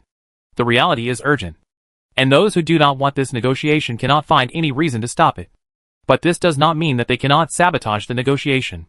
In fact, many people have been secretly working together to sabotage and stop any possible agreement. The most active person among them is Bobik, the Chamber of Commerce manager. As my friend reminded me, if this meeting was successful, wouldn't it be more obvious that I had messed up the matter? What he should do now is to show the evil of the devil and the incompetence of those in power. Only in this way can he emphasize his importance and then gain the support of more people, which means greater power. Undercurrents surged, and various opinions and letters were passed off the stage. But the main parties seemed to have not seen it, and had no reaction. This is quite strange in the eyes of other neutral factions. Evers is the president of the Basque Country chapter of the Magicians Association. Although he is not a strong president, he is definitely not a puppet-like character who is manipulated by others. As a leader, having clear ears and eyesight is a basic requirement, but the president's current performance cannot be regarded as passing. In their respective minds, the moment of meeting arrived. Next to President Evers was his most trusted student, holding a long box in his hand, which was said to be the sincerity that this trip was about. What's inside is anyone's guess. However, such a gift was prepared personally by the president and had not passed through the hands of anyone in the association. So no one knows what the content is. The two girls opened the door to the small courtyard as Abel, the steward of the Chamber of Commerce, called, but they were also surprised by the number of people coming. There were just too many people. However, they still followed the original instructions, invited everyone in, and brought them to the room with the long table. As the host, the Lich and Tripwood magician were not waiting here.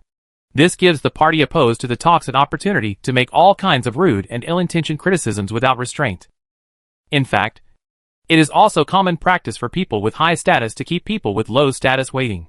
But some people are unwilling to recognize Finn's status as a great magician, let alone admit that her strength is superior to theirs. This matter continued until this meeting, and everyone was still arguing over the name of that person. In the end, Evers was still not allowed to add the word big to Finn's name, because what the president said represents the attitude of the Basque Country chapter to a certain extent. If he says something inappropriate without permission, then those opponents who are not willing to deal with him will not be happy to criticize him, but at the same time toast to celebrate in private, and even plan to oust him. Taking a deep breath, after discussing with the students and staff last night, I have already memorized the various tips for dealing with it. But to face this legendary figure head-on, it is inevitable to feel a little uneasy. Amidst the noise of a group of people, and the silence of a group of people, the Lich appeared. Her beauty, no matter how many others tell it, is not as good as seeing it with your own eyes. And that strange outfit that is different from the traditional midi dress is actually a female suit. The exquisite figure and the form-fitting tailoring add a bit of coquettishness to her temperament. It can be said that Finn has become the focus of everyone's attention since he entered the door, not only because she is one of the parties involved, but also because of her alluring curves that make people unable to take their eyes off her. Sitting on the other side of the long table, Finn slowly took out the golden dry pipe and smoked another pipe for himself. For Lin, who was sitting behind him, the meaning was obvious enough. Just ask him not to mind his own business, otherwise the consequences will be disastrous. Of course someone can do good things, but after all, he can't do it all. So he simply secretly turned on the vision of his glasses, opened the window, and continued to worry about the problems he had imagined for the past few days. In negotiations, the competition is actually about who has more chips and who is more calm, and the advantages in all aspects are on the Lich's side. For the magicians in the Basque Country, their territory is being eroded by unknown objects, and the situation is getting worse as time goes by. Simply put, it means no money wasted. In terms of patience, there are too many magicians from the Basque Country, but not all of them have the skills of the older generation like the president, who can pretend not to care about everything without changing their expressions. There were people under his command who were ready to make a move, and great magician Evers didn't want to be restrained by these juniors, so he simply stopped holding his breath compared to others. Ask your students to send long boxes and say, "Your Excellency, this is..." Wait a minute! Babbage crossed the crowd and slapped the table first. Evil man! Demon King Tikal! Do you know how many lives the monsters you created have devoured? And how did those dead become transformed? Monster, you will further expand this disaster. You must be responsible for all these disasters. Don't think we will let you go easily. The only place for you is to be burned. What Babbage is best at is building momentum, standing on the upper hand of legal principles, guiding everyone to act according to his will, or forcing most people to act according to the trend. As long as he gains power, he can control the world. This feeling is very intoxicating. in the situation at hand, as long as he spoke first to set the tone and then stimulated the person opposite to resist. Everything that happened after that would be a matter of course. But now his status is not high, and as an ordinary person without magic talent, if he wants to guide the magicians, he must be on the front line personally, instead of just hiding behind the scenes and directing his subordinates. People do things, but what he never seriously thought about is that this is a world that advocates personal power, and what he is trying to control is a group of magicians whose strength far exceeds that of ordinary people. Babbage's proud smile became eternal at this moment. In full view of everyone, the president of the Basque Country chapter, Grand Magician Evers, quickly took out a bright sword from the open long box. Before anyone could react, he flashed several magic spells with his sword-holding arm, and slashed the neck of the Chamber of Commerce steward standing next to him with his sword. Due to the sharpness of the sword, there was only a bloody mark on the incision, and blood slowly oozed out. The next moment, a large amount of blood gushes out from the severed neck, and even the head cannot be placed safely on the neck.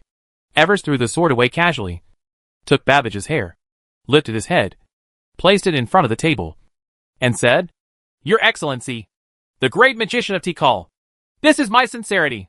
Chapter 260 Negotiation. The actions of the president, the great magician Evers, undoubtedly surprised most of the people present. As a client on the other side, then showed an expression of admiration. Lin, on the other hand, was dumbfounded by this unexpected turn of events. It's just that the people brought by this president seemed to have a lot of dissatisfaction that wanted to explode after the meeting. But at the previous moment, these people felt the threat from around them. The great magician Evers didn't look back and threatened, "If you also want to be sincere and be placed on this table, feel free to vent your dissatisfaction." There is no doubt that the people on the president's side have taken control of the entire situation. No matter how dissatisfied you are now, you can only swallow it. The prerequisite for standing on the moral high ground and blaming others is that the other party does not dare to turn the table and turn against you. Now he not only overturned the table, but also humanely destroyed his opponent. The question of whether it was more reasonable or more powerful was put before everyone's eyes. Revenge for Babbage? An ordinary person who is not even a magic apprentice, but just uses his position as a steward of the Chamber of Commerce to do some things and win over some people. Has he really become an indispensable figure? If people are alive, they can still make a difference. And for their own sake, help is indispensable, but if everyone is dead? After analyzing the pros and cons, the magicians put away their hostility. It's not worth sacrificing your life for a dead person. The direction of the Basque Country chapter changed almost in the blink of an eye. But Fin didn't care about this. She held the chin of Babbage's head with one hand and raised it in front of her. Suddenly there was a kiss. And now everyone was stunned. Just when everyone was wondering if the beauty in front of them had any strange habits that were not humane, they saw her raising her head and sucking the soul of the deceased out of his head. There was obviously no sound, but everyone thought they heard a shrill howl as Babbage's soul was sucked into his mouth. There was only deathly silence left on the scene. Fin lowered his head casually, put his index and middle fingers into his open mouth, and pulled out a blue flame. Although the shape is small, it will mesmerize those who look directly at it.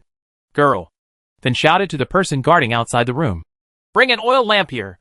"Okay, sister," Halloumi responded, and after searching for a while, she entered the room and presented an old oil lamp. When she handed over the oil lamp, of course she saw the swaying blue flame. She looked fascinated and asked, "Sister, what is this?" "It's so beautiful. Eternal fire. It's a magic I invented before. It can use the soul as fuel to last for a long time. In fact, this is not the best thing I have ever done. You should take a look at the way I made the giant sun god." The soul was stripped away and made into an eternal fire. It was a huge white flame, and even I was fascinated by it, but I didn't know if it was still there. Halloumi was confused for a moment when she heard about souls. Only then did he have time to look around. But he was startled when his head and body were separated, and the body fell on the table. "This is how the same thing." Extinguishing the original flame in the oil lamp, then carefully put the blue flame on his finger into the oil lamp. The word, immortal, in the eternal fire actually just means that it can burn for a long time. But it does not mean that it will never go out. After handing the oil lamp with the lampshade closed back to the girl's hand, Fin drove Harumi out and said, "Don't worry about the things here. Go out first." "Yes." Holding up this incredible lantern in his hand, Halloumi walked out. Little did she know that there were a lot of eyes chasing after her, which almost made her eyes wide open. Eternal fire, whose origin and production method are unknown, is an important heritage passed down from ancient times. Although apart from lighting, the eternal fire has no harmful effects. But the most valuable thing about it is that when combined with a unique meditation method, it can greatly increase the speed of power accumulation. Some people can even obtain ancient knowledge from the flames. But hundreds of years ago, the eternal fires left over from the past were extinguished one after another, and no one could save it. Until now, the last known eternal fire has only a little flame left swaying, as if it will be extinguished at any time. The rather rare white eternal fire is said to be kept in a treasure house of a certain empire, and right before our eyes. This should be a lost inheritance, being taken over by a demon king whose origin is unknown? Your Majesty has recreated it, and no magician would be jealous of it. It is said that meditation using the eternal fire can greatly improve the two powers of perception and mystery that are most difficult to accumulate. This is not only useful for magic apprentices, but also for formal magicians. It's just that the material used to make it is actually the soul. This also explains from the side why some people can obtain ancient knowledge from flames, because that is basically the ancient man in the flame raw material, his original knowledge. This is evil magical knowledge, but no one here doesn't want it. It's a pity that these words cannot be said publicly. Babbage was made into an eternal fire. It can be said that he deserved it and offended the devil. But if other people also have such knowledge, if any magician dies suddenly and his soul disappears, it will be impossible not to be suspected. This is a very dangerous piece of magical knowledge. By the way, Harumi, then stopped the girl who was walking out and said, have Kaya copy out the list and bring it over here. Yes, Wani-sama. Seeing that His Majesty the Demon King was only dealing with his own affairs, the great magician Evers did not want to kill one of his nominal subordinates in vain, and wanted to bring up business. So he said, His Majesty the great magician Tikal. Wait a minute. Then stopped the president and said, I know what you want. Let's wait until the list comes over. Now that I have said that, all I can do is wait. The two sides picked up the cups in a serious manner and drank the tasteless tea. After a while, another girl with black hair and brown skin walked into the room and presented a scroll full of words. After a quick glance, then placed the list in front of the president of the Basque Country chapter and said, I need these things, and I have also marked the items that can be replaced. But I don't know the current names of these things. It's the same as before. So if you don't understand, just ask. Looking at the list of magical materials on the list, some of which were quite rare and high-priced items, the great magician Evers twitched his face. It seems that just one head cannot get the devil to help. So now it is the main course. However, it is not a good thing to refuse at once. So I can only ask in circles. Excuse me. Sir, what are the things on this list for? Of course, I want to make a container to hold that thing. Originally, I was going to visit the Chamber of Commerce to buy these magic materials and borrow an alchemy workshop. But, then pointed at the person who died on the table. I thought about it for a long time, but couldn't remember his name. So I had to say, this man said he wanted to keep that thing. So I will give it to you for free. Since you can't afford it and don't want this thing anymore. Now I don't want to pay for it either. It's all about you anyway. So just be happy and bear the cost. Since the materials on the list were related to the disaster, Evers carefully read the details of the materials and thought about how these things could be put to use. It's just that these materials have nothing to do with all the sealing methods that I know. Evers considers himself a scholar. If he still doesn't understand, he can only say that this is knowledge that belongs to the era of the Demon King. Just like the eternal fire. If a magician were to bear the burden of these materials, he would definitely not be able to afford them. But for a zone, it is just a physical pain, not a serious injury. However, as the president, it is impossible to accept all the requests made by the other party unconditionally. So he said, Sir, the materials you listed are not common items. Many of them are quite rare and not easy to find. I'm not wrong. When you prepare the materials and when I make the thing, the solution will be available. But don't expect me to solve this problem empty-handed. That's impossible. Then Evers raised another question. Excuse me. Sir, what is that thing? Why are you so curious? I don't even know how I died. What I can tell you is that when I slaughtered the gods, the original owners of those things helped me a lot. And those things are what they left behind. A small part of them could be killed by gods in the past. So I also look forward to the different performance of magicians in this era. But it seems quite disappointing. Yes. Dominator? Oh. You also know this name. It's enough to know this. Don't try to find out their names.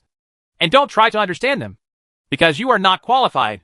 Maybe some of you will be unconvinced when I say this. It's easy to know if I'll handle it. And of course you don't need to give me the materials on the preparation list.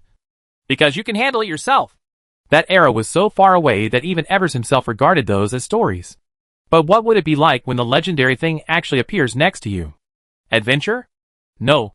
If you really want to say it, it should be hacked. Furthermore, even if he knew the origin of that thing, he also got a list of magic materials that might be used to solve the problem. But how to deal with it?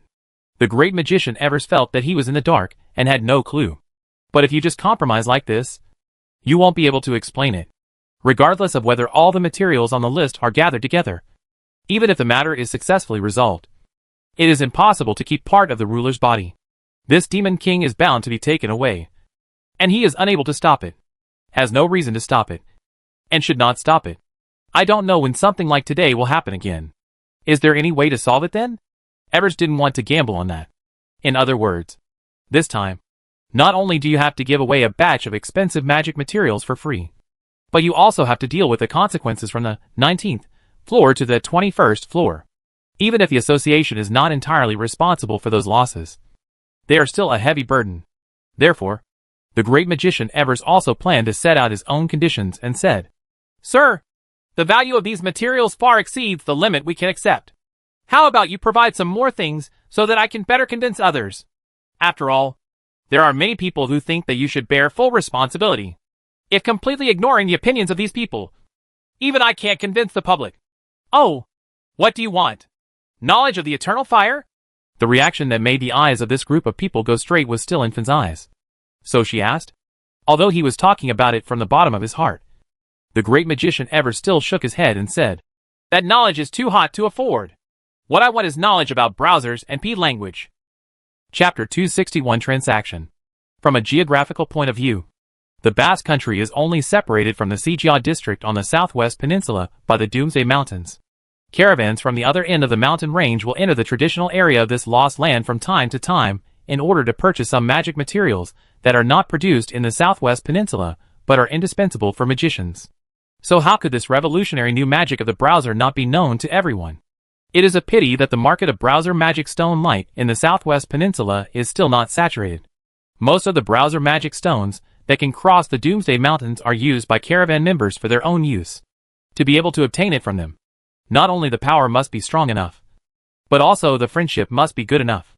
This also creates the dilemma of knowing that the browser is a good thing, but trying to popularize it in the Basque Country. But there are many obstacles. Someone once suggested that the Basque branch should not worry too much about whether it would start selling this magical knowledge on its own. However, the senior branch officials did not dare to make such an opening easily. Respecting the achievements of every magician is one of the important factors that allows the loose organization of the Magician Association to maintain its existence. There may be dark operating techniques under the table, but to sell a piece of magical knowledge, the most basic thing is that the creator, who is still alive, must nod and agree. Browser magic is a good thing. But those who own a browser magic stone in the Basque Country have no real benefits other than showing off. Because all valuable information on the forum belongs to the Southwest Peninsula region and has nothing to do with the Basque Country. Even if they want to use them all, no caravan is willing to cross the Doomsday Mountains to do business. In order for the browser to be valuable to the Basque Country, it must become more widespread. At least more than it is now. But without the creator's nod, maybe some tower owners dare to copy the browser's magic stone and give it to people close to them. But they don't dare to sell it on a large scale. At least to a large enough scale. Because the huge benefits of selling browsers have long been exposed on the forum. But the branch headquarters has not yet done so. If the owner of the tower dares to reach out, his hands will be cut off. And his feet will be cut off. It's not like no one operates the same magic as in the past. Makes some small changes. And then puts their own name on it and sells it as a new thing. But who can change it? Perhaps now that the P language has been made public, the browser program code is no longer an incomprehensible Bible to those who are interested. But to change the framework, you still have to connect to the already public forum. No one can change this part. And it will be difficult to convince the branch's senior management that what they have designed is a new thing. Setting up a new forum server is more like a joke. If no one uses it, it has no value. As for people in the Basque country who want to use it, if they are looking for information that does not involve the region, what can be better than the already formed forum? This is why when he learned from the forum that the creator of the browser had gone to Shijia district at night, Evers, the great magician as the president, instructed his subordinates to pay attention to his whereabouts. Great magician Evers and many others have already figured out the reason why the forum is valuable. So there is no need to worry about magician Tripwood disagreeing. That is the number of users. Only when it reaches scale can a forum be valuable. It was impossible for the creators not to understand this. So Evers was confident that Tripwood would agree to the proposal to expand the forum's influence. The possible disagreement is just how to distribute the benefits. Whether the other party is willing to stay in the Basque country, share the profits, or pay a considerable fee, and then continue his own journey, or even the most extreme method is to make the creator change from living to dead. Then it is relevant magical knowledge becomes an issue between individual chapters. There are many under-the-table tricks that allow a magician to agree to sell browser-related magical knowledge in the Basque country. It's just that the plan couldn't keep up with the changes. In the blink of an eye, he was forced to hand over a large sum of high-priced magic materials to solve the life and death problem faced by Shanling City. And from what this Demon King said, it seemed that he wanted to give it away for free. Under duress, forced to accept such conditions, no matter which party was responsible for the original fault. Evers could neither explain it to anyone else nor swallow it himself. After all, he was the one who suffered the loss. And he did not want to see this loss expand a second or third time. But since this is a negotiation and the other party's attitude is not so tough that it is impossible to talk, it is reasonable to make your own demands. Of course, whether you accept it or not is secondary. It is natural for both parties to argue with each other. Although keywords like browser were mentioned, someone was immersed in a mathematical problem in the field of vision of his glasses, and was struggling. Everyone saw that he was slow to react. But no one dared to disturb or even threaten him at this moment. Who knows if there will be a counter effect?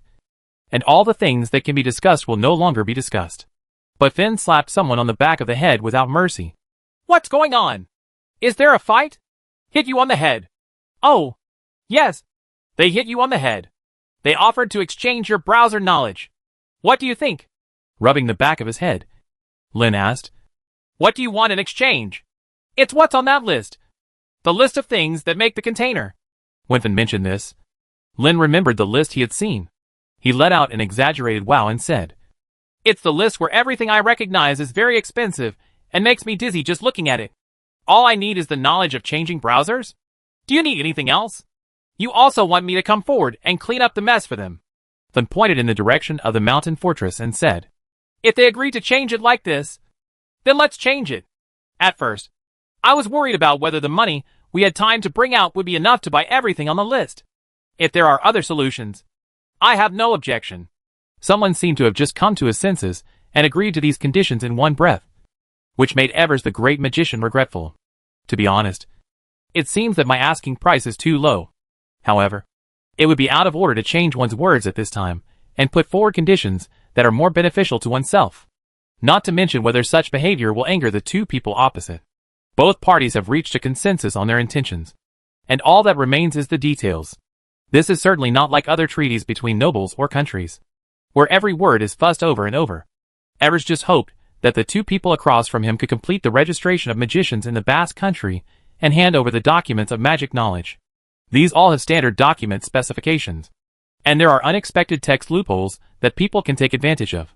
Doing this not only allows the Basque country to openly disseminate the magical knowledge of the browser, but also has the right to be justified. Evers also wants to induce the other party to be willing to hand over more magical knowledge in the process. The value of these two people is not just the browser.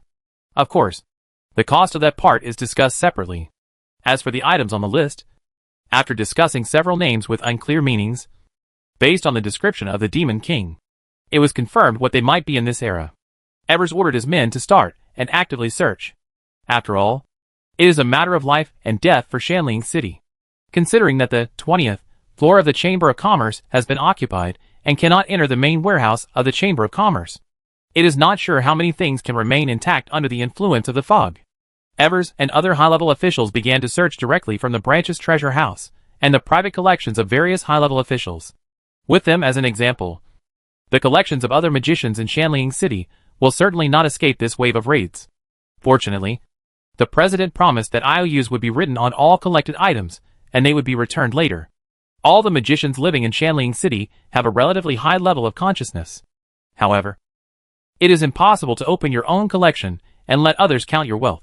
But as long as there is something on the list, they will definitely take it out. Because no one can guarantee that the disaster on the XX level will not continue to expand. The monster that broke out from the mist also proved how difficult it was to deal with. No one wanted the situation to become more sinister. It only took more than a day to collect everything and put it into an alchemy workshop in the city outside the mountain. This shows that the magicians in the Basque country have a rich background. Because it was a matter of putting out a fire. After the magic materials were collected, the great magician Evers immediately invited the Lich, who was drinking tea and enjoying the coolness, to make the special container. Then didn't prohibit anyone from watching. But he only called people close to him to help him. In fact, long before all the magic materials on the list were collected, there was talk within the Basque country branch about making that special container. The great magician Evers asked those who made the noise very politely how to do it. Then everyone was speechless. Whether it is out of selfishness that they are unwilling to pay such a huge price, or to increase their knowledge, quite a few magicians come to this alchemy workshop, hoping to have a look at the production process. Of course, there are also more people who don't want their property to be taken away, and they don't want to run away. If something like this really happened, everyone would become a laughing stock for future generations. But there are too many people with various thoughts, and the alchemy workshop cannot accommodate so many people, let alone enough space for the producers. So in the end, the only ones who could watch were the high-ranking magicians from the branch. The remaining people formed 3 circles inside and 3 outside, surrounding the alchemy workshop. Because it is not a performance or a teaching, that is not obligated to explain every move he makes. But the preparation alone made it difficult for a bunch of experienced magicians to understand. Ignite a metallurgical furnace, which is useful when making metal materials. It is quite satisfactory. The blonde girl took out a set of carving knives, chisels, and hammers, which would come in handy when enchanting, carving runes, and magic circles. So there was nothing wrong with it. The dark-haired and brown-skinned girl brought out a stone box, spread out an animal skin with a magic circle painted on it, and placed 8 magic stones in 8 directions. What is this going on? Then used the water mirror screen to unfold a drawing. He pushed Shui Jing in front of Lin and asked, "Do you understand?" "Well, I don't understand," someone admitted helplessly. A bunch of lines are overlapping, and even the words are overlapping and mixed. They don't form sentences at all, and it's confusing to understand. "You have a pig head. Spread it out and look at it." "Oh, you need to spread it out. I told you earlier." Lin suddenly folded it as if holding a mirror, and then spread it out with both hands. The flat drawing instantly sketched countless lines in the air. This is an application of whiteboard penmanship, creating a 3-dimensional perspective explosion in the air. Each part becomes an independent part, suspended in its corresponding position. At this time, as long as you flick it with your hand, the figure will rotate accordingly. If you reach out and pick up any part, the part will be separated from the whole, just like the performance in some science fiction movies. Not to mention that the magicians who were watching were stunned. Lin himself was also deeply moved. What the reality of the Earth in the 21st century cannot yet do, the magic of the lost world can do it. This is really not scientific at all. Chapter 262: The Production Process of Explosion Pictures. The appearance of the explosion map is Lin's most proud achievement recently. Benefiting from the simulated changes in drawing star maps, and constantly changing basic observation points to find the starry sky belonging to the Earth, Lin could study to the extreme the relative positions between stars. That is, light points. How to move the star map while keeping all light points at the same distance from each other. If the observation parameters are changed, what will happen to the overall star chart? And most importantly, how the distance between stars changes when they move. In other words, Lin's star map is not a static model, but a simulation of the real universe that can look back into the past and predict the positions of stars in the future. This achievement has been Lin's most important issue for a long time. Even the unfinished magic tower in the dream, the magic formations and procedures depicted on the first floor. The most important work is also the calculation in this area, and I am still improving it to this day. The benefits of these studies are also quite obvious, just like the unfolding of the explosion picture in front of me. If it was done by Finn, a Lich, a genius from thousands of years ago, whose talent and magic level completely overwhelmed someone. Compared with Lin himself, there would be some subtleties. Error.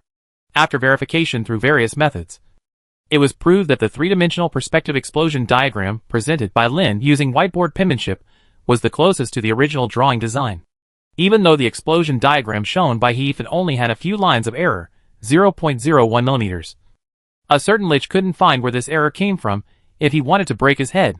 In the end, it can only be blamed on the metaphysics of programming, which cannot be explained. It is precisely because what is being done now is very important. And a certain Lich does not want to bring a bomb that can explode at any time. So he demands perfection in everything. The work of unfolding the explosion map also fell on Lin, not bothering to look at someone's triumphant expression. Then took off a small part from the explosion diagram and threw it in front of Lin's eyes. At the same time, he took out an inconspicuous stone from the pile of materials, put it into the crucible, and said, "This is the star stone. When it is calcined until it also emits a blue flame, then shape it into that part." At the same time, then also took a large metal ingot, placed it on the metallurgical furnace, and heated it directly. The removed part of the drawing is used to make the base of the part Lin is making. She took a look at the general appearance, then pushed the parts diagram to Harumi, and said to the girl, "Get ready. Girl, you need to carve such a pattern later before it is completely cooled and hardened." Mode. Okay. Wani-sama. When the masters are shaping magic materials, there is no such thing as perfecting. Everything is cracked with magic. Most of the time is spent adjusting the shape to fit it. If there are multiple parts that need to be assembled, it will be troublesome. You have to align and fit them one by one, and carve them carefully before they can fit together tightly. If multiple people cooperate, it will be another disaster. How to combine what everyone has done is a problem that still cannot be solved. Therefore, the way magicians in Lost Land cooperate in making items is usually that each person makes an independent part alone, and the combination between them does not involve precision parts. This also means that only large-scale artifacts, such as airships and magic towers, can be completed by the cooperation of multiple magicians. If they are small components or props, most of them are completed independently.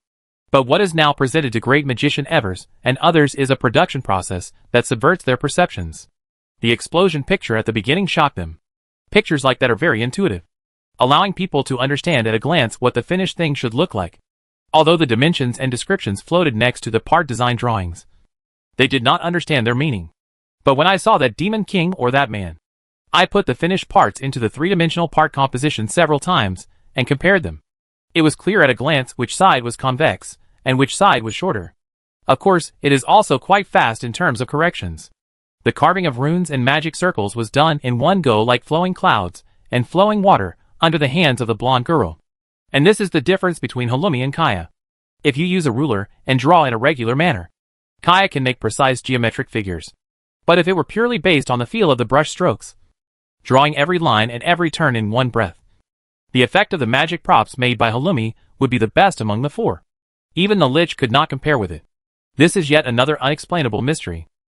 Although the difference between good and bad is slim, if you use it by feel, it can be said that there is almost no feeling at all. However, when measuring with instruments, there will be some differences. However, the girl is limited by the accumulation of her power, and she does not have the ability to draw all the magic circles and runes completely, except for a few that require one go. Most of the formations are drawn by Halumi, within doing the final stroke. Someone jokingly called this move the finishing touch. The dark-haired and brown-skinned girl just watched from the sidelines at first, but whenever a part is completed, it will be placed in front of her, in the center of the animal skin magic circle. At this point, she would pick up a needle with a thin thread attached to it, and attach it to both ends of the part. The other end of the line is tied to the piece of animal skin. At this time, the 8 magic stones arranged next to it will light up in sequence. And at the same time, various feedbacks will enter the first coffin. After being sorted, they will become information that people can read, and will be displayed on the water mirror screen in front of the girl. From time to time, I heard her report. Input 1 mana. Output 0.7 mana. Temperature increased by 0.04 degrees. Vibration frequency is 21 MHz. And the ratio of the 8 powers is close to the 6th mode. The overflow and loss ratio is estimated to be 27%. Or, input 1 mana. Output 0.3 mana. The temperature rises 0.5 degrees. The vibration frequency is 6 Hz, and the proportion of the 8 powers is unknown. The overflow and loss ratio is estimated to be 66%. There's a lot of overflow. If there's a problem with the data he heard, then we'll come to Kaya's side and look directly at the more detailed figures. Sometimes I point to the data on the screen and say, "Girl, can you make adjustments here?" Sometimes I just throw the material back into the furnace. At this time, he might stand in front of the blonde girl with his hands on his hips and say, "Girl, you turn the rune upside down and read it carefully." Sometimes he would hold a man's ear and say fiercely, "Component not exactly according to the drawing. Not only is the thickness at the center different, but it's also very uneven. Who are you trying to kill by doing this? You really want those tentacles to break through this mask and move in and out of your body. I'm sorry. I was wrong." The crying man held a piece of bowl-shaped armor with a subtle arc, put it back on the metallurgical furnace, and reprocessed it. By the way, although magic shaping can directly change the appearance of magic materials, some relatively hard magic materials require a considerable amount of power to change their appearance. At this time, if it is heated to a certain temperature, the same work can be completed more easily. Furthermore, the smelting method can effectively remove impurities, which is something that the shaping technique cannot do. But more often than not, it is the devil who stands in front of the perspective structure of the solid parts and the exploded parts, constantly calculating the changes that may occur after the various data are combined. Sometimes even if the test passes, it will be returned and required to be redone because the linkage with the whole does not meet the calculation requirements. The design was even changed on the spot, under the stunned eyes of the onlookers. Parts with complex structures were produced one after another, according to their respective experiences. It would take months or even years of effort to make such a complex thing, which requires both workmanship and precision. But in just one afternoon, they were able to produce a quantity that they might not be able to produce even if they spent several years. This is not surprising. Whenever a component is completed, it is displayed on a table not far away and not in use. Scattered exploded views also push completed parts to one side to avoid confusion between completed and unfinished parts.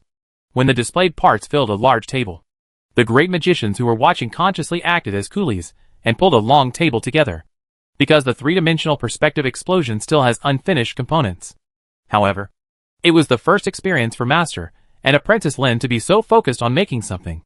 It is also the first time to use the explosion diagram and the first coffin to operate various power detection functions that were only used in the era of the Great Sage's Tower in making an artifact. So much so that they didn't even realize they were going to eat dinner. Their minds were filled with the data on the design drawings, and how to use your own techniques to make the things you produce exactly match the perspective drawings. Originally, Lin thought it was like the cartoon coloring block game he played as a kid, where he just filled a space with color with a colored pen. But after actually doing it, I realized that it was not the case at all.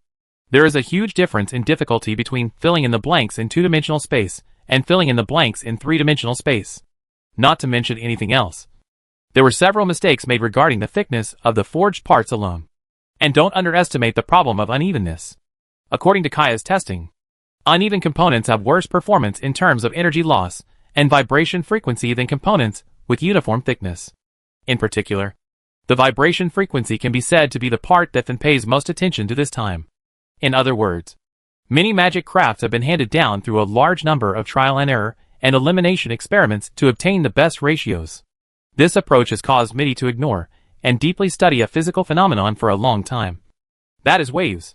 Why do the same materials, the same structure, but different lengths and widths have different magical effects? The lost magicians never think about such issues.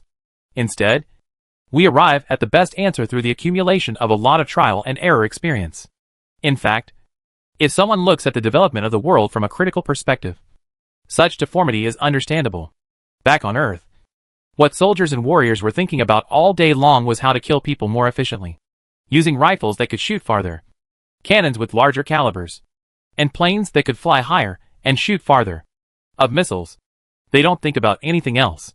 However, it has never been this group of warriors who promoted the transformation of military weapons in history. The invention of gunpowder was an accidental product of Taoist priests' alchemy refining. The original form of the chariot before it was equipped with cannons was nothing more than an agricultural tractor.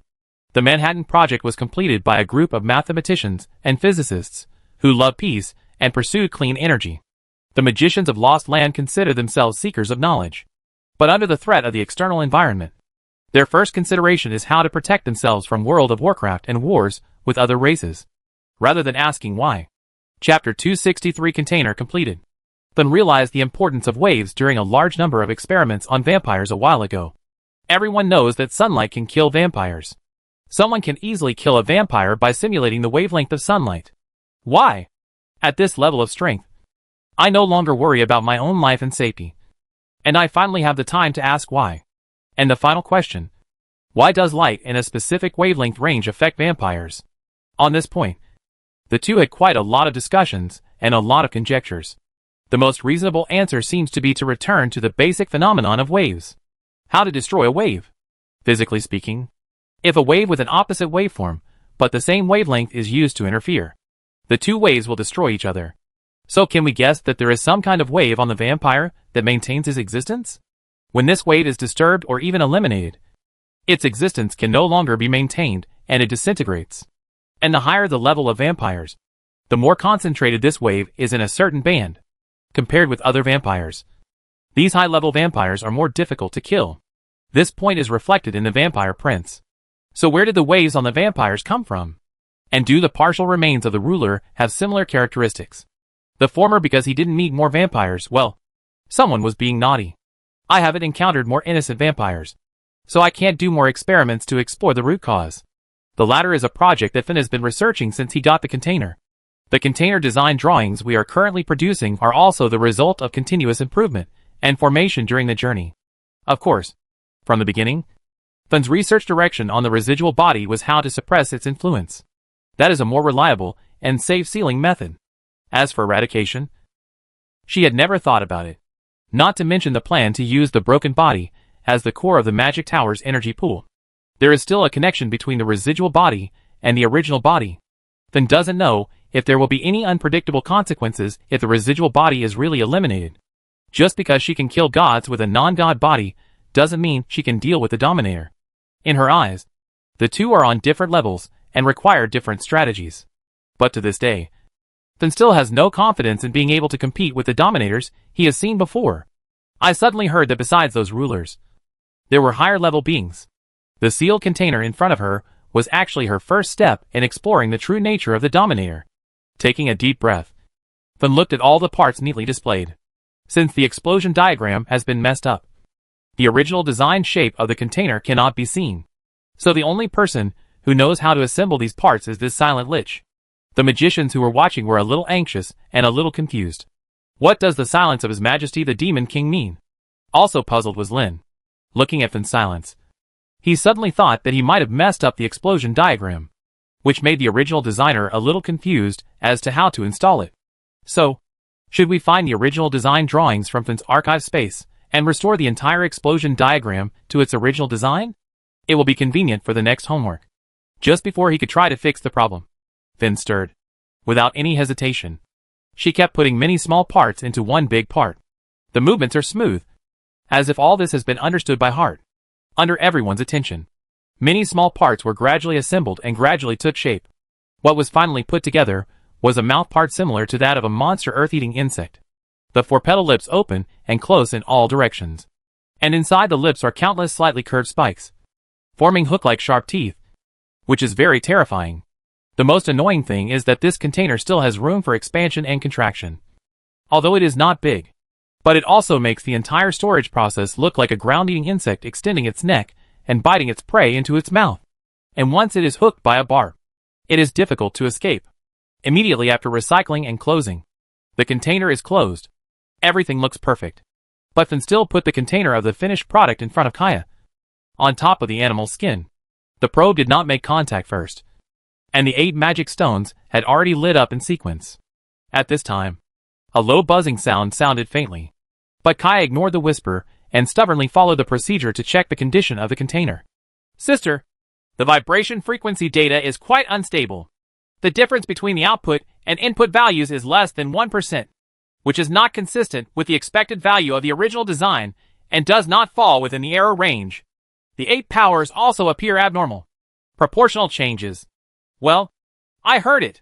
What Finn didn't say was whether she heard Kaya's report or the voice from the container itself. Lin, who was also dissatisfied with such test results, put his head over. First, he looked at the data on the screen in front of Kaya.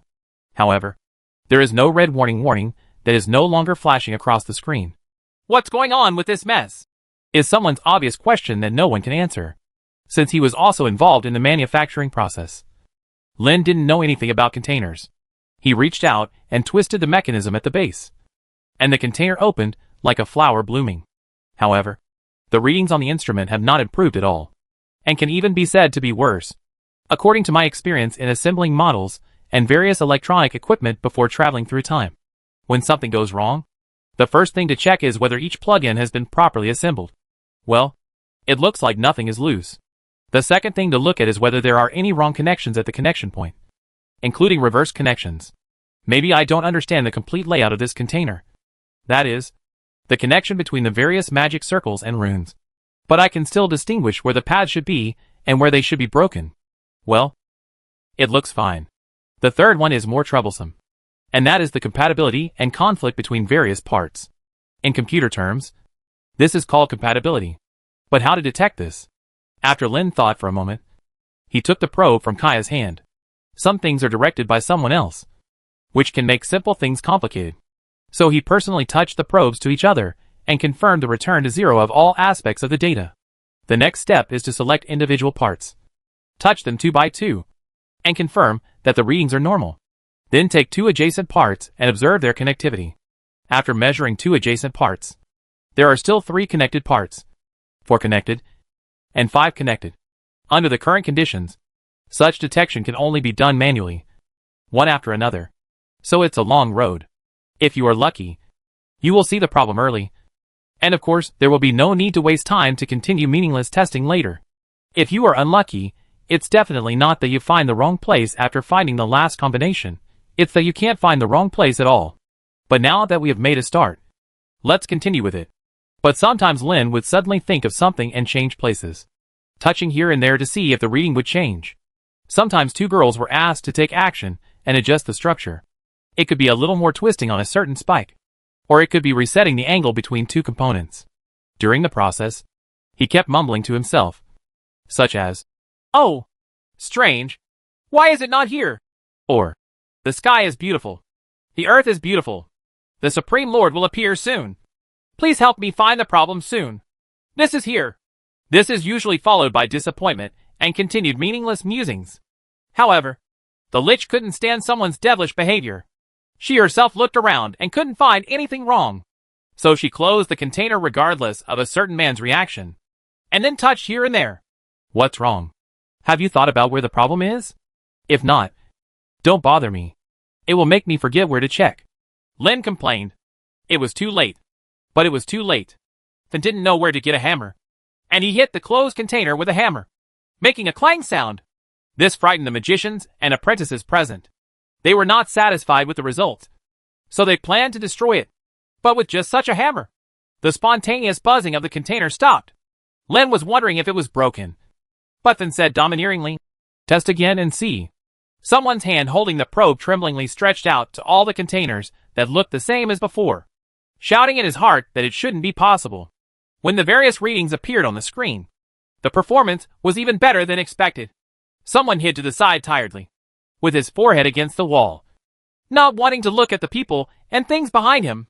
"What's wrong? Don't you feel happy that it's finished?" Finn asked. "Do you know that no matter how advanced the technology is, it can't compare to the frustration of a master's hammer?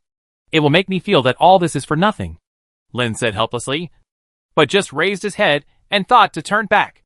The cheek was in close contact with the wall again, and half of the face was directly deformed. "What do you mean by old?" "I go. Feelings say the whole sentiment from my heart. You only heard that word." His Excellency, the Archmage of Tikal. After hearing the Demon King personally admitting that the thing had been completed, the top brass of the Basque Country branch, headed by the president of the Archmage Evers, could not sit still. Of course Finn knew what these people were worried about. In fact, she herself was not that calm. The container used to store the remains was made, and the test results were better than expected. However, it is still unknown whether the pie will be useful in actual use. So she was also curious as to whether the ceiling direction starting from Bo-Lai was correct. Ignoring someone who was sitting on the ground rubbing his face, then turned around and said, "Don't worry. When the things are done, I will solve the problem immediately." After saying that, he turned back and picked up the completed container. "Your Excellency, there is one more thing." Great Magician Evers called to the Demon King who was about to walk out. His eyes were unused or partially used, but there were still remaining magic materials. Chapter 264, Entering the Erosion Zone. Not to mention that these things don't seem to be much in quantity, and they are not very eye-catching. If we estimate their value, including those that have been used, it is worth 1/5 of the entire Shanling city. And it is also the most essential part. Some materials are of the kind that can be encountered but cannot be obtained. Money can't necessarily buy it either. Obviously, in addition to the required materials, that list should also include alternative materials. Therefore, not all the things that were collected together were used, although many of the rare ones were used. The remaining parts could be recycled by the association and still belong to the Demon King's property. However, it was ignored and not mentioned in the original agreement. So Archmage Evers asked bravely, "Are these things still needed?" "Oh." Then followed Evers's gaze, and of course knew what the other person was referring to. It's hard to say how Lin would answer if it were up to him to make the decision. But as the former Demon King, a Lich who was resurrected after 1,000 years, Lin did not have the values of this era. Even after her resurrection, with a wealthy man by her side, she did not feel the pain of having no money, or live a frugal life of poverty. Therefore, she had no original plan to bring that pile of waste that was no longer useful to her. However, it seems that the other party still attaches great importance to it, which gives her room to operate. I never thought that from the beginning. I would be a lion with a big mouth. The browser benefits that were thrown out in exchange, and the final decision made by the president, the Great Magician Evers, were all unusual situations. Just because everyone agreed too easily, it also caused her misunderstanding. Of course, even if Finn truly understood the value of this, he would probably have the same attitude, ignoring the psychological changes of others and thinking about his own possible needs. Finn asked, "Do you have a map of the entire lost land?" "Map?" The topic suddenly changed, and Evers couldn't get around it for a moment. Finn continued, "It is the road map of the entire lost continent, leading to capitals, big cities, and the headquarters of each district branch of the Magician Association. Of course, the more detailed the better. A few days ago, we had a map of the Association and the Adventurers Guild to ask for information about this type of map. But everyone said that they only have maps within the Basque country. Maybe the person I asked is not high enough. So do you have a map of the whole land?" "Yes." Great Magician Evers nodded and said, "But it is an old map from 30 years ago, covering all countries and most cities in the entire lost continent, except for the North District, which fell into a part from the wars and disputes, and some confusion about the boundaries and country names. The rest of the map should be roughly consistent with reality." "Sir? Very good. That's it. When you send the map over, just take the rest of the things back with you." Finn didn't mention the word transaction, but inadvertently set the tone for the matter. "I'm going to recycle that item now." Led by the Great Magician Evers, a group of magicians belonging to the Basque country lowered their heads and said in unison, "I'm sorry, Your Majesty, the Great Magician of Tikal." Finn did not go alone, but picked up the man who was still rubbing his face when he left, and asked the two girls to return to the hotel where they were staying. Matters here will naturally be handled by people from the Basque country chapter. At the same time, there was also a magic apprentice who acted as a guide. He is the president of the Basque country chapter and a student of the Grand Magician Evers. In addition to the role of guide, it also has the meaning of surveillance. Everyone was tacitly understanding each other and walking on the streets of the city outside the mountain as the sky gradually became brighter. Looking at the eastern sky getting whiter, Linny realized that he had been working all night. Even though I was used to staying up late, I couldn't help but let out a big yawn. After taking a few deep breaths, he asked the Lich walking beside him, "By the way, what's the point of arresting me on a business trip? I can't help you with this matter. If you can't get into the fog, everything will be in vain. It's nothing. I'm just doing an experiment on you. You shouldn't die." "That's right." "Oh. Why? You look like you are beyond love. Don't you plan to resist?" A pair of dead fish eyes tilted up to 45 degrees and turned to the side. Someone said feebly, "I can't beat you. Is there any use in resisting? Just remember to give me a good time when the time comes. Uh-huh. Then Qing laughed twice, but did not continue. She could feel that someone had applied the behavior of all the victims in the Basque country to herself, and believed that if she was forced into that dangerous area during this trip, there would be no return. But what Fen didn't say was that even in her heyday, the number of people who could neither die nor go crazy just by looking at the outlines of rulers was also very rare. Only those gods can be sure that they can maintain their consciousness after the initial contact. So her trip this time also meant to test this man's limits. If there is really a difference, then I hope to get a glimpse of the reality of that power from the differences between Lin and others. They came to the teleportation magic array, and with the assistance of the president's apprentice, they passed through the teleportation array directly to the 18th floor, which was not completely covered by the fog. On the 18th floor, there is a group of magicians standing guard next to the teleportation magic circle. Although the fog from the 20th floor has not completely occupied this floor, it has already had an impact. For safety reasons, the president has ordered the evacuation of the people living on this floor. It was replaced by the 3rd Squadron of the Magician Alliance, which was recruited. The coalition forces deployed their defense line at the entrance of the stairs leading to the upper floor. They wanted to kill or destroy the monsters that came out of the mist as soon as possible. And because the teleportation array leading from the 19th to the 21st floor has stopped functioning due to unknown reasons, in order to prevent the teleportation array from being used by monsters, a team of magicians was added next to the teleportation array on each floor. In addition to warning of accidents, they also shoulder the task of immediate guarding. Someone appeared from the teleportation array, and the team members responsible for guarding also felt strange, because the 18th floor should have been banned from entering. The magician who operates the teleportation array should know this clearly. Why would he let people up again? Your Excellency. The president's apprentice stepped forward and respectfully explained to the several magicians guarding here. According to the instructions of the president, the great magician Evers, the great magician Tikal, and the magician Tripwood, sir, we have prepared a solution to the disaster. The president ordered the coalition forces to work together and let the 2 adults enter the erosion zone.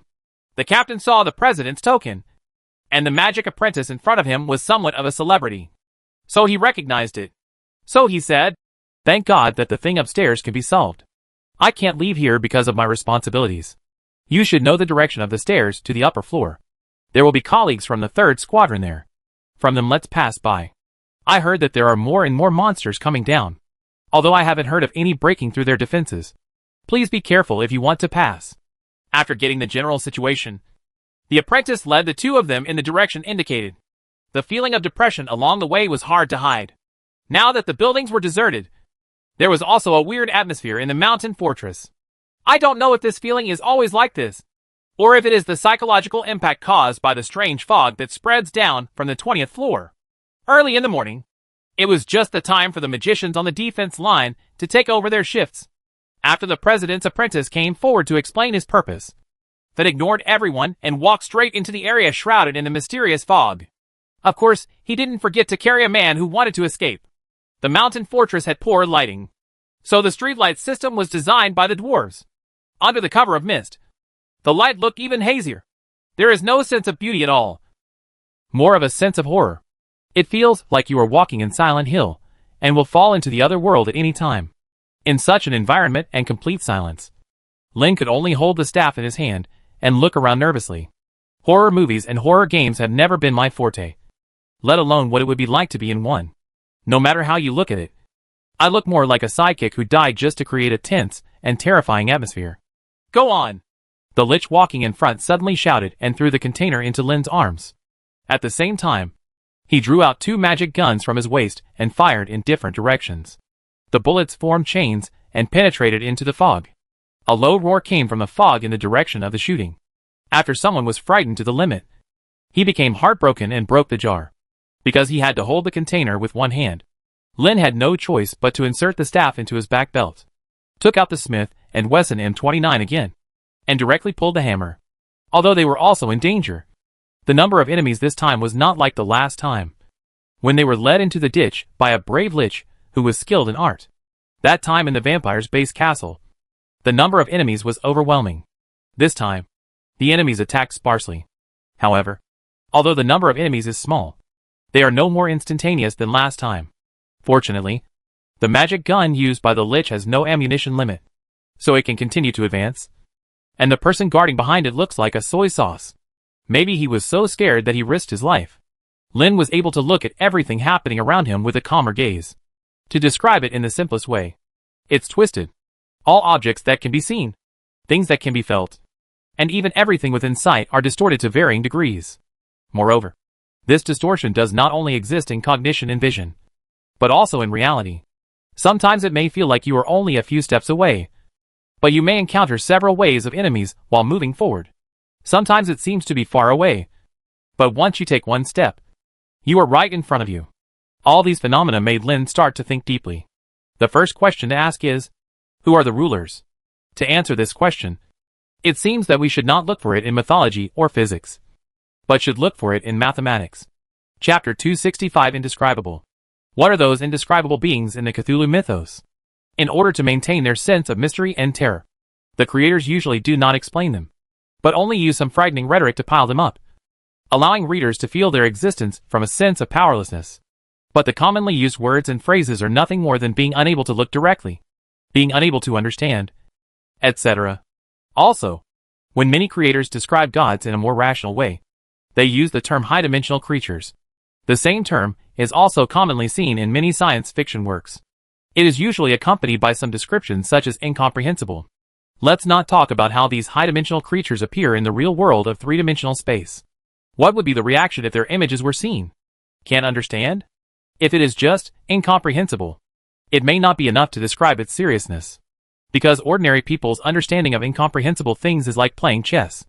Ordinary people can calculate the next 3 or 5 moves, and geniuses can calculate the next 100, 200, or even 1,000 moves. Simply put, it is the incomprehensibility between ordinary people and geniuses. But in fact, facing the incomprehensibility of high-dimensional creatures should be a more dangerous situation. It's not just that you can't understand or understand. It's that your brain can't even process the information it receives. The world that people see is after receiving visible light from the outside world through the eyes. All the information is processed by the brain, and finally forms the cognitive appearance. Therefore, the world seen by color blindness, the world seen by cats and dogs, and the world seen by insects with compound eyes are all different from the world seen by ordinary people. Perhaps when facing high-dimensional creatures, the human brain will try to convert them into a form that can be understood by human cognition. However, the human brain can only process cognition below 3 dimensions. And excess information will become junk noise and interfere with the brain's processing process. So what happens when the brain is presented with too much information to process? If you can't imagine what happens to your brain, take a look at what happens to your computer's processor when faced with this problem. Nothing more than crashes, overloads, overheating and burnout. The brain is actually much the same. Although the human body has a self-protection mechanism, it is still below a certain limit. When it exceeds that limit, it remains what it should be. So when the brain is overwhelmed by a large amount of information that cannot be processed, and human physiological conditions are controlled by the brain, what will happen when this harm is reflected in the physiology? Thinking about it this way, physiological phenomena such as bleeding from 7 orifices, going crazy and self-mutilation, etc. are not so difficult to understand. In some beliefs, God will appear in different images according to different people. This is actually a manifestation of the brain's self-protection mechanism. Because there is already a rough outline of God in one's own cognition, then redundant information will be automatically ignored and eliminated by the brain. That is to say, people use their own will and subjectivity to only see what they want to see and ignore what they don't want to see. The more you believe something exists and give it an image, the more clearly you will be able to see its existence. This not only explains the so-called gods in belief, but also explains those indescribable things, including ghosts, souls, and other things that science cannot explain. If you don't understand them deeply enough, you may think you can't see them when they appear in front of you. This can also explain why some elders on Earth say that when they encounter ghosts, they treat each other as if they cannot see each other. When you can ignore ghosts, you really can't see each other. But doing so does not count as understanding higher dimensional creatures. It's just a partial generalization and a glimpse of the leopard. Then it seems to be an impossible task for people to understand high-dimensional creatures, because the world below the dimension you live in can be processed by your brain, and it naturally falls into the category of understandable. Then will the world above the dimension you live in be forever incomprehensible due to innate physiological limitations? Of course not. Human physiological limitations prevent us from looking directly at the sun. But as long as we use something similar to sunglasses, we can observe the sun that was previously impossible to see directly. There will always be tools to help us observe different worlds, as long as we find the right method. So back to the question. What are dimensions? To put it in a simpler way, it means how many lines can be perpendicular to each other when they intersect at the same point. That is, how many dimensions of space there are. Except that one dimension has only one line that cannot intersect and be perpendicular to other lines. Spaces above two dimensions must abide by this principle in mathematics. In other words, the fourth dimension above three dimensions is not the time that most people recognize, but the fourth axis that is perpendicular to the first three axes. This is one of the reasons why some scientists believe that time does not exist. In mathematics, high dimensions cannot be used to draw graphs. They only exist in calculations. However, graphics can be drawn using projection, which requires dimensionality reduction. It can be said that human belief is a mechanism similar to screening high-dimensional information. So can we design a mathematical dimensionality reduction method to artificially screen or combine information from multiple dimensions so that it can ultimately be processed by the human brain? In fact, similar things were already being done on Earth before time travel. A science called data analysis. Simply put, what that science is doing is the collection of data, the organization of data, and the presentation of data. These actions on Earth are performed by data scientists using computers and programs to process hundreds, thousands, or even hundreds of millions or trillions of pieces of data. Various methods are used to organize inorganic data with several or even hundreds of thousands of dimensions into messages that people can understand. When humans see high-dimensional creatures, everything that their eyes, ears, mouth, and nose come into contact with is part of the data collection. Unfortunately, we only use our brains to organize data. For this kind of high-dimensional data, the human brain may have passed the test in terms of hardware, that is, computing power, but it suffers from the lack of suitable software, that is, programs to process it. Because we are inherently unable to understand space above three dimensions, we are naturally unable to process data in this area. Therefore, it is stuck at this stage, and naturally the results presented by the final data will not be obtained. But that's on Earth. And what about in Lost Land? What will it be like in this magical world? After thinking about this, someone had an answer in his mind, and he stopped the advancing Demon King. Seeing the doubtful expression on that delicate and beautiful face, Lin Wubi said seriously, "Stop for a moment and help me protect the law." "What is a Dharma protector?" "Okay. I thought I was traveling through the world of martial arts." Lin sat cross-legged helplessly and said, "I am about to enter a dream. Please help me stay around to protect my safety." "Now?" "Yes. If what I want to do can be accomplished, it will be helpful for our trip. It shouldn't take too much time, because I already have a general direction."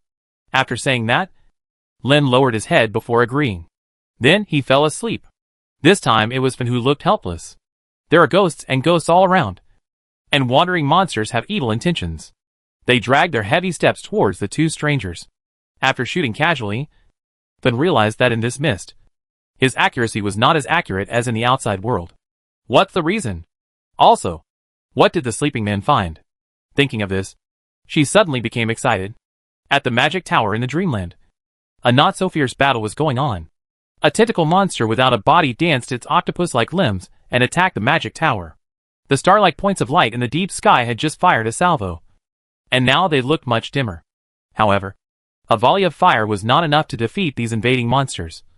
So the two avatars guarding here were wielding weapons against the monsters. Because the opponent resembles a mollusk, with tough and elastic skin that is not suitable for heavy-hitting weapons. The two avatars are cutting the octopus tentacles with oversized sashimi knives. As soon as he entered the dreamland, he descended from the sky. When he saw the battle below, he immediately formed a large net to cover the invading tentacle monster. The fighting pauses, surrounded by the struggling tentacle monster. The second incarnation stretched out his hand to push up his glasses as usual and said, "Aren't you going to kill him? If another one comes in, it won't be easy to deal with." "It's not easy to deal with, but it's still manageable." "Are these the things you encounter outside?" asked the original body, who had just arrived. "Should be. Then it is necessary to keep one for experimentation. If a new one comes in, just pick one and kill it." "Why does this remind me that when we were playing online games, we sat down in a place in the maze that we thought was safe to return to the devil. After returning from the poop, we fell down. Are you sure it's okay? The fat man in front of him said the otaku incarnation complained about his behavior without hesitation. When you don't speak, the world is bright and your mood is beautiful. But as soon as you speak, the world turns upside down and the sun and moon eclipse. It only makes people feel that people's hearts are sinister. But I feel dizzy when I hear it.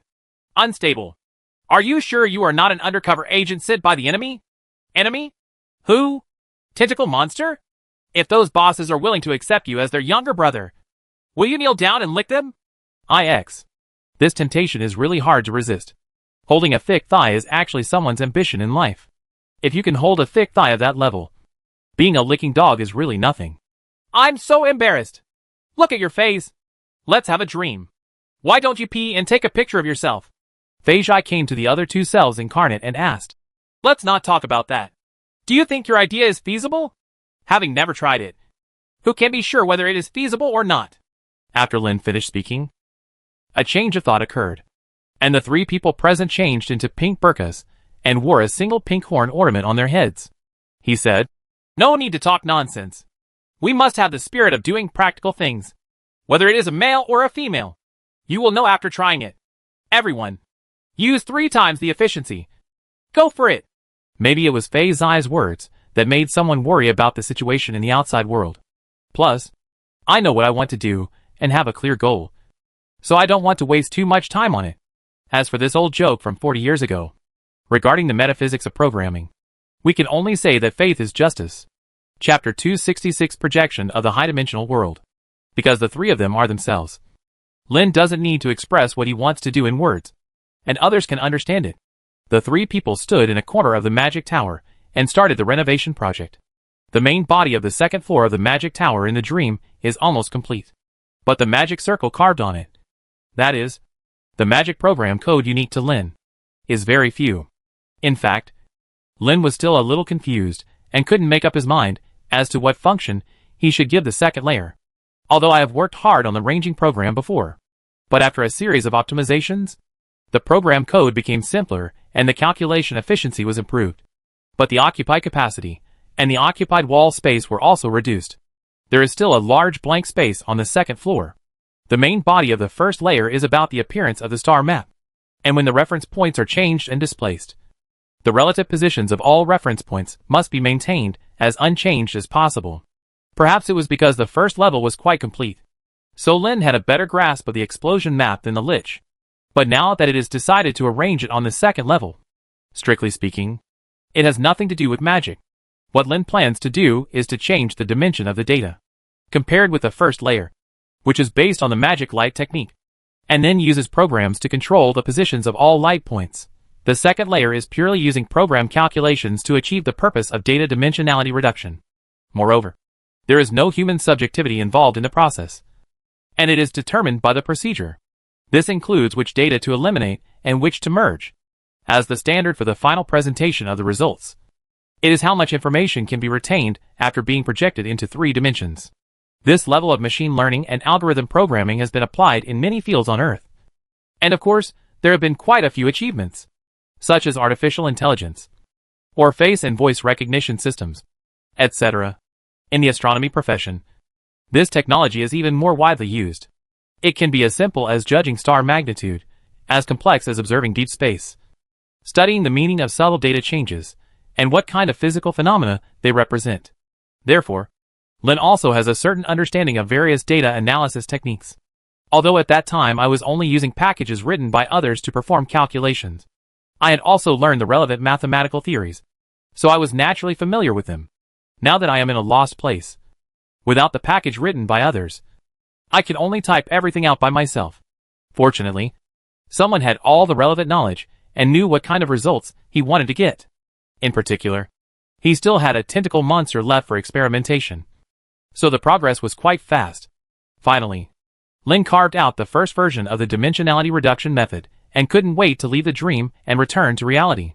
He was still sitting cross-legged, in the same position he was before he fell asleep. Then was standing not far away with his arms folded in front of his chest in boredom. The toe of the high-heeled shoe on her right foot was tapping impatiently to the ground.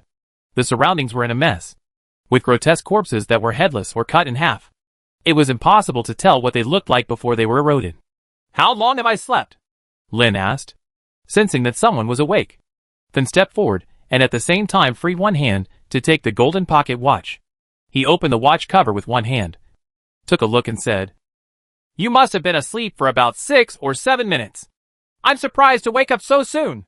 Putting away his pocket watch, then came to a certain man. Bending down, he looked directly into the eyes behind those glasses.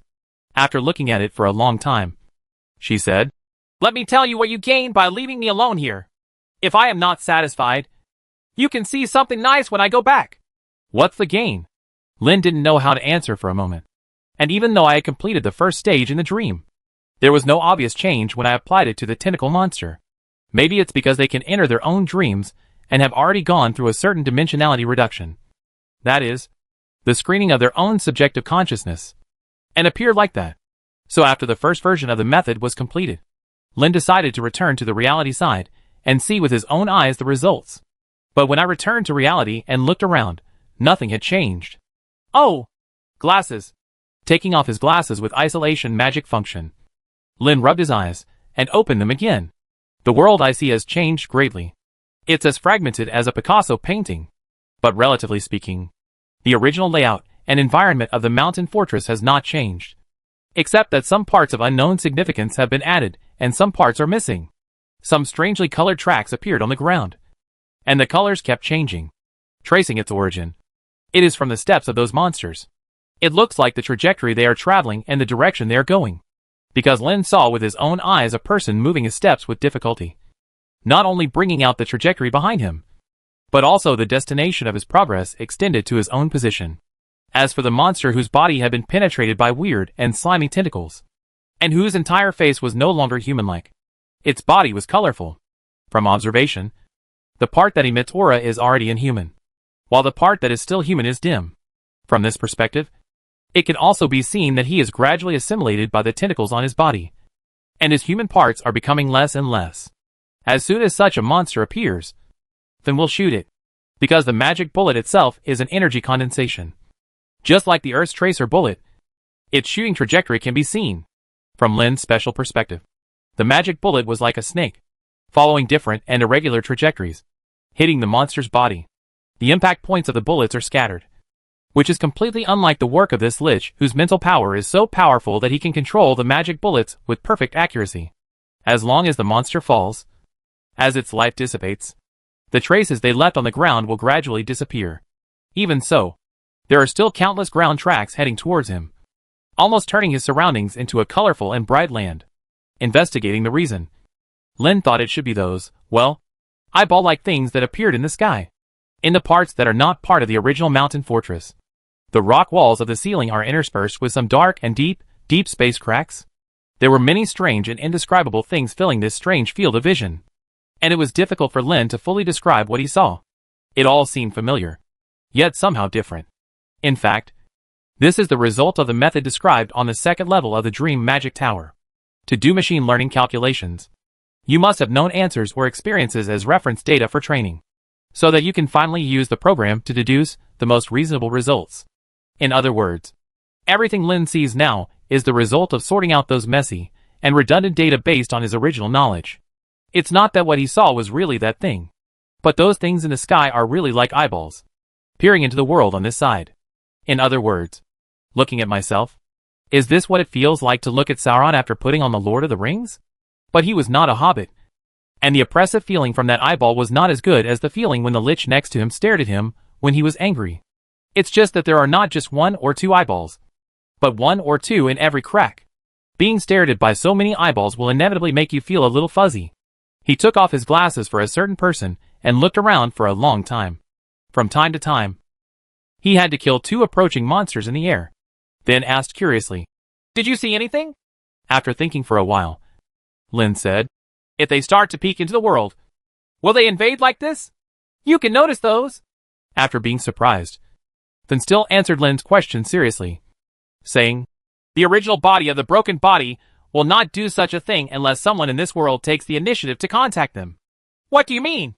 "What they saw should only be part of their instinctive reaction. Just like the knee-knocking reflex you once said. Even if there are a bunch of eyeballs looking over? Look, it's just your cognition. Eyeballs are the organs used for seeing. And they are also your cognition. When they really realize that they are about to invade a place, it will not be such a peaceful scene like this. It really should be let you see what they did when they invaded the kingdom of God. Everywhere they went was destroyed. Even the kingdom of the gods was fragile. In other words, even if those things look at us and come towards us, it can only be regarded as instinct. Oh, they are all coming towards us. This is not good. Let's settle the matter here quickly. We will talk about what happened to you later. Then made up his mind to collect the broken body first. And then, there would be plenty of time to torture and extract a confession. So there was no rush at this moment. But the man stood up, held the container in his arms, and said, "Come this way. Follow me." Then he moved in a way that she couldn't understand. And in a few steps, he walked over, quite a distance away. This time she was dumbfounded. Finally, someone still remembers to look back at the person next to him instead of walking his own way with his head down. Looking back, Lin felt strange. He looked at the Lich standing in the distance and asked, "Why don't you leave and stay so far away?" Then smiled sweetly, waved and said, "Come back. Hold my hand and go. I have some things to confirm." What should have been a beautiful smile actually made someone shiver. Lin obediently returned to the former Demon King and said, "This is not a date and shopping. There is no need to hold hands. Stop talking nonsense." Then took back the magic gun in his right hand, inserted it behind his waist, and grabbed someone's hand fiercely. The contact between men and women should have been a wonderful thing. But Lin just wanted to walk away. It's just that if I really dumped him, it would be even worse. He had no choice but to hold the container with one hand and the beautiful humanoid beast with the other hand. Lin followed the path he saw, trying his best to avoid the tracks of those monsters walking towards him, and headed towards the 20th floor. Go ahead. There was no way to hold the weapon. Both of his hands were busy. Finn still had one hand free to hold the gun anyway. Fortunately, in terms of attack power and accuracy, this former Demon King is probably more trustworthy. Chapter 267 How Can Cthulhu Be So Cute? To Lin, this was a normal movement. But the person being held did not see it that way. In Finn's eyes, she is constantly traveling between the real world and the unknown world. Occasionally fleeting scenes seem to hide the truth and mystery of the world, waiting for you to explore. But you can't grasp it. What did this man do? What did he see? And he himself didn't notice how rare it was that he could still maintain his consciousness even at such a distance. So what happened to him? Countless questions filled Finn's heart, and she even had the urge to ask all her doubts now. However, the end of this journey is in sight. On the 20th floor, the Basque Country Chamber of Commerce is right in front of you. Do you feel any discomfort? Finn still held the hand tightly, not daring to let go easily. She was worried that if she let go, this man might be lost in a world she didn't know. Now that the two of them have gone so deep, this is something she didn't expect. So she couldn't help but ask. It's just that someone was completely unconscious and wanted to scratch his itch, but was grabbed tightly. The other hand held the container that he had worked so hard to make, but he did not dare to throw it to the ground casually. So I could only shrink my neck, shrug my shoulders, and twist my whole body unnaturally, hoping to alleviate the unbearable itch. When he heard the question, of course he said straight away, "Yes. I feel very uncomfortable." He arched his back toward the person asking the question and said, "It's itchy under my right shoulder. Please scratch it for me." "That's not what I want to ask." Finn wanted to say this to this man, but seeing that someone was already twisting his whole body, and even his butt was swaying from side to side, she simply used the magic gun as a tickle and rake a few times on Lin's back. Continued to ask, "Are you still normal after going such a long distance?" "Wow. Sister, you are asking a trap question. Which lunatic would say that he is a lunatic? If even a lunatic admits that he is a lunatic, how serious would it be? So no matter how I answer, I am wrong. You can only tell me what kind of answer you want to hear. Okay, let's go in." Hearing that someone could still talk a lot, Finn felt that this man was dead. So his mouth wouldn't be bad either. He simply ignored the other party and turned the corner of his mouth in the direction of the Chamber of Commerce. Well, should I wait outside? Although along the way, except that the road was winding and bumpy, there was nothing else that troubled me. Lin even thought that what he experienced was a very common thing, but he still hesitated to get into the heart of the disaster. Although he has only been to the Chamber of Commerce in the Basque Country once, Lin can guarantee that the layout inside is definitely not like a maze. Now he looked inside the Chamber of Commerce. And the twisted corridors he could see were like twists and rolls. The monsters wandering at the entrance ignored the laws of gravity and walked on all planes. This is just a strange sight at the door, which makes someone want to retreat. Lin didn't even want to guess what he would encounter when he entered. It's a pity that the rhetorical question, "What do you think?" is equivalent to blocking all possible explanations. I had no choice but to hold the hand of the former Demon King and continue walking inside. I had just walked through the road, and because I could see the direction in which the monsters were traveling, I was able to choose a safe path, bypassing one danger after another, and go straight to the building of the Chamber of Commerce. But just looking in from the door, Lin felt that the interior of the Chamber of Commerce must be a dragon's pond and a tiger's den, because whether it was the pavement or the walls of the passage, there were traces of monsters walking or about to walk. Then this is another shortcoming of this perspective. Although you can see the tracks of the monsters, you can't tell whether they have passed by or are about to go. Just holding Fen's hand, as soon as he walked into the house, he didn't feel anything strange. At most, the angle of the front and rear passages is just a spiral twist. But if someone could look at it from a third-party perspective, they would realize that the two people walking into the room seemed to ignore the law of gravity, constantly changing their angles to stay upright, and even walking upside down on the ceiling. It's like walking on flat ground. The core location of the disaster was very clear, at least in Lin's eyes. One could clearly see the colorful spiritual light in a certain place, like a very intense laser light, which even illuminated the brick wall. So as long as you go in the brighter direction, there shouldn't be anything wrong. Just as Lin had guessed when he was standing outside, the passage had long since transformed into a maze, turning left and right. Fortunately, this maze is not complicated, and there is a bright light to guide me, so at least I know which direction to go. Besides, if you are in a maze, even if you can't remember the path you have taken, or you can't directly decipher it from a god's perspective, at least you can use the left-hand rule. The Lich, who was being led away, was secretly thankful in his heart. Fortunately, this man came in handy at the right time. From her perspective, the world is still the same as it was before, and the entrance and corridors of the Chamber of Commerce are the same as what she saw when she came back last time. But in the feeling, it is like overturning what the eyes see. If you take one wrong step, you will be lost in the unknown. The situation along the way was as expected, with countless monsters attacking one after another. Originally, someone was a little worried, but after seeing how the human-shaped machine gun he was holding swept across everything in front of him, that worry was thrown away. It's like being in the castle of evil game, shooting zombies with a Gatling gun with unlimited ammunition. Soon, the two people holding hands walked into the room that was not very friendly to them. This room is surprisingly free of any distortion. What it looked like at the beginning is what it looks like now. The difference is that the whole room is filled with that colorful aura. According to Lin's observations along the way, most of the things that emit light by themselves are high-dimensional interference or manifestations of high-dimensional objects. If it is an object that originally belongs to the three-dimensional space, what it looked like before will still look like it now. If this inference is indeed your own dimensionality reduction method, it will make the world you see look like. Then the scene in front of us means that the entire room has been assimilated by the high-dimensional world, so that it can shine on its own. But in the center of the room, there were no strange objects, no rotting remains, and no monsters waiting here, ready to eat people. Some are a cute baby, a little girl about 7 or 8 years old, with a watermelon rind hairstyle and some baby fat. She is wearing a white shirt and a pleated skirt, with 2 suspenders on the skirt crossing her back. This is a quite classic image of a primary school girl. But that's from Earth. And this is the Lost Lands. Someone still couldn't figure out why a girl appeared here.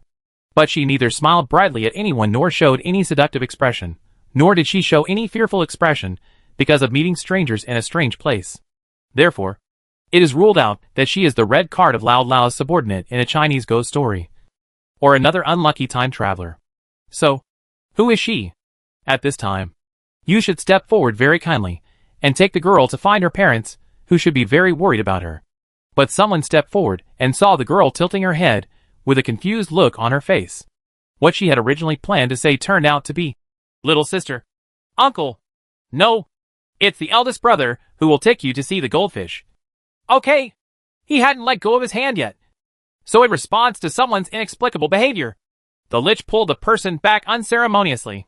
He shouted angrily, "What are you doing? Oh, this little sister is so cute. No, she is so pitiful.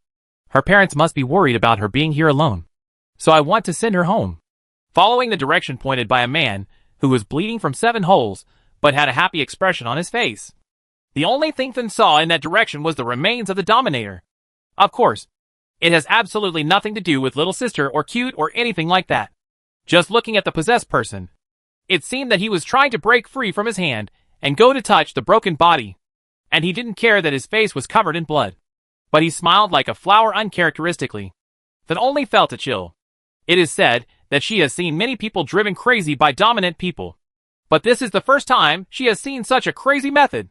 So without any hesitation, she raised the magic gun in her hand and said, "Memory fragment strike." The butt of the gun hit someone on the back of the head, causing him to roll his eyes and faint with a look of happiness on his face.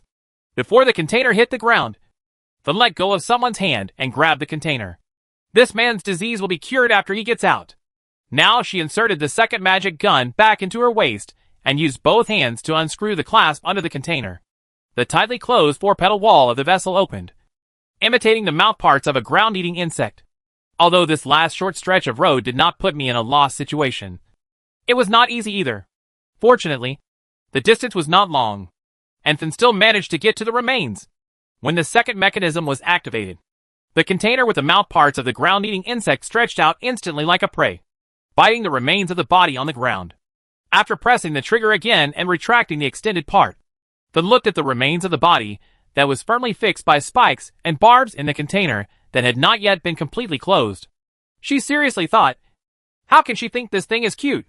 Next to the Dreamland Magic Tower, the second incarnation pushed up his glasses and said, "You know that pain is actually a protective mechanism for the human body, reminding people where parts are hurt or sick." Face to face, the avatar of the fat house pretended to push up his non-existent glasses and said, "I know. Some people say that fear is actually a protective mechanism, reminding people to stay away from things they shouldn't go or get close to. It has that smell." So, the second incarnation seemed to suddenly grow taller, looking at the other self from top to bottom. "You added a young girl mod on the second floor of the tower, which misled the judgment and presentation of the entire program. What is the purpose of the result? You should also know that if the machine learning model is trained incorrectly from the beginning, it will be invalidated if it cannot be corrected. I just can't stand someone claiming that he is a coquettish bitch. So I just want to tear off his mask. In fact, he is 30% seductive, 30% lowly and girly, and 40% a sultry man, 100% a scumbag." The second incarnation pressed his forehead and said, "I understand why I have no friends when I grow up." Chapter 268 Mission completed. At the Wingching in the city outside the mountain, Finn held a man's belt in one hand and a container that contained an indescribable object in one hand. Under the escort of a team of magicians, he took the plank road elevator back to the ground. The moment Finn closed the container, the strange mist disappeared and the monsters fell. Various strange appearances and scenes gradually faded and finally disappeared. This change, of course, attracted the attention of the magicians on the defense line. The bold team formed and headed towards the original erosion area. After catching up with the leaving Lich and understanding what was going on, the commander on the defense line made up his mind to fully explore the erosion zone, and at the same time sent a small team to escort the 2 men away. Of course, relevant news has already been conveyed to the senior leaders of the district chapter through various methods. Of course, a group of anxious people came to Wingching together, just waiting for the great magician of Tikal to show up and give everyone a sure message. As for the 2 girls, they followed their sister's instructions and stayed safely in the hotel and did not appear here. When the elevator door opened, Finn walked out in front of everyone. The president of the Basque Country chapter, the Grand Magician Evers, who was originally surrounded by stars like a moon, was preparing to welcome the returning people. But the tragic situation of the Tripwood magician, who did not know whether he was alive or dead, made them hesitate for a moment. Just when they were thinking about whether to greet people with a congratulatory tone or a mournful tone, a group of people stepped out in front and blocked the Lich. The leader was a great magician, who was a powerful opponent of the great magician Evers in the district guild, keen to go against the president's opinions, and also covets the president's throne. Everston feels bad for such a person to stand up. This person is the most opposed to the recognition of the former Demon King's identity as a great magician. Your Excellency! Avoiding Fan's rank address. This white-haired magician with 2 golden threads, with a large group of supporters standing behind him, said arrogantly, "In your hand it was made using the property of the Basque country. Now that it has completed its mission, please return it." "Okay. Take it." Without saying a word, Fan threw the container at the magician who stood up, not giving him a chance to refuse or let others take over. It's just that this kind of behavior cannot be called a kind behavior. Therefore, these magicians instantly flashed various defensive magics. But due to the fact that their initial positions were too dense, they were unable to open their stance and prepare for an attack. The one who took the lead aimed at what was in Fan's hand when the object was thrown over. Although he also cast defensive magic on himself, he would not avoid it and let the object fall to the ground. So he reached out and took it. When I got something, it was different from what I imagined. All kinds of information that he couldn't understand poured into his thoughts that were too late to rejoice. And countless strange fragments of memories and pictures flashed before his eyes. The hands holding the container seemed to have had all their energy sucked away and became withered and flat, extending to the upper arms and eventually the whole body. The next moment, the 4-petal walls of the container opened, and the figure holding him seemed to be sucked into the container. As the walls of the container opened and closed, there seemed to be a chewing sound. When the container held by the missing person fell to the ground, it made a clanging sound and rolled several times. The walls were closed again, and it was quiet, as if humans and animals were harmless. But the scene just now was deeply imprinted in the eyes of all the magicians who were watching. The scene was completely silent. Only Fan sneered a few times and said, "Don't you want it? You can't even pick it up." And it fell to the ground again. "If it breaks again, you have to find a way to come up with materials to repair it." "What? Who else wants it? Get it yourself." The last roar frightened everyone to take a step back. After a while of depression, someone in the crowd spoke. "This outsider killed our people, and we want to avenge James the Great Magician." "Yes, there are more of us. Don't be afraid." Before the speaker could finish speaking, Fan drew his gun and fired at lightning speed. 1 shot per person. Direct headshot. "If you have something to say, stand up and tell me face to face. I will consider your request. The cowardly little guy who hides in the crowd and dare not even show his face will be killed without mercy. Anyone else who has an opinion, stand up and just say it." It was an attack method that I had never seen before, and the person who was attacked was not a rookie magician. However, such a person could not even deploy the most basic shield in time, and the defensive magic did not work at all. So he died on the spot. No matter how dissatisfied the other magicians were, they had to consider the consequences of stepping forward and kept silent. Even the great magician Evers had the same attitude. Although he originally wanted to keep these 2 people, whether it was to help them or to restore the prosperity of Shijia district, those visions all disappeared at this moment. Now he just wants to send these 2 plague gods away as soon as possible. Stay far away. And never meet again. Just kidding.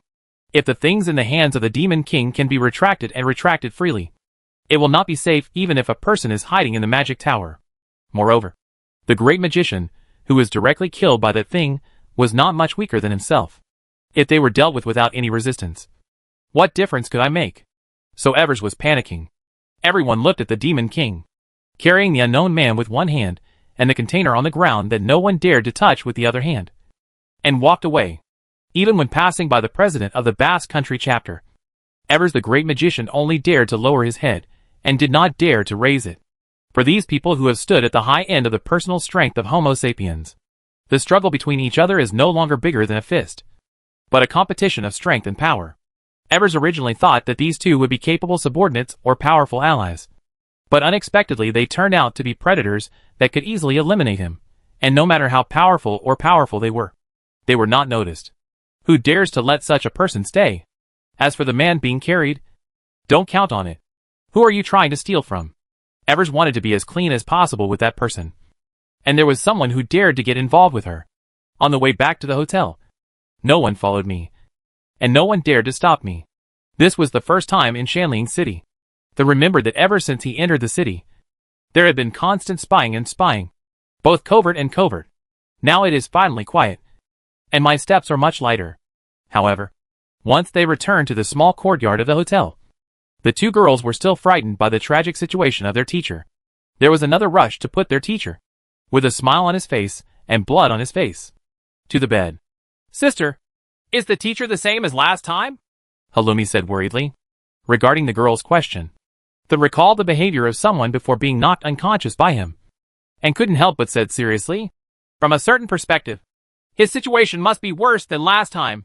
Regarding that description, the three people all looked at Lin with worry, who suddenly straightened up like a corpse. Then Finn smoothly slapped someone on the forehead and slapped the person back on the bed. Oh! My head! Lin woke up and shouted. I don't know if the pain is from the location where I just took the shot, or if it's coming from inside my head. Wake up and wake up! Don't scare people. Then criticized mercilessly. The person who fell back on the bed looked at the surrounding environment and the frowning expressions of the two girls. Lin asked, Have you returned to the hotel? Obvious thing, isn't it? Is the matter resolved? It's a natural thing, isn't it? Then, what happened? I have no memory whatsoever. Have you forgotten? Ben was a little surprised by someone's attitude, thinking about the attack you made before. Did it really work? She asked.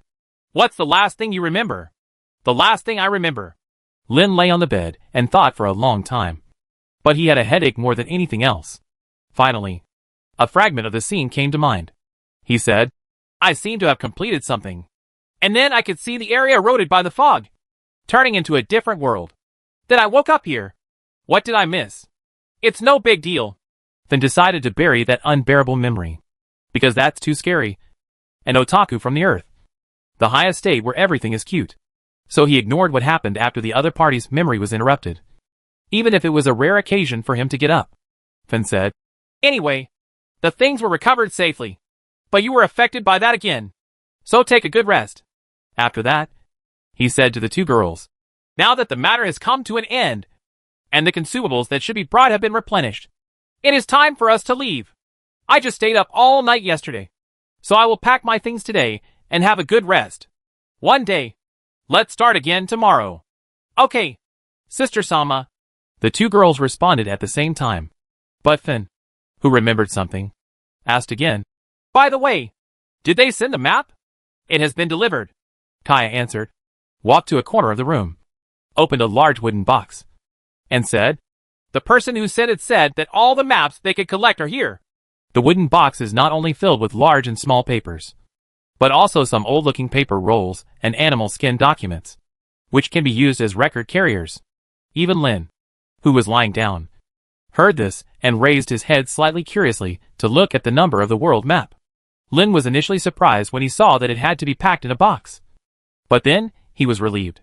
Indeed, maps that can be used for traffic guidance will naturally not be too large in scale, and if you want a map of the entire continent, the amount is naturally very large. The situation where a world map is enough is like taking a globe as a guide when traveling abroad. It is not trustworthy, and can only be used as a reference. It can be said that the great magician Evers was quite sincere in sending such a world map of lost lands. It's just, the portion is too big. Kaya, when you have free time during this period, just sort out those maps, and fill them in the map information in the first coffin. It is a waste of time to carry this big box with you and find things you need. Finn looked at the world map, and directly ordered the more attentive girl. The dark-haired and brown-skinned girl nodded. Organizing and analyzing information was what she was good at. To deal with such a box of maps, her plan was to first store the information records on all carriers in the first coffin, and then slowly classify them into categories, and integrate them into the map information. The most ideal situation is that this box of maps can be copied today. Then when you leave tomorrow, you don't have to wear such a burden. Chapter 269 Leaving Shanling City. He put the harness on the horse again, and the cart loaded with belongings had been replaced by a covered carriage at some small chambers of commerce in Shanling City. It's a lot bigger and heavier, but it also has an extra place to shelter from the wind and rain. The original cart was intended to be towed by a mule, so the load was limited. But some kind people contributed 5 horses before, and the animal power was greatly improved. So naturally they dared to use better vehicles, as long as the terrain is not too strange. It is now very luxurious to use a 4-horse trailer. Because of this, apart from all the belongings on the carriage, Lin, who was not in very good health, finally had a place where he could stretch out and lie down straight. While moving things, there was another incident, which was naturally the container that no one was qualified to touch. When everything was almost packed, the two girls looked at the container that their sister had always kept with them. And for a moment, they didn't know what to do with it. Then noticed the embarrassment of the two girls. So he took a standard cut magic stone, inserted it into a groove in the base, and opened a certain mechanism. I saw that the container changed its shape again. The most important thing was that some of the edges and protrusions on the surface became smoother, and the magic patterns and runes were hidden. At the same time, a small irregular orange patch appeared in an inconspicuous place on one of the walls. If you don't know, you might think it is a piece of dirt. "Girl, take a look," Finn said. The two girls didn't doubt that he was there, so they just reached out and took it. But Kai was relatively close, so she picked up the changed container. And then, nothing happened.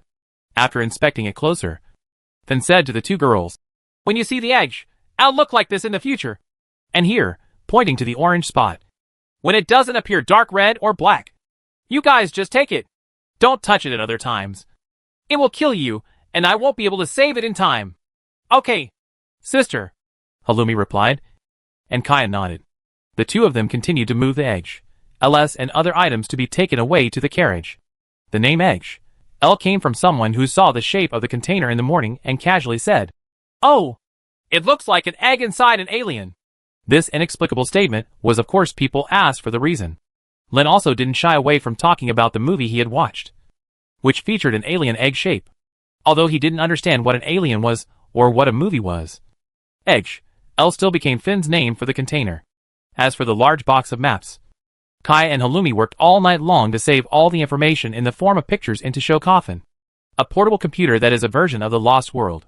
After all, running around with that big box of maps, if the lords from other places saw it, he would become a spy even if he was not a spy.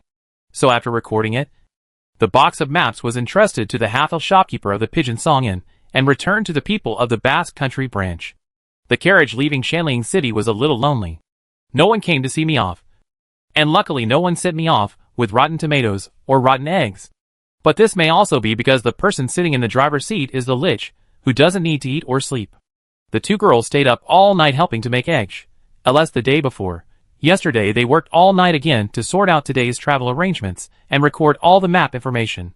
Before setting off today, I couldn't hold on any longer and took a nap. As for a useless man, he is a sick man. Just standing upright felt like my head had been cut open. It hurt so much that I couldn't speak. Even if I wanted to scream, I couldn't find the strength. Vaguely, I felt that there was something terrible that I had forgotten. That feeling of wanting to get to the bottom of it. But on the one hand being afraid of actually recalling it is really weird. Let alone talk about what you want to do to help other people. So Finn simply drove the two girls back to the caravan to sleep. And the man who couldn't do anything naturally lay in the caravan and became the pillow of the two girls. Don't think that this is some nice thing about hugging each other. Two yellow-haired girls are directly pillowing on someone's belly, which is very uncomfortable. However, this discomfort could divert the attention of the headache a little. So Lin let it go. The extra mule and fifth horse were tied behind the cart with reins. The speed of the group was not very fast. And the most important thing was that Finn did not deliberately control the direction, but just let the horses move forward. Of course, she didn't know where she would lead if she followed this road that was not the one she came on. By the time the two girls woke up from hunger, it was already dark. The horses in the caravan have also been untied and preparations are being made for setting up camp. The horses and mules that had been untied were looking for weeds nearby to chew. They don't dare to go far. Or even if they go far, they will definitely come back. They don't dare to just leave and return to a place they are familiar with. After all, the orders given by the Lich with a voice containing power are stronger than any instinct. As for the lack of specialized pasture, this is not a problem for herbivorous animals. In this vibrant magical world, not only animals are generally superior to the same type of earthly creatures, because there is no DNA detection technology, it is impossible to determine whether they are the same species. Even plants have the same trend. In terms of nutritional content and satiety, even Lin, a non-nutrition professional, can feel that the food in Midi is much better than what is produced on Earth. The simplest proof is that this world can easily make people strong or fat. Of course, if there are specially raised concentrates, the horse's performance in all aspects can be improved to a higher level. But even if there isn't, even the weeds on the roadside are enough to keep the horses at a normal level without deteriorating too much. When the girls woke up, They found that their original pillows had been replaced by cloth balls. And their teacher also left the caravan and sat by the bonfire. Lin Zheng was instructing the Lich on how to roast a wild boar. He couldn't do it, but luckily Fin didn't object to doing it. But if a woman who has never cooked before cooks a delicious dish, someone doesn't want to divert the focus of her headache with a stomachache. Barbecued meat is the simplest type of cuisine, as long as it is delicious or not. Nothing more than bleeding, skinning, eviscerating, and then not undercooking or burning the meat. But even for such a few simple steps, without Lin watching, he felt frightened just watching Fin perform. After struggling for a long time, I finally made no big mistake and roasted a wild boar. The aroma was like an alarm clock to wake up, causing the two sleeping girls to get out of the caravan. "Come and try it! I made it!" Fin proudly promoted his results. Of course, she had already tried it before, and it wasn't too bad. It could even be said to be quite delicious. Although this Lich's body does not require food, all of its senses still imitate human senses, including, of course, taste. So she will find it delicious. Apart from some self-comforting factors, it actually tastes pretty good. At least it's not like in the two-dimensional works that someone has seen, where the heroine is best at cooking murderous dishes, and she never tastes them first. Who is cooking without taking a few bites first? Unless you had bad intentions from the beginning. Seeing everyone wolfing down food after sleeping all day, and of course being hungry all day long, Fin felt a little proud. She had forgotten the last time she cooked. She wasn't even sure whether it had been done or not. The water in the water bladder was almost drunk by the person who just woke up. The two girls, who were a little full, went to the nearby creek to get water. On the way here, Fin saw a clear stream not far from the camp. The magic of the lost land has not yet been able to produce the water or food needed by the human body, unless it is connected to the water elemental realm. Water is transferred to another world at a high cost. Of course, a man who was sick continued to act useless. But Fin had been putting up with the problem for a long time, and he didn't want to put it up any longer. She looked at someone seriously and asked, "How much do you remember about what happened early yesterday morning?" Lin felt a little confused about such a question. Didn't I tell you everything when I woke up yesterday? What else can be added today? However, he still thought about it seriously, and after making sure that his memory was neither too much nor too little, he said, "That's what I told you yesterday. What do you want to know?" "Well, I want to know what you saw and how you saw it." Then asked her a question directly. He recalled what he saw before he lost his memory after entering the fog erosion area. It's like several painters of different schools and different painting styles painted the same scene and then spliced their paintings together.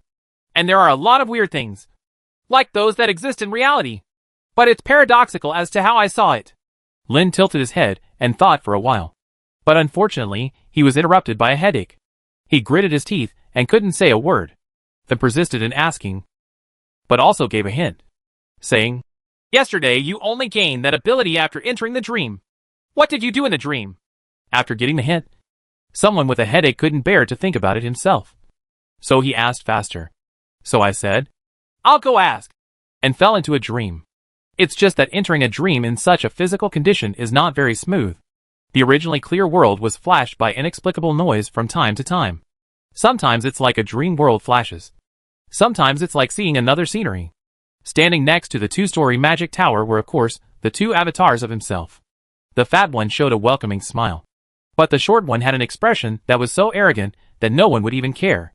Someone whose head is hurting suddenly wants to fight with him for no reason and beat these two guys to the ground. Chapter 270 Mathematics and the Gods. "Hey, what's wrong? You're like an old-style tube TV with a broken antenna. The picture is covered with noise from time to time. Do you want to go into the factory for repair? I strongly recommend to cast it again and come back directly if you have the chance." Earth. The one who spoke was, of course, the fat one. Lin said angrily, "I'm already very ill. Can't I say something nice and use better metaphors?" "Well, the analog knob doesn't work very well. How do you adjust it? The radio broadcast can't even adjust the channel?" It seems that I have pushed myself too hard, Lin thought. Ignoring the fat man, Lin asked, "Did I do anything when I came down before?" The second incarnation said calmly, "It seems you have really forgotten something." "I forgot some things?" Lin repeated. Of course he was also curious and confused about the content of the conversation, and said, "You told me and I forgot. Which means you still remember those things." Are we the same person?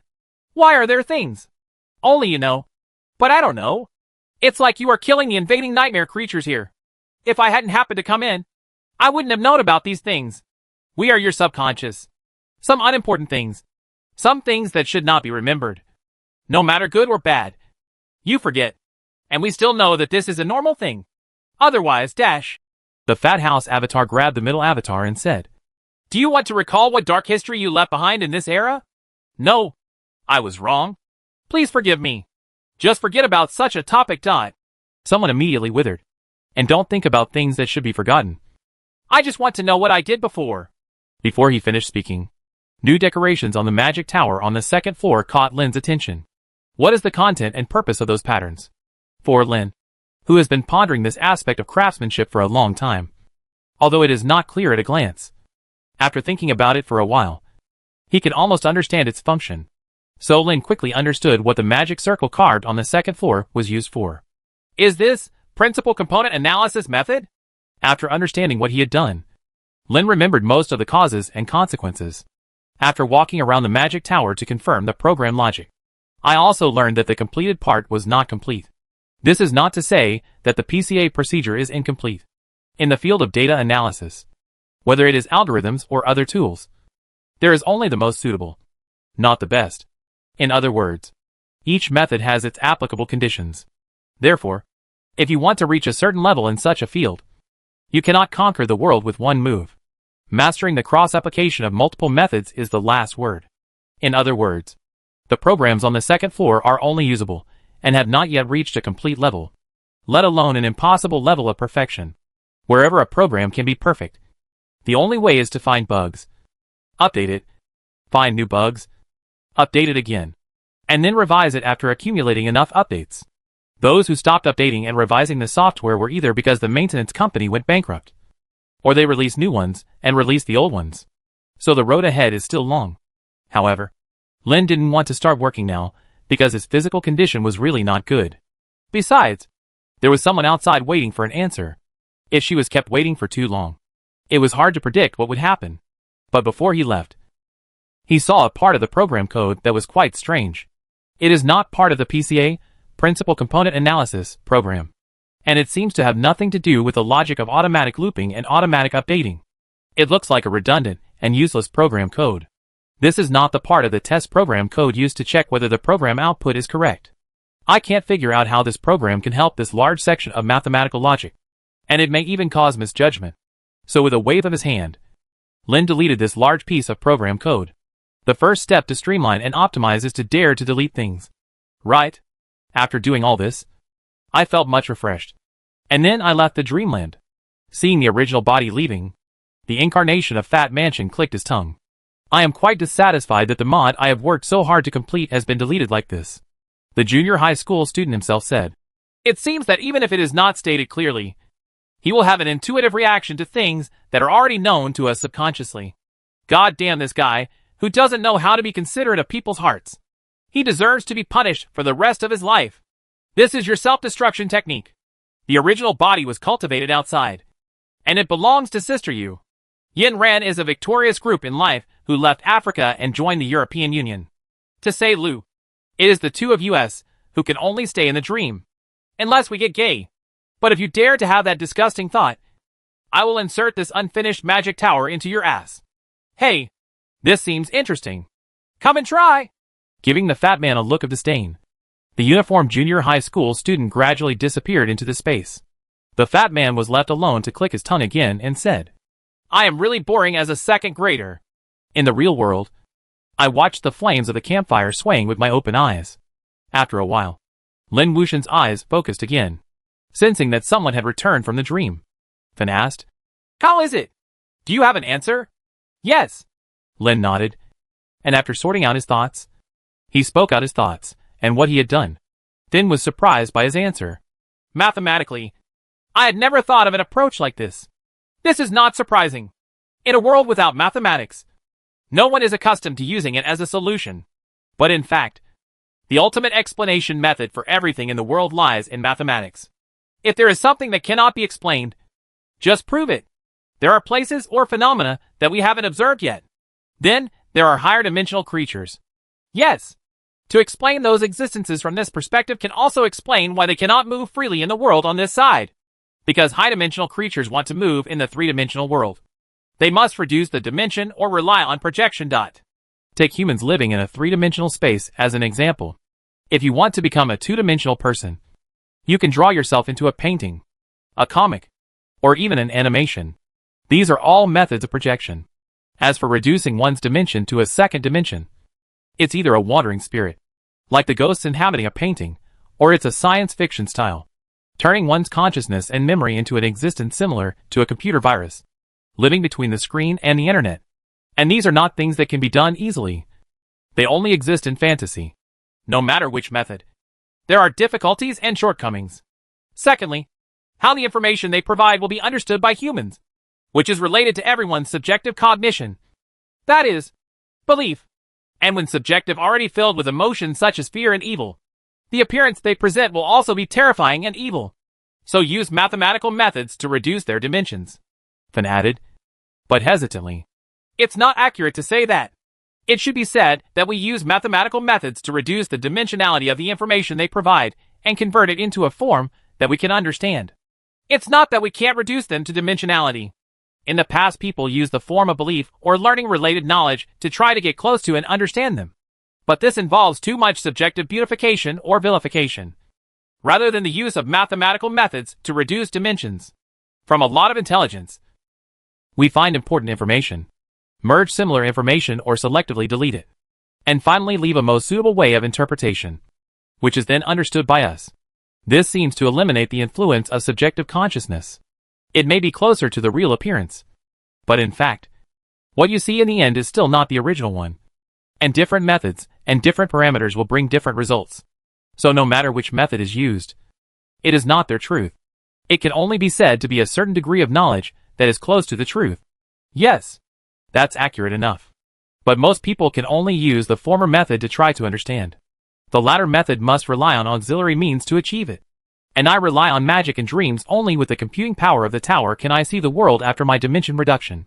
But what I can't understand is why I not only seem to see it, but also seem to be able to walk in it. Even for this genius from 1,000 years ago. Then took a long time to digest what Lynn said. Compared with what she knew possible, and everything she had experienced, none of her experiences were enough to overturn what Lynn said. And they even continued to confirm the correctness of those words. Mortal people's understanding of gods is just that elusive. Everyone has their own set of explanations, and the mortals who serve the gods also have their own set of understandings. As someone who has killed gods, and even touched that threshold, I have a deeper understanding. As long as you cross that small step, your life experience may be completely different. He is probably among the evil gods, and will have to fight against goodness throughout his life until his death. But the world you can see after taking that step doesn't appeal to you. In other words, after the flames of revenge burned him out, all that was left was an empty L of confusion. It wasn't until today that I felt alive again. It's because I discovered a new world and gained knowledge about the new world. Or because cognition, as if to prevent himself from admitting something meaningless, then shifted his focus. Explained Ji-Lin's problem from her perspective. I once said that magic is to use power to command, change the status quo, or change cognition. The light object magic experiment I did with you is a kind of magic that changes cognition. That was a very interesting experiment done at the Tower of the Great Sage. The experimental material was a very heavy money box. A wooden box filled with precious metal currencies. It was difficult for even a strong man to lift it easily. Then cast an apprentice-level magic light object spell in front of Lin and Kaya. As expected of the Lich-level strength, Kaya, who was very thin at the time, easily picked up the money box. Then let Halumi, who was not present, come in and explain that the money box has been casted with the light object spell. However, no matter how hard the blonde girl tried, she just couldn't move the cash box because it was too heavy. The more interesting thing is that from beginning to end, the weight of the cash box was measured using standard methods. The weight remained unchanged before and after using the light object magic. What has changed is only human perception. And such changes brought completely different results. Chapter 271 Journey. This is very similar to the classic hypnotic magic on Earth, which tells the hypnotized person that a pencil is a red-hot iron. When the pencil is placed on the hypnotized person's skin, burn marks will appear. as if it was really hypnotized, burned by red-hot iron. But in the Lost Lands, this kind of magic that changes cognition far exceeds what hypnosis on Earth can do. An example other than the light object technique is the magic of walking on flat ground on the 4 legs of the 2 big dogs that died in Williams City. That magic does not change the direction of gravity of the entire world, but changes itself. When you perform the walk on flat Earth technique and then stand on a wall or upside down on a ceiling, you will feel the same as standing on ordinary flat ground without any discomfort. Even the clothes, hair, and gravity direction of the body follow the caster. But if there are other people clinging to them, their gravity direction will still be the original state. At this time, it is possible to fall in the original direction of gravity. He recalled his experience of falling from a height of 3 stories, while climbing a wall, while riding on gray hooves. Think about what it feels like to be riding on a roller coaster. But halfway through it turns into a high-altitude bouncing without a safety rope. Fun. On the other hand, explains something deeper than this phenomenon. Said, you just said that with the help of the Dream Magic Tower, you can see what those high-dimensional worlds look like after dimensionality reduction. Have you ever thought about it? In fact, it is not just seeing, but from you, there has been a change in the perception. You mean, this is like the magic that changes cognition? It changed mine. But that is magic. I am thinking of the way in which my dimensionality reduction mathematical method was established. Someone had no choice but to admit, this can be regarded as magic. You use magic to change your own cognition, so you can see the projection of the high-dimensional world after dimensionality reduction. But that is not that world after all, and the place you stay is not the real world. It can be said that you exist in 2 places at the same time. It's a world, but it's not between the worlds in the traditional sense. So you see, the place you go to is a brand new world that no one has ever seen. Lin was somewhat proud of the fact that he had done such an unprecedented feat in the mouth of this Lich. However, when the conversation changed, Finn said, but this is of no use at all. You can see that you can enter that world because the phenomenon of high-dimensional interference has occurred. Can you enter on your own initiative? Even if you enter, what can you do?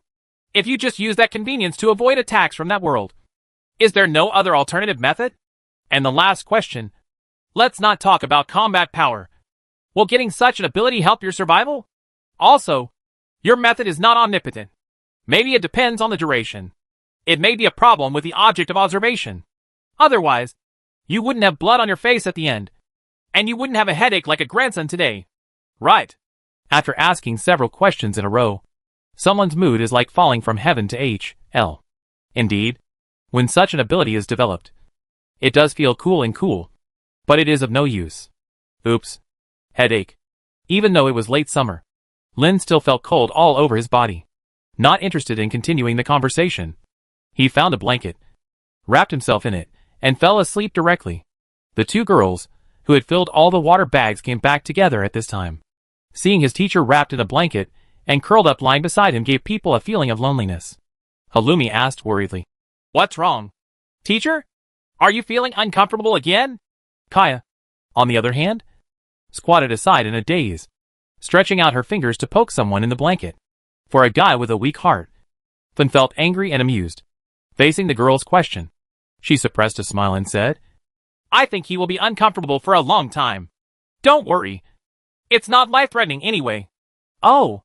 The next period of time was spent in the wilderness.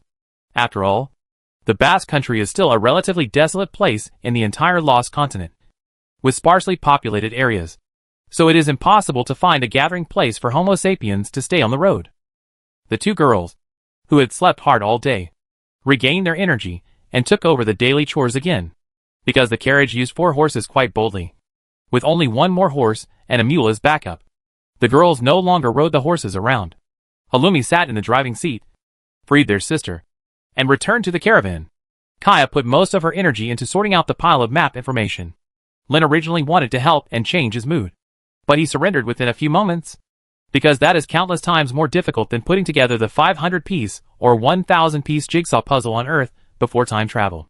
The puzzle pieces of the Earth, after all, have original patterns as reminders, and the joints of most puzzle pieces also have tight-fitting patterns. But to connect countless large and small maps with different scales and different accuracy, which may overlap each other, and more likely one of them is included in other map information, and there is no regularity at all, into a world map, then it's simply inhuman work. Especially when the box of original maps was delivered. It was not sorted into categories. It is not clear which region they belong to, or even which direction they belong to in the midi-continent. They are completely mixed together. You have to rely on the brief text description on the map to identify and classify. This also resulted in a lot of maps, and I didn't know which area or part they belonged to, so I had to put them aside temporarily. But a certain scumbag guy didn't completely pretend to be dead. Lin still helped Kaya design a set of tools to fuzzy compare the route information on the map, and create keyword correlations based on the text on the map. At least some potentially relevant map information can be classified together in the early stage of screening. After that, we can only manually screen the map and fill in every gap on the world map as accurately as possible. So during this period of time, in addition to the tall beauty Fen, there was also a dark-haired and brown-skinned girl sitting next to the coffin. A person who is in a state of failure has had his confidence almost completely lost. But in line with the principle that once your head is shaved, it can only be washed off, Lin still supplemented the dimensionality reduction methods described on the second floor of the Dream Magic Tower with several mathematical principles that he was familiar with and were different methods, and make automatic adjustment parameters, as well as transformation methods, and compare the results. The most important thing is what Fen has questioned: the limits of his own existence. What to do if the computer instruction cycle is too slow? There are no more than two methods: upgrading hardware and optimizing software. Considering that he does not want to be reincarnated, someone can only make a series of improvements to the program carved on the Dream Magic Tower. After all, it was done in a hurry before, and the program code cannot be called concise and clean. A bunch of unnecessary variables. A bunch of unknown loops. All of which need to be adjusted. In addition to putting a good finishing touch on the second floor of the Dream Magic Tower. Fen's previous criticism is also a guide in the direction. It explains that the ability that I have built now, and what I can do, will really help improve my strength. Instead of being reduced to the dragon-slaying skills mentioned in Zhuangzi's book, List of Imperial Bandits. To use a more utilitarian statement, it is to combine theoretical science with applied science and find ways to obtain practical benefits from it. Such a request is not excessive, to be honest, and it is in line with the consistent principles of the magicians in the land. If you don't increase your strength, you may die at any time in this precarious world. We are not afraid of nuclear bombs, but we are most afraid of nuclear bombs being fired in succession. If you are so strong that you can use nuclear bombs to wash other people's faces anytime and anywhere, then you can walk sideways in any world. Just how can this dimensionality reduction method be used? Someone is scratching their head. Therefore, during this period of time, the place where Lin sat most often was at the entrance of the caravan, leisurely looking at the beautiful scenery along the road and the different world in his eyes. Is there a higher dimensional world? Or is interference from higher dimensions rare? Not at all. Although not to the point of flooding. What I saw the most along the way was the existence of various spirits. In earthly terms, it is like a ghost. But in the magical world of Lost Land, ghosts exist as a kind of undead. How can they be different from animal spirits or intelligences that cannot be seen in these normal three-dimensional worlds, and can only be seen from their own special perspective? Are human race spirits involved? Regarding such a question, of course, you should first ask the well-informed Lich. Especially the undead clan belongs to her family. Most of the causes of the undead, except those that transform autonomously like liches, are after death, because an idea keeps their souls from returning to the underworld or dissipating, supporting the activities of the body, that is law signs of life. Call them the undead. The characteristic is that the body will not grow except for corruption, and has no needs for eating, excretion, etc. And of course, it cannot mate or carry on the family line. One of the more special ones is the ghost without body. Without the restraints of the body, ghosts are quite fragile, but at the same time quite elusive. There is a huge gap between strong and weak. There are even some ghosts that are so weak that they can be dispersed by the wind, and it is very difficult for them to maintain their own bodies. But according to Fen, the authority of the undead tribe, a lich who is at the forefront of the world in wisdom and knowledge, spirits cannot be regarded as ghosts, and there is even no connection between the two. The appearance that Lin saw that resembled that of Homo sapiens or animals was actually just an instinctive imitation. It may also be a suspected image obtained by oneself through dimensionality reduction method. That is to say, they are not like that. But if I think they are like that, they will become that way. It's a bit convoluted. but it's the most accurate statement. Chapter 272 Exploring the High-Dimensional World. Spirit is a consciousness that is naturally condensed and formed. After it is formed, it will approach and imitate certain things. What is the cause? Have no idea. The only thing that is known is that most magicians use summoning magic. The ones that are easiest to summon and are quite weak belong to this category. They do not belong to any dimensional world. And they belong to all dimensional worlds. To put it another way, they exist and do not exist where they are in the gap between dimensions. Some people say that they are the starting point of the soul. After all, there is no reincarnation in the lost world. After death, the soul's destination is in the underworld. But there are still different opinions on where the soul begins. So when Finn learned from Lin that he could see spirits, he was shocked. The origin of the soul can be said to be one of the few questions that this Lich, who has lived long enough, is still interested in. It even made her think about whether there was a way to make some small devices so that others could see the world that Lin saw, transforming himself to be like someone else. With dimensionality reduction methods built into his brain, was something Finn never wanted to try. Putting aside the fact that judging from someone's personal experience, this is not without its shortcomings. And the Lich does not want to change his perception casually. The collapse of faith or similar situations is an extremely dangerous thing in Lost Land. It is similar to the situation in martial arts where the dantian is broken.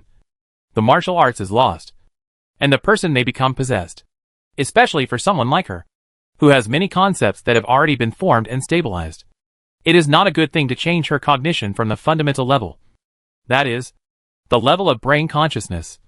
And it is not that easy. Therefore, using props to assist is the only method Finn would consider. She had tried using the branding magic stone, which was the Lost World version of a camera. But the scenes taken by someone traveling through that world were just Lost Land-like scenery, not the strange scenery that Lin saw. Now the direction of Finn's thinking is whether he can start with that pair of glasses. And his calculation power can only be based on the first coffin that is in full swing to transform glasses. Lin was ruthlessly ignored except for providing a few mathematical principles of dimensionality reduction methods. There is no reason, when it comes to typing program codes, someone is so despised by the apprentice he brought out that he even doubts himself. Sometimes, although his stupid methods prove to be more accurate than his clever methods, he could not withstand the distrust of the Lich. But Finn was willing to do so. I would rather make some small mistakes than be a person who uses ism. For someone to be so aware of the Lich. Of course, he would be happy to stay out of it. Lin also had more time to observe the world in his eyes. Lich once questioned that such a new ability could only be used when there was interference in higher dimensions, and he could not actively enter it, so it was of no use. However, after actual observation, we found that high-dimensional interference occurs everywhere, but the degree of erosion is different. If he hadn't been driven by a carriage, I'm afraid the path he was walking would have been out of sync with the others. The things he saw, except for spirits, were not the same original scenes of Lost Land. Sometimes there will be some buildings with obvious science fiction style, which should be walls to be precise. But only a small section appears, instead of the entire building standing in sight. Occasionally, you can see the figures of some suspected living creatures moving, but they disappear fleetingly. They look different from spirits, more like living creatures, and they are not the kind of creatures that eat hair and drink blood. They may be captured figures of residents of some high-dimensional worlds. Is it God? Or is it a civilization that exists in a high-dimensional world? Another discovery is that after entering this heterogeneous world, the flow of time is different from the reality of the lost world. This was determined after someone took out his pocket watch and observed it for a while. This is because although the item is carried on one's body, the form of the pocket watch is not mechanical. That is, it does not change with one's location. The source of the displayed time is the time server set up in the Tower of the Great Sage, which comes from the outside world. And the changes in the speed of time are not all accelerated or all slowed down. Instead, it moves with itself, sometimes faster and sometimes slower. Such a discovery made Lin curious about the differences between the physical phenomena and reality of the world he saw. He immersed himself in related research and forgot about the pain in his body. And he seemed to be in high spirits. The transformation of someone made the two girls worry for a moment, fearing that this appearance was the reflection of light that their teacher often mentioned. If Lin knew about this idea, he would probably have to teach these two girls a lesson. Can this word be used so randomly? But soon, Lin Tutu's enthusiastic interest was extinguished by reality, which also made him confirm a few things. First, the worlds in all dimensions overlap. But most people cannot see it. The same scene rarely appears repeatedly, which also proves from the side that it is moving in the three-dimensional world, and is also moving in other dimensions. Second, trying to measure the known physical laws of the world you see is a pipe dream. It's not that it can't be measured, or that there aren't those physical phenomena, but it's because the world is a patchwork, and the laws it presents are also the same. Everything was so chaotic that someone was wondering how he could exist in such an environment. This also brings us to the third discovery. Third, then once mentioned the issue of limits. Because there are no indescribable existences in the things I see. I still don't know what it will be like to look at those things. But there is a time limit. The passage of time in that world was chaotic. So it was impossible to measure how long I had been there. But based on normal time in reality, the limit that I can stay in that world is 1 hour and 58 minutes. As soon as this limit time is reached, the painful feeling from inside the skull will come over. And bleeding will even start from the 7 holes. Guessing the possible reasons. One is that excessive computing caused the computer to crash. It should be said that the human brain crashed together with the magic tower in the dream. One situation may be that your body is staying in this place where the laws of physics are chaotic. It is quite hard just to maintain the integrity of your body, let alone stay for a long time, completely exceeding your limit. However, this bleeding appearance frightened the 2 girls several times, and also made someone crippled for several days. But there was no situation where he could not remember anything that happened again. A headache is a headache, and sadness is a sadness. There is nothing missing that should be remembered. I also clearly understand what it is like at the moment, and I have made a record of it. In other words, I can't remember anything about that time. Was it because I suffered a more severe blow or saw something terrible that my whole body couldn't bear? So that kind of amnesia occurred? There is a mysterious voice warning me not to explore that missing piece. Someone, in line with the principle of saving trouble in trouble. Just forget it. Of course, there is still a problem with these discoveries. That is, how to use these advantages, or how to use them. There are still a lot of unsolved problems in front of us, which makes someone feel frustrated. On the other side, Kaya's map splicing project is progressing faster than expected, because using the tools built by Lin, the general direction of the map can be distinguished, and even areas can be summarized. Therefore, the girl gave priority to the Basque Country, and even the southwest continental area of the Lost Land. The results are also quite gratifying, at least with the small Arcane Eye map opening artifact designed by Lin. The group no longer wandered around like headless flies regarding their location and direction. Everyone's location is still among the mountains in the Basque Country. Although they are heading north, they are heading towards the western continent. In a few days' journey, we can leave this barren land of civilization and enter the realm of the human kingdom. At night, just after recovering from the tragedy of the SHL explosion last time, Lin sat by the campfire, warming himself up. These days I have been constantly donating blood to this land with my eyes, ears, mouth and nose. And I am very weak. Especially now that it's autumn and the weather is getting colder. Someone doesn't want to get seriously ill, so they take extra care of themselves. The 3 women accompanying him were chatting away. A certain Lich who has lived for who knows how many years has recently become interested in cooking, and is discussing this matter with 2 girls. And he also made a lot of inexplicable food, which was euphemistically called aphrodisiac to strengthen the body, and was intended to be a tonic for a man who had been very weak recently. This is one of the things they became passionate about after accidentally learning from someone's mouth that there were so-called food supplements and diet therapy in his hometown. But the man with a pale face and dark circles under his eyes, wrapped in a blanket, was holding a bowl of hot soup with lizard tails floating on it. There was no aroma or taste, and even the purple soup was bubbling like hot lava. Can this be called a food supplement? If this can be called a food supplement, it would simply put me in the prestige of the gourmet ghost island in my great foodie empire. And according to a certain Lich's chest-beating assurance, this bowl of soup is drinkable. But it won't kill anyone. Is the physique of a Lich comparable to that of an ordinary person? Even if she drinks arsenic directly, she won't die. Can ordinary people drink it? Just when Lin was still struggling, a voice came from the depths of the dark forest. A kind-hearted person I met by chance during the journey. Is there any room by the fire for a stranger to keep warm? Welcome, friend. Come! There is always a place for those in need around the fire. Rely on your parents at home and rely on your friends when you go out. This principle also works in Lost Land, in life in the wild. In order to guard against wild beasts, it is common for weak travelers to stay in groups, rely on each other, and protect each other. Of course, It is inevitable that robbers will use the trick of setting up undercover agents and then turning against them. But overall, the travelers in Lost Land are kind-hearted. Because in the wild, there are many things more dangerous than humans. People who don't know how to help each other while walking outside will die sooner or later. Another more practical reason is that the magic of detecting evil is quite common, and anyone related to the priesthood can throw a few of them every day. There is also a magic similar to detecting the camp among the masters. It is difficult for people who have done bad things or have evil intentions to avoid detection. Perhaps in a city, in a gathering of nobles, throwing detect evil at other people would be a rather nasty offense, because few nobles dare to guarantee that they are completely clean and innocent. But in the wild, this is the norm. No one resists detection, so long as they have no evil intentions and hope to be protected by the crowd at night. So the man who came out of the forest, after passing Halumi's magic test, sat down by the campfire and rubbed his cold hands. Only then did everyone notice that this was a super brother with elf characteristics. Chapter 273, Civilized and Uncivilized. Looking at the biceps that are almost thicker than his own thighs, Kuewu's figure is probably no less than 2 meters tall, making him look like a little giant. However, his handsome features with oval face, pointed ears, and blonde hair are hard to ignore. Such an image reminded Lin of a term that was far away from him, King Kong Barbie.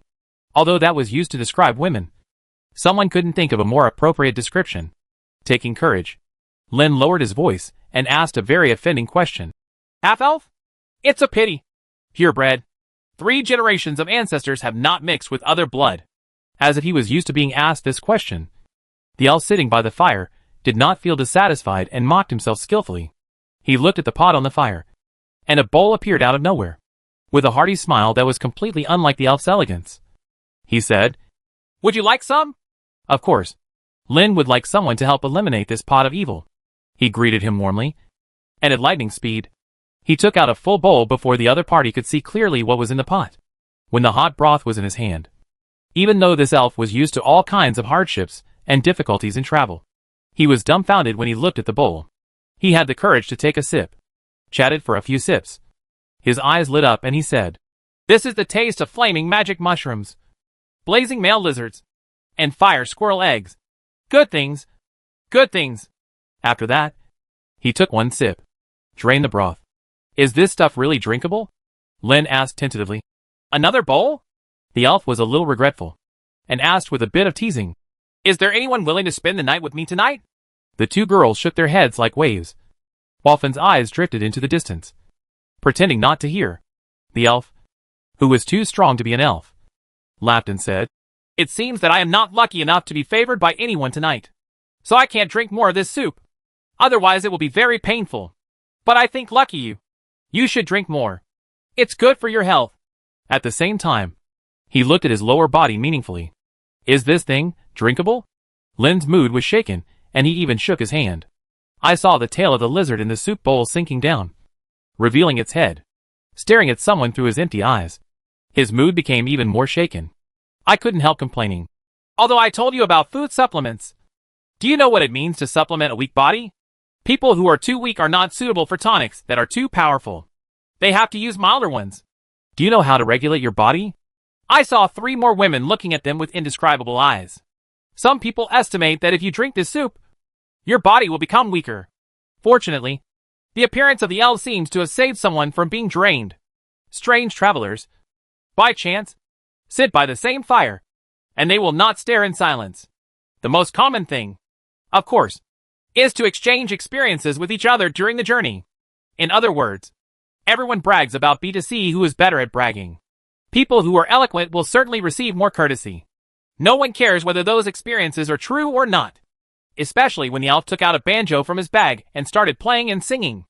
It was more like a killer weapon, and the 2 girls were fascinated by it. Finn was also admiring it, but not as fascinated as the 2 girls. Although some people calmed down and appreciate it, they missed the place before traveling even more. In terms of the entertainment industry, many will probably not be able to catch up in another 1,000 years. Learn the identity of the other party from the chat. The other party is a wanderer from Wadwo, a nearby elf tribe.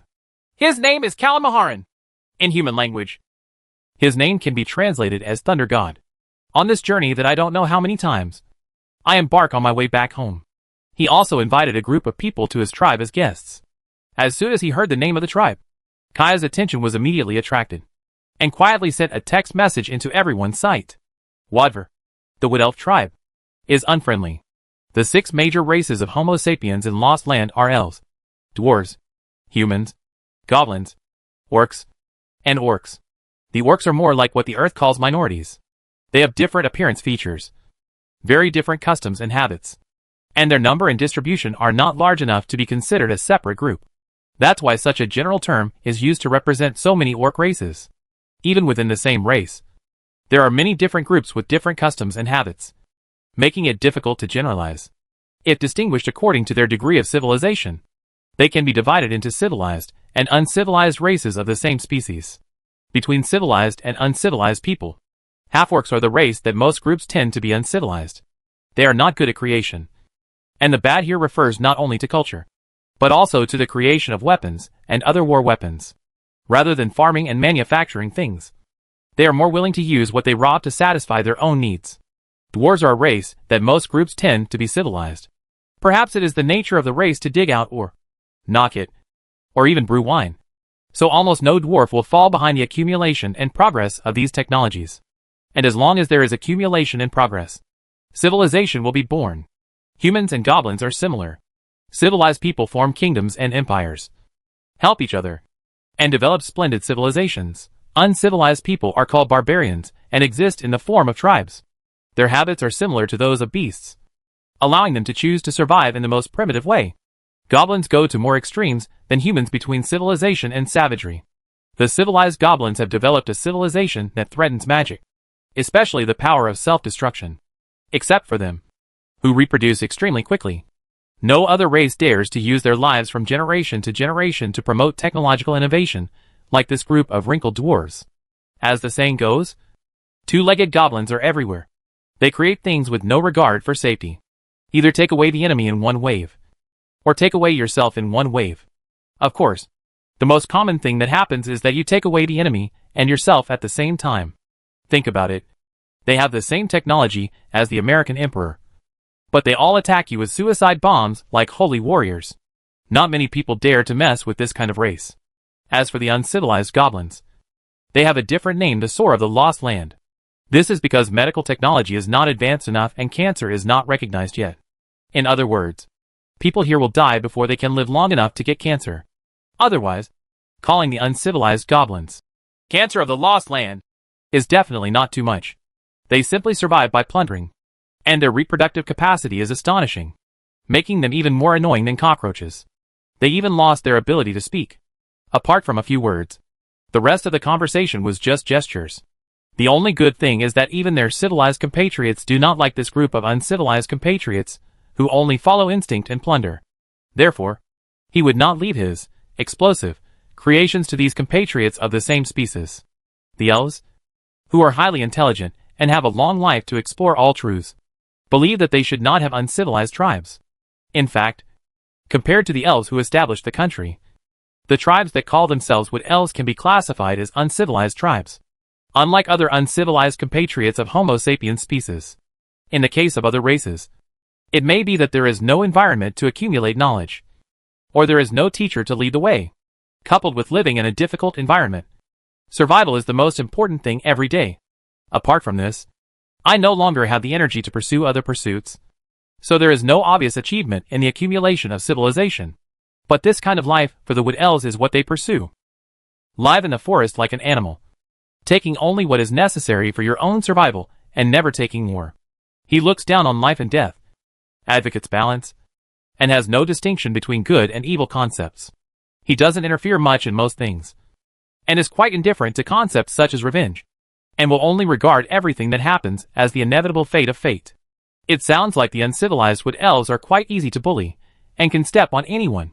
Even some female elf slaves kept privately by human nobles are usually captured from the tribes of Wood Elves by slave-repairing teams.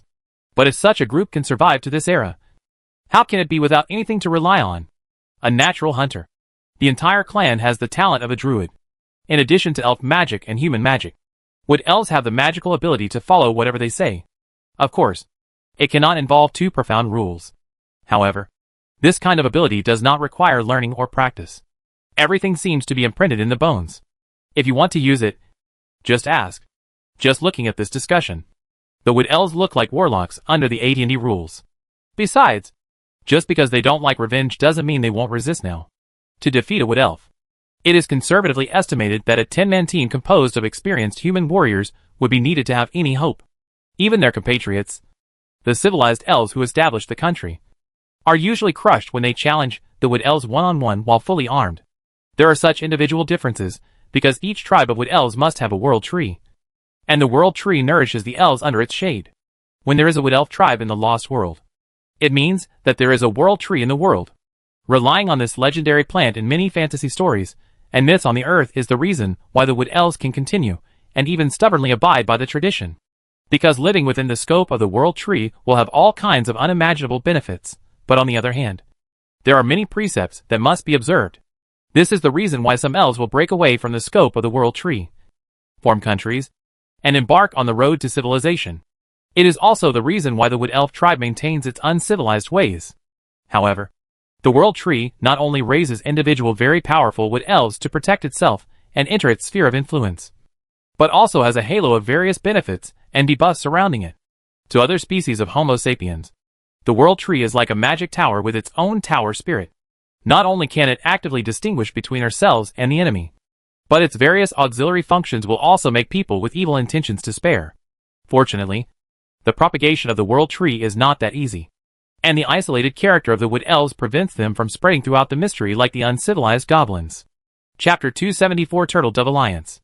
Adhering to isolationism. Adhering to the principle of not offending others unless they offend me. And because they are the targets of many slave-repairing teams, the Wood Elves cannot be called friendly to strangers. This is also a map collected, and many of them have special reasons for adding danger to this tribe. And such a group of people invites me to be a guest in their tribe. Do you want to go? Of course I want to go. Lynn smiled and took Kalamaharan's extended hand. Not to mention anything else. Just for the sake of the world tree, it is necessary to go and see it. Although the world tree in Lost Land is not like the fantasy story on Earth, there is only one tree in the world, and usually this tree is almost dead. But it is not seen everywhere. Of course, at the beginning, someone is also confused. Isn't it called the world tree? How can there be many trees in one world? Later, after some research, I realized that the world tree in Lost Land is not like the Nordic myth of Earth. It belongs to the foundation of the world and structures one or even multiple worlds. The world tree in the Lost Land is more like a kind of space bridge. The naturally formed lines on it are not only the starting point of elf magic, but also the original origin of all teleportation types of magic. In other words, the world of Yggdrasil actually means connecting multiple worlds, rather than supporting or containing multiple worlds. I heard that the more mature the world tree is, the more worlds it can connect to. For someone who is studying teleportation magic and the relationship between multiple dimensions, what could be a more valuable reference than the world tree? Even if you don't have the opportunity, you should still look for it. Now that you have this opportunity, and this opportunity comes to you so quickly, there is no reason to push it away. More importantly, the fruits of the world tree are the core material of the magic tower energy pool. If you pick up one or two, it would be a good thing to give as a gift or for personal use. Regarding Lynn's straightforward decision, Kalamaharan showed a rather amused expression. But the two apprentices were non-committal. After all, although the reputation of Wood Elves is not friendly, it is not a cannibalistic place either. As for fun, is there anything she doesn't dare to go to? It's not that the world tree has never been burned. If it really offends her, it just adds one more to the record. Early the next morning, the group packed their things and ate breakfast. Only then did Lynn have the opportunity to look at Kalamaharan's exaggerated tendons in the sun. And his mind couldn't help but think of the scene when Arnold made his debut in the first episode of The Terminator. If this guy were released to the earth, he would be a WWE star again. But when he saw the banjo behind the sturdy elf, he remembered something Halloumi said last night. That is, the tone played by the piano was beautiful, but the sound was not quite right. It's supposed to be a wooden instrument, but it has a metallic resonance. Honestly, someone can't hear the difference between the two. In fact, Lynn was able to distinguish the sounds of guitar and violin, and he already admired himself. So he was dubious about what the girl said.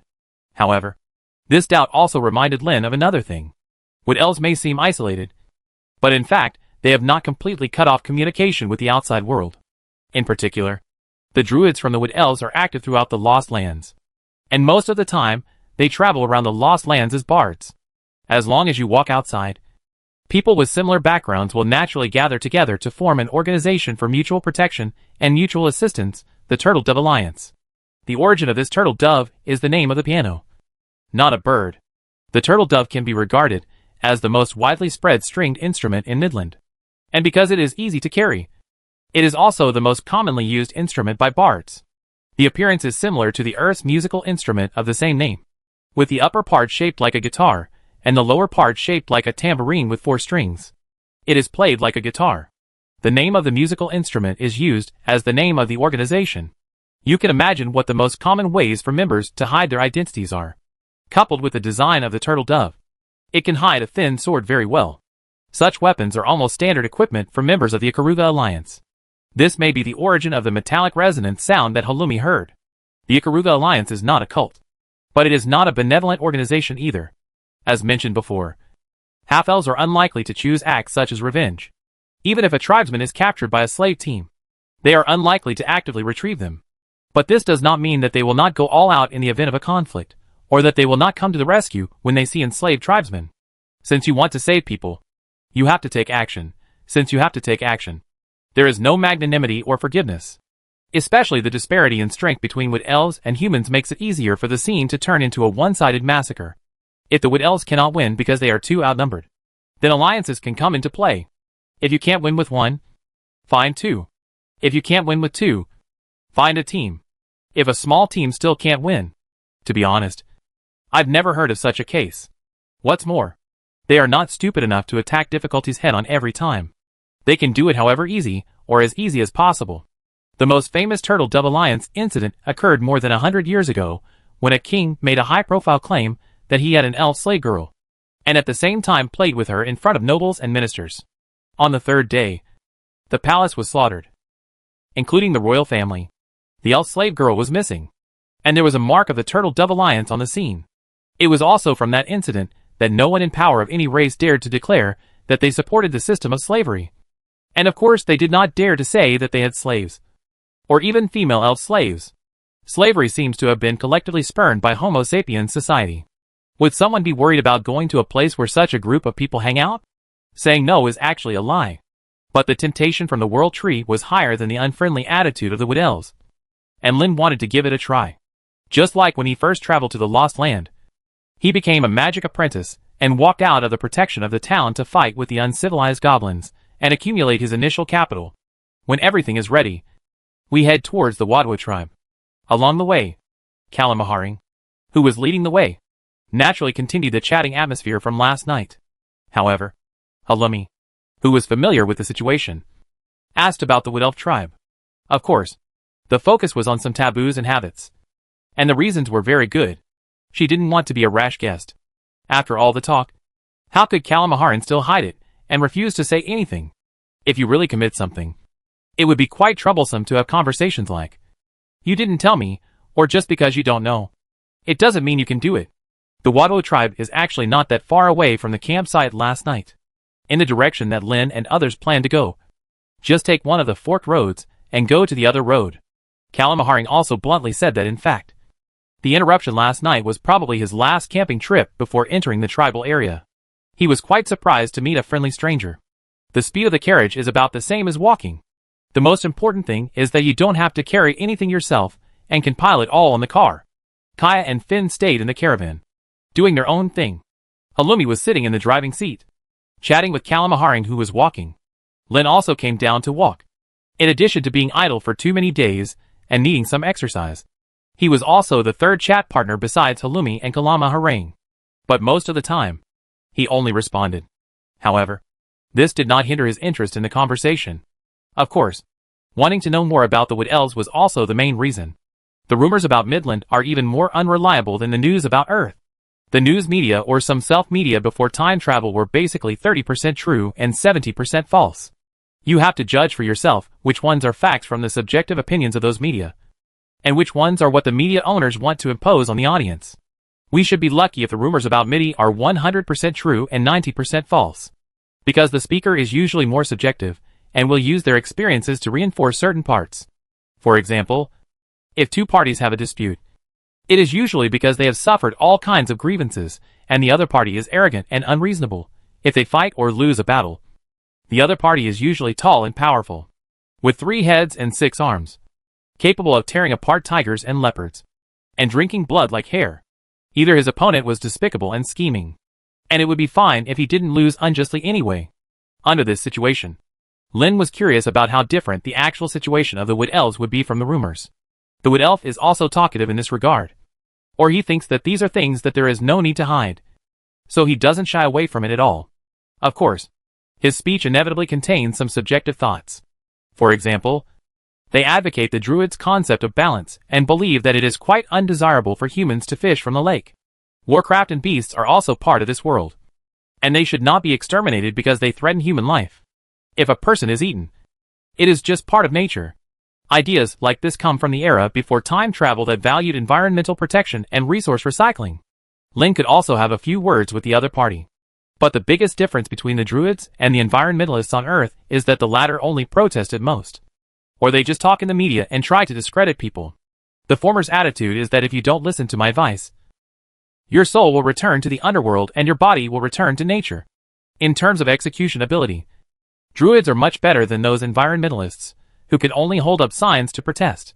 Following Kalamaharing's guidance, the path the group took became increasingly narrow and rugged, unlike the path that people often walk on. There were even several places where the Wood Elves had to use their Druid abilities to move the trees that had grown too close together so that the carriage could pass. Of course, Kalamaharing would use his ability so simply to clear the way for everyone. In fact, he saw the Lich preparing to take action, and his first move was to set fire. So he had to stand up and deal with it. After all, he invited the guests. Chapter 275, Lord of the Forest. It's not that magic doesn't control the types of plants. There is even a first-level apprentice-level magic with a plant conversation trick. But controlling the movement of plants requires quite sophisticated methods, especially these woody plants. In comparison, although it is easier to control the movement of herbaceous plants in this regard, it is not really that simple. As you go deeper into the forest, the overall atmosphere gradually changes. Even when he took a certain step, Lin felt that the atmosphere outside suddenly changed, and some kind of strange peeping seemed to be everywhere. This is what it feels like to be within the realm of the World Tree. Several figures appeared at the same time, blocking everyone's way forward, and there are countless shadows hiding in the trees and forests, revealing their figures inadvertently to warn and threaten everyone. Is this a strongman who cuts the path? Speaking of which, after someone traveled through time and came to Lost Land, he had never encountered a professional robber. However, some bandits who work part-time jobs are still encountered from time to time. So who are these people in front of me? Thor, you are back. Still with him. Only then did Ling clearly see the person who spoke. She was a Wood Elf woman, wearing rough linen clothes. They were completely different from the usual elegant posture of their relatives of the same species. But in terms of appearance and body shape, it can be said that it is even worse. It means that someone has only seen Laena Tidov, who competed with Fin at a noble gathering before, so he doesn't know what the level of the other elves is. However, the Wood Elf in front of her was different from the Elf Noble. She had a more wild beauty, as if there was a smart beast hidden deep in her soul, and she was born to love running and playing in the mountains and forests. The other people who surrounded him were also Wood Elves. Although there was no tense situation upon meeting, it was not a warm welcome either. However, these Wood Elves seemed to be Kalamaharing's old acquaintances. As soon as they met, they started talking familiarly in their own language. Evelyn, Kalamaharin approached his tribe. These are the friends I invited, so there is no need for such a warm welcome. The Shinmu guards were dispatched, looking at many of the juniors who were taught by himself. He also knew what status these people were now, so he used words to test this old lover. You don't know their identities, do you? I don't know who they are, but I can't even mess with that lady. Are you sure you want to cause trouble for Big Mom? The Kalamaharim who said this is not an ordinary Wood Elf. He is already over 500 years old, and among the average age of the Midland Elves, who are in their early 600 years. He can be considered an elder-level figure. Logically speaking, elves of this age would not have the same physique as him, that is to say. There were not many elves in their heyday, like my brother, but Kalamaharin could maintain this kind of strength that surpassed most elves, because he is an elf extraordinary person. In addition to being blessed by the Lord of the Forest, Kalamaharan has further transcended the life level of ordinary elves and reached a higher level. Not only can he reach a higher peak state than ordinary elves, but his lifespan is also far longer than ordinary elves. In this way, he vaguely realized that Finn was a strong person who was not inferior to him, and he was unwilling to provoke her if he could avoid it. Kalamaharan also believed that the other party had the same feeling and could sense his own strength. But the other party's attitude seems to be that they don't care if the other party is not fearless. He is too nervous. But it is possible for people like the latter to live to this level. What makes Kalamaharan particularly troublesome is that the other party is a magician. Master Fa has killed many extraordinary people. And of course, the extraordinary people have killed even more magicians. But at that top level, fighting is not only about strength, but also about scheming. If this magician is still an extraordinary person, the threat level will not only increase greatly, but it is best not to even meet him. However, the female wood elf, who didn't care about Kalamaharan's worries, said directly in common language, "We are here because of Big Mother's instructions. She wants to see the guests in person and wants me to take them there." Kalamahara remained silent to such a request. As long as he could remember, this had happened very rarely. But if it is that person's request, he has no reason or qualification to object. However, since the people on the side understood the last sentence, Lin still asked about this unexpected friend. "Who is the Big Mother you call? The protector of the Wadwo tribe, the Lord of the Forest, and the Spirit of the World Tree.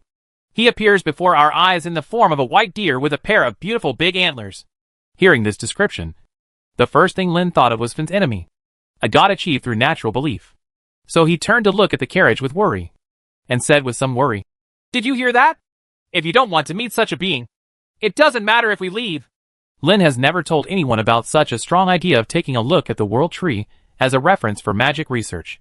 Considering the Lich's mood, giving up this opportunity is nothing. Of course, the bigger reason is that he is afraid that there will be a conflict when the two parties meet, and then he will be taken into the ditch again, unable to escape. Although the wood elves who came to greet did not explain what the guests' attitude would be if they were unwilling to cooperate, but the hidden meaning of Lin's words still made these local snakes nervous, and they quietly moved their positions to stabilize the encirclement net. Kalamaharan also didn't understand why the man who was originally so excited chose to shrink back when he heard about such a rare opportunity. It seemed that the reason was the female magician in the carriage, who he did not want to mess with. "The conflict in front of us is about to break out. No, let's go over. Everyone has invited us, so we can't make excuses not to meet them." Oh my god. It sounds like something is going to happen. Someone is beginning to regret accepting that wood elf's invitation. However, her elder sister spoke, and Halumi drove the carriage without any nerves. Following the wood elves, someone followed him awkwardly. Kalamaharan, who originally wanted to return to the tribe first, thought about it for a while, and then followed the others and walked towards the tribe's holy land, which is the location of the World Tree. The further we move forward, the more we feel the omnipresent vitality, compared to forests bathing on earth. Inhaling fight inside produced by nature is even more fascinating. It seems that if you take a few more breaths, the surging energy in your chest can promote your own growth. Finally touching that barrier is the final step to becoming a god. But to the wood elves who are accustomed to such an environment, these are nothing. The most important thing is that there is a limit to the growth of free energy in the air absorbed in this way. And it does not mean continuous strengthening without an upper limit. So they looked at Lin Na with a look of intoxication on his face. This section of the road is not too short. As Lin walked, he would look at the gaps in the tree shades and look at the horizon in the direction of the road. There are no tall and huge trees there, just a blue sky. So, the World Tree is actually very short. Just as he was thinking wildly in his mind, Lin suddenly walked into a place covered with countless roots.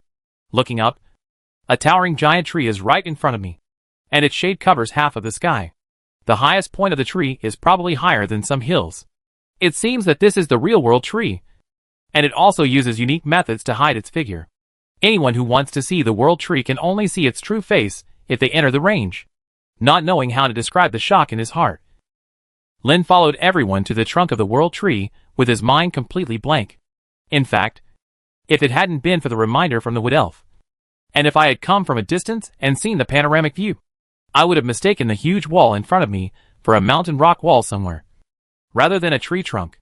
There was a tapping sound, and when I looked towards the source of the sound, I saw an even more astonishing sight. a figure larger than the North American elk on Earth. A majestic white deer with 18 huge antlers and a flawless white body came to the guests.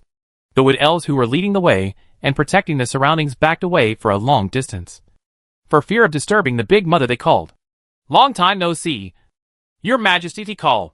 Bailu scratched his hooves and spoke directly. What he said shocked everyone, not to mention how surprised others were that the world tree and the person in the caravan knew each other. Lin felt even worse in his heart, because until now, anyone who has a relationship with a lich seems to have a bad end.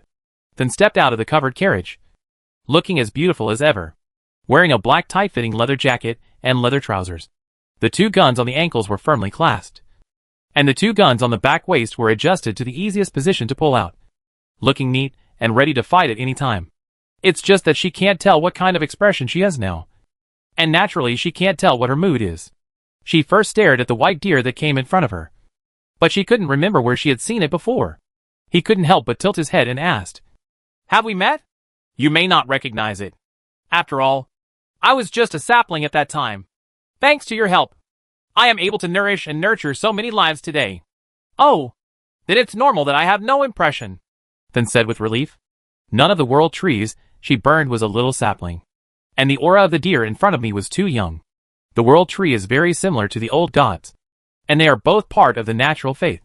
The difference is that the roots of the old gods are in their respective divine kingdoms, while the foundation of the world tree is directly the tree itself. Even if there is an incarnation like the white deer, it cannot escape the scope of the shade of the tree, coupled with the difference in belief habits. Strictly speaking, then will not treat these trees as the same existence as the old gods as long as she does not offend her. At least World Tree will not ask the elves to make flesh and blood sacrifices at every turn. The flesh and blood of living creatures is of no help to them. Chapter 276, The War in World Tree. "Then what are you looking for me for?" Then returned to his original arrogant posture and looked at this World Tree spirit, who could be regarded as a junior. She suddenly thought of a possibility and asked, "Do you want me to help you deal with your kind?" After laughing contemptuously, then looked at Lin beside him and said, "Have you ever thought about, if the world tree is really so powerful, why haven't they planted it all over the land?" As if answering his own question. She looked back at the white deer and continued, "Because the growth of one world tree must be accompanied by the death of another world tree." Regarding this evaluation, Bailu was quite calm and continued, "This is a very helpless thing, because for us, the best nourishment is the ashes of other world trees. But those wars ended hundreds of years ago. It never happened again. Oh, why? Don't you all dream of being the only one holding up the world? Because the magicians in this world are beginning to be keen on building magic towers." Then was not completely ignorant of the practices of World Tree and the tribe it protected. After thinking about this answer, she had to agree and said, "Indeed, the magic towers built everywhere are indeed a trouble. In the battle between the World Trees, warriors from the Wood Elf tribe must be sent out, carrying at least one World Tree fruit, as well as branches, leaves and other objects of the World Tree. When attacking other tribes, use their own World Tree to weaken them, or interfere with the influence of other people's World Trees, and then burn them with fire." In the end, he brought back the ashes and Tree Heart, which became the capital for his promotion. In other words, once the battle of destruction between World Trees begins, both sides will inevitably use their full strength and end with the complete defeat of one side, although the victorious side will absorb the remaining Wood Elves that are still alive from the loser.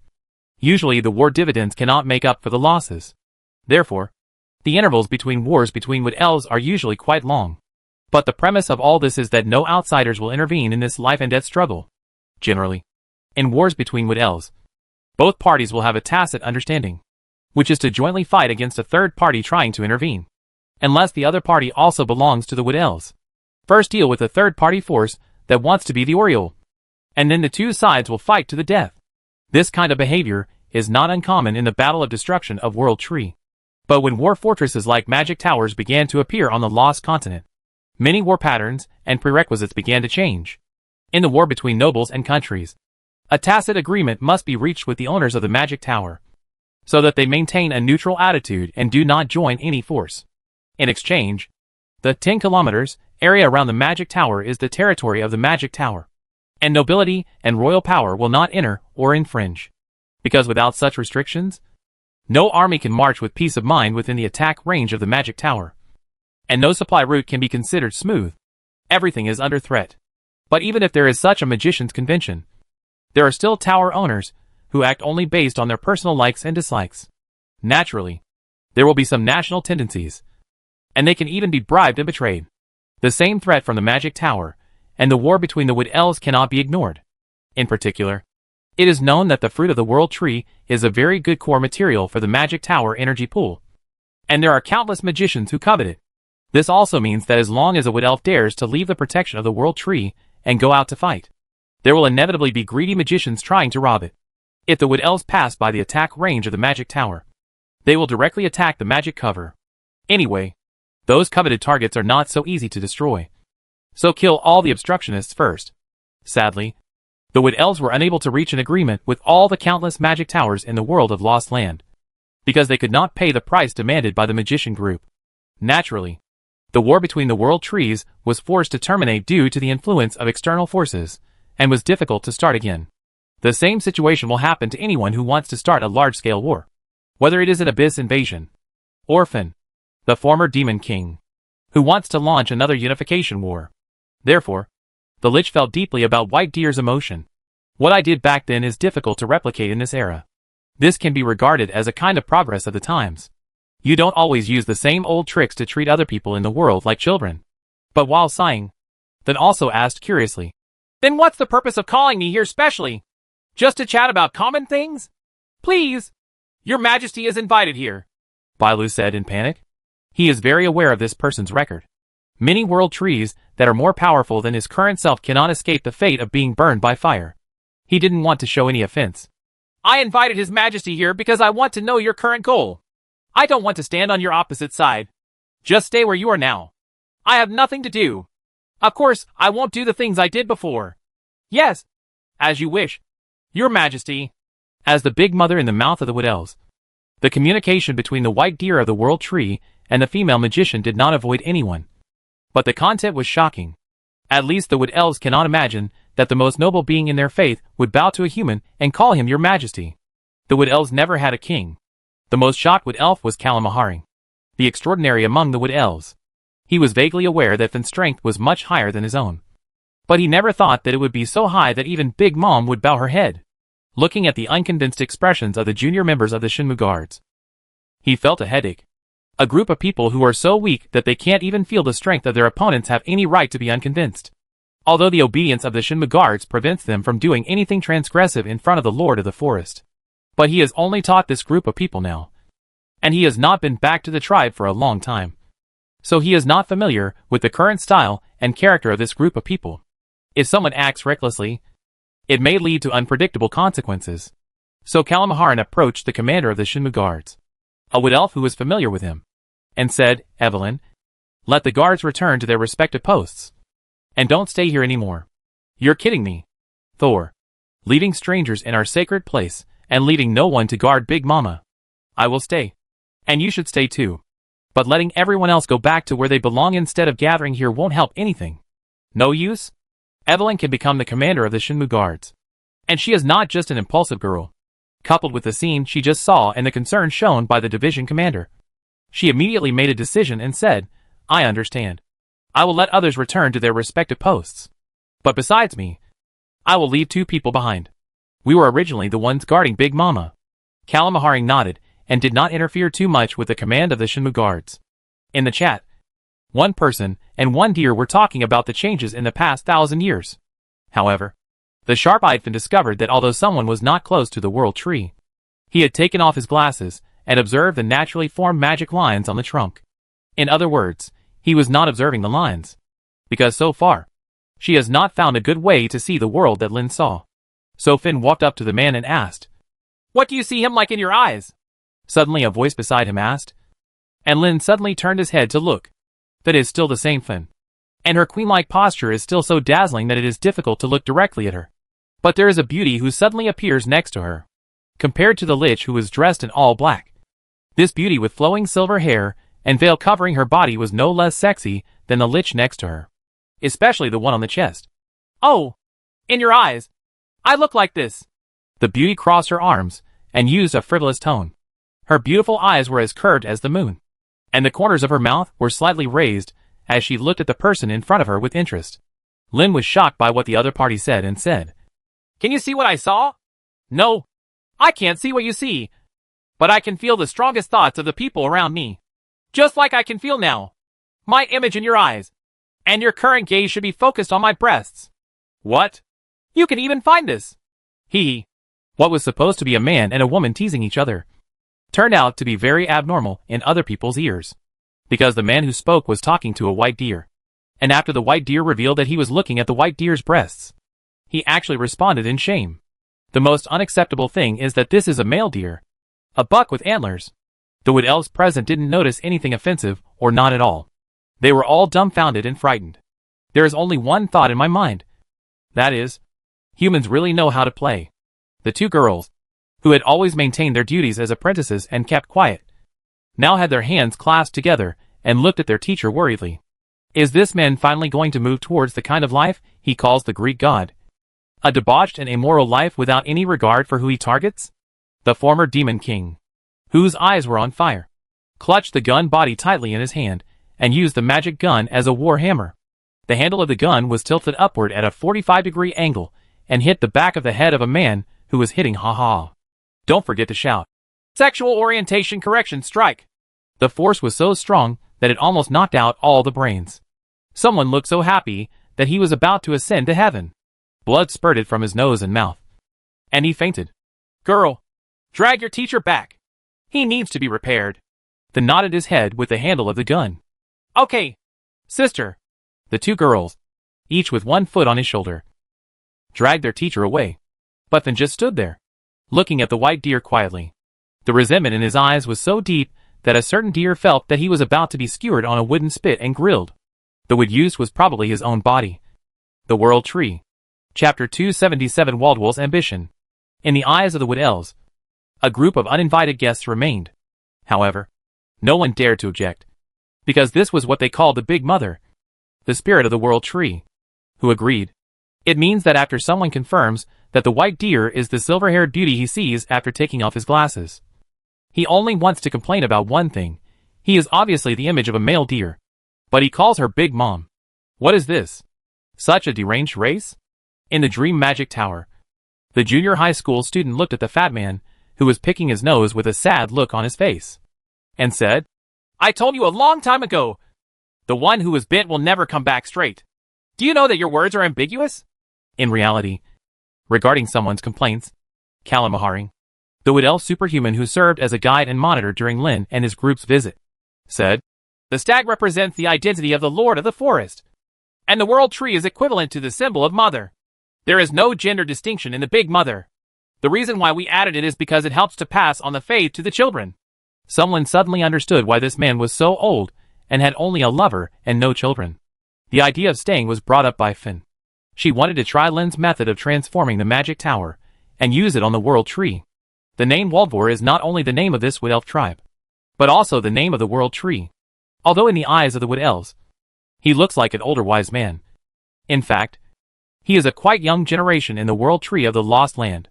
As the World Tree advanced, it only had time to launch one war, and the world was full of magic towers. Walworth was also quite interested in Finn's proposal. In other words, as long as it has something to do with improving strength and changing the status quo, he is very interested in it, and can even be said to be active. The so-called plants are peaceful and friendly. This is a partial concept based on the short life of human beings. In fact, plants can do many things that even animals are amazed by in order to survive. The grass that grows out of the concrete floor continues to grow upward in the rainforest in order to compete for sunlight, and even covers other plants to strangle them. Competition among plants is slower but no less brutal. Because of this, a lich and a tree hit it off. The lich wanted to see what kind of effect those magic modification methods would have on the World Tree, while Waldwo was looking for various means of self-improvement and was unwilling to let go of any possibility. Unfortunately, the dream is lofty and the reality is cruel. Half of the methods Lin used to transform the magic tower cannot be used on the World Tree, which is to treat the entire magic tower as part of a large circuit board. There are naturally formed lines on the bark of the World Tree, which are related to its innate ability. It can even be said that the reason why the World Tree is taller and more powerful is because there is more area to accommodate these magic lines. How does it feel when you want to paint, only to find that the canvas has already been filled up, and you have nowhere to start? Maybe it's similar to Finn's helplessness now. Then both sides can only settle for the next best thing, and start from the procedural side. The heart of the World Tree is an excellent storage device that is not inferior to the energy pool of the Magic Tower, as well as an excellent computing unit. When Finn tried to run the star map simulation program used by Lin before searching for the Earth through Waldwo's calculation, the efficiency was improved by dozens or hundreds of times. It used to take a long time for every simulation, every change of the reference point of observation, and changes in the star map. Even so, someone who is used to using simulations for days, or even weeks at a time finds the efficiency of the MIDI Magic Tower breathtaking. Before I traveled through time, I had not been able to use supercomputer level equipment, but the most advanced personal computer I have ever touched is still not as good as the Magic Tower of Lost World. But with the same program and the same calculation, Waldwo completed a simulation almost in the blink of an eye, shocking a certain time traveler. It feels like a Pentium computer going to a core. It's not a slight increase in frequency, but a progress that spans several generations. Not to mention that this phenomenon frightened a certain time traveler. Even the Lich, who thought that the program had been optimized to a considerable extent, was unconvinced. 3 people, 2 people. Let's include Liches as humans. And the result of the discussion with a tree should be related to the talent of the World Tree itself. Just like most computers only use the CPU for calculations, he used the CPU and added the GPU, leaving others behind. Although he has such powerful computing power, Waldwo is also excited to do more calculations to prove himself. This sense of accomplishment has not been felt in a long time. But the reality is that there is nothing more to calculate, because the star map simulation program had already found the target. Then did not include the Earth star map parameters for comparison. Furthermore, then still held back on the question of whether Waldwo was trustworthy. But except for this program, there are really no programs that require much powerful computing power. The program code is still being typed. Regarding this point, a certain Lich is really powerless, no matter how good her technology is. She is just a technician who is laying a solid foundation and does not have the foresight in the programming field. She has many ideas, and she is realizing them bit by bit. But overall, they still haven't escaped from the thinking logic of the natives of Lost Land. But if the Lich can't do it, someone can. The man who had been sitting silently under the tree and watching the tree came into Waldwo's sight again. He is completely different from the ordinary magicians who visit the tribe. Those people looked at the World Tree as if they were seeing a treasure house. I always want to pick up a few leaves, break off some dead branches, or even scrape off the bark to take away, or just observe the natural magic patterns on the tree up close, and even wish you could make a rubbing of it and study it slowly when you go back. But Lin seemed to be possessed, just sitting far away. If it weren't for the 2 girls staying in the tribe who would bring meals when it was meal time, I'm afraid he would have even forgotten to eat, because there was no reckless behavior, and because he was with the Demon King. Waldwo did not hinder the other party, in a daze, now that he was named by His Majesty the Demon King. The 2 of them, a Lich and a tree spirit, came to the man who was sitting blankly. What's the matter? Because there is a time limit for staying in a special perspective. Lin does not take off his glasses all the time to observe the special features of the World Tree.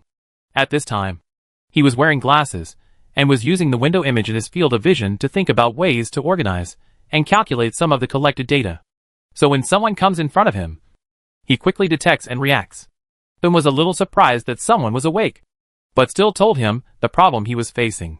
Finally, he asked, "How about it? Do you have any suggestions? I don't know what to do now." Lin stood up and moved around, thinking about what he had seen and heard in the Wood Elf tribe these days. Browsers and forums unexpectedly did not form a trend among the Wood Elves, and the response was extremely dull. Maybe some younger children will still find it novel, but adult Wood Elves don't take those dazzling functions seriously. Even Wood Elves like Kalamaharing, who are used to wandering outside, have the same attitude. It seems that the Wood Elves are old-fashioned and therefore reject new things. After actual contact, I realized that they were not rejecting new technologies at all, but that they did not want to come into contact with things that were of no use to them or that conflicted with their precepts. In fact, if you think about it seriously, this is normal, because most of the news on the forum now is from the Southwest Peninsula, and has little to do with the southwest region of Midland where the Basque Country is located. And those news that have nothing to do with the region basically belong to magic knowledge. And here is a druid Wood Elf tribe that does not learn human magic. In addition, I learned from Halumi, a girl who works in public relations everywhere, that the Wood Elves already rely on the World Tree to achieve small-scale intelligence sharing. The rumored ability of the Wood Elves to speak freely is actually an ability possessed by the World Tree, which can be temporarily borrowed by members of his tribe in some special way. It's quite a bit like church magic. In other words, the network functions built by many magic towers have actually been prototyped in World Tree. As long as time develops and accumulates, or the related technology becomes more widely known and contributes to it, a forum that is native to the Lost Land can be created. However, programming language is a completely new knowledge, and it does not conflict with the commandments that the Wood Elves must abide by, which are actually the taboos of the World Tree. Therefore, Wadwo showed a strong interest in this. What could be more popular with bosses than a person who has no liver but can type code? An employee who can work around the clock and never die of overwork is simply a dreamlike existence. So if someone wants to learn programming language, Lin will certainly welcome him with both hands. Because the computing power is too powerful. I feel that it is a waste to put it there. So I want to find something to do, which is not easy. Meaningless calculations are eliminated first. To digest the idle computing power and find a meaningful purpose, Lin directly recommended two systems: weather prediction and environmental change prediction. In particular, these two systems have practical uses for a tree. There is no upper limit to the computing power requirements of various algorithms and parameter selections based on big data. And another big advantage is that the relevant tools have been completed in cooperation with the Lich long ago. This means that as long as Lin gives a direction, Lin can lead Wadwo and establish relevant systems without having to help him. But although the Lich could do it, she didn't understand why she did it. She asked, "When dark clouds come, it will rain. The height of the terrain is related to the direction of the water flow. These things can be very easy for people with some experience. It's easy to judge. Not to mention a world tree that has lived for thousands of years and has seen countless people and things. In this case, is there any need for a prediction system?" Chapter 278, The Mystery of the World Tree. Such an answer means that you do not understand the true purpose of predictive analysis. It is true that based on experience, the same conclusion can be reached. But what if the person who makes the judgment is inexperienced? The information received is actually deliberately deceived by someone to mislead. What about judgment? Predictive analysis based on mathematics does not involve any subjective consciousness. And the advantage is that we can sometimes find details that we have not noticed through algorithms.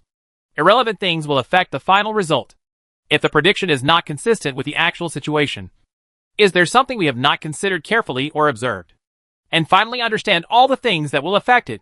The variability of the outcome is its value. Before today, although Finn had a deeper grasp of the technologies from the Earth than a certain time-traveling city, he had no idea what those technologies could do. It is even intuitive to believe that science and magic are two differences in the development of civilization and do not intersect with each other. But today's few words made her a Lich who had touched a certain level, and the spirit of the World Tree, who was already half-stepped in that level, realized that maybe this was different. The roads lead to the same destination in the end. Of course, the person who said this didn't think much of it at all. For him, people who try to become gods through science only exist in fantasy works. Unexpectedly, even on Earth, man-made technology has already been used to influence the Earth's climate system. For example, artificial rain, or the greenhouse effect. Although the former has a success rate problem, the latter is not deliberate and changes slowly, making it difficult to detect in a short period of time. The magical side of the world has more violent means of affecting the climate system. The more variables it can control, the more precise the control of the results. Not only can it bring about more drastic changes, it can also be used as a means of attack. In addition, this also involves the field of omniscience, which is the authority of God. Then didn't want to step into that realm. But that didn't mean she didn't want to explore that realm. This is especially true for the young World Tree of Waldvor. So after they found their way, they left happily, leaving a certain man behind, watching Finn lead the white deer away. And the white deer did not express any opinions on his behavior of staring at the World Tree. Lin thought this was acquiescence, so he did his own thing with peace of mind. Taking off his glasses, Lin looked at the towering World Tree in front of him. Although every part of the tree is dim, it means that it has not been interfered by any higher dimensional world. But every branch seems to be in a different world. Looking through the gaps in the shade of the trees, one can always see a strange world that is different from reality in the swaying wind. From my observations over the past few days, it turns out that what Waldwo the world tree, is connected to and communicates with is not the distant place after passing through the wormhole in the same universe. What this world tree connects happens to be the multidimensional world that I have been studying during this period. In other words, I can only see this part. And there are more secrets belonging to the world tree that I cannot penetrate.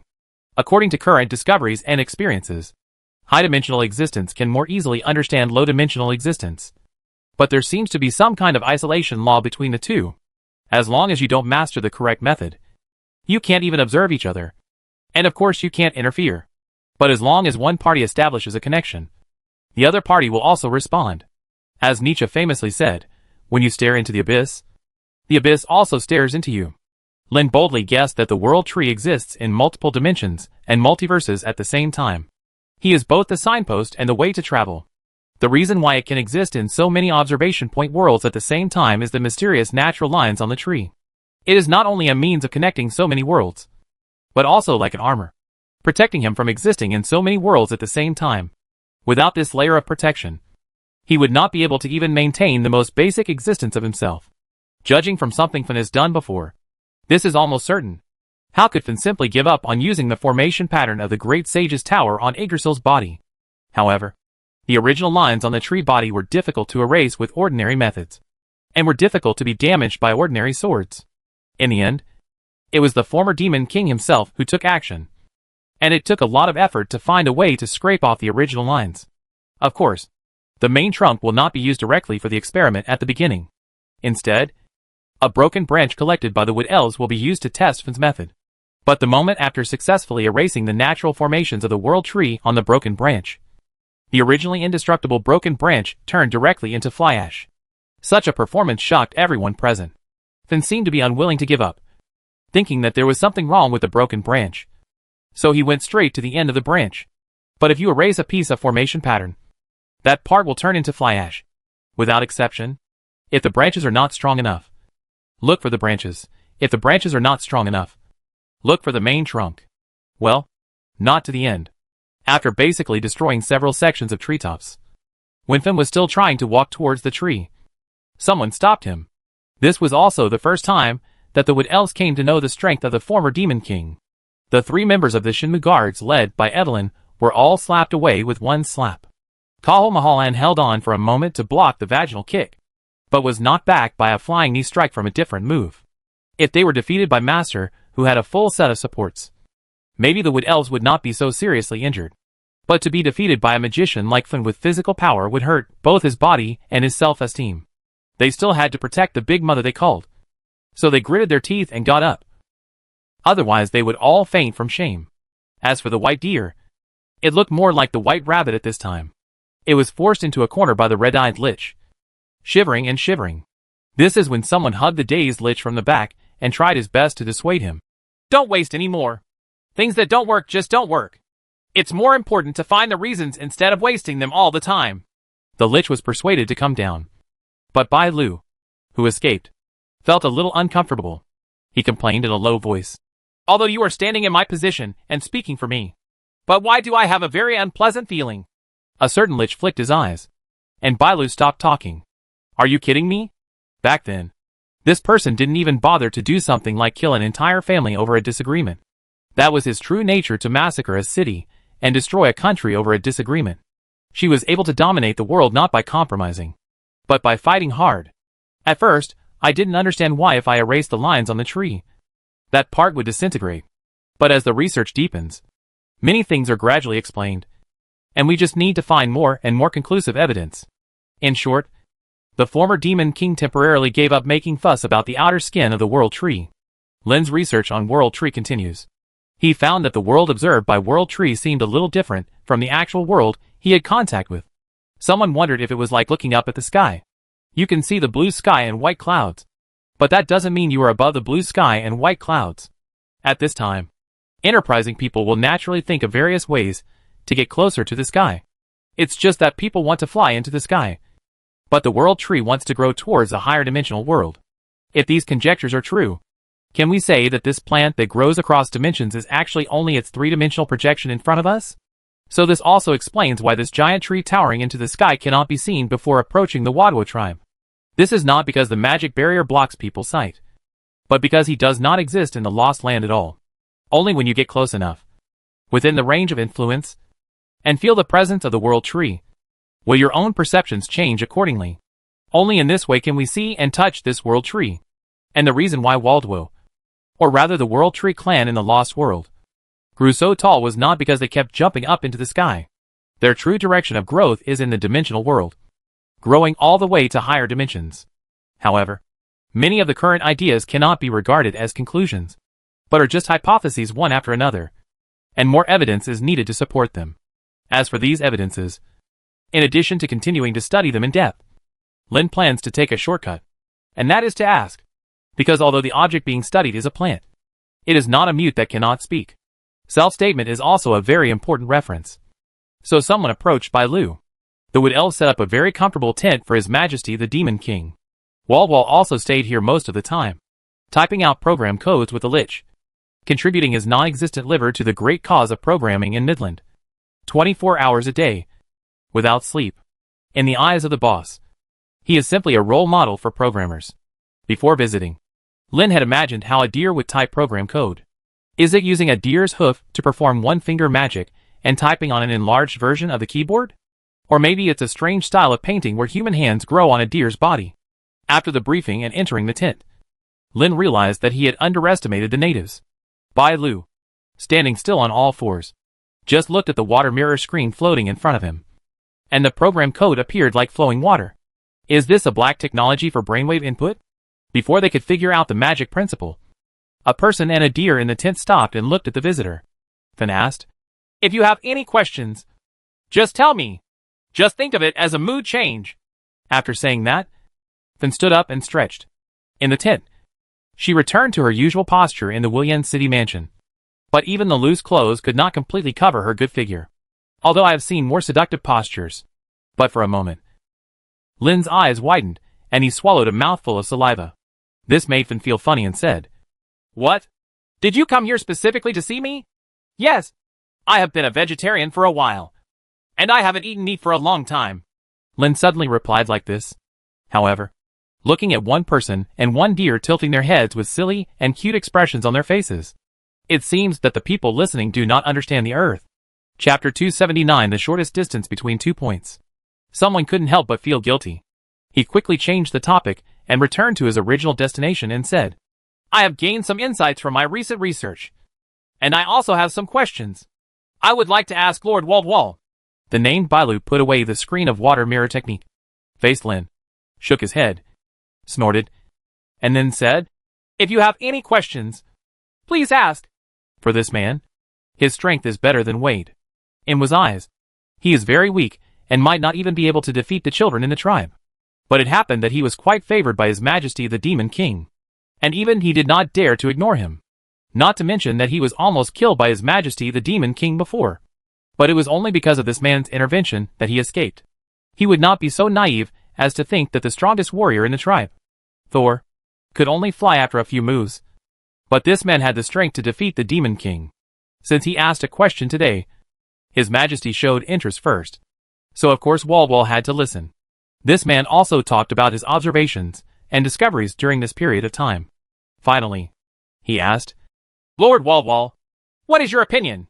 But after listening to this man's words very carefully from beginning to end, Waldwall said, "Well, I only have one question. What are dimensions?" A very powerful rhetorical question instantly made a certain man's face freeze. Ching said that the experience report he just gave was so frothing at the mouth that it turned out to be useless. Lin struggled to turn his stiff neck and looked at the Lich, who had been working with this beast for several days. "I want to say something, but I just can't say it. I'm afraid that as soon as I open my mouth, it will be all kinds of nonsense." Take a deep breath and realize that you are well educated and not worthy of being angry with a tree. As if sensing that someone was about to go crazy, then playfully stuck out the tip of his tongue and said, "I forgot to teach him first. Some people don't learn the most basic mathematics, but instead learn programming. What's more, the algorithms you use for prediction now are completely based on mathematics. Are you doing what I'm talking about?" Following someone's last sudden question, the eyes of one person and one deer drifted outward, which only made Lin to feel bad. He immediately wanted to ask what the HL they were doing. but then took the lead and pretended to open the water mirror screen, picked a file, and threw it to Wadwo, saying, "This is mathematics. It is my experience from the basics to now. Take a look and ask if you don't understand." It seemed that there was collusion. One person and one deer. One person and one person singing together, without giving Lin a chance to interrupt at all. Bailu sat down on the ground and opened the screen of water mirror technique. The words flowed upward like a waterfall. After a while, he saw the end of the page. Waldwall shuddered, snorted again, and said, "It turns out that the world I see looks like this in your eyes. I have never understood why most wood elves or other Homo sapiens species cannot touch what I see. Things. I originally thought it was because they were too weak. But in fact some strong people who even I found troublesome were in the same situation. Instead, some magicians could see a small part of what I saw. And these magicians are not necessarily astonishingly powerful. It's just that there are some worlds that I can only see but cannot touch. However, you mentioned that the high-dimensional world that I can see and touch does not seem to be the same, equal, and I am growing towards a high-dimensional world, etc. But why do the magicians who study me always find the magic of teleportation arrays in me? Or some? Well, what's wrong with you?" Exhausted, Lin moved to a corner of the tent and put his head on the tent pole, not wanting to see anyone. 1 second, he was still a math novice. The next second, he could already understand the theory that even he had not fully understood. "Okay, don't be depressed." Then came to the man's side with a bit of teasing and said, "If you have time to feel down over there, why not come and explain to us whether what you observed is correct? Those magicians are still right." I turned around helplessly, and the little bit of self-esteem I had left had been completely beaten to pieces. Now seeing the two people looking at each other with hopeful eyes, Lin thought for a while, and decided to use the most commonly used example to explain. He took out a piece of paper from his arms, spread it flat on the ground, took out a quill and dipped it in ink, then tapped a dot on each end of the paper and asked, "We know that there are 2 points on this piece of paper. What do you think is the shortest distance between these 2 points?" Then felt like he was being insulted by a question of this magnitude. However, she still said the answer seriously. "Of course, the shortest distance is the straight line distance between 2 points. At the same time, she hooked her finger, and the ink on the tip of the pen jumped out like a water snake, and finally fell on the paper. It is a straight line without any distortion between the 2 points drawn by Lin. According to your weights and measures, the distance between the 2 points is 16.717 centimeters. Seeing what Lin said was categorical, Lin looked at Bailu and asked, "Is this also your opinion?" Let's not talk about whether it is because of fear. So no matter what it is, no matter what is right or wrong, I will always follow the footsteps of His Majesty the Demon King. But for the question Lin raised, he believed that the devil's answer was already the most perfect answer, and there would be no better answer. So he nodded firmly. "Bah! You are all wrong." Lin's words undoubtedly made everyone feel unconvinced. The white deer dug its front hooves at the ground and snorted, then put his hands on his hips, waiting for someone to explain. If it was too far-fetched, she would definitely not give up. I saw someone pick up the paper and fold it in half. After touching the 2 points together, pierce the tip of the quill through the 2 points on the paper. The shortest distance is no distance. "Hey!" One person and one deer looked at this cheating game. They first exclaimed and were dumbfounded. And then, they looked serious and thoughtful. In fact, they already understood many things, but they just didn't connect them together. At this time, as long as someone breaks the window paper, many things will become clear and understandable. "But why?" Lin continued. "This has a name in physics. The Einstein-Rosen bridge." Putting down the paper, he used whiteboard penmanship to simulate a star, and changed its presentation along with the explanation. When a star with enough mass ends its life, it actually burns itself out and begins to collapse inward because it cannot resist its own gravity. At this time, the heavy elements inside will continue to increase due to pressure. After crossing the limit point, it will burn all over again in an instant and cause expansion. At this time, a supernova explosion will occur. After the second combustible element is burned out, the inward collapse will not stop, and it will continue to shrink its size mathematically. For example, there is a number of 100, and it will continue to decrease by 1 as time goes by. But 0 is not the end point. When it crosses 0, it will become a negative number and continue to decrease by 1 after a second explosion. A star is constantly shrinking due to gravity. When it shrinks to a size no longer possible, it will break through the boundaries of space and begin to continue to twist inwards. It is not a difficult explanation for an older child who has some understanding of geophysics. Because even if you can't handle difficult physics textbooks, this is still considered a bad subject in various science fiction novels and dramas. But Lin still gave one person and one deer some time to think, and drank some water by the way. When their attention returned to themselves, they continued, I call this thing that is constantly twisting inward and swallowing matter a black hole. So where do the swallowed things go? Lin showed the punctured paper again. On one side, the pen tip shows through the hole, sinking into the plane of the paper, and the tip is not visible. Turning it over, you can see that the pen tip penetrates the paper through the hole, but the pen body cannot be seen. What goes in must come out. At the other end of this twist, is there a white hole that spits things out? In the end, it formed this phenomenon. Use whiteboard technique to draw quills and thorns in the air through the three-dimensional image of the paper. Lin then folded the paper from half to flat, but kept the pen body and nib on their respective planes, and controlled the quills to move in and out, making them extend and retreat on their respective planes. Although the quill pen is divided into two parts when viewed from a flat piece of paper, it is not that the broken pen is in two places, but exists in two places at the same time while still being connected to each other. Lin then showed some classic animations simulating high dimensions, and concluded, when the dimensions of things increase, some things that seem impossible in our eyes will become natural. In a two-dimensional plane, the shortest distance in the three-dimensional world can be shortened through distortion, or even the distance is zero. Similarly, when we can access the higher dimensional world, some things that seem impossible in the three-dimensional space can be done. In fact, it's not that difficult. Therefore, it can be said that teleportation is only one of the most superficial mysteries of World Tree. In other words, the bigger secrets on the World Tree are actually related to contact and penetration into higher dimensions. As you mentioned, does it have anything to do with the fact that the world Waldo saw is not the same as the world he touched? Regarding Flynn's question, Lin used that simple metaphor to explain. I'm not sure what the world that World Tree can observe looks like, but I'm guessing. Does it feel like you can see it? Going to the sky does not mean that you are above the sky. If you want to go to the sky, in addition to having a goal, you must also have a method. For Lord Waldo, the goal is the heights you see. There should be no doubt about the world. Then the question is how to reach those worlds. Hearing that it was related to him, Bai Lu raised his head, fanned his erect ears, and waited seriously for the follow-up. Those who originally planned to stop there saw Bai Lu's appearance and thought that now that they were living under someone else's roof, it was unreasonable to have to hide any achievements. Although those ideas are just speculations. Not to mention that I came to them today just to brainstorm and discuss a feasible direction. Chapter 280 Cooperation. What I am going to say below is my irresponsible conjecture. I cannot guarantee whether it is right or wrong. It is just an inference based on the part one know. You once said that the promotion of World Tree is to use the ashes of other world trees created, in addition, to create a black hole with space distortion. The energy and mass required are an unimaginable astronomical figure. So can it be said that it is necessary for the World Tree to break through the quadrant and reach a higher dimensional world? It's just such a difference in energy level, rather than just an increase in amount.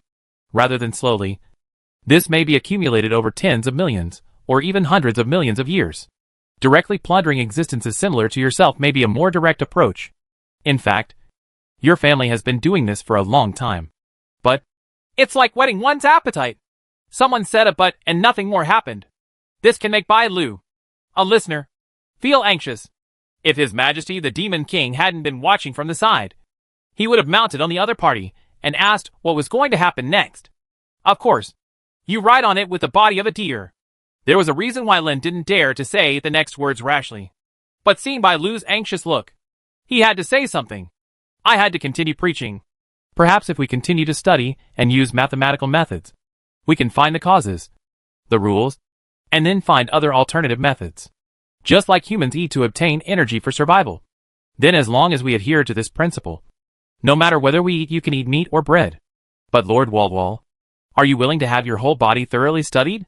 Because after these causes and these rules are summarized and found, not only can alternative methods be found, but it also means that weaknesses can be found. I don't want to be the target of being killed and silenced. Even in Earth's technologically advanced world, Humans don't like to be experimental objects on experimental benches. What's more, the object to be studied now is an existence that is many times more powerful than human beings.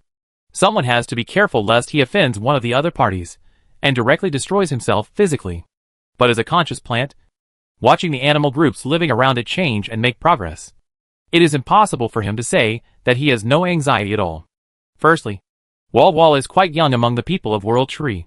Secondly, in the world of Lost World, he is not safe.